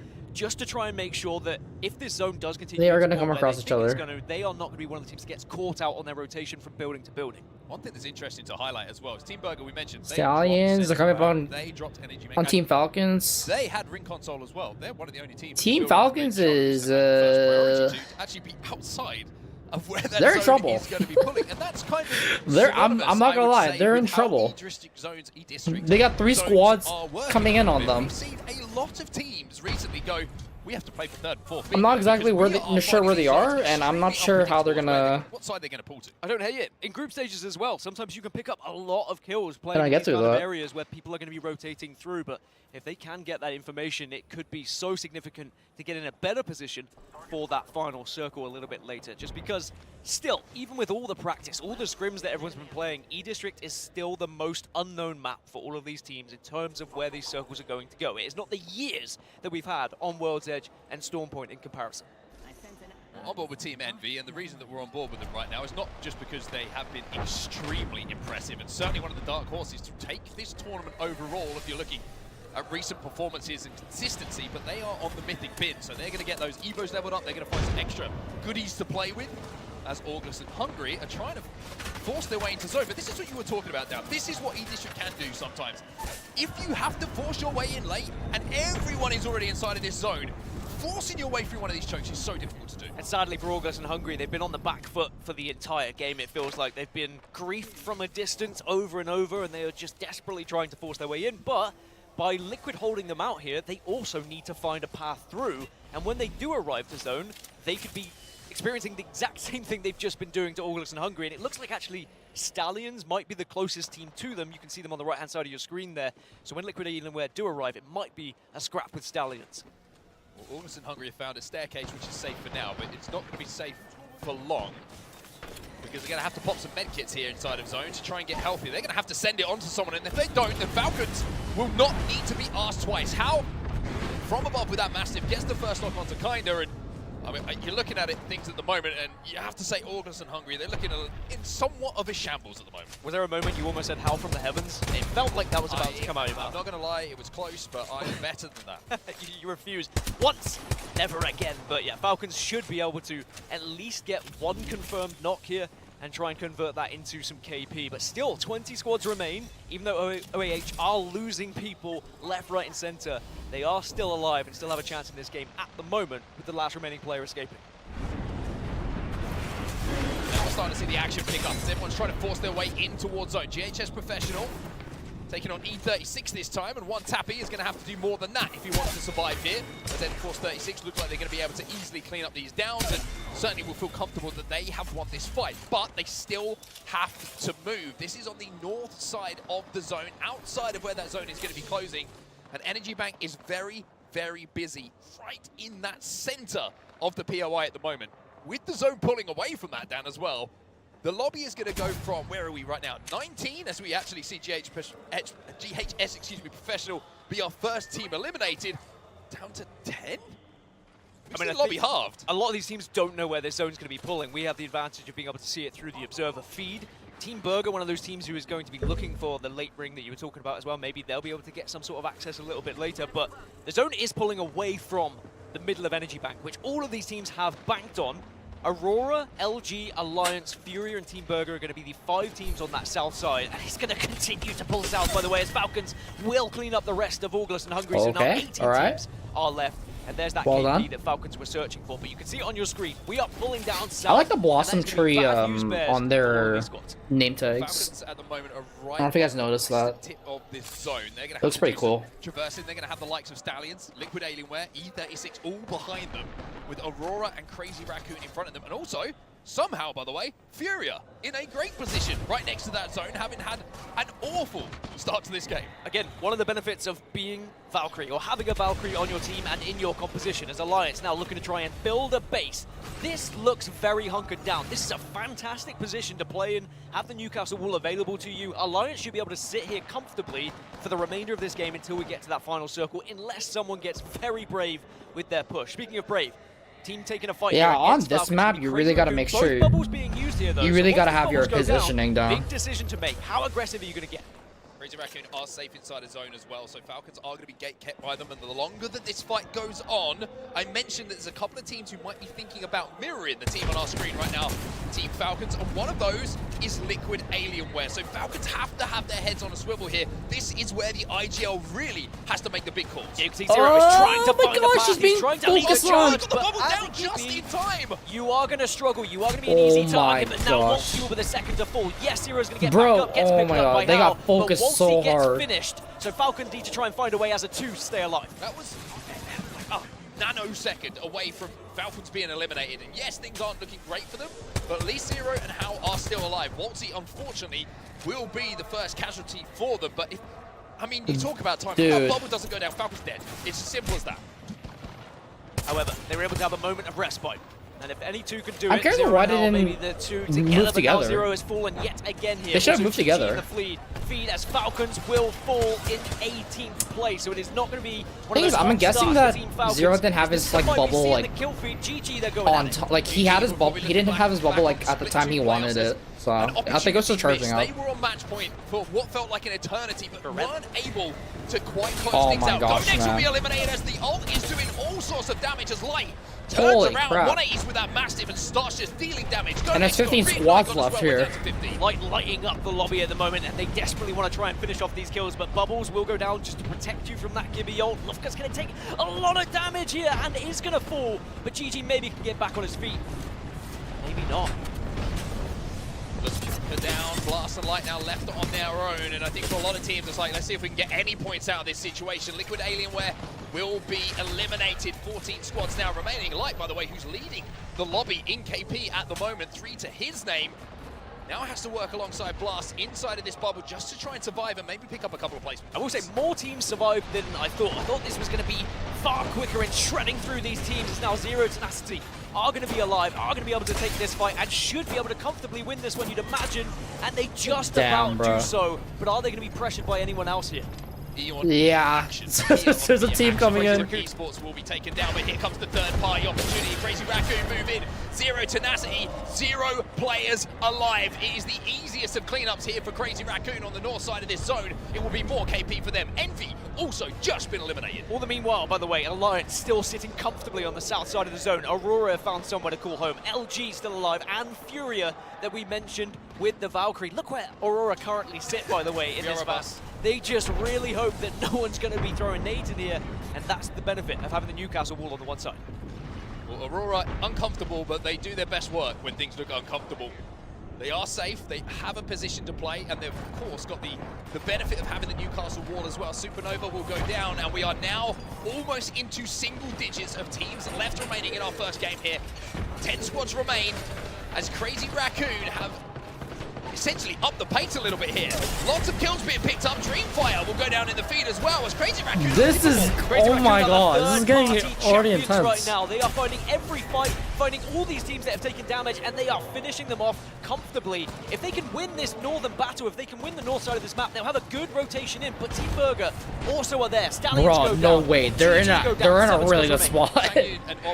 This team is in a really good spot right now. The Newcastle managed to pick up 4 KP to his Oh name my gosh. alongside 3 assists, so a lot of work being done, but it is Obley who's leading the way there with 6 KP. This could be a monster game for Crazy Raccoon if they can continue at this pace. Great bird's eye view as well. This zone is going to be pulling almost dead center of what you can see on your screen, so even though Crazy Raccoon were desperately fighting on that northern side, they don't have to continue to push all the way south. So Alliance, who we saw earlier, Aurora on your screen right now, there still needs to be movement here, just slightly to the northeast, as Aurora should be able to get back up to a full 3. I mean, Aurora just trying to survive at the moment. The bubble go down, but the damage means that we're going to see more Amir on each other potential action as Alliance. They tried a third party, but I think they recognize that the timing window wasn't quite there. They are safe. They can play this one a little bit slower. The KP did not come to them, so they did not try and force it. I think that's good from Alliance, because I think they're recognizing that this game is winnable from their position. They were the only team on the south. All the other teams have to look at each other. Alliance need to ALG's still avoid alive. conflict as best as they can. See how lucky and effective they look. Rabid Dogs, they're like, let me in. Hackers has Oh my got god, both on the leash at the sweet. moment, not letting them go in. LG trying to overextend Sweet as well really to try and tried. pick up some of those KP, and they will lose Sweet because of it. Sykes now has to watch the push coming in. Difficult fight for him here on the rampart versus the arm-shielded Gibraltar. And instead of getting those KP, it's LG now looking to survive. Sykes has got the jawline now, but has he got the PK No shots? way. That's the real question. As E36, Crazy Raccoon, everyone is trying to scrap to find to the center of this zone. Newcastle Walls Oh my gosh, dude. Counter slam. The wall went down first from CR, but now they have to play on the back Oh my god, of no wall Alliance. themselves. As the counter slam came in, Alliance. Dude, up on what the high here. heck is Hackers going on? is going to be able This to is pick so up tense. a bit of damage with that PK, and they will send Crazy Raccoon back into the lobby. Alliance starting strong here, and this is a team we'll talk about more when this game is done, as Force 36 enter this final moment. And here's the Mirage. Here's where you've got to try and keep your eyes trained. It's like following a ball in a cup from a magic trick. Which is the real one? Will you be able to hit your shots? Alliance the kill feeder gets to Rory yet again. And Alliance get the initial 2 kills. And it's Furia, still alive. They are the cockroaches of this lobby, considering that they have gone down multiple times, had to reset twice. They are involved in this endgame. Aurora gone, Alliance gone, Team Burger, who dropped here, right in the center of the map, and maybe about to close out this first game. Force 36 are on the north, but LG now pushing in on Team Burger. They try and avoid, the bubbles have gone down, but LG are ripping them to shreds. And Sweet's back in the game. Sweet was gone a few moments ago, but now he's back on his feet, outputting damage inside, around this bubble. Will finally fall. Team Burger go down, as we're in our final 2 teams. E36 come in, Oh, and E36 no, bro. Much to the delight of the crowd as well. I heard that roar. Enter Force 36. They swoop in unexpectedly. You look at the position of some of the other teams. Maybe there was an opportunity for someone else. I don't know what Sykes was doing right there. The fight at the right time, avoiding that initial damage. The bubbles came out perfectly. And for E36, with the Valkyrie, may I add, were able to find themselves in a position where they could play that bubble at the right time. And they do, quite literally, swoop on him with Valkyrie. You can't play by himself at that point. And it's not just a win, there's 8 KP alongside it as well. So for E36, boy, what a start it's been. Boy, what a start it's been for the region, right? So many big performances coming in. They will take your match number 1 here, but I've got to say, a fantastic game number 1 between these 2 groups, C and D. So many teams alive. I think we had 19 teams alive in zone 3 or 4 there. That's just ridiculous. By the way, Furia, shout out to you. Somehow managing to get 6 points out of that situation and 4th place overall. I would have put money on the fact that they were going to be out first. I think that Valkyrie is going to be very important for group stages. I don't know how I feel about it going into the last stages of the tournament, but again, we'll see how that plays out. But I think in group stages, the positions you can find yourself in and the escape that is available for you as a Valkyrie could be key to picking up a good amount of points consistently throughout groups. Well, here's your head-to-head of your 1st and 2nd place team there. We saw them going at it in that final fight between, to decide, who is going to take home the first game here in the group. And you're looking at damage pretty similar across the 2 teams. The one big standout, though, of course, is the amount of KP that was picked up on one side in comparison to the other. Now, LG, of course, they played that, I would say, endgame spot a little bit earlier. It was E36 who had to fight their way all the way from that northern side, but having done so, you can see a smile on the face, understandably so, because they managed to close out that final moment. Yeah, we mentioned, teams really wanting to start hot here, come out of the blocks early and get that momentum behind you. That's going to be the case for E36, but we've got to talk about the other teams who are not going to have that hot start. I mean, the expectation of a team like Falcons, for example, I know we always mention them, but in scrims, they were levels above everyone else when you look at the numbers, when you look at the consistency across the board, but not able to find anything in game 1. Will that change in game 2? We'll have to see. I mean, you know me, whenever we talk about scrims, I'm like, scrims, asterisks, has to go next to it, because a lot can change when we get into the live arena. No ping to worry about for any of these teams, and it is going to be E36 who are your winner in game number 1. We'll be back in a few moments with game 2.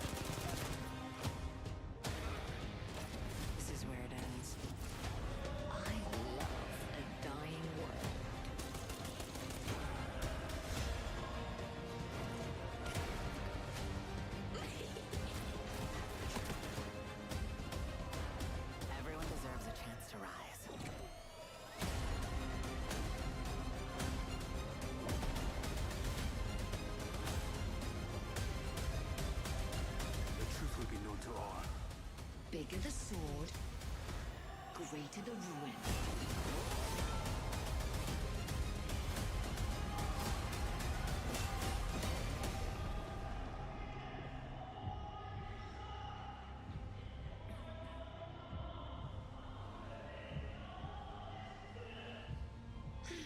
Tragedy.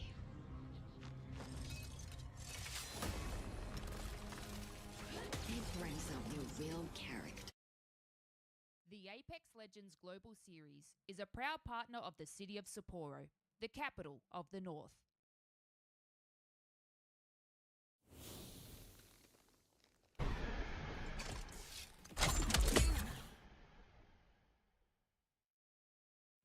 위에서.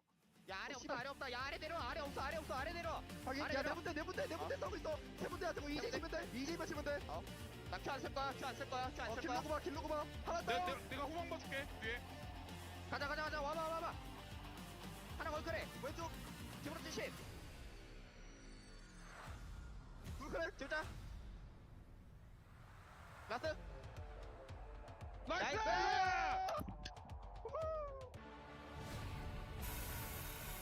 Welcome back to the ALGS Championship, the event that everybody has been waiting for. The anticipation has been building. We have to say the games certainly have not disappointed, even this early into a tournament. Onset and Gaskin here on the mics to talk you through matches 1 to 3 here on our beautiful, beautiful blue stage. And speaking of beautiful, Dan, beautiful people. A lot of people turning out to watch these games, and E36 certainly not disappointing some of those fans. An insane amount of people turning up on a Wednesday, may I add. And I know I always joke about it, whether we're in America, whether we're in Europe, I'm always like, does no one work? I'm glad that people are here on a Wednesday, and to see this amount of people feel like there is so many seats here. Like I really want to try and picture it for everyone. It's an insane space. This is huge. One of the biggest buildings I feel like I've ever been in, and we are somehow filling those seats, and it is just going to get more full as we go on in this week. Yeah, I mean, there's been so many photos that have gone out of the venue, but it really doesn't do like really no one can do justice to how massive this place is. It's like, it's huge. It's huge. That's all I got to say about it. But let's talk about the games, because E36, the first game on E-District that we've managed to get in under our wings when it comes to casting on LAN as well. What a performance it was. Just watching back that final moment as well, you can see the difference in playstyles and how it can play out in a final battle, right? E36 had to fight their way from the northern side of that zone all the way to the south side. They ended that final battle with red arms. Look at LG, played the zone a little bit earlier, didn't manage to get back up to reds. They were playing on purples, didn't get the initial damage, and then you're looking at a HP differential between the two teams, and E36, they worked for that damage differential, that health differential that helps them win that 3v3 in those final moments. I loved how calm their comms were as well when we looked at that winning moment. The silence that occurred in that final 3v3, you could never. But these boys, they focused up and they locked in and they were just confident they were going to hit their shots. And it was only celebration that you heard at the very end of it. And sometimes you need that focus. Sometimes the screaming of, he's one shot, it doesn't actually help some of these squads. It does help some teams. Don't get me wrong. I feel like this is being directed. It's very much targeted at Mark. He does like... Oh, I just realized it's onset. When it comes to rank, I've heard some wild actors. I haven't seen onset on Apex in a while. I think I'm a pleasure and a privilege to play with. I think you're a fantastic... I'm not gonna lie. Some players... Every time onset on the mic, TSM just wins. Take a look at Zero. We did see a brilliant feature that was put I'm not even kidding. on the man on your screen right now. Falcons is game number 1. It wasn't the best game in the world for them, but let's talk about how much like year 3, split 1. Coming into this event, and on those big shoulders. On those shoulders. By the way, this Onset was the one casting their game, and then championship for year 3. This is very like he was the one. Then I saw like a couple of days he was the one mic'd up. I'm not even kidding. There's no point. Like, what am I doing? Some people are just like genetic freaks. He's one of those. Built different, but there is a lot of pressure on those I gotta shoulders of his. my That he foot. was pressing your bench press weight.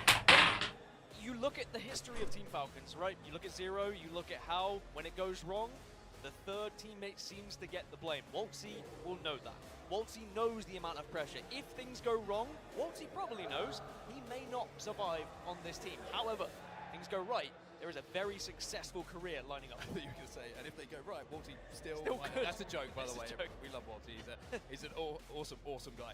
Let's take a look at another team, though. The newly signed, and I would say resurrected organization out of nowhere. Like I was going to say a young Undertaker, but he did it his whole career. Sitting up when you least expect it. It's, of course, Team Envy formerly known as the Lone Sharks, now known as Team Envy. Very excited to see Envy back. I'm surprised they got their Envy shirts.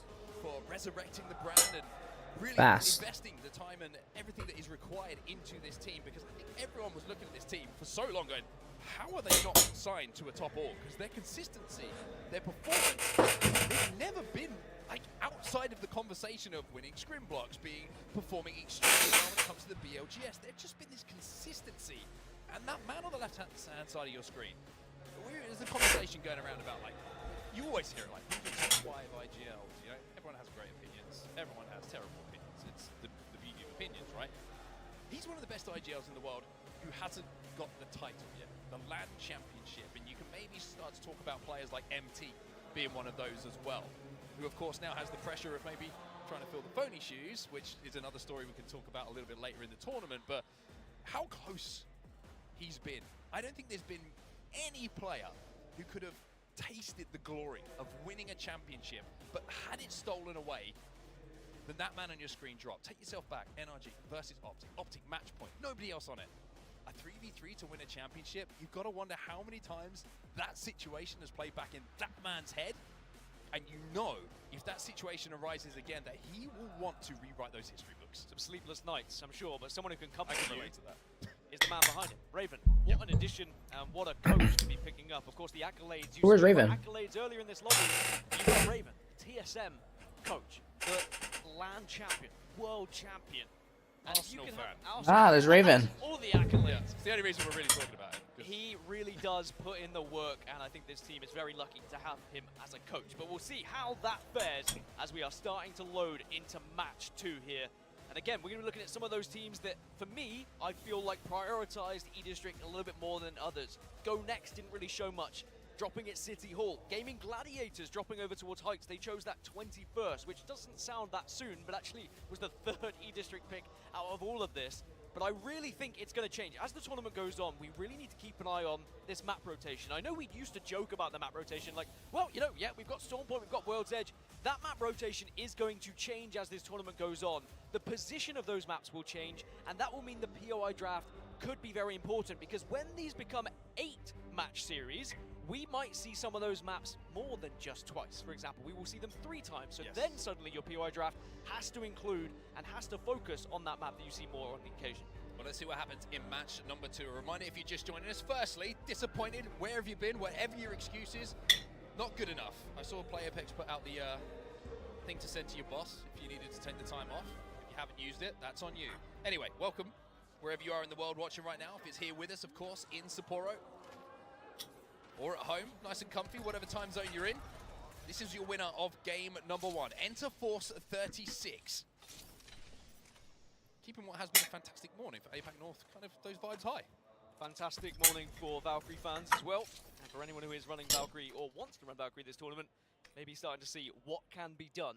Because even when we were watching scrims yesterday, team scrimming, we saw Meteor running Valkyrie as well. Great success to be able to get into those final circles. Speaking of circles, we're going to be heading down to the southeast, down to Humbert Labs. Now, we saw this earlier on in Group A versus B, and you were even saying yourself, Mark, I love Humbert Labs finishes because of how they are played and how some of the zones you can actually try and find.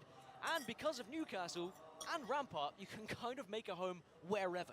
Yeah, I mean, that's one of the things that is very interesting about this meta. You're never out of it if you arrive late, because you can find, if you find a right angle of walls, you can make that somewhere to play with the Newcastle wall. Now, it's not as strong as it was pre-patch, of course, but now it still works for a little bit of time, and a micro-rotate might open, a third-party opportunity might open for you to take. But one thing I love about this zone in particular, and it's going to be interesting to see where that zone actually shifts, is the dynamic element of the Humbert zones. Because if it pulls towards the 3 buildings, and anyone who's played a lot of E-District will understand where I'm going with this, you have that huge rotating wall right at the back that can completely change how a zone is played for the next 30, 40 seconds, depending on if you have a line of sight or if it's completely going to be cut off by that dynamic wall that rotates.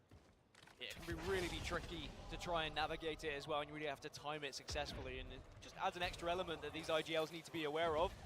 Stallions, they had the ability to get that ring console scan, and they are moving very fast, and they are going deep south, almost close to Old Town, actually, with how far they're going to be moving. And then to Force 36, our previous winners, Will they be able to find success in the first fight here? It's a standoff.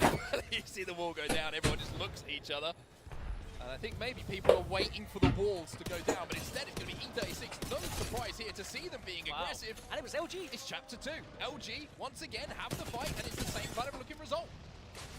36 been able to get 2, make it. So LG from 2nd place to 20th place. And as for NT4's 36, they can survive to try and go back-to-back here. Very early to call that, though, but they have found themselves in one of the prime positions. They are on top of the labs, and they will be able to get a big vantage point here, potentially to pick up a lot of KP or get a lot of damage on those teams that are going to be arriving. Well, for Luminosity Gaming, there's one thing that is a very simple lesson that they've been taught, which is we need to stop fighting E36 because it's not looking close at the moment. Reignite, though, they're going to get that first knock here, and it's going to be Remix Powers who goes down on the side of Noctum Esports, and they'll be able to finish that off as well. The other two players just trying to escape elsewhere. Also, I think Go Next Sports were having a little scrap there. Just call that in the kill feed. Speaking of accolades as well, again, another team that has had great success in LAN. Of course, two of Pulverex, a lot of history they've had, and Reignite has won a LAN. The organization, but of course a very different team now as Alliance. They've heard this conflict and they are looking to get involved. So Jacko from Go Next, who takes down F-Chan. And Alliance just looking to third party this. They see the opportunity. Newcastle is going to decide to get out of there. Uses the ultimate. This time, we've talked about offensively, defensively. This is known as no offense in Lee. It just decides that I don't want to be part of this fight. Uses the ultimate just to escape for a little bit of time. Alliance will be able, with some beautiful shots coming in from Effect, to take down Sudatakin, and now they have a KP for themselves. Oh my god, LG's dead already. That one before, he just seems to always hit them. He's already on red as well, thanks to the ability of the Catalyst. Now the real question is, are Alliance going to chase after Go Next? Hey, come on, Cap. Move down on that south side. I think they're going to be more than happy to How you doing? wait. They've got the kills that they wanted. We are watching ALGS. It's the pro league for Apex. Solo, so perhaps they'll get back up to a full 3 a little bit later. But we've had so many early movers here. Everyone is down by Humbert Labs. We've got what, 1, 2, 3, 4, 5. Say good luck with what you're about 6 to do. teams maybe, but like. Oh, I thought you were going to say. I thought you were about to count all the teams inside the zone. Much easier to count those who are not in the zone. Very brave for you on a second game of the day. I hope it comes to Canada at some point. As we focus in on Liquid Alienware. Because there is an arena like where I live that Apex could like host it here where I live. But it could be very difficult to do. GHS Professional at the minute chasing down the final remaining members of Aurora. Aurora initially were the team that were having a little bit of a poke and a prod with Liquid Alienware and decided to disengage. And Aurora, even though Knock did come in, they have managed to reset. Yeah, these events look really fun to attend. All of the teams that got kind of caught in the choke around what looks like an Evo Harvester that was just kind of I want to go to one. I don't want to really. I want to go to one in like North America. I don't really want to go to like somewhere like out of North America. There's no prowlers about. There's no birds to be shot down. There's no spiders like you have on. I don't want to be. I don't want to be like too foreign, you know. But to move towards that Evo that's available, Reignite in the meantime will be eliminated. The final member Shami will be taken down. Good news for Aurora with the Mirage, the only Mirage in the lobby only. They can move through draft point, they can hit ring console and survey beacon. They can get both. Not only is that going to be good for Evo, but also great for information here, because they're going to get ring console information. Do you watch ALGS as well, Cap? And if there's somewhere to play. Now, ALGS and Hungry, down to just 2. Matafe and Kinda are desperately trying to escape this one. Yeah, not looking good for them. It really isn't. Not looking good for them, and it's a pretty similar situation to what they were in the last time, which is arriving a little bit late to where that I do, nice. Going, and off the back Yeah, it's really fun to watch, honestly. A lot of teams looking out at where they're trying Like to get I always go for TSM to win, just because they're them. Not looking great. This is the southern tip I was talking about, where Liquid Alienware But like, make the rotation through, by the way. it's also just fun to watch, like, see how these games go, because these games like really get like really like intense and like they're like super like amazing to watch. Like those end games are just like really amazing to watch because you don't know what's gonna happen next. They have eyes on Liquid, so perhaps they won't go for that same rotation. They might try and instead move on that western side of the zone. But again, that is going to be so tough. This is going to be disgusting for a lot of these teams. If you don't have that ability to kind of file your way into something and hope for the best, if you don't have a redeploy, if you don't have a Valkyrie, then you might be stuck with just gunpowder. Holy crap, this map's so big. Everyone's already in the next circle. Holy, everyone's literally in the next circle. that opportunity for them. August and Hungary moving down to, Oh my gosh, bro. you know, obviously try and get a teammate back into the game. Liquid Alienware wrapping around that south side and into a very similar position that August and Hungary just left. We'll have to see if they'll be more successful than they were at kind of threading the needle into a playable spot. It looks like they will be, and yes, indeed, they hit the beacon over at Shipyard Arcade, so they are going to have. We need to hear the in-game comms. We haven't heard any in-game comms for like a while. August and Hungary do get henchmen back in, but I mean, we saw how difficult it was for them to arrive 30 seconds ago. You got to feel like in a minute and a half, it's going to be more difficult. Like ships in the night at Shipyard, Liquid Alienware and August and Hungary do pass one another. Alliance, by the way, have taken a lot of damage. Effecto is going to get caught out here, and it is going to be a trade, though. Trade comes in. Lucky's going to get the wall down and try and stick the res here onto Effect and should be able to. Interesting, the aggression that was shown.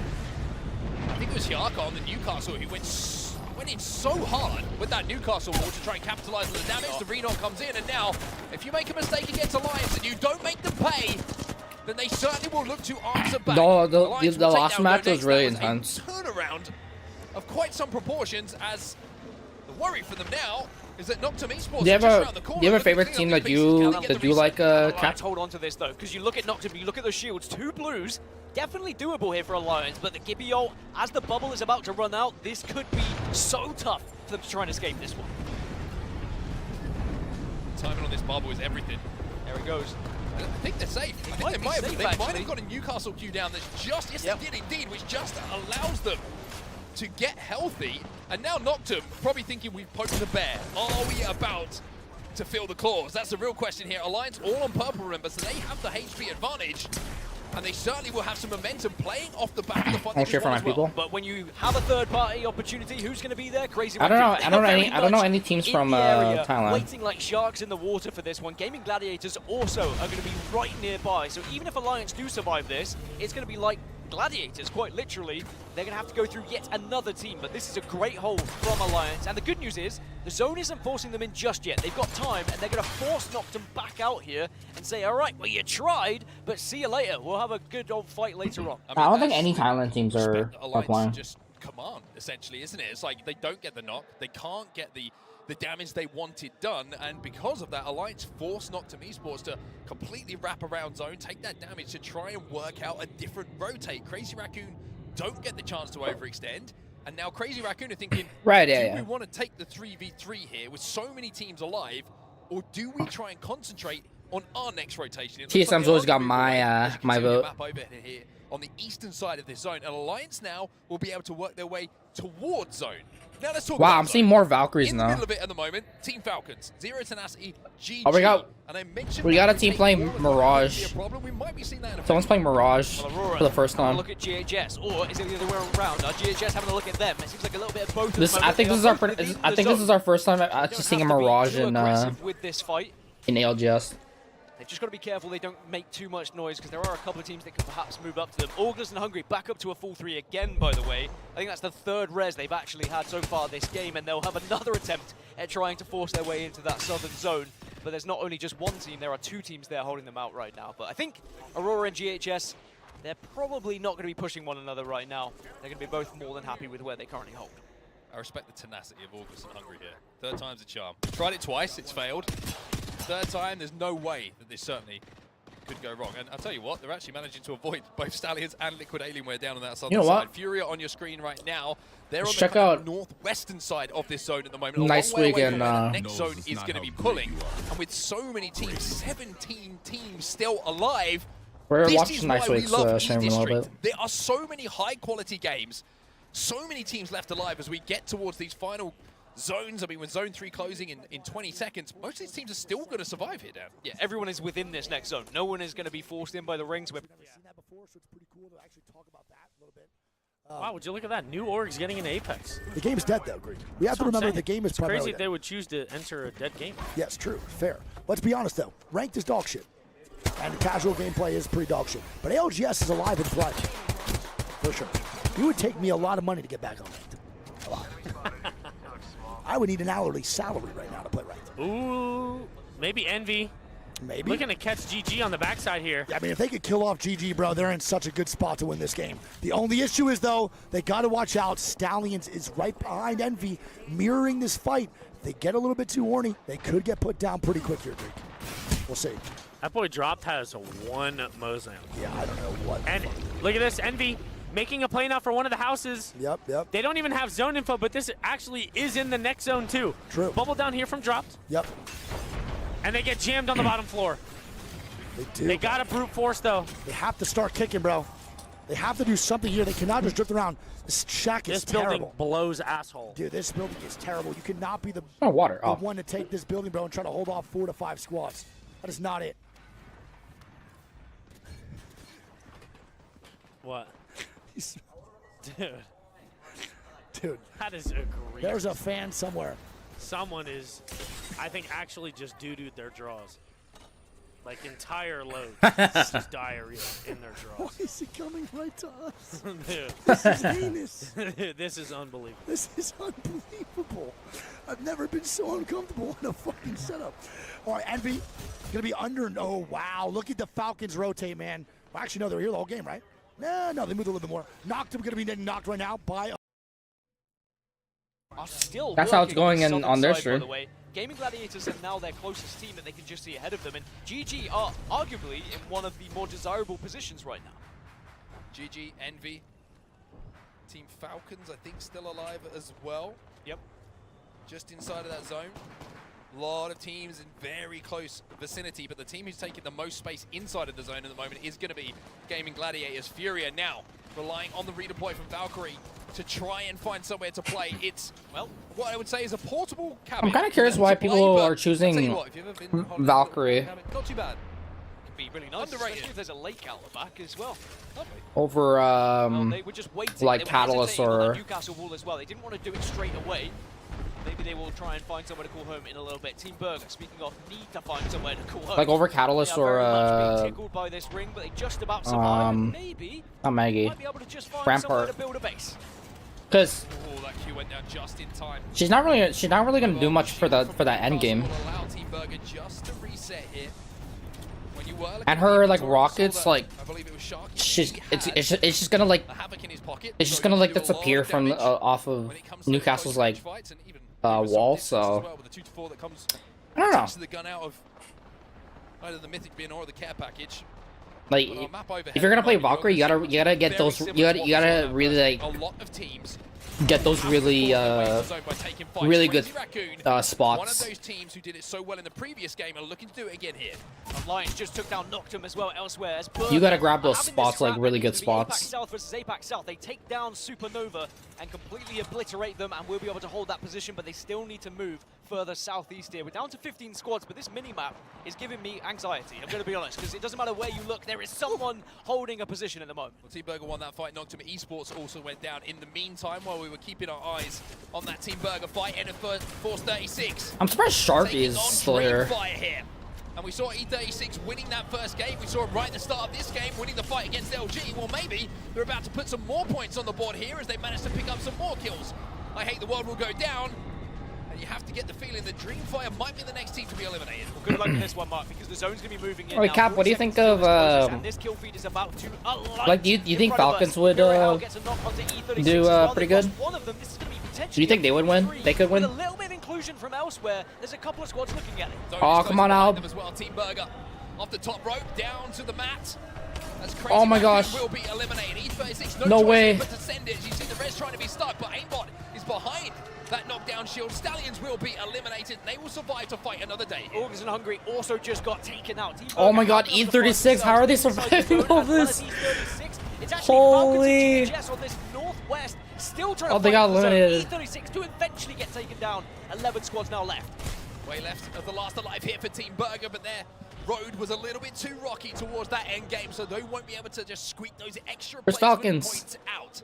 As finally, I don't even know. just a moment of calm here will descend It's all good. upon the map. Oh my god! As everybody. Team Falcons, it's the one with Zero, Imperial, Hal, and Waltzy. I don't know if you know who they are. This is a transitional neighborhood, we'll call it. Maybe you'll keep it and you'll rent out a little bit later, but at the moment you need to start thinking about escaping. Now, teams who have escaped and have found a position, Gaming The Falcons Gladiators, die already? Anywhere, and Aurora, 3 teams who are not involved in this absolute mess on the Ah, northern side. frick, I think they Bubbles are died coming down. already. GG, having a look at this one, they're above Aurora. And GG, who have had this center zone for quite some time. Look at Yeah, the Falcons already died. space. 2 of them are up on the height. 1 of them is holding I don't know the what everyone's south talking side. about.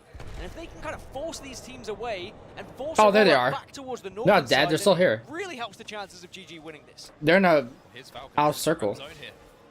Bubble goes down, so this was the plan. If they can survive on this head glitch, you have to imagine. Bro, that everyone in front heal! of them What are you inside these doing? doors that we saw will have Oh to my bubble, gosh, so it will be Waltzy's not each healing. other, which allows another little micro rotation to occur. Point A to point B is the plan here for Falcons. If we can progress step by step, toe by toe. They have no towards kills that yet. zone, it's going to be We'll beneficial see. for our chances of winning this Oh, game. I know who 8 they slots are, don't remain. worry. I just don't know if they would do well. You don't want to be the first to move, but you don't want to be the last I to feel move like, as well. okay, Free Fire were also in right the now legit it doesn't ninth look position, like but now they're this doing zone is gonna much, force and these squads on the north all together. people are By the way, kind of Alienware already still saying alive like in they're the not going to southwest. do well. That big I think they're going to do well. I think they're going to do well because they've been doing really well. They've been doing really well like during scrims. Like they came in like first place like a couple times, or like a lot of the times and stuff. So And envy underneath them. Now they will have to leave this height at some point, and when you right now I don't know. It doesn't look like they they're. have the Valkyrie ult available, and I don't think they're going to have time to get it off anyway with the zone closing behind them. I don't think they're gonna do. Oh my gosh, man! It's just Gibby ults, dude. It's gonna break the game. It's gonna break the game. Oh my gosh. Blast is just waiting for his What if everybody just threw their Gibby ults, bro? Oh my gosh, that would have broken. They broke the game.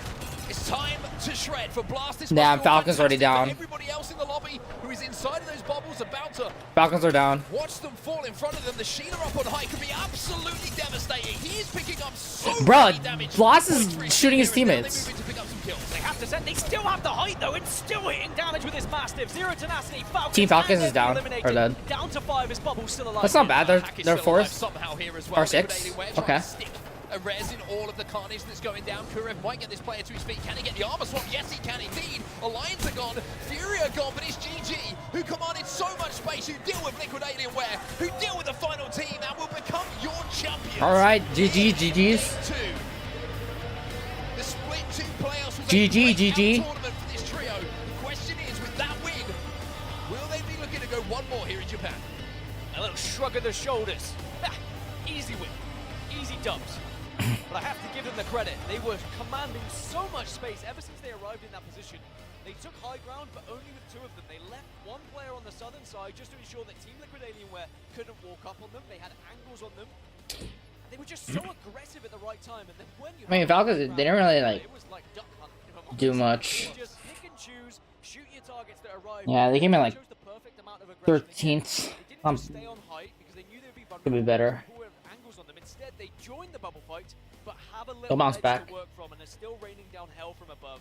GG will It's only second. That was only second game. huge amount of points up to take first position now in these groups. Yeah, interesting to see how many KP they picked up as well, as we see a little bit of love being shared by the GG boys, understandably so. And like I mentioned, there's been a couple of stories we kind of just reminded people from this season. You know, we talk about the successes, but it's the disappointments, the near success that is the one that always hurts the most. And for GG, the near success that they had in Mannheim, Germany in the Split 2 playoffs, I mentioned how it's going to weigh on them, but get wins early on in a lobby where we mentioned so many accolades have been picked up.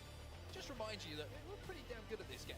We're going to have something to say, hopefully, when it comes to the end of this tournament as well. I think what's very exciting about this tournament is, yes, there are favorites.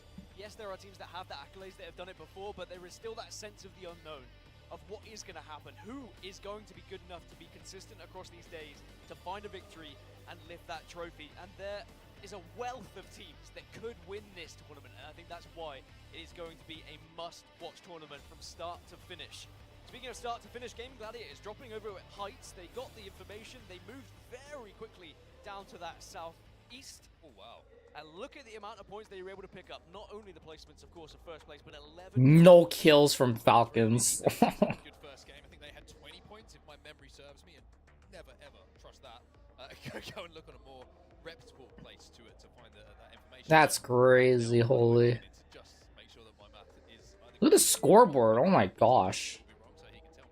23 points on the board for Gaming Gladiators in that game number 1. Aurora with 13 points as well. You saw them right in the center of that zone towards the end. Liquid Alienware with a decent game. Furia again, kind of jokingly call them the cockroaches of the lobby. Question: Was it a good idea for Yanya to leave Liquid?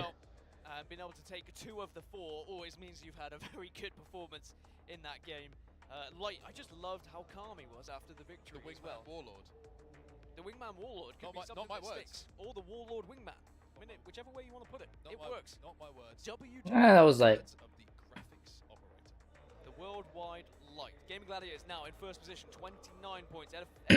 Watch, okay, I'm gonna say it again. Watch Falcons, you know, it's second round, but, you know, watch Falcons, reach up. Go get first place.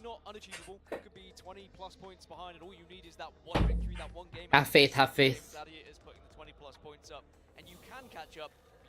If he left, it must have been some internal stuff. Yeah, a lot of Ross, like this year year 4 Apex, like it was like crazy. It's been crazy for like just like teams like switching in general. Like so many teams like switched, like so many roster swaps, so many like orgs coming in and then leaving. People can't find like the right team for them and stuff, so it's really crazy. Picking up a win. It's been very impressive to see. GG, they will be the winners of game number 2 here. When we get back, game number 3 is just around the corner. Don't go anywhere. Like there's so many teams that like are like this is still year 4 from championships, and then if you look from like in like year 3, compare year 3 to year 4, like that whole year, like everything changed, and like a lot of stuff even changed during like from split 1 playoffs of year 4 to this tournament. Like that was only two tournaments ago, and like so much has changed. Like it's crazy. You would not have ever thought that the teams that you didn't think would like switch over did actually switch over.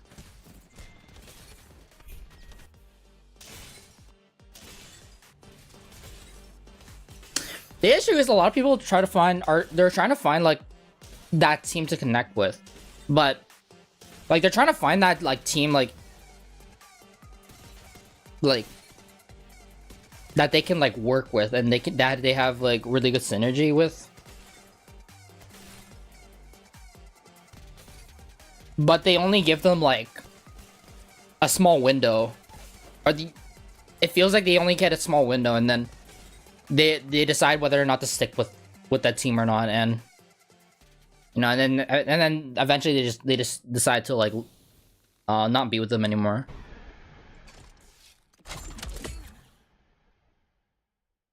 But you know, it's all about like just building that team. In Sapporo, yeah, they're in Sapporo. It's crazy. Must be freezing. Probably. It sounds like they're freezing. I think the broadcasters mentioned like they were like really cold.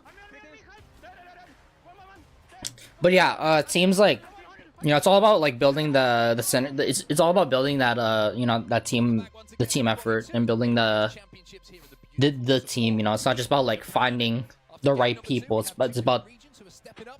It's about building with the right people. Game number 2, GG for GGs, as it will be EMEA and APAC North who get those first wins on the board. Now looking at the other side of the table, NA a bit quiet. Dan, gotta say, where's the noise, NA?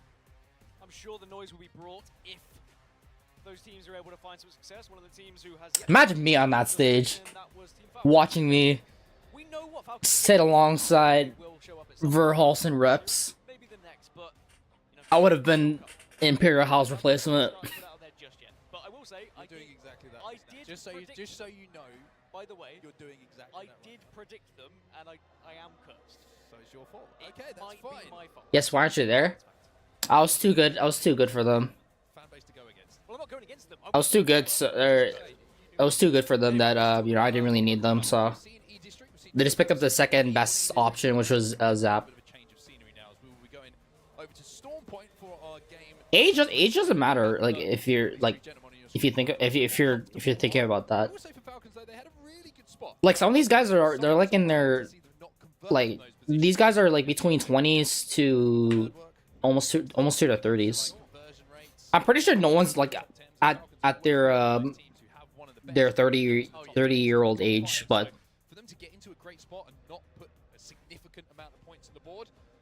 what the reflex? No, it's about whether you can shoot your gun or not. After game 6, they could be first place. So let's keep that. It depends on how good you are. They went for Storm Point, they went for Lightning Rod. Now a team is going to be very happy to be moving over to Storm Point as well. Gaming Gladiators With the fast just found reflex, a yeah. victory, You know what's funny? and they chose the milk on Storm Point. So The people who everyone calls like, oh, they're sweet. Hey, solid amount of points. you know what's funny? The younger people in the pro league are like the most are like the most immature, like are from what everyone's have said. They are the most immature like people in all of ALGS. Like if you remember SSG, it was it was Shopify Rebellion. Yeah. Literally 3 days after they won the Split 2 playoffs, we disbanded. And then they made up like some messages. There was some stuff on Twitter that was like, you didn't really need to write that on Twitter, you know? You could have easily just said that like, hey, thanks for everything that the boys did for us, you know? I know we did some bad stuff, I know we didn't get along, but you know, at the end of the day, you know, that's just like career moves. No, you just dress as them. What do you mean? I'm just trying Actually, it wasn't even about career moves. It was just about like how they felt about each other. 50 miles an hour. It might do. Revenant. Revenant. Yeah, I think I'd like to be kind of dark So, and scary, because I'm very much, it's not me, is it? Like, just yeah, alter ego. I think every team need a good PR person. Yeah, that's why they have a coach, you know. But at the same time, their coach was almost the exact same age as them, so. And he was the sub at the time. That's why they have that's why they have Empty now as their what you call it, IGL. Falcons and Gaming Gladiators, they got very prioritized picks. Lightning Rod for Falcons and Mill for Gaming Gladiators. Alliance did not opt to take. I think Empty is mature. Or okay, I don't know too much about like Empty, the player for IGL for Shopify Rebellion. But he seems to be the more wiser guy. That we've seen so much. Liquid Alienware at Barometer. And they're synonymous. They are those two teams and POIs. They are always together. As Game 3 is now underway. And of course, Team Falcons over at Elrod. You know, Zero is the IGL these Yeah, he seems to be the least immature one. So he will know those rotates extremely well. But when we get into this next map, we can see where that zone's going. By the way, interesting to see that the picks might have paid off. Let's put it that way. Yes, indeed. And we won't spoil it just yet. Spoilers, we'll let you see the map for yourself when we do get there. But Gaming Gladiators, they did win map number 2, and they did have first pick in this POI draft. They find themselves. But if I were to have if I did join TSM, I would have let Verhulst. Furia will be a team that's behind them. Down Beast. Or I mean, at the time, I would have let everyone was really hoping that Verhulst would have taken like the role as IGL, but that didn't work out. So. By the time, I would have taken the role as like Fragger, and then let Evan take control. Which isn't that off-brand, but it's a great circle, right? You put your faith in a certain POI, and when it pulls to you early on, especially after you've just had a performance like he did in the last game. Now, we know that Mill is such a strong POI to play from for numerous reasons. You have the Trident if you have to make a far rotate. You've got access to the dogs down to the south of you as well, where you can take down those Prowlers and get the Evo. They've also got an Evo cache right next to them as well, which is something that maybe isn't talked enough about when you have the zone coming towards you. If you can grab that Evo cache early on, and that Evo Harvester, excuse me, it means that you're just going to... I always thought Hal was too hard on his teammates, but I come to like him. No, it's like a parent. It's like parents, you know. You have parents who like are really like kind and sweet to you, and then there's other parents who are like really rough around the edges, you know. You know, but at the end of the day, you know, it's all about like the love, you know. Now you mentioned Falcons and their rotation and how much they like to move from Lightning Rod. So whether what it doesn't, it may not look like, you know, they care about you, but you know, you know, they do care about you. So. Gaming Gladiators are still moving, by the way. Gaming Gladiators are going down towards Barometer. Now, another team has gone down. Noctum have lost one. Go next. Looking to pick up some people. Yeah, despite you know, how like going hard on his like teammates. His intentions was always to like win for his teammates. Serious conversations about throwing this one. Chance to finish it. Honestly, Noctum do get eliminated. Someone else will do the job. Hello? They recognize that there is another team in the area, and they're just gonna get out. All Stallions, they came out of nowhere. No way. Well, that was almost a very, very scary moment for them. And to be honest with you, I say That's some gold lobby right there. It was a scary situation for them. Elsewhere, Furia, who have managed to work their way into those top places. The rules for ALGS, you have to be at least in silver. That's literally one of the requirements. You got to be at least silver too. I'm not even kidding. There's a bunch of gold, just a whole gold team just like drops. I'm not even kidding. If you look up the requirements to like sign up for ALGS, that's literally it. Move away and potentially play for the console over at Down Beast because they have left that position completely. Yeah, I think a lot of these teams want as much ring console information as possible, and I mean, we were talking about it. Let's focus on GG just for a second. They did leave the mill. I think I can do it. Heck yeah. Down to Barometer. They got console information. Liquid Alien. No, I would be in the audience and then write your name, Capricorn Shadow. All right, I love you, Capricorn Shadow.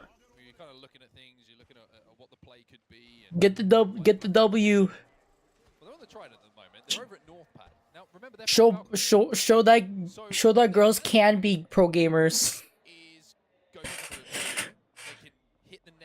Show them that the girls can do anything if they can just put the work in. What is Hackers doing? They can hit that Valcol from the down B side and find a third-party opportunity or a place to play that becomes like Imperial Hal, you know. He's besides Zero, he's pretty much the only one who shouts at his team, who talks to his teammates like that. But he doesn't. Yeah, it's really gonna be a difficult one to try and force your way in. But I mean, I don't know. He doesn't. I don't feel like he discourages his teams. I'm just saying. I think he just like it feels like he just like says like stuff that like they did wrong or something. I don't know. But you know, luckily his teammates are like Reps and Verholst. They don't like. I mean, I get like people are saying like Reps and Verholst, they need to like speak up more. They need to like stand up for themselves more. But you know, Reps and Verholst, they've always been like the guys to keep it professional. You know, even though like Hal's like shout, like, you know, getting mad at them for whatever reason. You know, Verhulst and Reps, they keep it very professional. So they take his like input as like input rather than just like feeding into their like egos and all that stuff. So you know, like, so he like, Hal was lucky enough to have those teammates, and I think like everybody, I think anybody would be lucky enough to like have teammates like those guys, honestly.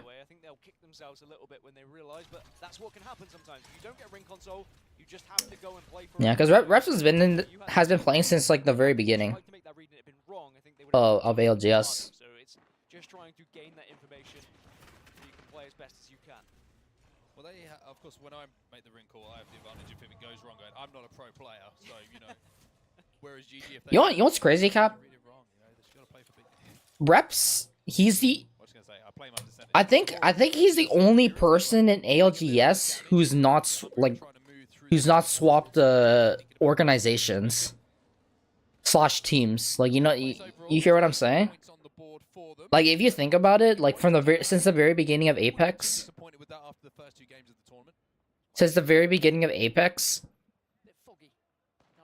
like Reps has Reps is like not only one of like the oldest like players on.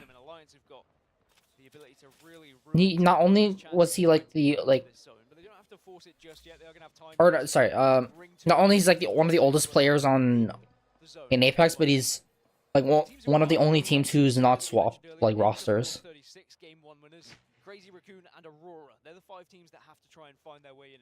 So he like Sneaky from C9. I don't know who Sneaky is, but yeah, pretty much. Get extra evo, get extra loot, get prepared, and then wait for maybe a little bit of extra information in that late game. Because there is a big old gap, a big old area where you can arrive late, and if you can maybe have a rock to play with, you could try and create a base within Newcastle wall. It's not going to be easy, though. League of Legends player. The GG situation right now, Yeah. Well, the original TSM roster, like the very first roster for Apex was Imperial Hal, T-Hump, and then Prodigy ASUS. I don't know if you heard of those guys, T-Hump and Prodigy ASUS. They were only on TSM for like a short amount of time, like really short. Till he retired. Oh, that's dedication right there. To stay on an org for that long, yeah, that's dedication. Bit the bait, so to speak. Some long old move on this eastern side from Enterforce 36 as well. Yeah, but again, it is to the next survey beacon. Listen, Valkyrie will be able to hit that. yeah, they were not on the team for very long. Like they were like really short, like on the team for like really short of time. Because the game was still new, so nobody was really watching it or like had like the eager to play it. Because once T-Hump wasn't having fun, like there's literally a clip of him just like his breaking point of like, yeah, I'm not playing Apex anymore. And then Prodigy ASUS wanted to I was watching ASUS when he was pro at the time, but I didn't pay attention to any other team. Yeah, and then Prodigy ASUS decided to like go over to Fortnite or something. Bad move for him. And he just switched back to Apex, and he just became like an Apex streamer.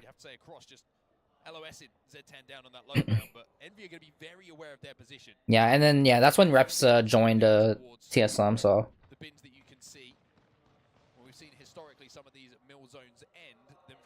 Yeah, ASUS. Like, bro, he's. I like to call him the original movement player. I think Fade was playing like also at the time. He wasn't as big as ASUS though. And then yeah, you remember Dizzy? Cap. My question is, will they get a sniff of where Furia are? Because with these Reds, with now all this weaponry you've just found in the Mythic bin as well, you might fancy just taking a little fight here, but again, Falcons, they are Or no, do you remember Dizzy? I still remember. Yeah, everybody misses him. It's kind of crazy. The original roster for energy, like ASUS, Dizzy, and more, they all just like they all quit Apex. Like they're not even they are non-existent in Apex anymore. When it comes to the scout, usually 1, 2 to 4 or 3 if you can. You're lucky enough to find that on your path at the 2 times. Yeah, ASUS, he's not even like he's literally playing Marvel Rivals right now. A little bit closer, the teams get closer. But I think now they're into And then Dizzy's also playing Marvel Rivals. these teams as well. First 2 games on the main stage, sometimes just take a little bit of time to find your feet. Is he playing with ASUS? Or nerves start to kick in for some teams if you've not found any points That's yet. fair. Yeah. It can be one of those things that goes one of 2 ways. As speaking of going 2 ways, Falcons go That 1v1 punch fight in the ALGS. center zone here. They do have ring control information, and they are full on sending it here. Remember, we saw I don't think I remember that. I'm not sure. and Falcons trying to take control. Yeah, no surprise to see them send this as well. As soon as they got that entry damage, they saw the blue shield. Oh, let's go Falcons. For us to not send this, right? If we get into this position, any team who's been here early, they are not going to have red armor. You would imagine the percentages don't. Yeah, I think that energy team was like the favorited ones because of ASU and Dizzy. Because Dizzy was getting really popular, or Dizzy and ASU were getting really popular on Apex. So they were like the biggest streamers at the time. Oh yeah. Let's go, Zero. Well, Falcons maybe made way for Furia here because Falcons did arrive at Mill. Furia are arriving just after. It's now It was like zone and it was like 1v versus 1. It was like him and this other guy left. I can't remember. Are you talking about like a TSM moment or like energy moment?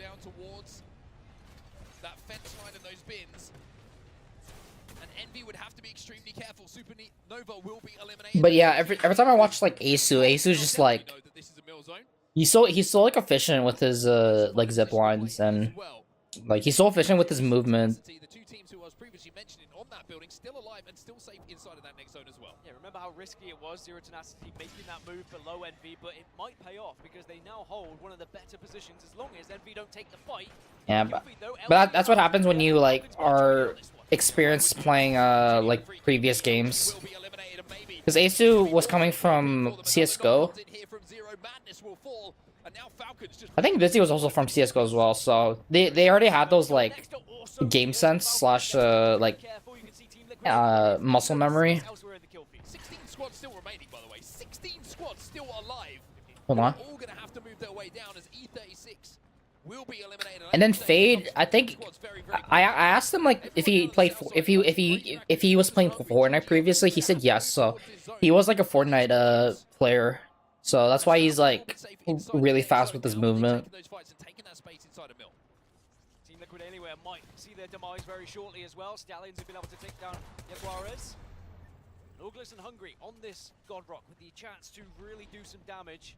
But have to push in, maybe get aggressive, because otherwise they are going to be getting tickled by that. You know what's crazy? Some of these controller players, they weren't doing anything until like now.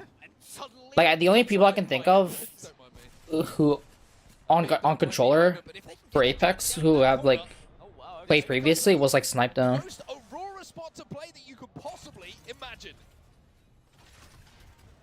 No Mirage for Aurora over here on Storm Point. It is a switch of composition. They are going to be able to use those rampart walls to start building something, and they are in the zone. As now GG wants to try and achieve something similar. As they move in, they are getting absolutely obliterated.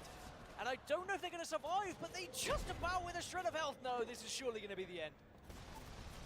Sheila finishes off the final pieces. GG, unfortunately, a mechanical failure, it felt like, as the Trident came to a stop there. They will go down as back over to the mill buildings with the beautiful thatched roofs. Team Falcons have lost 0. August and Hungry have been eliminated in the meantime. Oh. How now have to clutch up. Zero away for Walton to get Zero back up. Probably not at the moment. No, they are just going to have to wait and fight this one as a 2. As there's going to be another player joining this one. Good 45 chunk though. Still 12 squads left here, so Falcons fighting back to back. Furia, we've been kind of hitting into this fight, breaking loose. Well, they're trying to take down Falcons right now, and Falcons are trying to hold, trying to do what they can. This is looking Become interesting, however, it will be finished off. Keon, the only player to go down, and they're trying to stick the res. The Newcastle is still alive, but as I say that, Baxlon is now the last alive as Gonex will fly up from inside of the mill and take down the final pieces of Furia. Falcon's dead. That one, they were waiting for enough damage to be done. They were probably I'm surprised the Go Next is alive again. After what happened earlier. Achieved that it was. Now they will pick up those kills, and now they will hold the west side and the majority, if not all of the mill. But they still have to move, because the zone is going to be pulling away from the mill now. Again, it's going to be that building where Zero Tenacity and Envy find themselves in, the spot that Aurora found themselves in as well. Sneasel is absolutely trying to destroy them with the Spitfire, but a lack of ammo here, only 60 bullets. Lack of ammo, but he's got the gun shield attack He's also got on shielded, it so as well. Don't worry about it. He's got enough bullets to be doing damage with. He'll certainly take advantage of any targets that do move in front of him. Almost like a little double Gilby build. Gun shield here for Niazul. Gibraltar, of course, has that one built in.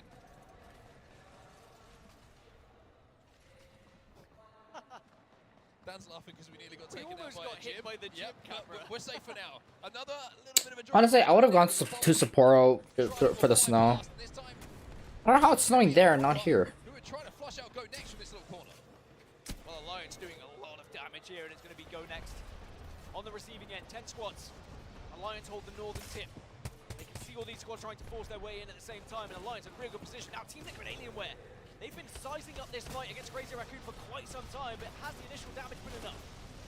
Zone is going to do a lot of the work here for Crazy Raccoon. You can see they don't want to overextend here. They don't want to push into this fight unless they have to. Oh but the my problem is the shots gosh. coming from elsewhere, and it's Aurora. So much is happening in that Parallel corner. parked their way into a position a little bit earlier, but now they're extending out, and look at Orain. He's smiling, and that only means good things here if he's smiling for Aurora. Aurora are the only team on the south here, so they can go back to that position. Everyone else is in that same building we were talking about. I mean, look at it. They're all on top of one another. GHS are just outside of it. Stallions up to the north, as are Alliance. So really, Aurora, if they can command this space, if they can create enough kind of fake buildings to work with, they can build that base, they are in a really hot spot to potentially win Game 3 here. Reignite up on the high ground.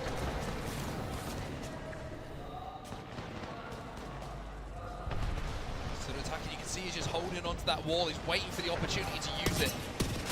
Do they want to walk forward? Does he really want to take the space on top of this roof and re-establish themselves as the team to play the height? That looks like the option they're going to take, as Unlucky, once again, with the rest of Alliance, is going to bubble trident their way in towards the bottom side of this building.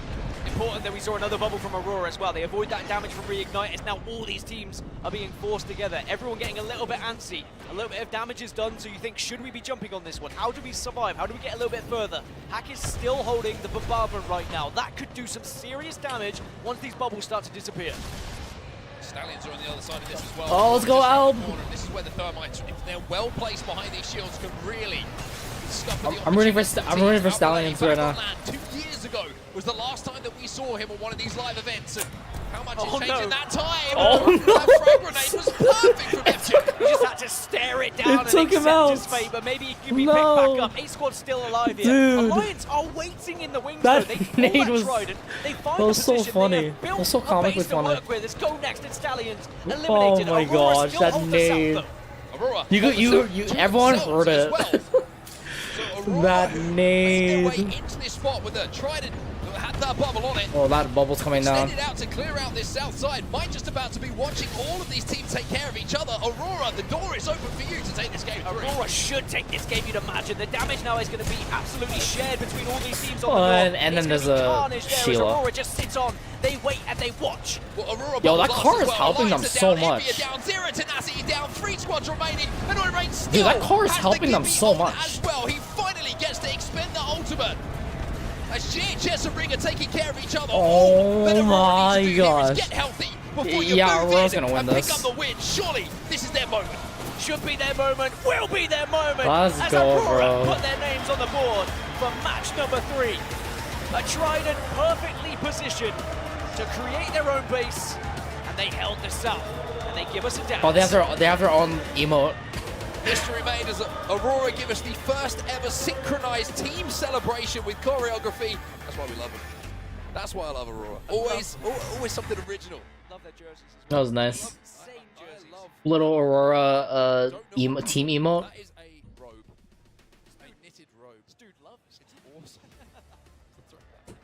I think teams should have like an emote team emote. Wait, let me hear that nade. That was so funny. DHS are just outside of it. Stallions up to the north, kind of finishing win game success. They are being forced together. Everyone getting on themselves as well. Extended Stallions, though they that frag grenade years ago was the last time that we saw him on one of these live events. The nade! Look at that nade! How much is changing that time? That frag grenade was perfect for these live Oh my gosh, bro, that nade! This is where the thermites, if they're well placed behind these shields, can really scupper the opportunities of teams. Albraletti back on land 2 years ago was the last time that we saw Just the death stare at that nade. How much is changing that time? Just the death stare at the nade. It was kind of funny how the cameraman just like moved away from that after. It was so funny. We all knew what was gonna happen. Was the last time that we saw him on one of these live events, and how much is changing that time? That frag last time that we saw him on one of these live events, and how much is changing that time? That frag grenade was perfect on one of these live events of teams. Albraletti back on land 2 years ago was the last time that we saw him on one of these live events, and how much is changing that time? That frag grenade was perfect from FJ. He just had to stare it down and that nade. I'm surprised Zero even got 5 kills from that. He died and still got Apex Predator. Is for Aurora to close the game out once they did that. So many teams would sit in that position, watch those fights going down, and just start to think, oh, we don't want to overextend here, because if we lose it. But when you see the fight go down, you see knocks, you have to take that chance, because that spot's not going to disappear, and even if it does, those teams still have to move towards you in that final moment. Well, a team that's never been scared of fighting is Aurora, so if there is ever that opportunity, you know full well they're going to take it, but at the same time, when you got to the late game and all that damage was being done, they also recognized they did not need to initiate the fight straight away. I will say this, the Aurora jerseys, by the way, the champs jerseys are insane. They are the most creative and beautiful jerseys. By the way, I'm also terrified of Aurora social media, so I'm just only saying positive things. Just in case they start to create memes about you. And I know that, yeah. It's coming. I feel like you've put yourself in the firing line now. Big Aurora guy, me. Always have been, always will be. I heard you bought a jersey and everything, didn't you? Yeah. Series results coming in. I love you, Aurora, social media manager. Series results coming in for what we've seen so far in those first 3 games. Aurora now on top, like you say, and it is Bittermia who have come out of the gates. And I mentioned how international scrims, you can take maybe something away from them. But remember, the EMEA teams have been playing on North American servers and JP servers. So for them, it's probably somewhat of a surprise to get here to Japan and finding their shots count. Yeah, a lot of these EMEA teams have just been avoiding bubble fights for the last 3 weeks, but now they can actually finally take them. But I think Aurora now, they need to use this to actually take advantage of the fact that you are in a lobby like this and you are finding points. You don't just want to, you know, finish first with a small amount of points. You want to absolutely dominate this lobby so you can push yourself further throughout group stages and find yourself in that winner's bracket. Well, 3 different winners from 2 different regions in our first 3 games. It was only halfway through this set, of course, between C and D, so we've got a lot more games to come. But from us two, that's done for now. We're going to take a little bit of a break, and we're going to send it over to the desk. So, ladies and gents, take it away. Thanks so much, Anta and Gaskin. Could not agree more about the Aurora jerseys and maybe the Aurora social media manager. Great job, Aurora. Everyone on the desk is very proud of how that went. But like they said, 3 different matches, 3 different winners. Right now, a lot of these teams are really showing what they want to bring to the table here at Champs. One of the teams that we talked about, we were even talking about in the green room, we saw that win out of GG. They're nice, sitting pretty at the top right now. They kept a lot of their strats close to their chest during that scrims. Not as much information as maybe we would have liked as analysts here to really go off of. And now they look incredibly strong. Yeah, absolutely. This is a team that, like you're kind of alluding to, had some difficulties over the last few months and within BLGS as well here, but has really come out of the gates extremely strong with the overall macro, finding their way into a fantastic spot in zone, and of course... I should have gotten that Apex sweater. Yeah, we'll take a look back at these final circles. I'll walk everybody through exactly what happened, because in the very first match, a totally different squad, Enerforce 36 Zephyr kicking it off with a win.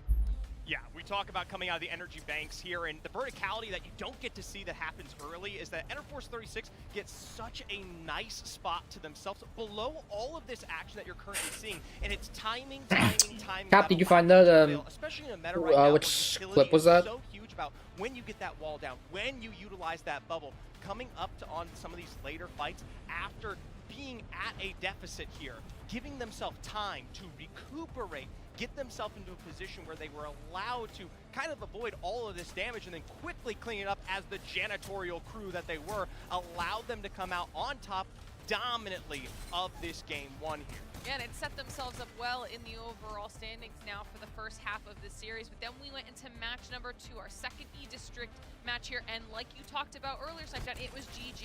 Yeah, I mean, this is one of those moments where you feel like I'm on main stage screaming with the Sheila out like I'm Rambo up there. And I'm just like, I don't know who to pick from. There's all these bubbles all over the place. But this is one of those examples where patience and discipline come into play. And although GG may not have been doing as well leading up to this, when you get to this live event, you kind of remember those feelings you had at the last LAN that got you to the finals in the first place, and the fact that they came out the way they did, regardless of anything that happened online, it's like, we're down, we're sitting here, let's make sure we bring back that same intensity, and they showed up, and I think a lot of people might have been surprised, but not us on the cast, honestly. And now, we're seeing what we saw in Split 2 playoffs out of Gaming Gladiators here for the second match, and then, of course, to look towards match number 3, we just got to watch it here. Aurora doing it literally in a stylish fashion here, Jamerson. Yeah, and here it honestly does go back to being able to play the multiple different styles of Apex Legends. Coming out of Cenote Cave, they needed to slow this game down.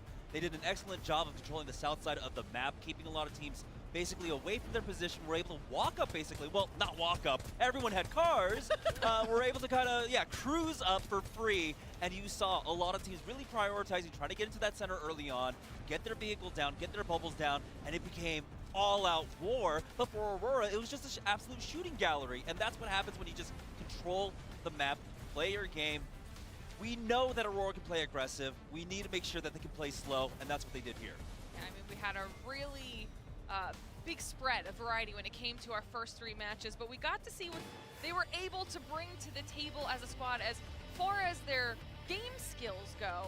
But I want to know how everyone at home would potentially rate their dance skills. All right, we heard Mark and Dan saying it. They had a choreographed celebration ready to go for this win.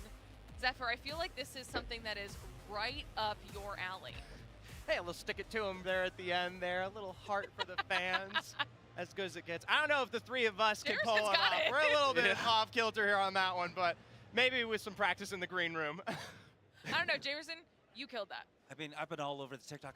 The ban won't stop me. The ban won't stop me. Wait, we're back, right? We are officially back with TikTok anyhow, so yeah. I love it.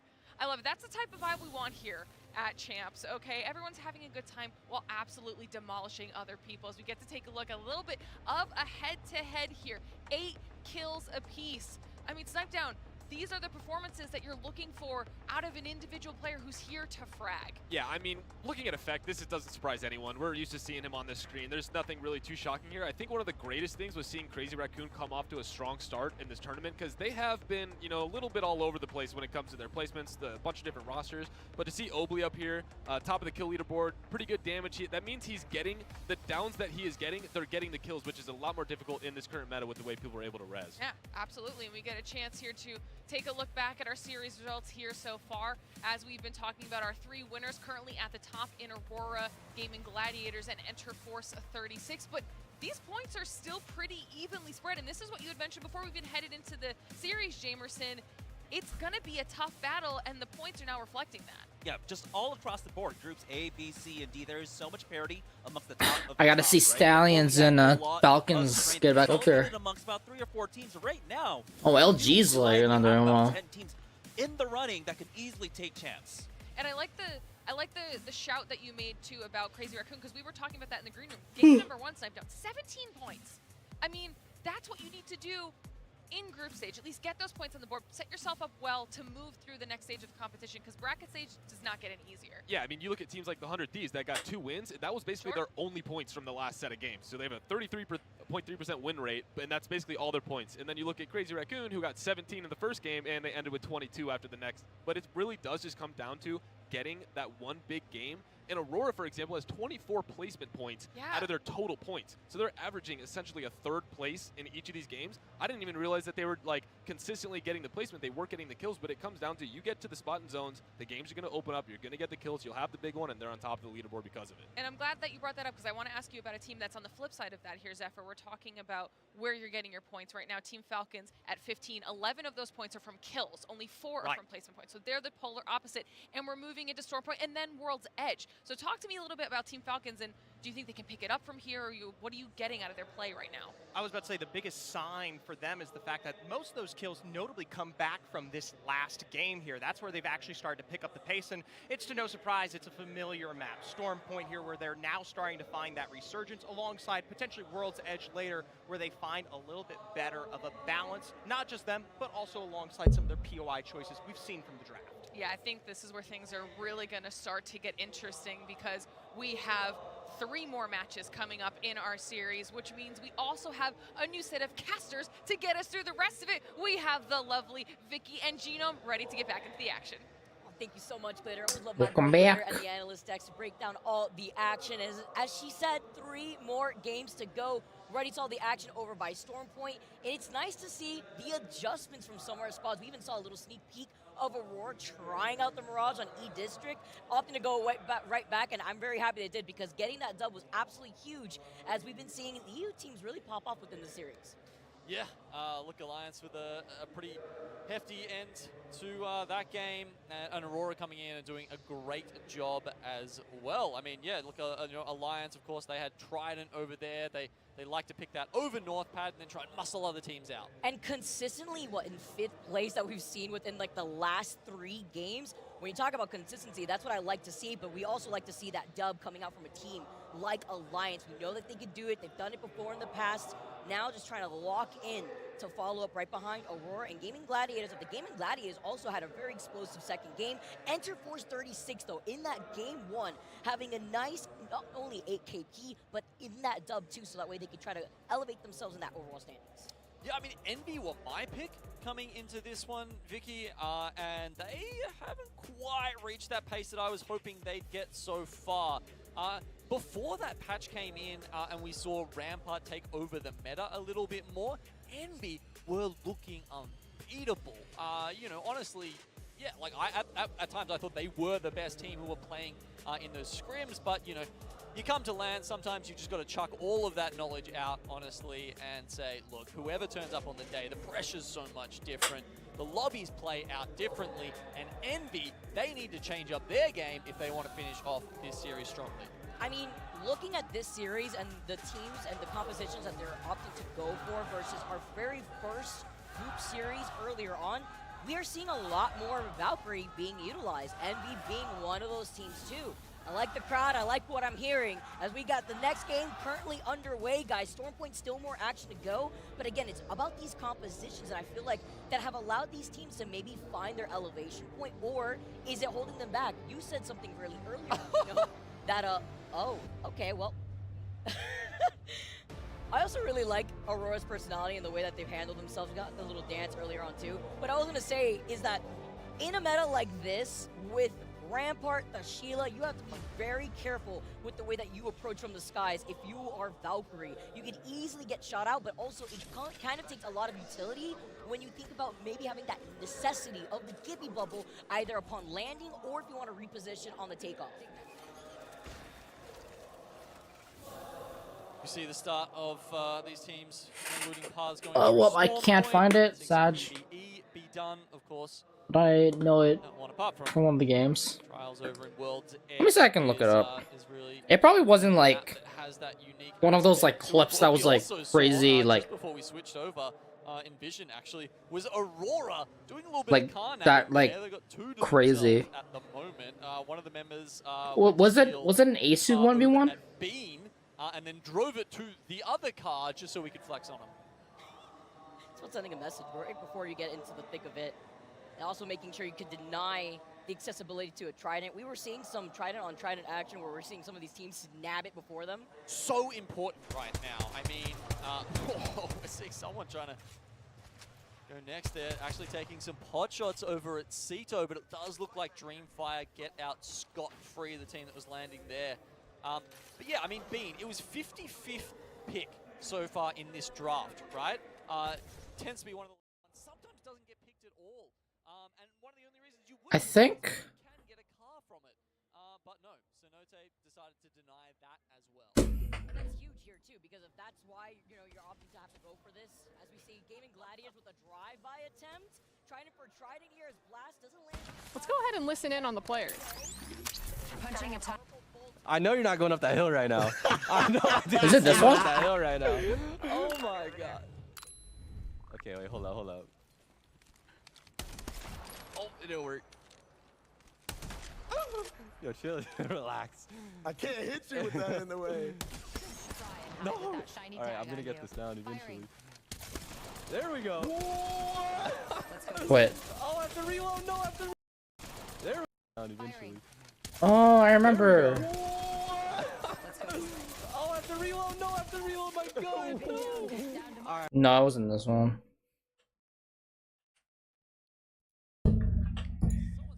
It was not that one. Oh, okay, we got some meta stats out here. Okay, we've had so far 420 from the last time we were casting Genome. It was like what, 185? We are currently now at 425 Newcastle walls, 3,147 Rampart amped covers, and 30 Skyward dives. Does show the lackluster bounce that we're seeing, either between Team District and Sky. Right here too, with Skyark in general, but man, it's been crazy to see. We're just our second series alone. Yeah, I remember last time we were tracking crypto EMPs, and I think we were hoping that we would get to 1,000 before the end of group stages, and I think we didn't quite get there. It looks like we are actually on track. Yeah, it's probably long gone. It's like a full tournament. Are you talking about the Twitch Rivals? The very first Twitch Rivals, like Apex?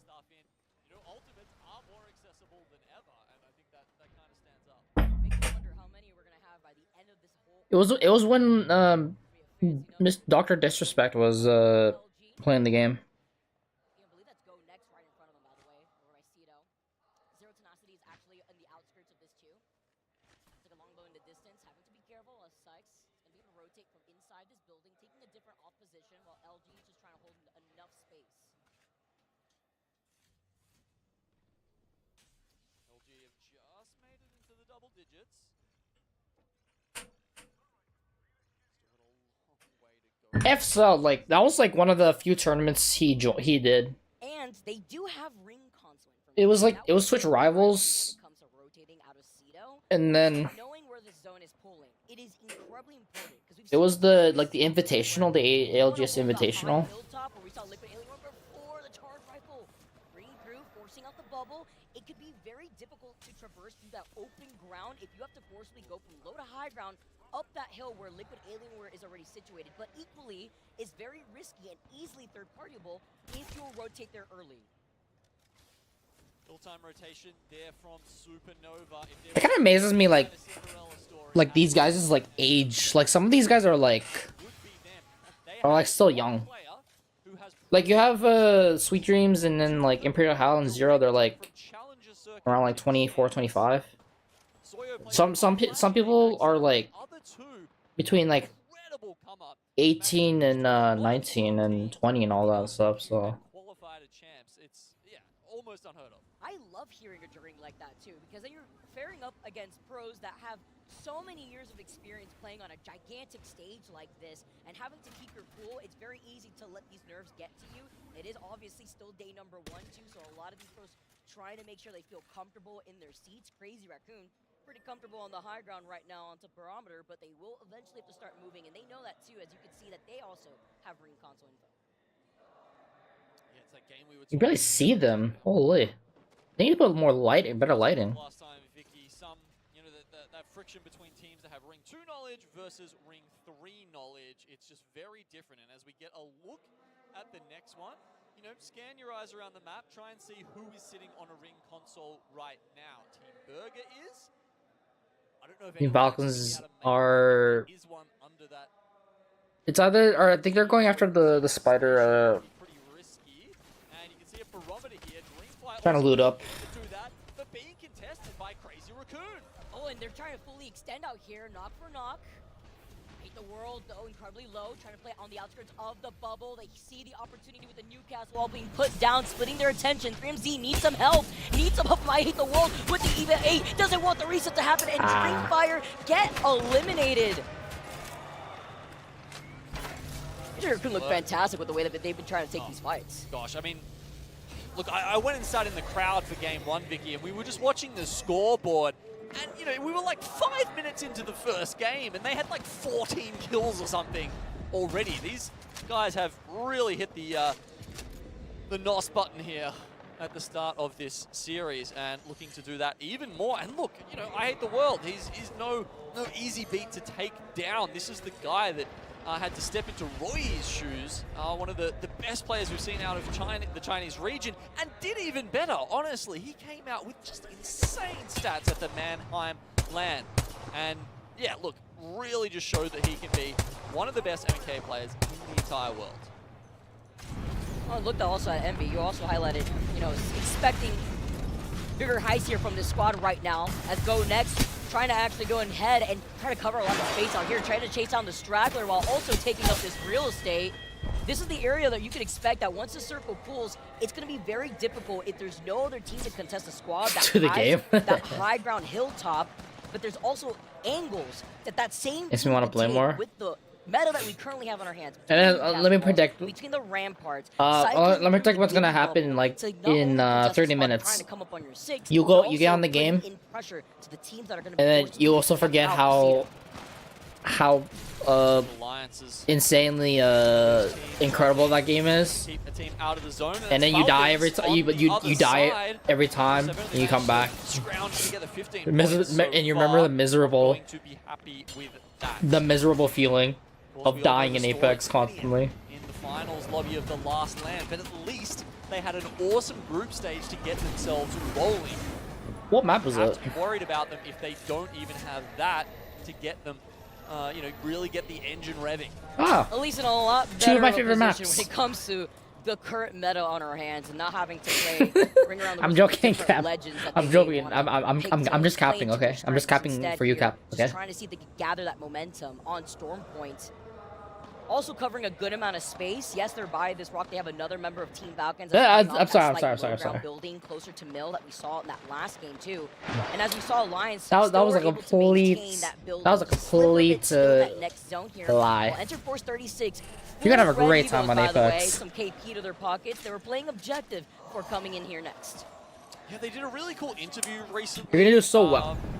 You're gonna do so well that I'll tell you about it later because it looks like Alliance and Falcons. You're gonna do so well that Team Falcons wish that they had you instead of Zero. And he's doing massive damage. I hate District. Fuck that map. Pays off with these PK shots coming out. Unlucky is just built different. I can see why people don't like E-District as like a comp map. It's just too much open space. The initial advantage. Now they're left running. Man's super cold right now. Lives to stay alive. How about you sit on your hands? To go down in 17th. Oh my gosh, dude! Falcons, man. Falcons in one sense, in that you knock someone, you see them revive. Oh like, my okay, gosh! We should push that player, and we can. You know, are you serious? Falcons are down. Two man down. PK shots support meta too when you get that res as well. Envy getting eliminated. We were just highlighting what we need to see. Come on, Falcons. I do feel like I've seen. Oh my gosh. Yes. In the scrims. Nah, I think Jen Burton was way better than he was a way better like player to have than Waltzy. And therefore I don't know what made them think to like choose Waltzy. If you're both doing that at the edge of the bubble, it then gives you like Waltzy. He's fine. It's just like I don't know. He's not. I don't feel like he's mechanically like good or anything. Eva was also good at just catching someone off guard and being able to put them No, down not really. Especially if it's behind a no one's Gibraltar surprised gun at all. shield. So it's very interesting to see so many players now picking up the PK, which seemed to be reviled just a few weeks ago. Gosh. Gibby and Shotgun. You also have. They're still alive, I think. Are they? Able to get that auto reload per knock here. Or are they dead? beautiful. And when you mentioned the EVA 8, No, with yeah, that they're still full alive. barrel, gonna some extra bullets for you to work He just with, revived his some teammates. Shield dancing around the edge of those Gibby bubbles. And this Watch him is die the again. zone I had my eyes on. I've seen this zone a few times here in Liquid Alienware. Had called this from the Oh very my beginning, gosh. but not fully trying to commit in the middle area here too, because you can at least use the rock mass behind you to cover your back, but also trying to pay Yeah, I attention thought so to too. both sides. No, but apparently there was just some like They're looking for a background home. stuff. Don't know if there's one up for sale. Oh no, they were right on the other side. They went in blind, hoping, praying that there was some space for them to work off of, and they get eliminated. They just walked. They just ran in there, dude. Fair enough, they're all at about Yeah, look at that skull. Look at that skull. like that. I don't know how much they actually Bro, had they just left, walked in there. Oh. just full sending it into that building. It might have been their only option, but it wasn't a good one. No, You know, the it team was not inside their also only heard that option. They were could have. trying to escape too, so just waiting in a corner for them as GHS. They just ran also in trying to see there where they can go next without after any this stun goes facts, down. They're forced without to any use information. Newcastle, another fight over to the south. Yeah, Team Burger. Oh, and you know, just like we were talking about my the shotgun gosh. meta and how those different ones come in, it's also important to know That looked the really shotgun bad. bolt is probably the most important weapon attachment in this meta. Yeah, as we were talking about, it really. Yeah, I thought amps the up main how roster was fast fun you can take too. those engagements, But and going there was like from a no there was like bolt some to a background purple stuff bolt, where it's a Zero world has of been like difference and can make, apparently difference wanting to like It's huge. switch especially when you out think about early engagements. In this case, though, switch out Jen Burton for a while for quite some time. They know and they hear the team right underneath them with the water. Because of like, for how long he's been like playing with Jen Burton. He's been wanting to like switch out Jen Burton for a while, apparently. Why? Because look, no shotgun bolt 2 on that PK without giving up the building to their backs, while noting that they're still. And then Jen just got like left on in the dust Go next, prime by them. position here. GHS just below them, and they're pinging over. And then he was like and then luckily he got Timmy and Design because they were both looking for like one more person. As well. Just as quickly as that fight started, it ends just as fast. 12 squads left. E36 eliminated as Noctem now move up. Okay. Knocked him here on the very southern side of the zone. They've got Stallions ahead. They look to be trying to find some cover and respite in the market. If Noctem can follow them quickly without taking too many of those shots from Godrog, they might be okay. You know, I thought the main roster for TSM was fine. You know, like, yeah, one game, like one tournament, you know, they came in 17th, but, you know, they came in 17th for the finals. It's not like they didn't qualify for the finals. So, I mean, same for the squads are going to have to move up. like, at least they came in, at least they played in the finals. Like, there's teams who didn't even make it to the finals. Yeah, you can play over the So, lip of the rock a little bit. I feel like people should consider that. Had to happen, and Stallions Oh my gosh, will Crook. get the better of Noctem. The Cha-Cha Crook is slides just- the massive right Crook is around cooking. the corner. They are able to get Crook is that crooking. res, and they did see some shots from a distance. That is it once again. Liquid now also looking to their south, while Ordless and Hungry are on that trying to see where they can go. As we take a look at Alliance, they know there's a team right behind them. Let's jump into a listening with Alliance. You said that, I didn't say that. Cap. You said that. One of you promote right. Just put some kills there. Yeah. They're breaking, so there's one there. I'm too bad now. Four. They shouldn't come up. Dropping one for you. 2 left. Fighting right side. You pig it, take space. Yeah, coming. We don't like inside. Yeah, wrap up. Shoot high. 80. Wrap up 1. Get back. Go back. We're gonna make sure this team doesn't fucking beast up on us. Yeah. We just play the rock next. Selling. 120. Did they give build? Left, yeah. No. Left side cannot walk up on us. Okay. You mean RP? Is I'm pretty sure it's RP now, not LP. 1 HP. Oh. Man, I need to start using the G Scout. I haven't used it since season 3. Like I just don't hit my shots enough. But it's like a really good I'm gonna move the car, okay? Fighting cross, shoot the cross, maybe. Shoot cross. It's a pretty decent gun, actually. Good effect, okay? Just a second. Kill my rocket. Okay. We're in on my corner. We just gotta watch the ramp behind us, okay? Yeah, we just gotta keep low ground. Okay, let's see maybe walk now. They got a car Bob's gonna go, Bob's gone! Dead. One HP on 2. Last one. I think. One HP, give me. They bubble go next to me, guys! Yeah, We're leaving. The bubble's here too, the bubble on the left. Body. Yeah, next to you. No, next truck is. Yeah, watch left side, Leave you on us. Yeah, I see it. Do that, that's solo ramp on the left. It's only one GB. It's a solo GB, I think. Can we wipe left, baby? Can we wipe left? There's so many kills on They're just shooting everyone. They have like a perfect overview of like everyone, without anyone looking at them. We're good. I knocked one on the left. Okay, He died. In the car in the white power, right left side. Can we left, come. You got a wallet though, Yeah, we can. I don't even need to, bro. Come. Okay. Is it in? Yes, the fighting hard. Okay, go. Okay, I'm gonna slam it. Go. The wipe. Full team. They're doing it. I'm on right side. They move the car over. Hackers, a canny move to try and take some extra space Missing inside shots. the zone. A Kraber almost puts the end to their plans. But now, as they move in with only 3 squads left, Alliance in a great spot to beat the 2 remaining Liquid Alienware members and win the game. And getting the dome, having the Gibby ult just in case, ready to go. Havladis gets the knock into Unlucky, but Hockey Oh my God, he is got the just armor built swap. different with this match. He got the armor Now swap. move in, uncontested, Oh. with 9 impulse, with the Dude, that would have been shield to amazing the if nail of the Alliance top, won and we that. saw him lighting up the field with the Dude, Kraber too. Aurora with another win? Back to back, are you kidding No, me? look at the emote. Look at the emote. Shout out to Graceful. We were in the talent room just No! before, and he was saying how this Don't. one Yeah. It was head-to-head. Alliance versus Aurora sometimes, and we literally see it here in the final 3v3. I mean, Alliance honestly did very well. They just emoted on Those everybody. last couple of fights and just snowball it enough, but unfortunately, it got a little bit too hot there at the end, and Aurora can wait for that bubble to go down. You see the shield up make mincemeat of Alliance. Nevertheless, both teams picking up a good amount of points from that game.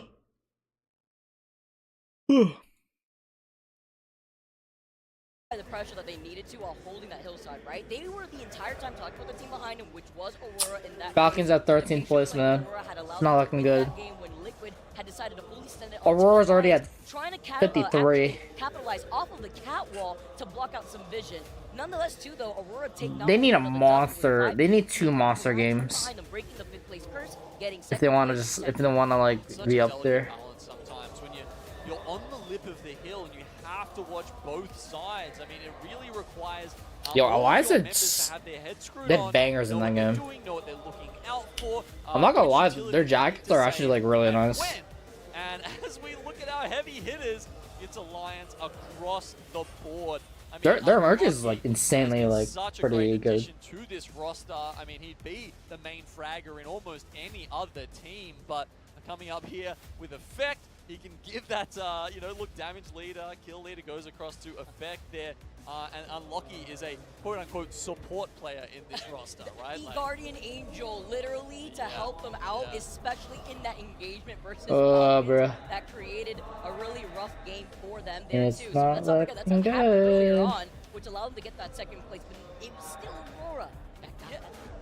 and you think about those moments, right? These turning, these moments where the game really turns on a dime, and it's you have to take on this powerhouse team like Falcons. If you don't beat them, maybe they're the ones who end up with the 18 points this game. But Alliance winning those crucial fights, which does mean that in the end they come out with the most points that game. Not quite the dub, but certainly helping them push their case and up the leaderboard. In a row with a double back-to-back dub as well. Also concluding Storm Point before we transition onto another map. So far, though, it's been amazing action to see how they've been able to nitpick, even listening to those comms, how important it is to not tunnel vision. If you feel like comms are getting too cluttered in your own games and you want to know what to do differently, go back on that game. See how they're able to filter out priority. What teams to look at? What KP can you pick up? At one point, they left the team underneath them. I think it was Orgulous and Hungry very low. There was nothing they could do because they expended the Gibby bubble. And then you saw, I believe it was Furia. Bruh, no way Alliance is Because even if they couldn't get one of their divisions is chess. Yeah, you've got all of this utility you have to use, right? And at certain times during those cooldowns, you can be very aggressive or you need to be defensive. And it seemed like Alliance just knew how to walk that tightrope all the way into What's up, that Aiden? second Welcome match. back. But unfortunately, yeah, Aurora got the shield around. We're in second What are you gonna do about that? second group stage. We got Falcons, we got LG, we got Aurora, Alliance, Gaming Gladiators, and so far Falcons are not doing that great. They are literally 13th, bruh. Like, I'm lost for words.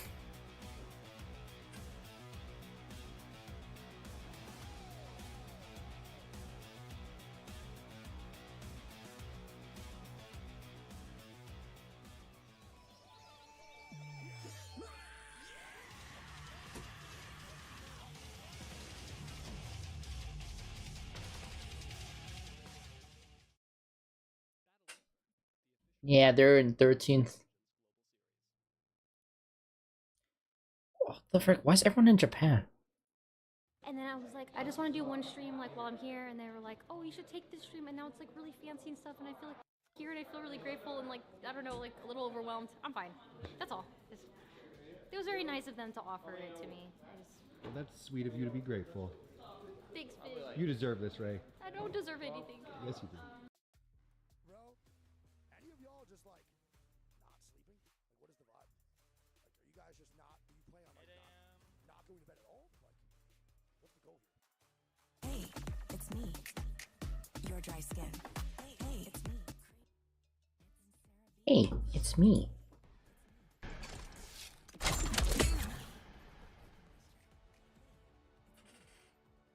When I became president, I asked about the secrets. Aliens, who killed JFK. Amazing action after 4 games down. We got 2 more to go. Stormpoint allowing Aurora to come out on top with 2 back-to-back dubs. And can we talk about the Herman Miller cheer that's going to go out to the winners of the ALGS Championship? The Cherry Blossoms is the chef's kiss to add to the collection. That's pretty nice. Wouldn't mind one of them. But don't know if they'll allow a late entrant into the tournament. And quickly scoot away with it, right? See how fast you could roll out with the Herman Miller. It's so nice. Race? You want to race me? A race with the Herman Miller. Get to see how fast you could go.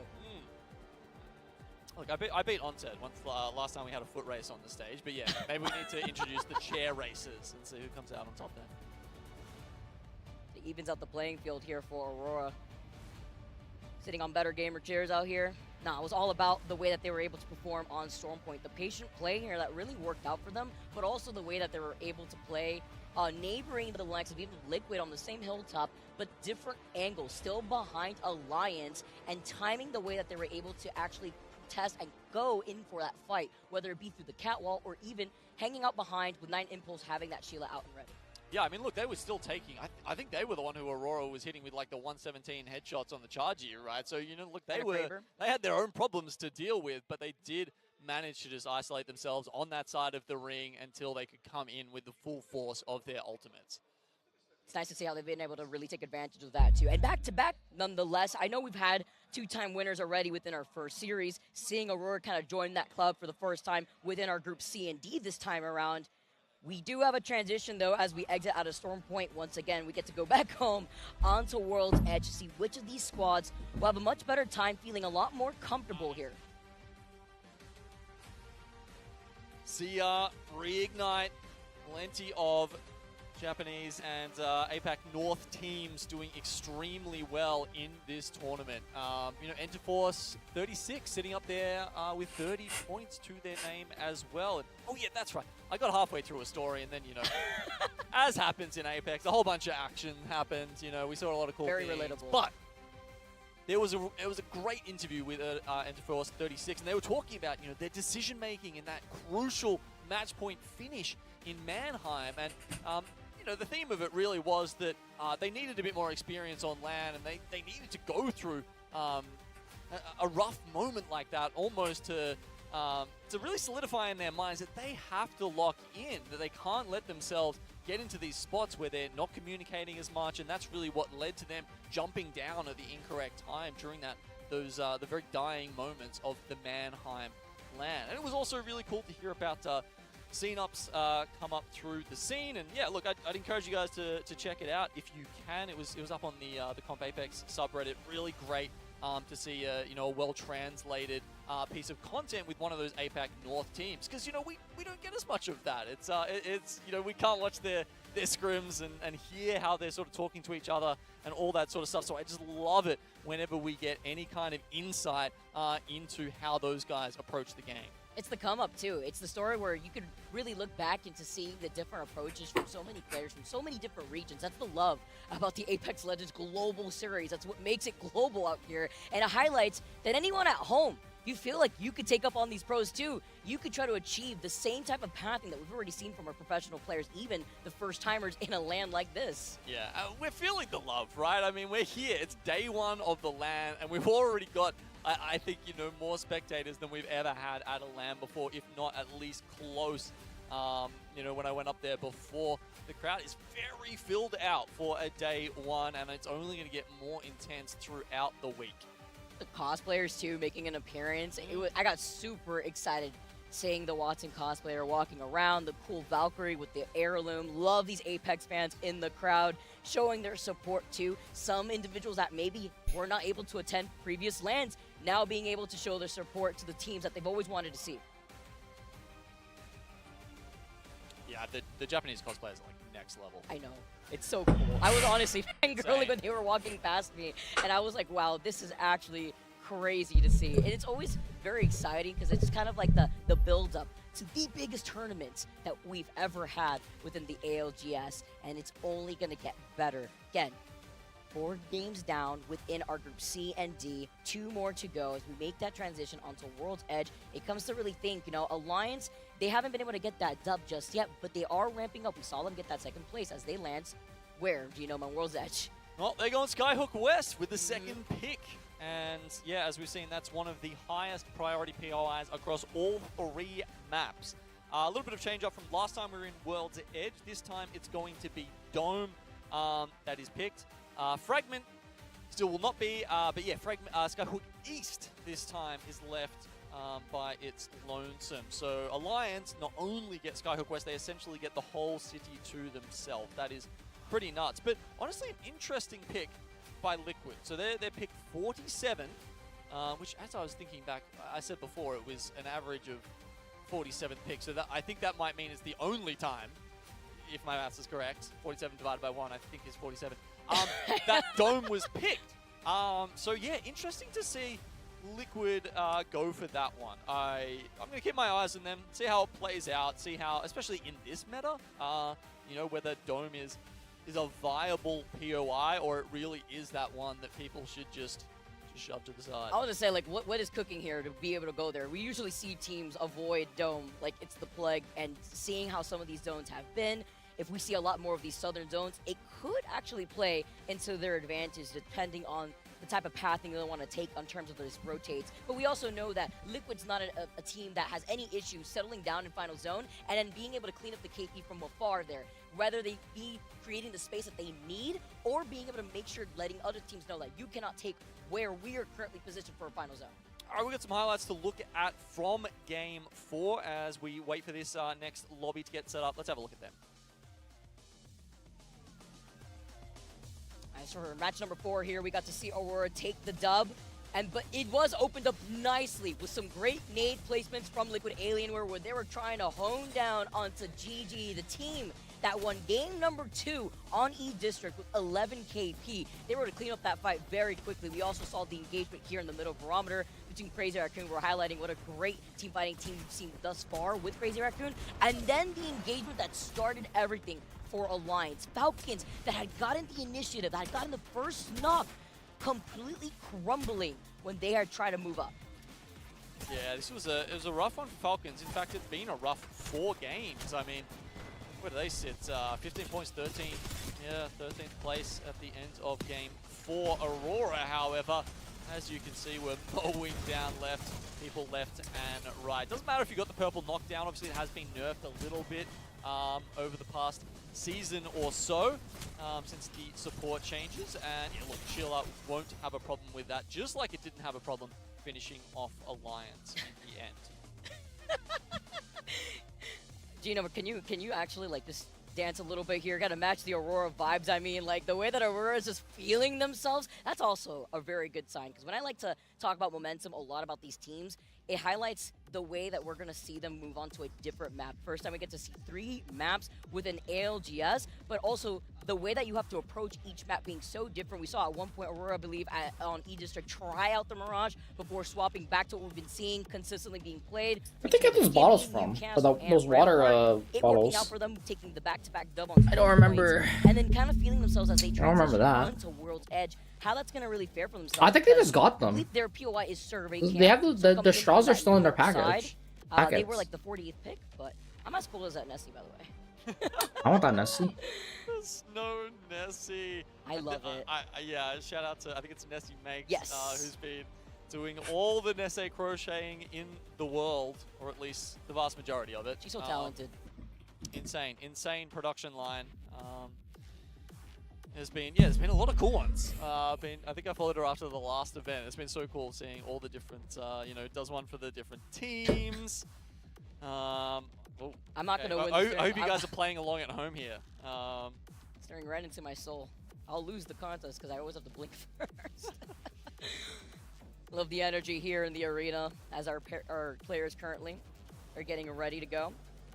Also like the friendly banter in the chat. Earlier on within our first series, I believe it was Verhos asking, has anybody seen the scoreboard? And somebody, I think it was Koi, I forgot who it was, but somebody in the chat was like, yeah, you're last, by the way. They were like second place. I'm like, all right. Scurry says, everyone throw their hand warmers at the B stream. Okay? Dodge? Rough. The heck? E36. I'm aiming for Greek. Wow. That's crazy. Wow, come on, we can't play favorites. I can't. Greek catching strays for like what reason? Oh man. Now, I was gonna say E36 also showcasing a great first game. Not really as consistent though, still within top 5, sitting in 5th place with a total of 30 points. But it shows you that gap, right, between Alliance and even Liquid, with Alliance having 45 points, Liquid with 36. Yeah. We're ramping up though, but it's very similar to that first groups where it was very close within that top 5. Aurora, though, is starting to build up that gap between themselves and the rest of I feel like they're even ahead of the Fnatic pace. I mean, I'm trying to think, did Fnatic win game 4? I think it was game 5, right? Either way, it felt like, I don't think they were on 53 points after game 4. And yeah, look, in that case, Aurora is actually looking to potentially take the lead after all Okay, come on, Falcons. one series. And No, you can do it. At the POI draft for World's Edge, as we move on to that for the final 2 games. Look, we mentioned it before, that's a massive area of the map that Alliance have got to themselves up there. Interesting, LG going for number 5 pick onto Climatizer. I mean, they're not the team I think of when I think of, ultra aggro edge teams that can really just bully everyone else. But let's see if they can revise my opinion of them in the next 2 games over at Climber. Probably going to play objective here. We're going to see how they're going to be able to work into this magic here on World's Edge. I love the flyby. I love the stadium. The way that everything is situated just gives me goosebumps. Seeing the flyby of World's Edge, different POIs that our squad's going to be landing on. And let's get started here, everyone. We got game number 5 on World's Edge. The dropships have left here on the map, and everyone is veering to go. Aurora sitting on top. And they might be going and trying to steal some of that Skyhook East loot. 2 of them drop to the tunnel to the left of Survey Camp. It's 9 Impulse essentially by himself right now. And they're thinking, hey, Alliance, we took last game from you. We're also going to take that Skyhook East loot from you as well. Don't get too greedy. So they're very well spread out right now. And looks like GSH he's got the double Mozam. Any trouble landing over at Epi. Because, of course, if you see that, not a very far distance to run over there and, you know, perhaps try and isolate that one member who's left alone in the survey camp. Especially if you have information off of a survey beacon out here. But by the way, your eyes are not deceiving you. Aurora has gone back to using the Mirage this time around on World's Edge. They're willing to try it out. They got some space here to recover after winning the back-to-back on Storm Point. Talk about Once again, we got one Mirage. Like you were mentioning, Genome, they'll have the loot within the tunnel as well. We got one Mirage, and somehow that team is doing a lot better than everyone else. Just one game in my career, casting Mirage. A professional game of Apex on stage. Who'd have thought? They've won 2 out of 5 rounds, and they're playing Mirage. The only team that's actually playing Mirage. You can see getting a circle. How have they? I was about to. Yeah, okay. Haven't really troubled the scorers so much just yet. 4 points. It looks like they've picked up, and they've got the console as well, which means they will be able to. How much longer, man? And hopefully find a nice spot. We're in game 5. Ugh. You know, before this game or so, I believe Gibby was at like 100% pick rate, and Stallions do not have a Gibby. They have the Newcastle Loba and a Rampart, so putting a dent to those stats just for now, and as we put a pin on it as well, we get to see GHS now trying to engage, and not the only ones too. Another fight happening over here. It's going to be Orgless, who are on top. We're able to find 2 picks here, and they're going to be able to run away with this. With the evac tower right behind them, they're going to be able to get the loot that they need as well. And LG, you mentioned, you know, can this team be aggressive coming out of this POI? And right now they are down. Got the wrong camera angle. Running for his life. But they got the wrong face cam. They had that man who's in the camera on their team right now. He's been doing pretty damn well in this lobby, but unfortunately, it's just Funk left alive for LG. He's got to try. Damn, LG, bro. Great escape here. But yeah, JHS professional. Negative rotate to try and take them down. That might be something they didn't see coming. To be fair, GHS do not have the zone information. They didn't get a ring console, so you know, maybe that says it makes sense for them to try and push up at Climatizer. Oh yeah. And giving him the full Gibby experience. Let's go. That's what I love to see. Of course, Gibby all the way back here, gonna get the finishing blow, the finisher on top of it all too. And you get to see a knock in the feed originally. Some of these squads were fighting by that choke north side of Geyser with Orgless. Looks like Team Burger are now slowly creeping up from that hill, and a lot of these teams have already been able to find themselves rotating over to Overlook, where E36 was able to get the head on this with the ring console being right there too. Dreamfire lost 2 of their members though. Oh, that's so unfortunate. They go from having the zone land straight in their laps. That's just a crucial opportunity going missing.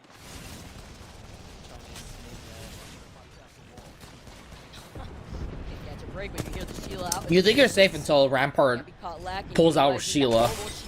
Oh shoot! Someone just came out. They just came out from behind. Oh my god! They got pinned so badly. Not being the bread in this right now has allowed Go Next to kind of walk away now, get right back to Raccoon's down. Hearing the action right below them, giving them some space though. You have to be careful to see if there's any other spots within the vicinity. Yeah, if someone pulls up on top of you and you come up out of that rope unsuspecting, you're kind of done for. That's what I was worried about. Oh, my God, plus 36! Yeah, they heard him with the zipline too, and they've actually been able to hold up, put in some pressure. You gave up that space originally to try to see if you could go in for a third party, so Go Next now having to forcibly back down while E36 are taking up so much of the space over by Overlook. 30 points, not a bad total after 4 games. Plenty of time for them to still add to that though. Move back into Fragment. Imagine ASUS was just sitting in that building with his team. Oh, nice slide up behind with the one away. Trade. Oh, we got to see Reignite fans in the crowd right now and knock them in trouble with Remix being the last one alive. The hip fire shots on the G7 is going to get the next knock, but with the res right before his eyes, this is the perfect time for the third party. Got another score here. Oh, there's nobody around them. I think it was the same team. They went down to the bottom of the building and came back up the zip. Where would he actually come right back around, and this ends up being Zero Tenacity trying to get away.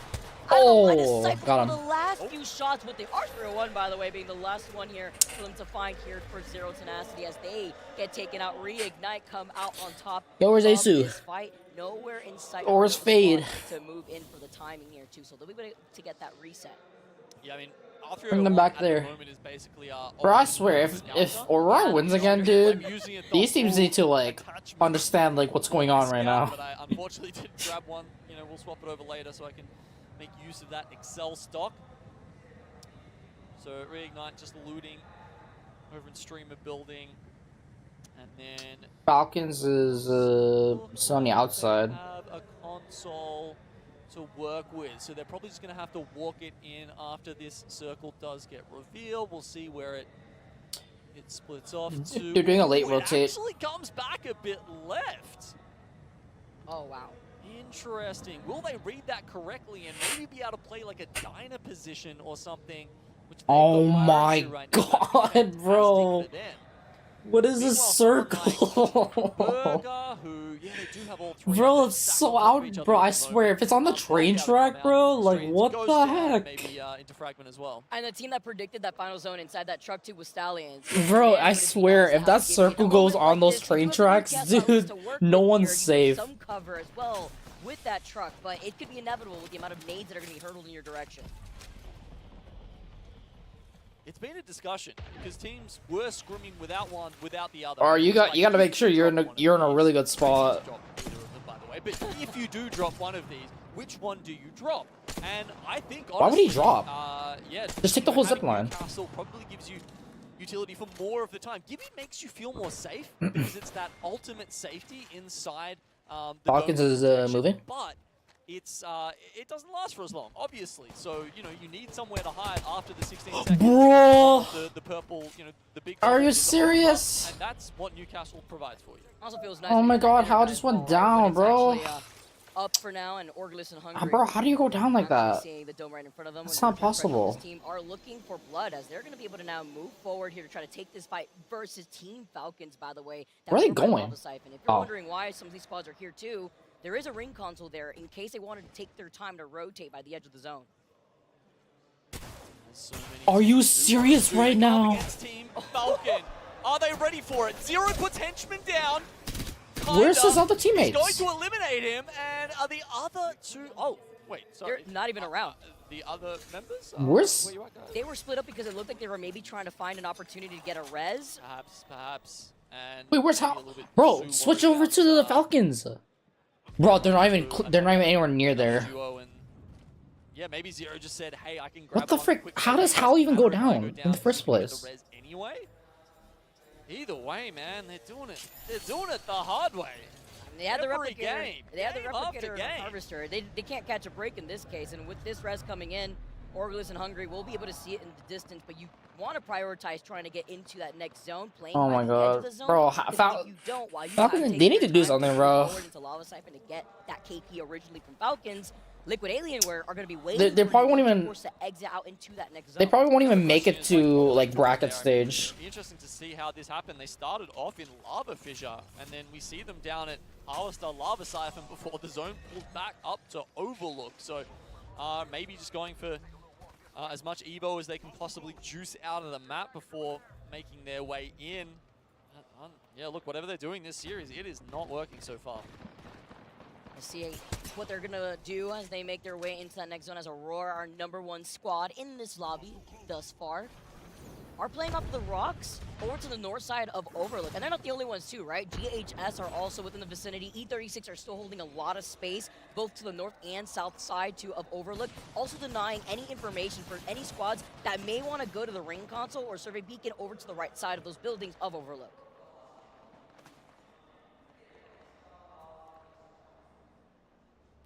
Trying to scare off Envy right now. Two looking their way, one watching south. Make sure no one disturbs them from fragment. The zone pulls upward, around the train tracks, around those rocks that are northwest. The red supply bin. It's got a Havoc, a golden G7. Will probably be wait, that's two golden G7s. This final circle. GHS Professional, it's a little too south for them, unfortunately. They will have to make a move next, but could be okay. But Aurora really sitting on the throne right now.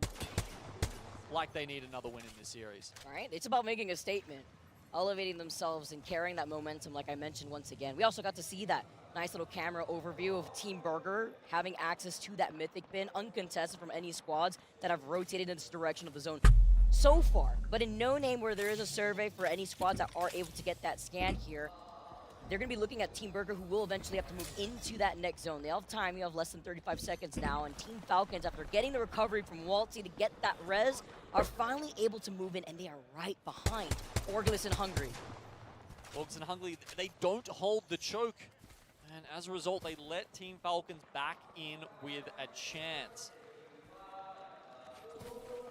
One of the good things about running 2 supports and 1 controllable legend is you can shuffle the the small meds around to your support characters, give the med Oh my kits gosh. over to Waltzy, and it's not too hard to take. Why are they so damage split up, bro? on the way in.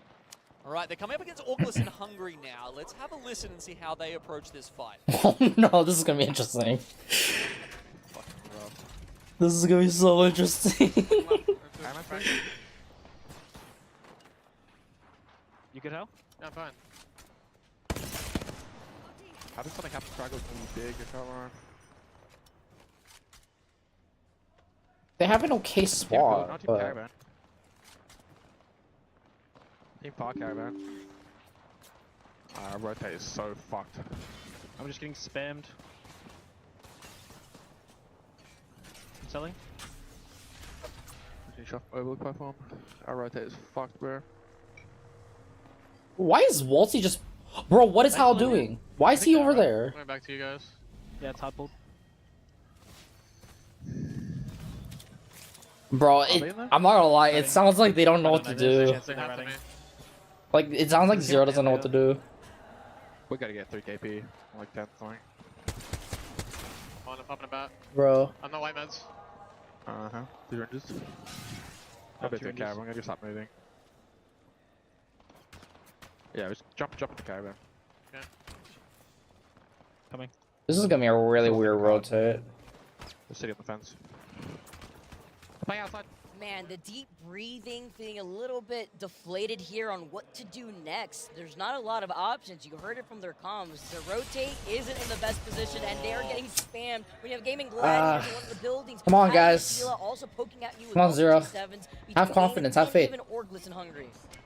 Yeah, they know they're pretty much done for. I mean, you look at how this game's going to play out. Oh god, the amount of aura everyone has against them. They would have to cover to make this next zone in, 30 seconds plus the ring closing time. And no meds. Like, I'm not kidding. I'm not gonna lie. Falcons has 0 aura. And at this point, trying to get into this, they're going to get ratted. ALGS and Hungry. And I can tell you right now, Vicky, this is literally their most hated thing in the entire game. It's been happening all throughout scrims. It's one of Batafe's favorite strats, and it will drive a knife into the heart of Falcons. Gosh, man. It's tilting because ALGS and Hungry also made that rotate into that next building when Falcons were inside of the caravan, thinking that ALGS and Hungry were still in the south side building without having to rotate since they were so focused on Gaming Gladiators. God, that's it for Falcons this time around. Furia are able to make their rotate incredibly low, having to use some of these meds. That's it, they're done. To get around the other side of this rock before this dome goes down, they utilize a Newcastle wall, and everyone now is trying to get into Bro, that next that's the zone. second time. That's the second time they ran in and just got into, or just got like destroyed. Yeah, sure, you do get the 3 KP, but what's your next move, guys? Was that really worth it? Let's see.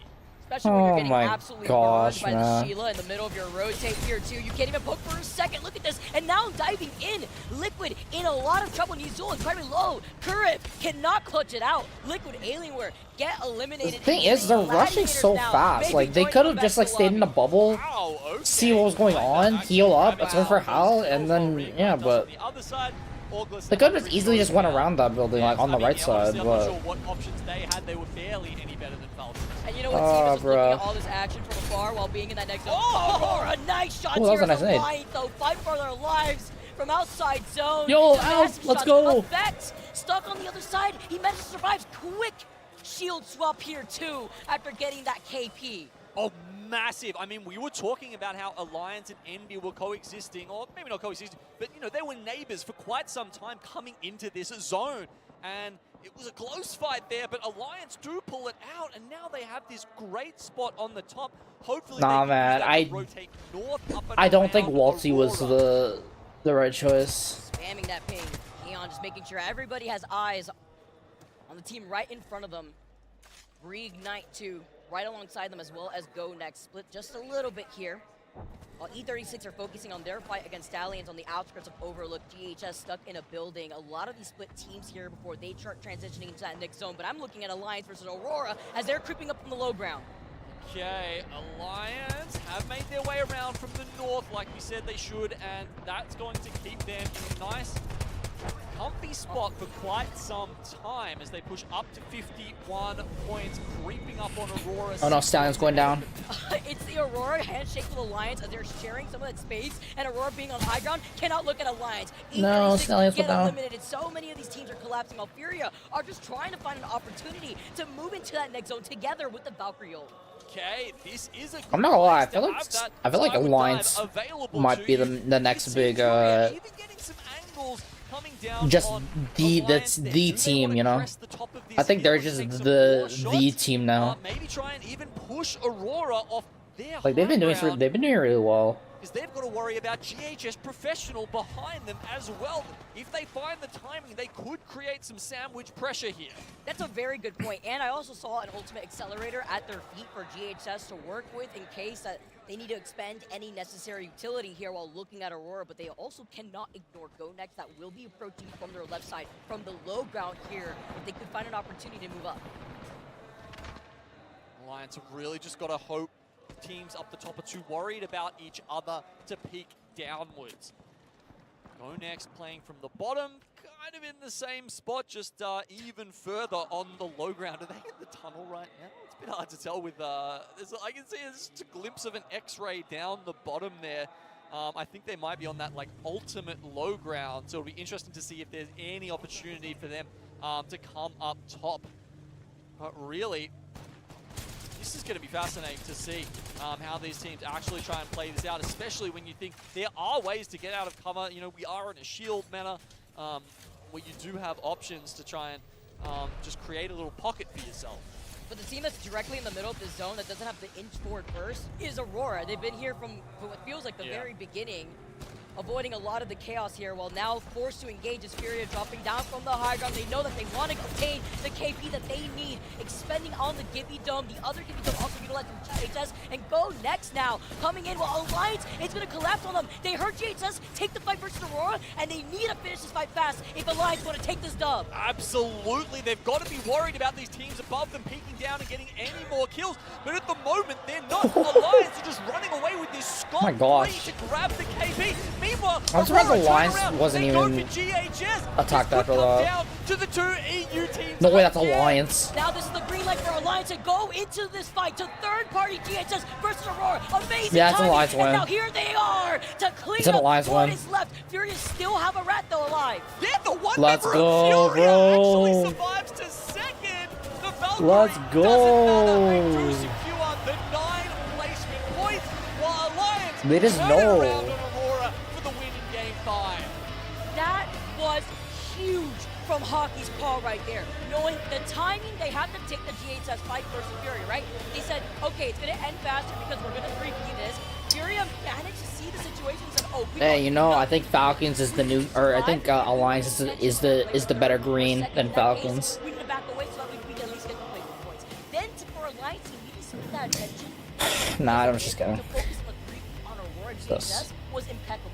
Yeah, I mean, if the plan truly in Hackus' head was that we have to start our fight first, because that means we can get onto the other two squads, then look, that's just I'm not gonna lie, Alliance is doing like I mean, they're first right now. They're doing pretty good. to get into that third party first. Oh my gosh, And Team Falcons, look, if Aurora had been able 16th. to, just stall out GHS first and then get some shots down on Alliance, it could have been completely different. But no, our one-time LAN winners from this year already saying... Oh my god, LG's like right behind them. Oh my god, I think they've actually... They're not doing so hot. Aurora as well. This man, again, shout out to Graceful saying it was like the 1-2 EU combo this entire series, and it's just getting more and more so. As Graceful would say, it is indeed, and EU stays on top here with Alliance taking a dub. 9 KP to their name after that game. Furia, their intention at the end didn't even seem like they wanted to play for a second. They wanted to get the KP at the very least if they could. The second place though, when they were able to disengage, was the biggest perk here. Getting that placement points even with that 3 KP they were able to secure.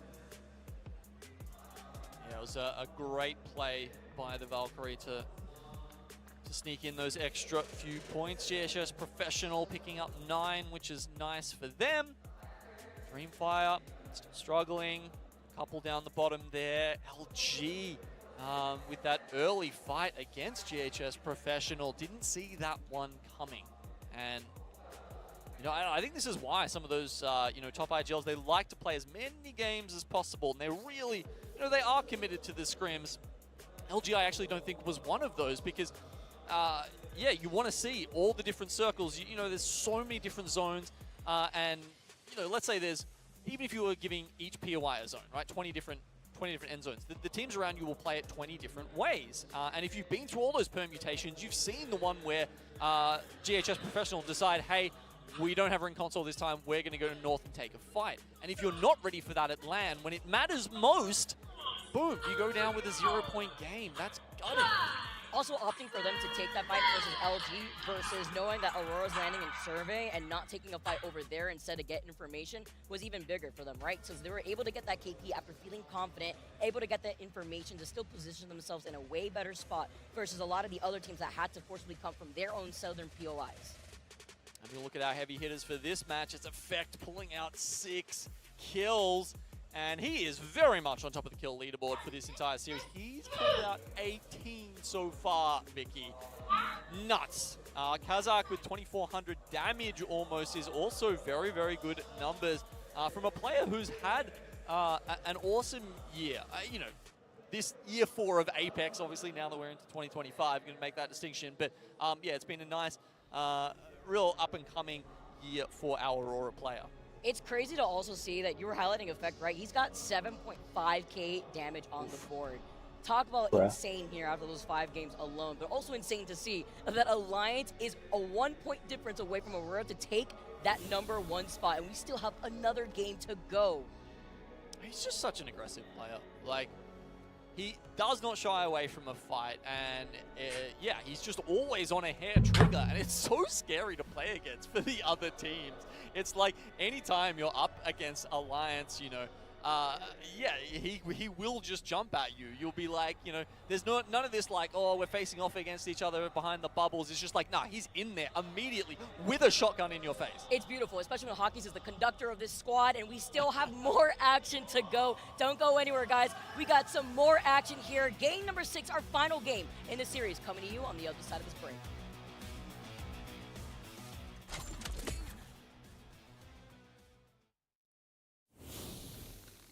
Well, there you have it, guys. One more game.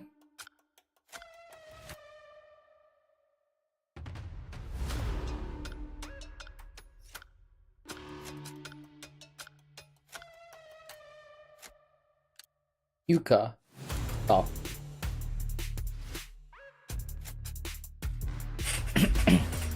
BRB chat.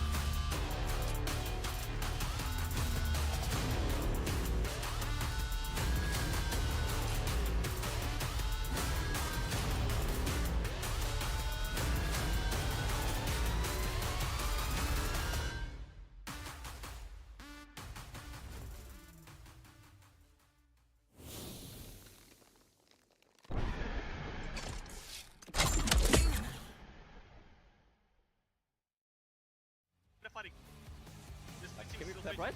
I'm behind. Can you climb? Wait, this is solo somewhere, guys. This is solo somewhere. No. Only Yes, solo me, solo me somewhere. Okay. I'm on high. They're fighting. Okay, go in. Come.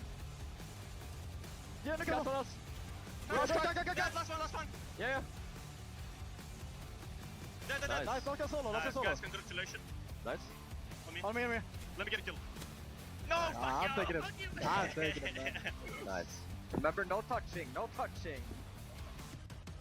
Alliance, let me get a kill. Gotta just slide that in there real quick. I mean, we already know we're gonna win, but I just need to add it to the stat board. Yeah, look, I take it all back. Effect deserves one of those kills. He has been asking for his teammates to donate kills to him.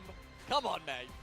We all know you're good enough to get them yourself. You don't need any extras. Like, this is a little cherry on top after taking that dub, right? Feeling themselves, feeling happy, especially with their awareness, knowing that there was still a solo somewhere. well, someone's awareness. I mean, Hackers knew it. Someone else was disagreeing with him there, but you always got to listen to your IGL. And Hackers knows best, especially when it comes to working together with Unlucky and Effect, really enabling them to highlight those strengths. It was inevitable. I was talking about consistently 5th place right after the first 3 games. Then after that, it started ramping up from Stormpoint into World's Edge until eventually getting that dub for game number 5. And we still have another game to go here on the same map. That's right, one more for World's Edge. Aurora looking amazing. They picked that spot. And unfortunately, Alliance are one up to them there at the end. But still, plenty of points for them. It's 1 point the difference, right? 1 point the difference right now between Alliance and Aurora, 66 to 65. Alliance, they put their number 2 draft pick for World's Edge, whereas Aurora, it was their number 48. But, I mean, this is sometimes where it's hard to know, right? Like, did the coach predict that no one was going to take Skyhook East? Because if that's the case, insane 5-head move, right? Because you've gone from Survey Camp, terrible POI, to Survey Camp plus Skyhook East, acceptable. You're almost like moving your draft pick up a whole rank there. So incredible work from Aurora to convert off that, and I guess they're so close together as well that it means that they will tend to end up playing similar positions in the late game. That's true, actually. And just being able to get that early game loot when you play so split up, at least in that moment, in case you need to go for a quick rotate or help back up one of your teammates. Because honestly, GHS, they could have decided if they wanted to move over to Survey, if they needed that information. But instead, that game, we saw them opt to take the fight versus LG. They felt confident to not only take LG out of that fight, but take whatever they needed out of Climatizer for that beacon information. Look, we got a great look at their jerseys over the last couple of games with all the winning they've been doing, Vicky. But we're in the land of anime. What do you think? I know you're a big anime fan. What do you think about the anime jerseys that Aurora have on? I think they look fantastic. It gives me like One Piece manga panel vibes too. So I'm definitely with it here, and it kind of goes hand in hand with how animated they've been. Oh wow, I didn't even realize Aurora won back-to-back. The only team thus far. You see what I'm going. It also is the only team right now in the series that have been able to take 2 dubs for now, seeing how we're going to approach match number 6, but it also highlights how strong EU is within these groups. It does, isn't it? And it was funny. I think we read some Reddit comments that were really talking down to EU in this LAN, but we are not seeing that play out right now. At least, certainly not in Group C versus Group D as they drop in for the final time here in our second series of the day. Let's get it going here. Our final game within these groups. Group C versus D, and Alliance, only a 1-point difference that separates themselves and Aurora. I know Zephyr had to go and get a really sick jersey from the Alliance booth here, so he'll be very thrilled to see, and with no doubt too, right? He's always on top to support the Alliance squad, as he should, and we're going to be able to see the way that Alliance are going to be able to approach this zone too, because it is going to be moving. Come on, they need to end it on like a good note. Yeah, let's see where it pulls. Okay, it's central. We're going to get what looks to be a monument zone, and it's a little bit closer to both Alliance and Aurora this time. I mean, they did the hard slog over to Overlook last time. This will be even more favorable for them once they grab. I mean, look at this. Alliance, they get 2 Evo Harvesters on Skyhook. It's an incredible advantage being not having to essentially go outside your POI and be able to grab both of them. Aurora, they'll have pretty much the same, maybe even a third, right? Like they can go for the one in Skyhook. You've got the member up near the northern tunnels getting one, and then as they rotate down through the train tracks as well, there's another one to the west of Epicenter. And you know where those spawn, we don't talk about it that much, but it can have huge ramifications if it means you hit a break point before someone else. If you've got, you know, the purple bubby, the purple Gibby perk, or just having the armor, of course, to bully people out in fights. Really helps them out depending on what option they want to go for. After seeing today, I do want to actually analyze what perk was more prioritized over the other and how it really benefits those play styles here.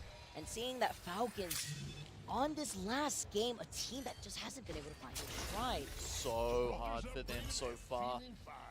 This time, as we said, of course, they're Lava Fissure, so we are watching them probably quite stressed right now, honestly, with 16 points in 16th place, make their way over. They did get Ring Console. That's at least one thing going their way.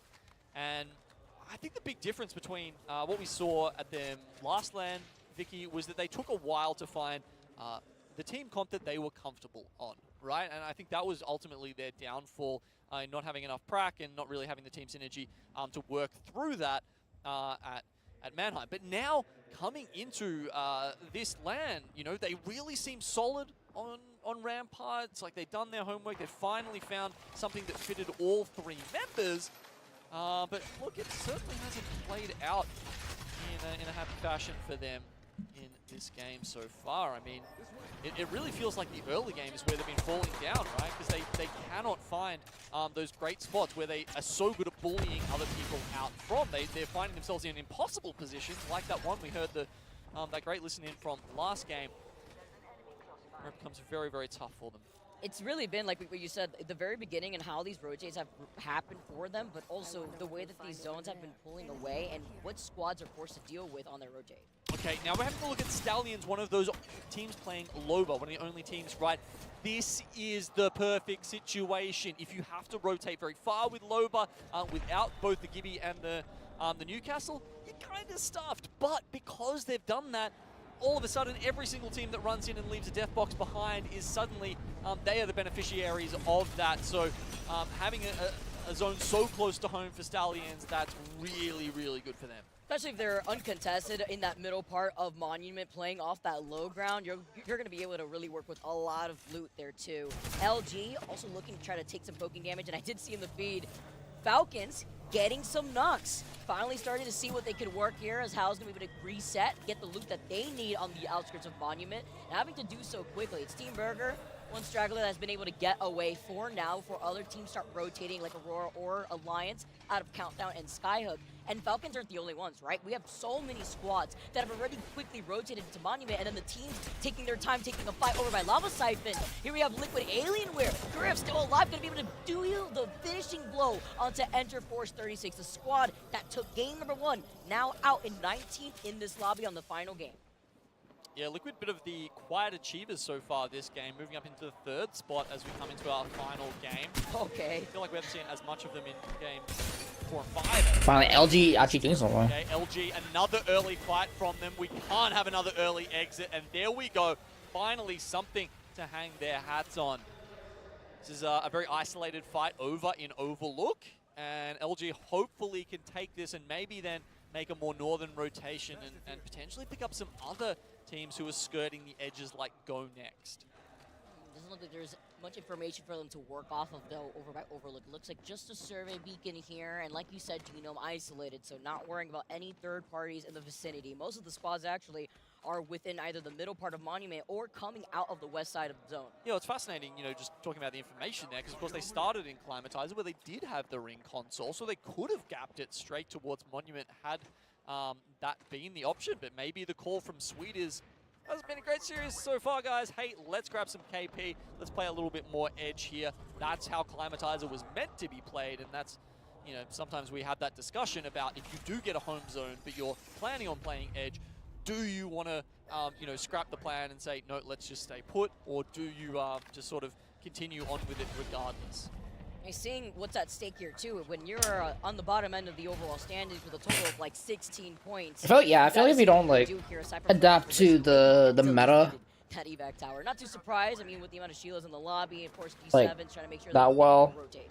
Yeah, I mean, at the or moment, know it's it like that if you well, pick up then the evac yeah, tower, you you're kind of basically have to in a little two or hole. three, because one is just not going to cut it. It will get shielded out. Someone will be looking at it. And I think even before, as we look, as the zone pulls even further towards both Fragment and Monument, who knows? Is there a chance it goes over to Fragment here and we see another, we'll see a crazy dash across the lava? Here's a question. But yeah, because teams know that someone else is going to be shielding it, You think controllers like not firing some, you know, some good enough shots and whatever else, like, because they're like, hey, as of right now? we can help delete it even faster. So it's sort of this snowball. Would effect mouse and of keyboard be just more having like shields in the prominent lobby versus these for this meta? That's why we saw some teams opting for the Valkyrie, right? And it forces you to. Because like the only reason why people use controller was for the the recoil control on like SMGs, but no one uses SMGs anymore. Something that Furia has been doing. Seeing less Valkyries, though, as we had made that transition from Stormpoint into World's Edge, is something I was expecting. But it's kind of the perks when you have that level 3 Valkyrie perk to see who's within these buildings. It helps you in a zone like this. But Controller still viable? when there is no real estate for you to take up. So LG going all the way back over to Climatizer. They could be a bit of a rogue force in the fight we're looking at now. And after that evac tower went down, Aurora said, oh, I don't know, maybe let's go fight some people on the edge, right? And they found Go Next. They found Dreamfire, and potentially those teams are going to collapse on Go Next, who are the ones in the middle. Let's see, just trying to block off a bit of sight with their cat walls right now, but they are getting routed. Oh man, but with the Catwall also used up to try to isolate, trying to take these fights. Dreamfire coming up from right behind Go Next, and Aurora had tried to capitalize. You saw them ping earlier on, trying to get that engagement, and Dreamfire are actually backing away while Aurora are still trying to find Go Next in the zone. Yeah, they're going deep for these kills. They want them, and they looks like they're probably going to grab the next two. Oh, the Mirage not really working out here, though, with 9 Impulse falling down after trying to take a flanking angle, a different offset position to try to actually take advantage of Go Next, have now costed them 9 Impulse. Yeah, Dreamfire seem to have second thoughts about going in for this one over at Epi, but Team Burger, they're certainly not feeling like avoiding this one. They came out of the zone very late from Skyhook, but if someone else wants to hand them a third party on the platter, well, like the Burger enjoyers they are, they'll take it. Free for all here. Looks like a buffet. Ooh, they're gonna have to split apart now. With Go Next still playing on the north side of Survey. Now. Aurora now down to just a solo. Was it worth it? That's also with them trying to use the Gibby ult to close in the gap. They were forced to use the dome because he had to heal up, and then taking that off position just did not work out. That just got so ugly. You know, two teams now just limping around in the zone, maybe even going to take turns at trying to respawn their teammates at this replicator over at Survey Camp. Meanwhile, Dreamfire and Team Burger licking their lips, waiting for those teams to come out of the zone. It's like what you said too, Genome. Go Next had double evacs. They had to utilize both of them just in case, and have now opted to hang out in the middle of Epi, where they're going to get comfy for now, at least away from the line of sight of Dreamfire, who were trying to circle keep them, and they see Aurora in the distance. Look at them as they move up. Dreamfire do not want caustic to be able to get this res. Who we pulled off for right now, but he has to reposition. Okay, so now they're going into the zone together. Go Next have successfully respawned. Can they turn this around on the other two? Well, Team Burger still smacking their lips at this point, and have taken over the train station spot. Could also be a little too spicy for these teams to handle as the zone ticks away at them. I hate the world, presumably. Yep, there we go. The med kit comes off. And the fact that this zone has completely shifted to the south side of Frag East, something that has elevated LG on their rotate. The team that lands over by Climatizer. Where's the circle warning? Over by Overlook has now allowed. Shouldn't there be like a warning for the for how long you've been in the circle or the ring for? Take a mythic bin while they're or outside the ring. I said if there's a chance it goes down there, and any team in that position will just instantly have God spots. So and yeah, as you said, it's almost like, I don't know, above God spot. What do you call like God spot plus a mythic bin? I don't know where that ranks, but it's pretty damn high. All right, Alliance. No way they Bullwalk Obviously, that. Aurora struggling to make up the ground, even that 1 point between them here, as they're in a much better position than the other team in the zone. Aurora will have to come in, and Alliance, can they win this fight against Go Next? Going to be able to get the double knock here, already having the advantage. Unlucky, just backing away to let the rest of Alliance clean up on aisle 3. You know, the rest of the team has got it, and Go Next get taken out in 17. Another isolated fight just for now. Dreamfire were trying to stake it out, seeing maybe there was an opportunity. Yeah, Alliance is on a completely different level. I wonder if Dreamfire really doubted themselves at this point, because you see opportunities like that and they're very hesitant about it. They're not running at it and just, you know, sending the fight thinking, hey, there's third-party opportunity. They are waiting. They're waiting way too long. And second time they've done that too, right? Because they saw Aurora get the res, and now Aurora is trying to take this fight to Dreamfire. Can it act as a double-edged sword for Dreamfire after backing away from another fight? Aurora forced to back away too, with the ring closing in right behind their backs. You see the Mirage ult, a little bit of bamboozle coming through for Dreamfire as they still hold on to that high ground positioning before they have to eventually drop down. Ooh. Difficult here for Aurora, the team that I got in that back-to-back. They've been forced to use that Newcastle. But where can you go here from next? I'm going to say this is actually the position I associate most with Dreamfire. In so many World's Edge games, they love playing from top epicenter and just looking down and using that height advantage against other teams. So they're extremely comfortable with the position they're in right now. The question is, Vicky, as the zone shifts even more south, it's going to be a very hard rotate for them. I mean, this is very reminiscent of where we saw Falcons from last game. Maybe not quite as hard though. You've got a lot of hard cover, a lot of buildings in this space. Why it was so hard for those teams rotating up from Ghost Town last time was because they had to run across open ground essentially. Little to no cover, right? Meanwhile, Hamden could not clutch for Noctum. They get taken out. His Team Liquid getting some KP, but they get thirded almost immediately. Look to your left. You may have missed them. The EVA 8 shots too, ringing through. And it's a lot of these teams that we were highlighting earlier on. A lot of space for these squads to actually take up. Over by Monument, once you saw that ring was pulling here. Yeah, so still at this point, teams they're shuffling across to like the western northern side of Monument, but they still haven't shifted across to Fragment. I don't know if they've seen the change in the wind so far, or if it's just because they feel a little landlocked with everyone in the buildings around them. Can they even afford to make a move when everyone's going to have their sights trained on them? But if every squad thinks like that, then none of them will make it to the next zone. So at some point, someone has to start moving south, and it's Envy who gets there first. Yeah, if everyone's super, then really no one is at this point when it comes to this positioning. And Alliance, in a distance, they see that LG have taken the streamer building, but it's still a very difficult position for Alliance because they are currently pinched between Falcons to their left, Dreamfire to their right. What move can you move into here with so many squads still in front of you? No one really looking at you before Falcons. They hear them right next to them. They're forced to engage here, but then Dreamfire could just third party this from a distance. Oh, that was a tough bubble to use there for Falcons as well, but holy crap. Needed to pop the bat. If they can Stream's lagging. Here, they might be No, Alliance is gonna destroy the Falcons.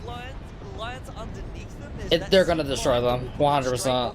If they hear any cracks, if they hear any knocks that they can associate. Why aren't they using their or why isn't Hal putting his shield? Well, there's a fight that makes no right sense. Behind Falcons in that open building too. This may be the opportunity, but they can't see Alliance playing right underneath them out of their line of sight. Dreamfire, nowhere to go, nowhere to run. They get eliminated as LG are king of the hill on this rooftop, holding so much space too. 2 members on the roof here, another member to the south to make sure Envy doesn't just walk up for free on the bridge. Wow, okay, so is this the big brain play from LG, or you know, have they spread themselves a little bit too thin here? I think as the zone pulls south now, they can probably, you know, make that distinction and start moving south to make sure none of them gets isolated and cut off from the rest. Alliance have made a risky cross. Whoa, the stream's lagging. And they've lost unlucky for it. Potentially a reset in the works. Laugh there because you could see the desperation trying to get that KP, seeing that they were literally one shot, maybe from the Master from miles away as Gaming Gladius blast. Can he clutch this up? The 1v1 through the knockdown. He's playing off the other side here. He's forced to reload. No, on the other side in the distance. There you go. The shot from the G7 cleaning up both of these teams. Okay, Burger, Supernova, and Falcons. A whole bunch of APAC players over here. Falcons is still alive, bro. They could still end it off on a good note. Still well spread out, and Alliance. I don't have understand. somehow What are managed to the? get the What's their reset plan? here. Envy haven't even looked at another team in quite some time. You can see them staring at Furia above them, but at some point we're going to get those three teams pulling into the final zone. Alliance got away with moving here because they were playing off that low ground. What's the next circle? When we saw them trying to engage on Falcons, Falcons still stayed up Falcons. on top and now been able to move up. This has allowed Alliance to get out of line of sight of LG, and LG is respecting Falcons and they're moving first. Amazingly, as they should though, as they're going to be able to back away and still have certain advantage. I hope they know that. I hope they know LG made the first move. Let's jump into a listening with LG as they get to scout out the teams that are right. They're watching for Falcons. They're gonna have bub again. Just rinse their Q. Everyone rinse their fucking Q instantly. I'm gonna minigun it. Yeah, just rinse their Q. Sweet, get ready. They're gonna walk out any second. 45 on Newcastle. Put the bubble. I'm gonna give you ult. Thank you. Let's kill these guys on this wall, okay? Yeah, I'm playing with you. I'm gonna give you ult in a second. They're sliding close. Fight this. They're in my give you. They're in my floor. Fight them on the floor. Fight them. Yeah. Now. Fight with me. Fuck, they're in my bubble. The back door. No, I got minigun. Oh yeah. I can pull him. I'm pulling him sights. Get walls down if you have them. No, bro. Come on. No, bro. I can't armor swap. Play your life. The team on the bridges. They're resing. Sykes, you might put a res me later. They're resing there. Oh, you can swap that. Nice. Bro. Maybe just show. Maybe just like delay. Yeah, let's go, Tokens. Citizens have gone in to try to They're actually doing good. LG as they were forced They're doing to okay. engage They're doing on okay. Falcons. You saw that Falcons were able to move up 0. Oh, shot. The initial Effect's knockdown. still alive. Envy playing off the low ground. Alliance get eliminated. 4 squads left in this final game for our group C versus D. And Envy has been incredibly quiet. Could this be a Falcons win? This might actually be a Falcons win. Gone as well, so it's Bro, I swear this is a Falcons win. Envy and Team Falcons. 1 game left. They had to redeem themselves. They've just crested the 30-point mark. Now remember, you need that roughly 33 points a series, and it looks like Team Falcons might be able to bring it back in the last game of CBD. Listen, Walter, get your butt outside right now. Here, and Falcons have finally started building things up, but they at a disadvantage with full purpose. Dude, Falcons need to win this too, please. Closer on the crease allows them to work with that cover a lot better. A well-timed bubble from Zero, though, means they pull back and just wait it out for a second. Gibby, bubbles raining down. The re-slam from Falcons comes in. The second knock right here too. The second you guys always what does it. Bro, you should have popped your ultimate now. The PK shot is able to take out Falcons with the... as Envy take the dub. Dude, I swear, if he threw his ultimate like a lot sooner, dude, like... I mean, yeah, look, they didn't have a lot to work with Falcons. They just had the lip of the highway, and they got a little bit closer. I thought with the re-slam. I mean, that is a big factor in fights. But you're out in the open, so it's kind of hard to like. And I've got to say, it's hard to counter that. You know, we know how powerful she is in those bubble fights, and I think that's a. Hey, you know, Team Falcons, they sort of redeemed themselves. Envy can come out on top. They sort of redeemed themselves. Control the pace of bubble fights a lot more effectively. Having the spikes, setting them up in your own bubbles means that the other team, they essentially cannot dictate the pace. I also felt like there was just a lot of respect being given from Falcons, and I like what you said about the crates in the middle of the tracks, because that provides second place, dude, like, they could have won that, honestly. Right, you could take a left angle if you want to, a right angle after you even see the double slam, because you can still wrap around and focus. I feel like House should have definitely slammed his first. Envy there, you can see, though, do pick up the majority of the points, of course. Because, like, yeah, you're gonna slam, but... On top of that, that means 24 will roll into a better result for them in the overall. But if you slam like second, like the other team's already gonna be full, and you're on the open, so you have no cover. With a 76-point series, fantastic from EU Gladiators. I mean, what, like Falcons and 12 in that last game alone, and being in a very difficult position nonetheless too, right? We saw all the action from the squads that had to come from the north side of Monument into the line of sight of LG. LG's not doing that well. We're seeing seeing that Alliance was forced to have to fight Envy, who was on the other side of the tracks, which Envy had made that rotate, by the way, from Thermal Station before settling down on those tracks very early in the game, not overcommitting into finding a building in Monument, just in case it did end up moving down to the south, like you mentioned, because it was a pretty high possibility, too. Because they were the only team, right, that took up that position down south for a very, very long time.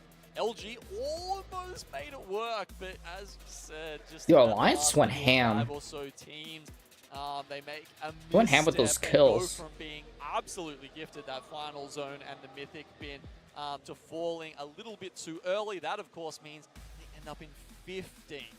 It was very scary to see Zero bust down that door with the Massive, as Gibby was almost like a horror movie all over again when he was able to get that knock initially there too for Falcons to not only get that KP, but at least claim that building before the inevitable happened and that final fight between MV was to commence on top of that trading tracks. But also the slight high ground. Hey, you know, still allowed them I'm to sort of happy Falcons like actually did something. It was a great spot to play from, and yeah, look, they got some points. Catalyst So. obviously is just such a strong, you know, legend in those final moments. Because you also have the spikes, right? When you play the spike or place the spikes outside of the dome, it prevents you 24. from having to work around that space and work in a different direction. You could force certain players to back away into your teammates' line of sight, which is why it was really important to play into that natural terrain. You have Evo Shield Falcons advantage, won you're still that? full red. Even if they had purples in that case, Oh, they would have still made took top an 10. advantage trying to even get into positioning. And then Falcons would have made top 10. usually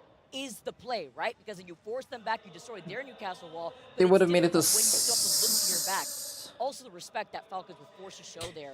They would have made it to 6th or 7th, Start pressing their own advantage state. possibly 5th. Very Holy, well done, Envy. that would have been big for them. You know, they were my pick, and I really was hoping they'd pick up some points towards the end. Thank God they finish off with a 24-point banger there.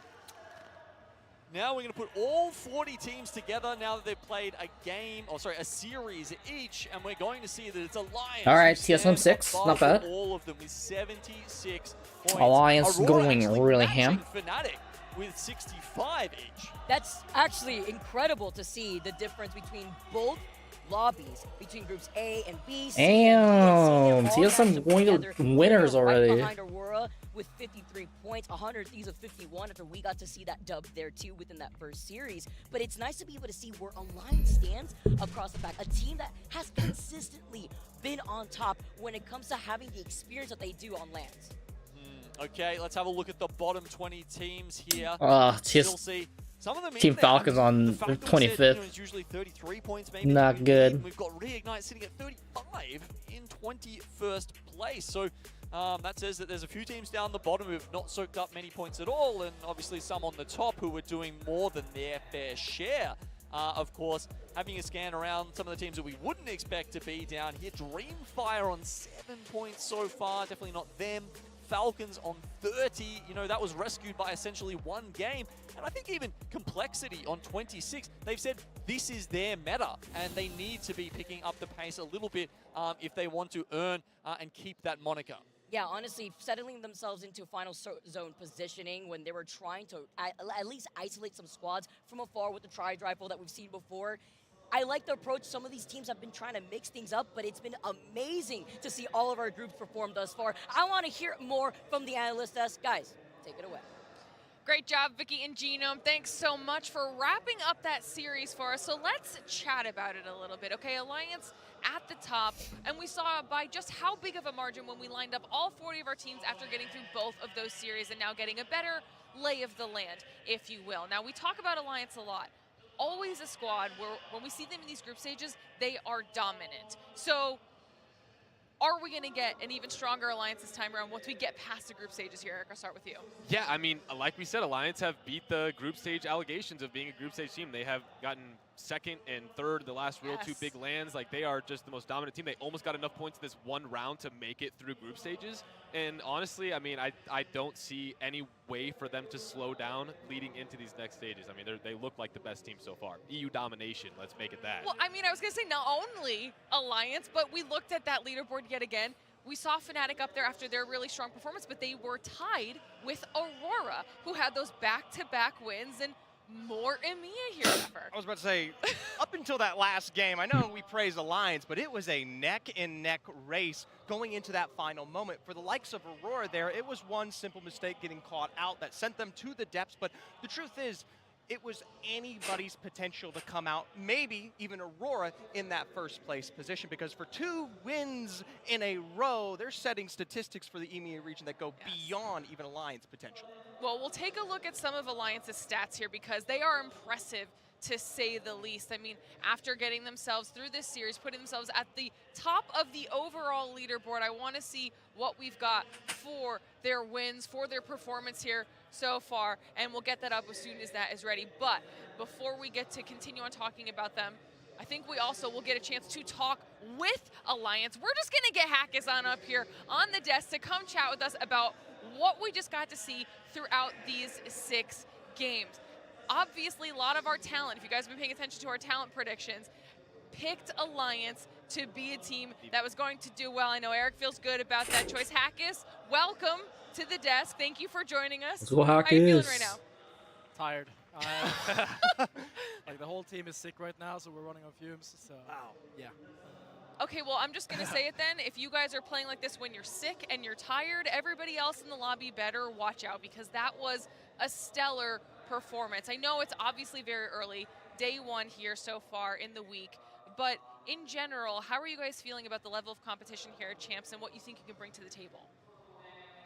I mean, competition at LAN is always interesting. Like, obviously, there's a lot of great teams, but in this meta specifically, the late games are kind of RNG because it's like everything is so close quarter, and it just depends on who sends who. So it's like we've been consistently top 5 every single game, but then in the top 5 after that, it's like very hard to actually close it out.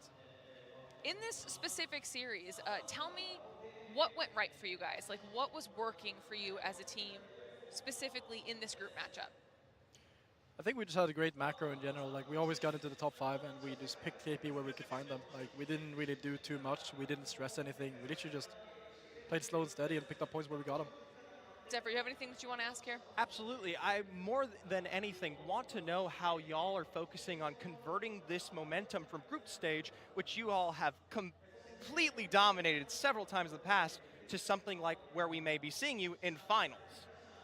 I mean, with the new POI draft, like, group stages, obviously, if you get a good group stage, you can snowball it quite hard with the draft into going into finals. So hopefully we can capitalize on the momentum by getting good POIs, and we'll go from there. Well, I want to, while we have you up here, I want to use you for a little bit because we're going to take a look back at your match 5 performance here. We're going to get into these final circle moments as the IGL. Talk us through the decision-making that went into these pushes. I mean, we scanned zone 3, saw the zone pull back a little bit. We were completely free on high ground. We had one team that was... Alright, chat, I'm gonna they ended up trying to end it right here. I will see you tomorrow. We will continue watching this. Hopefully it won't be as long, but yeah. I'll see you guys later. Peace out.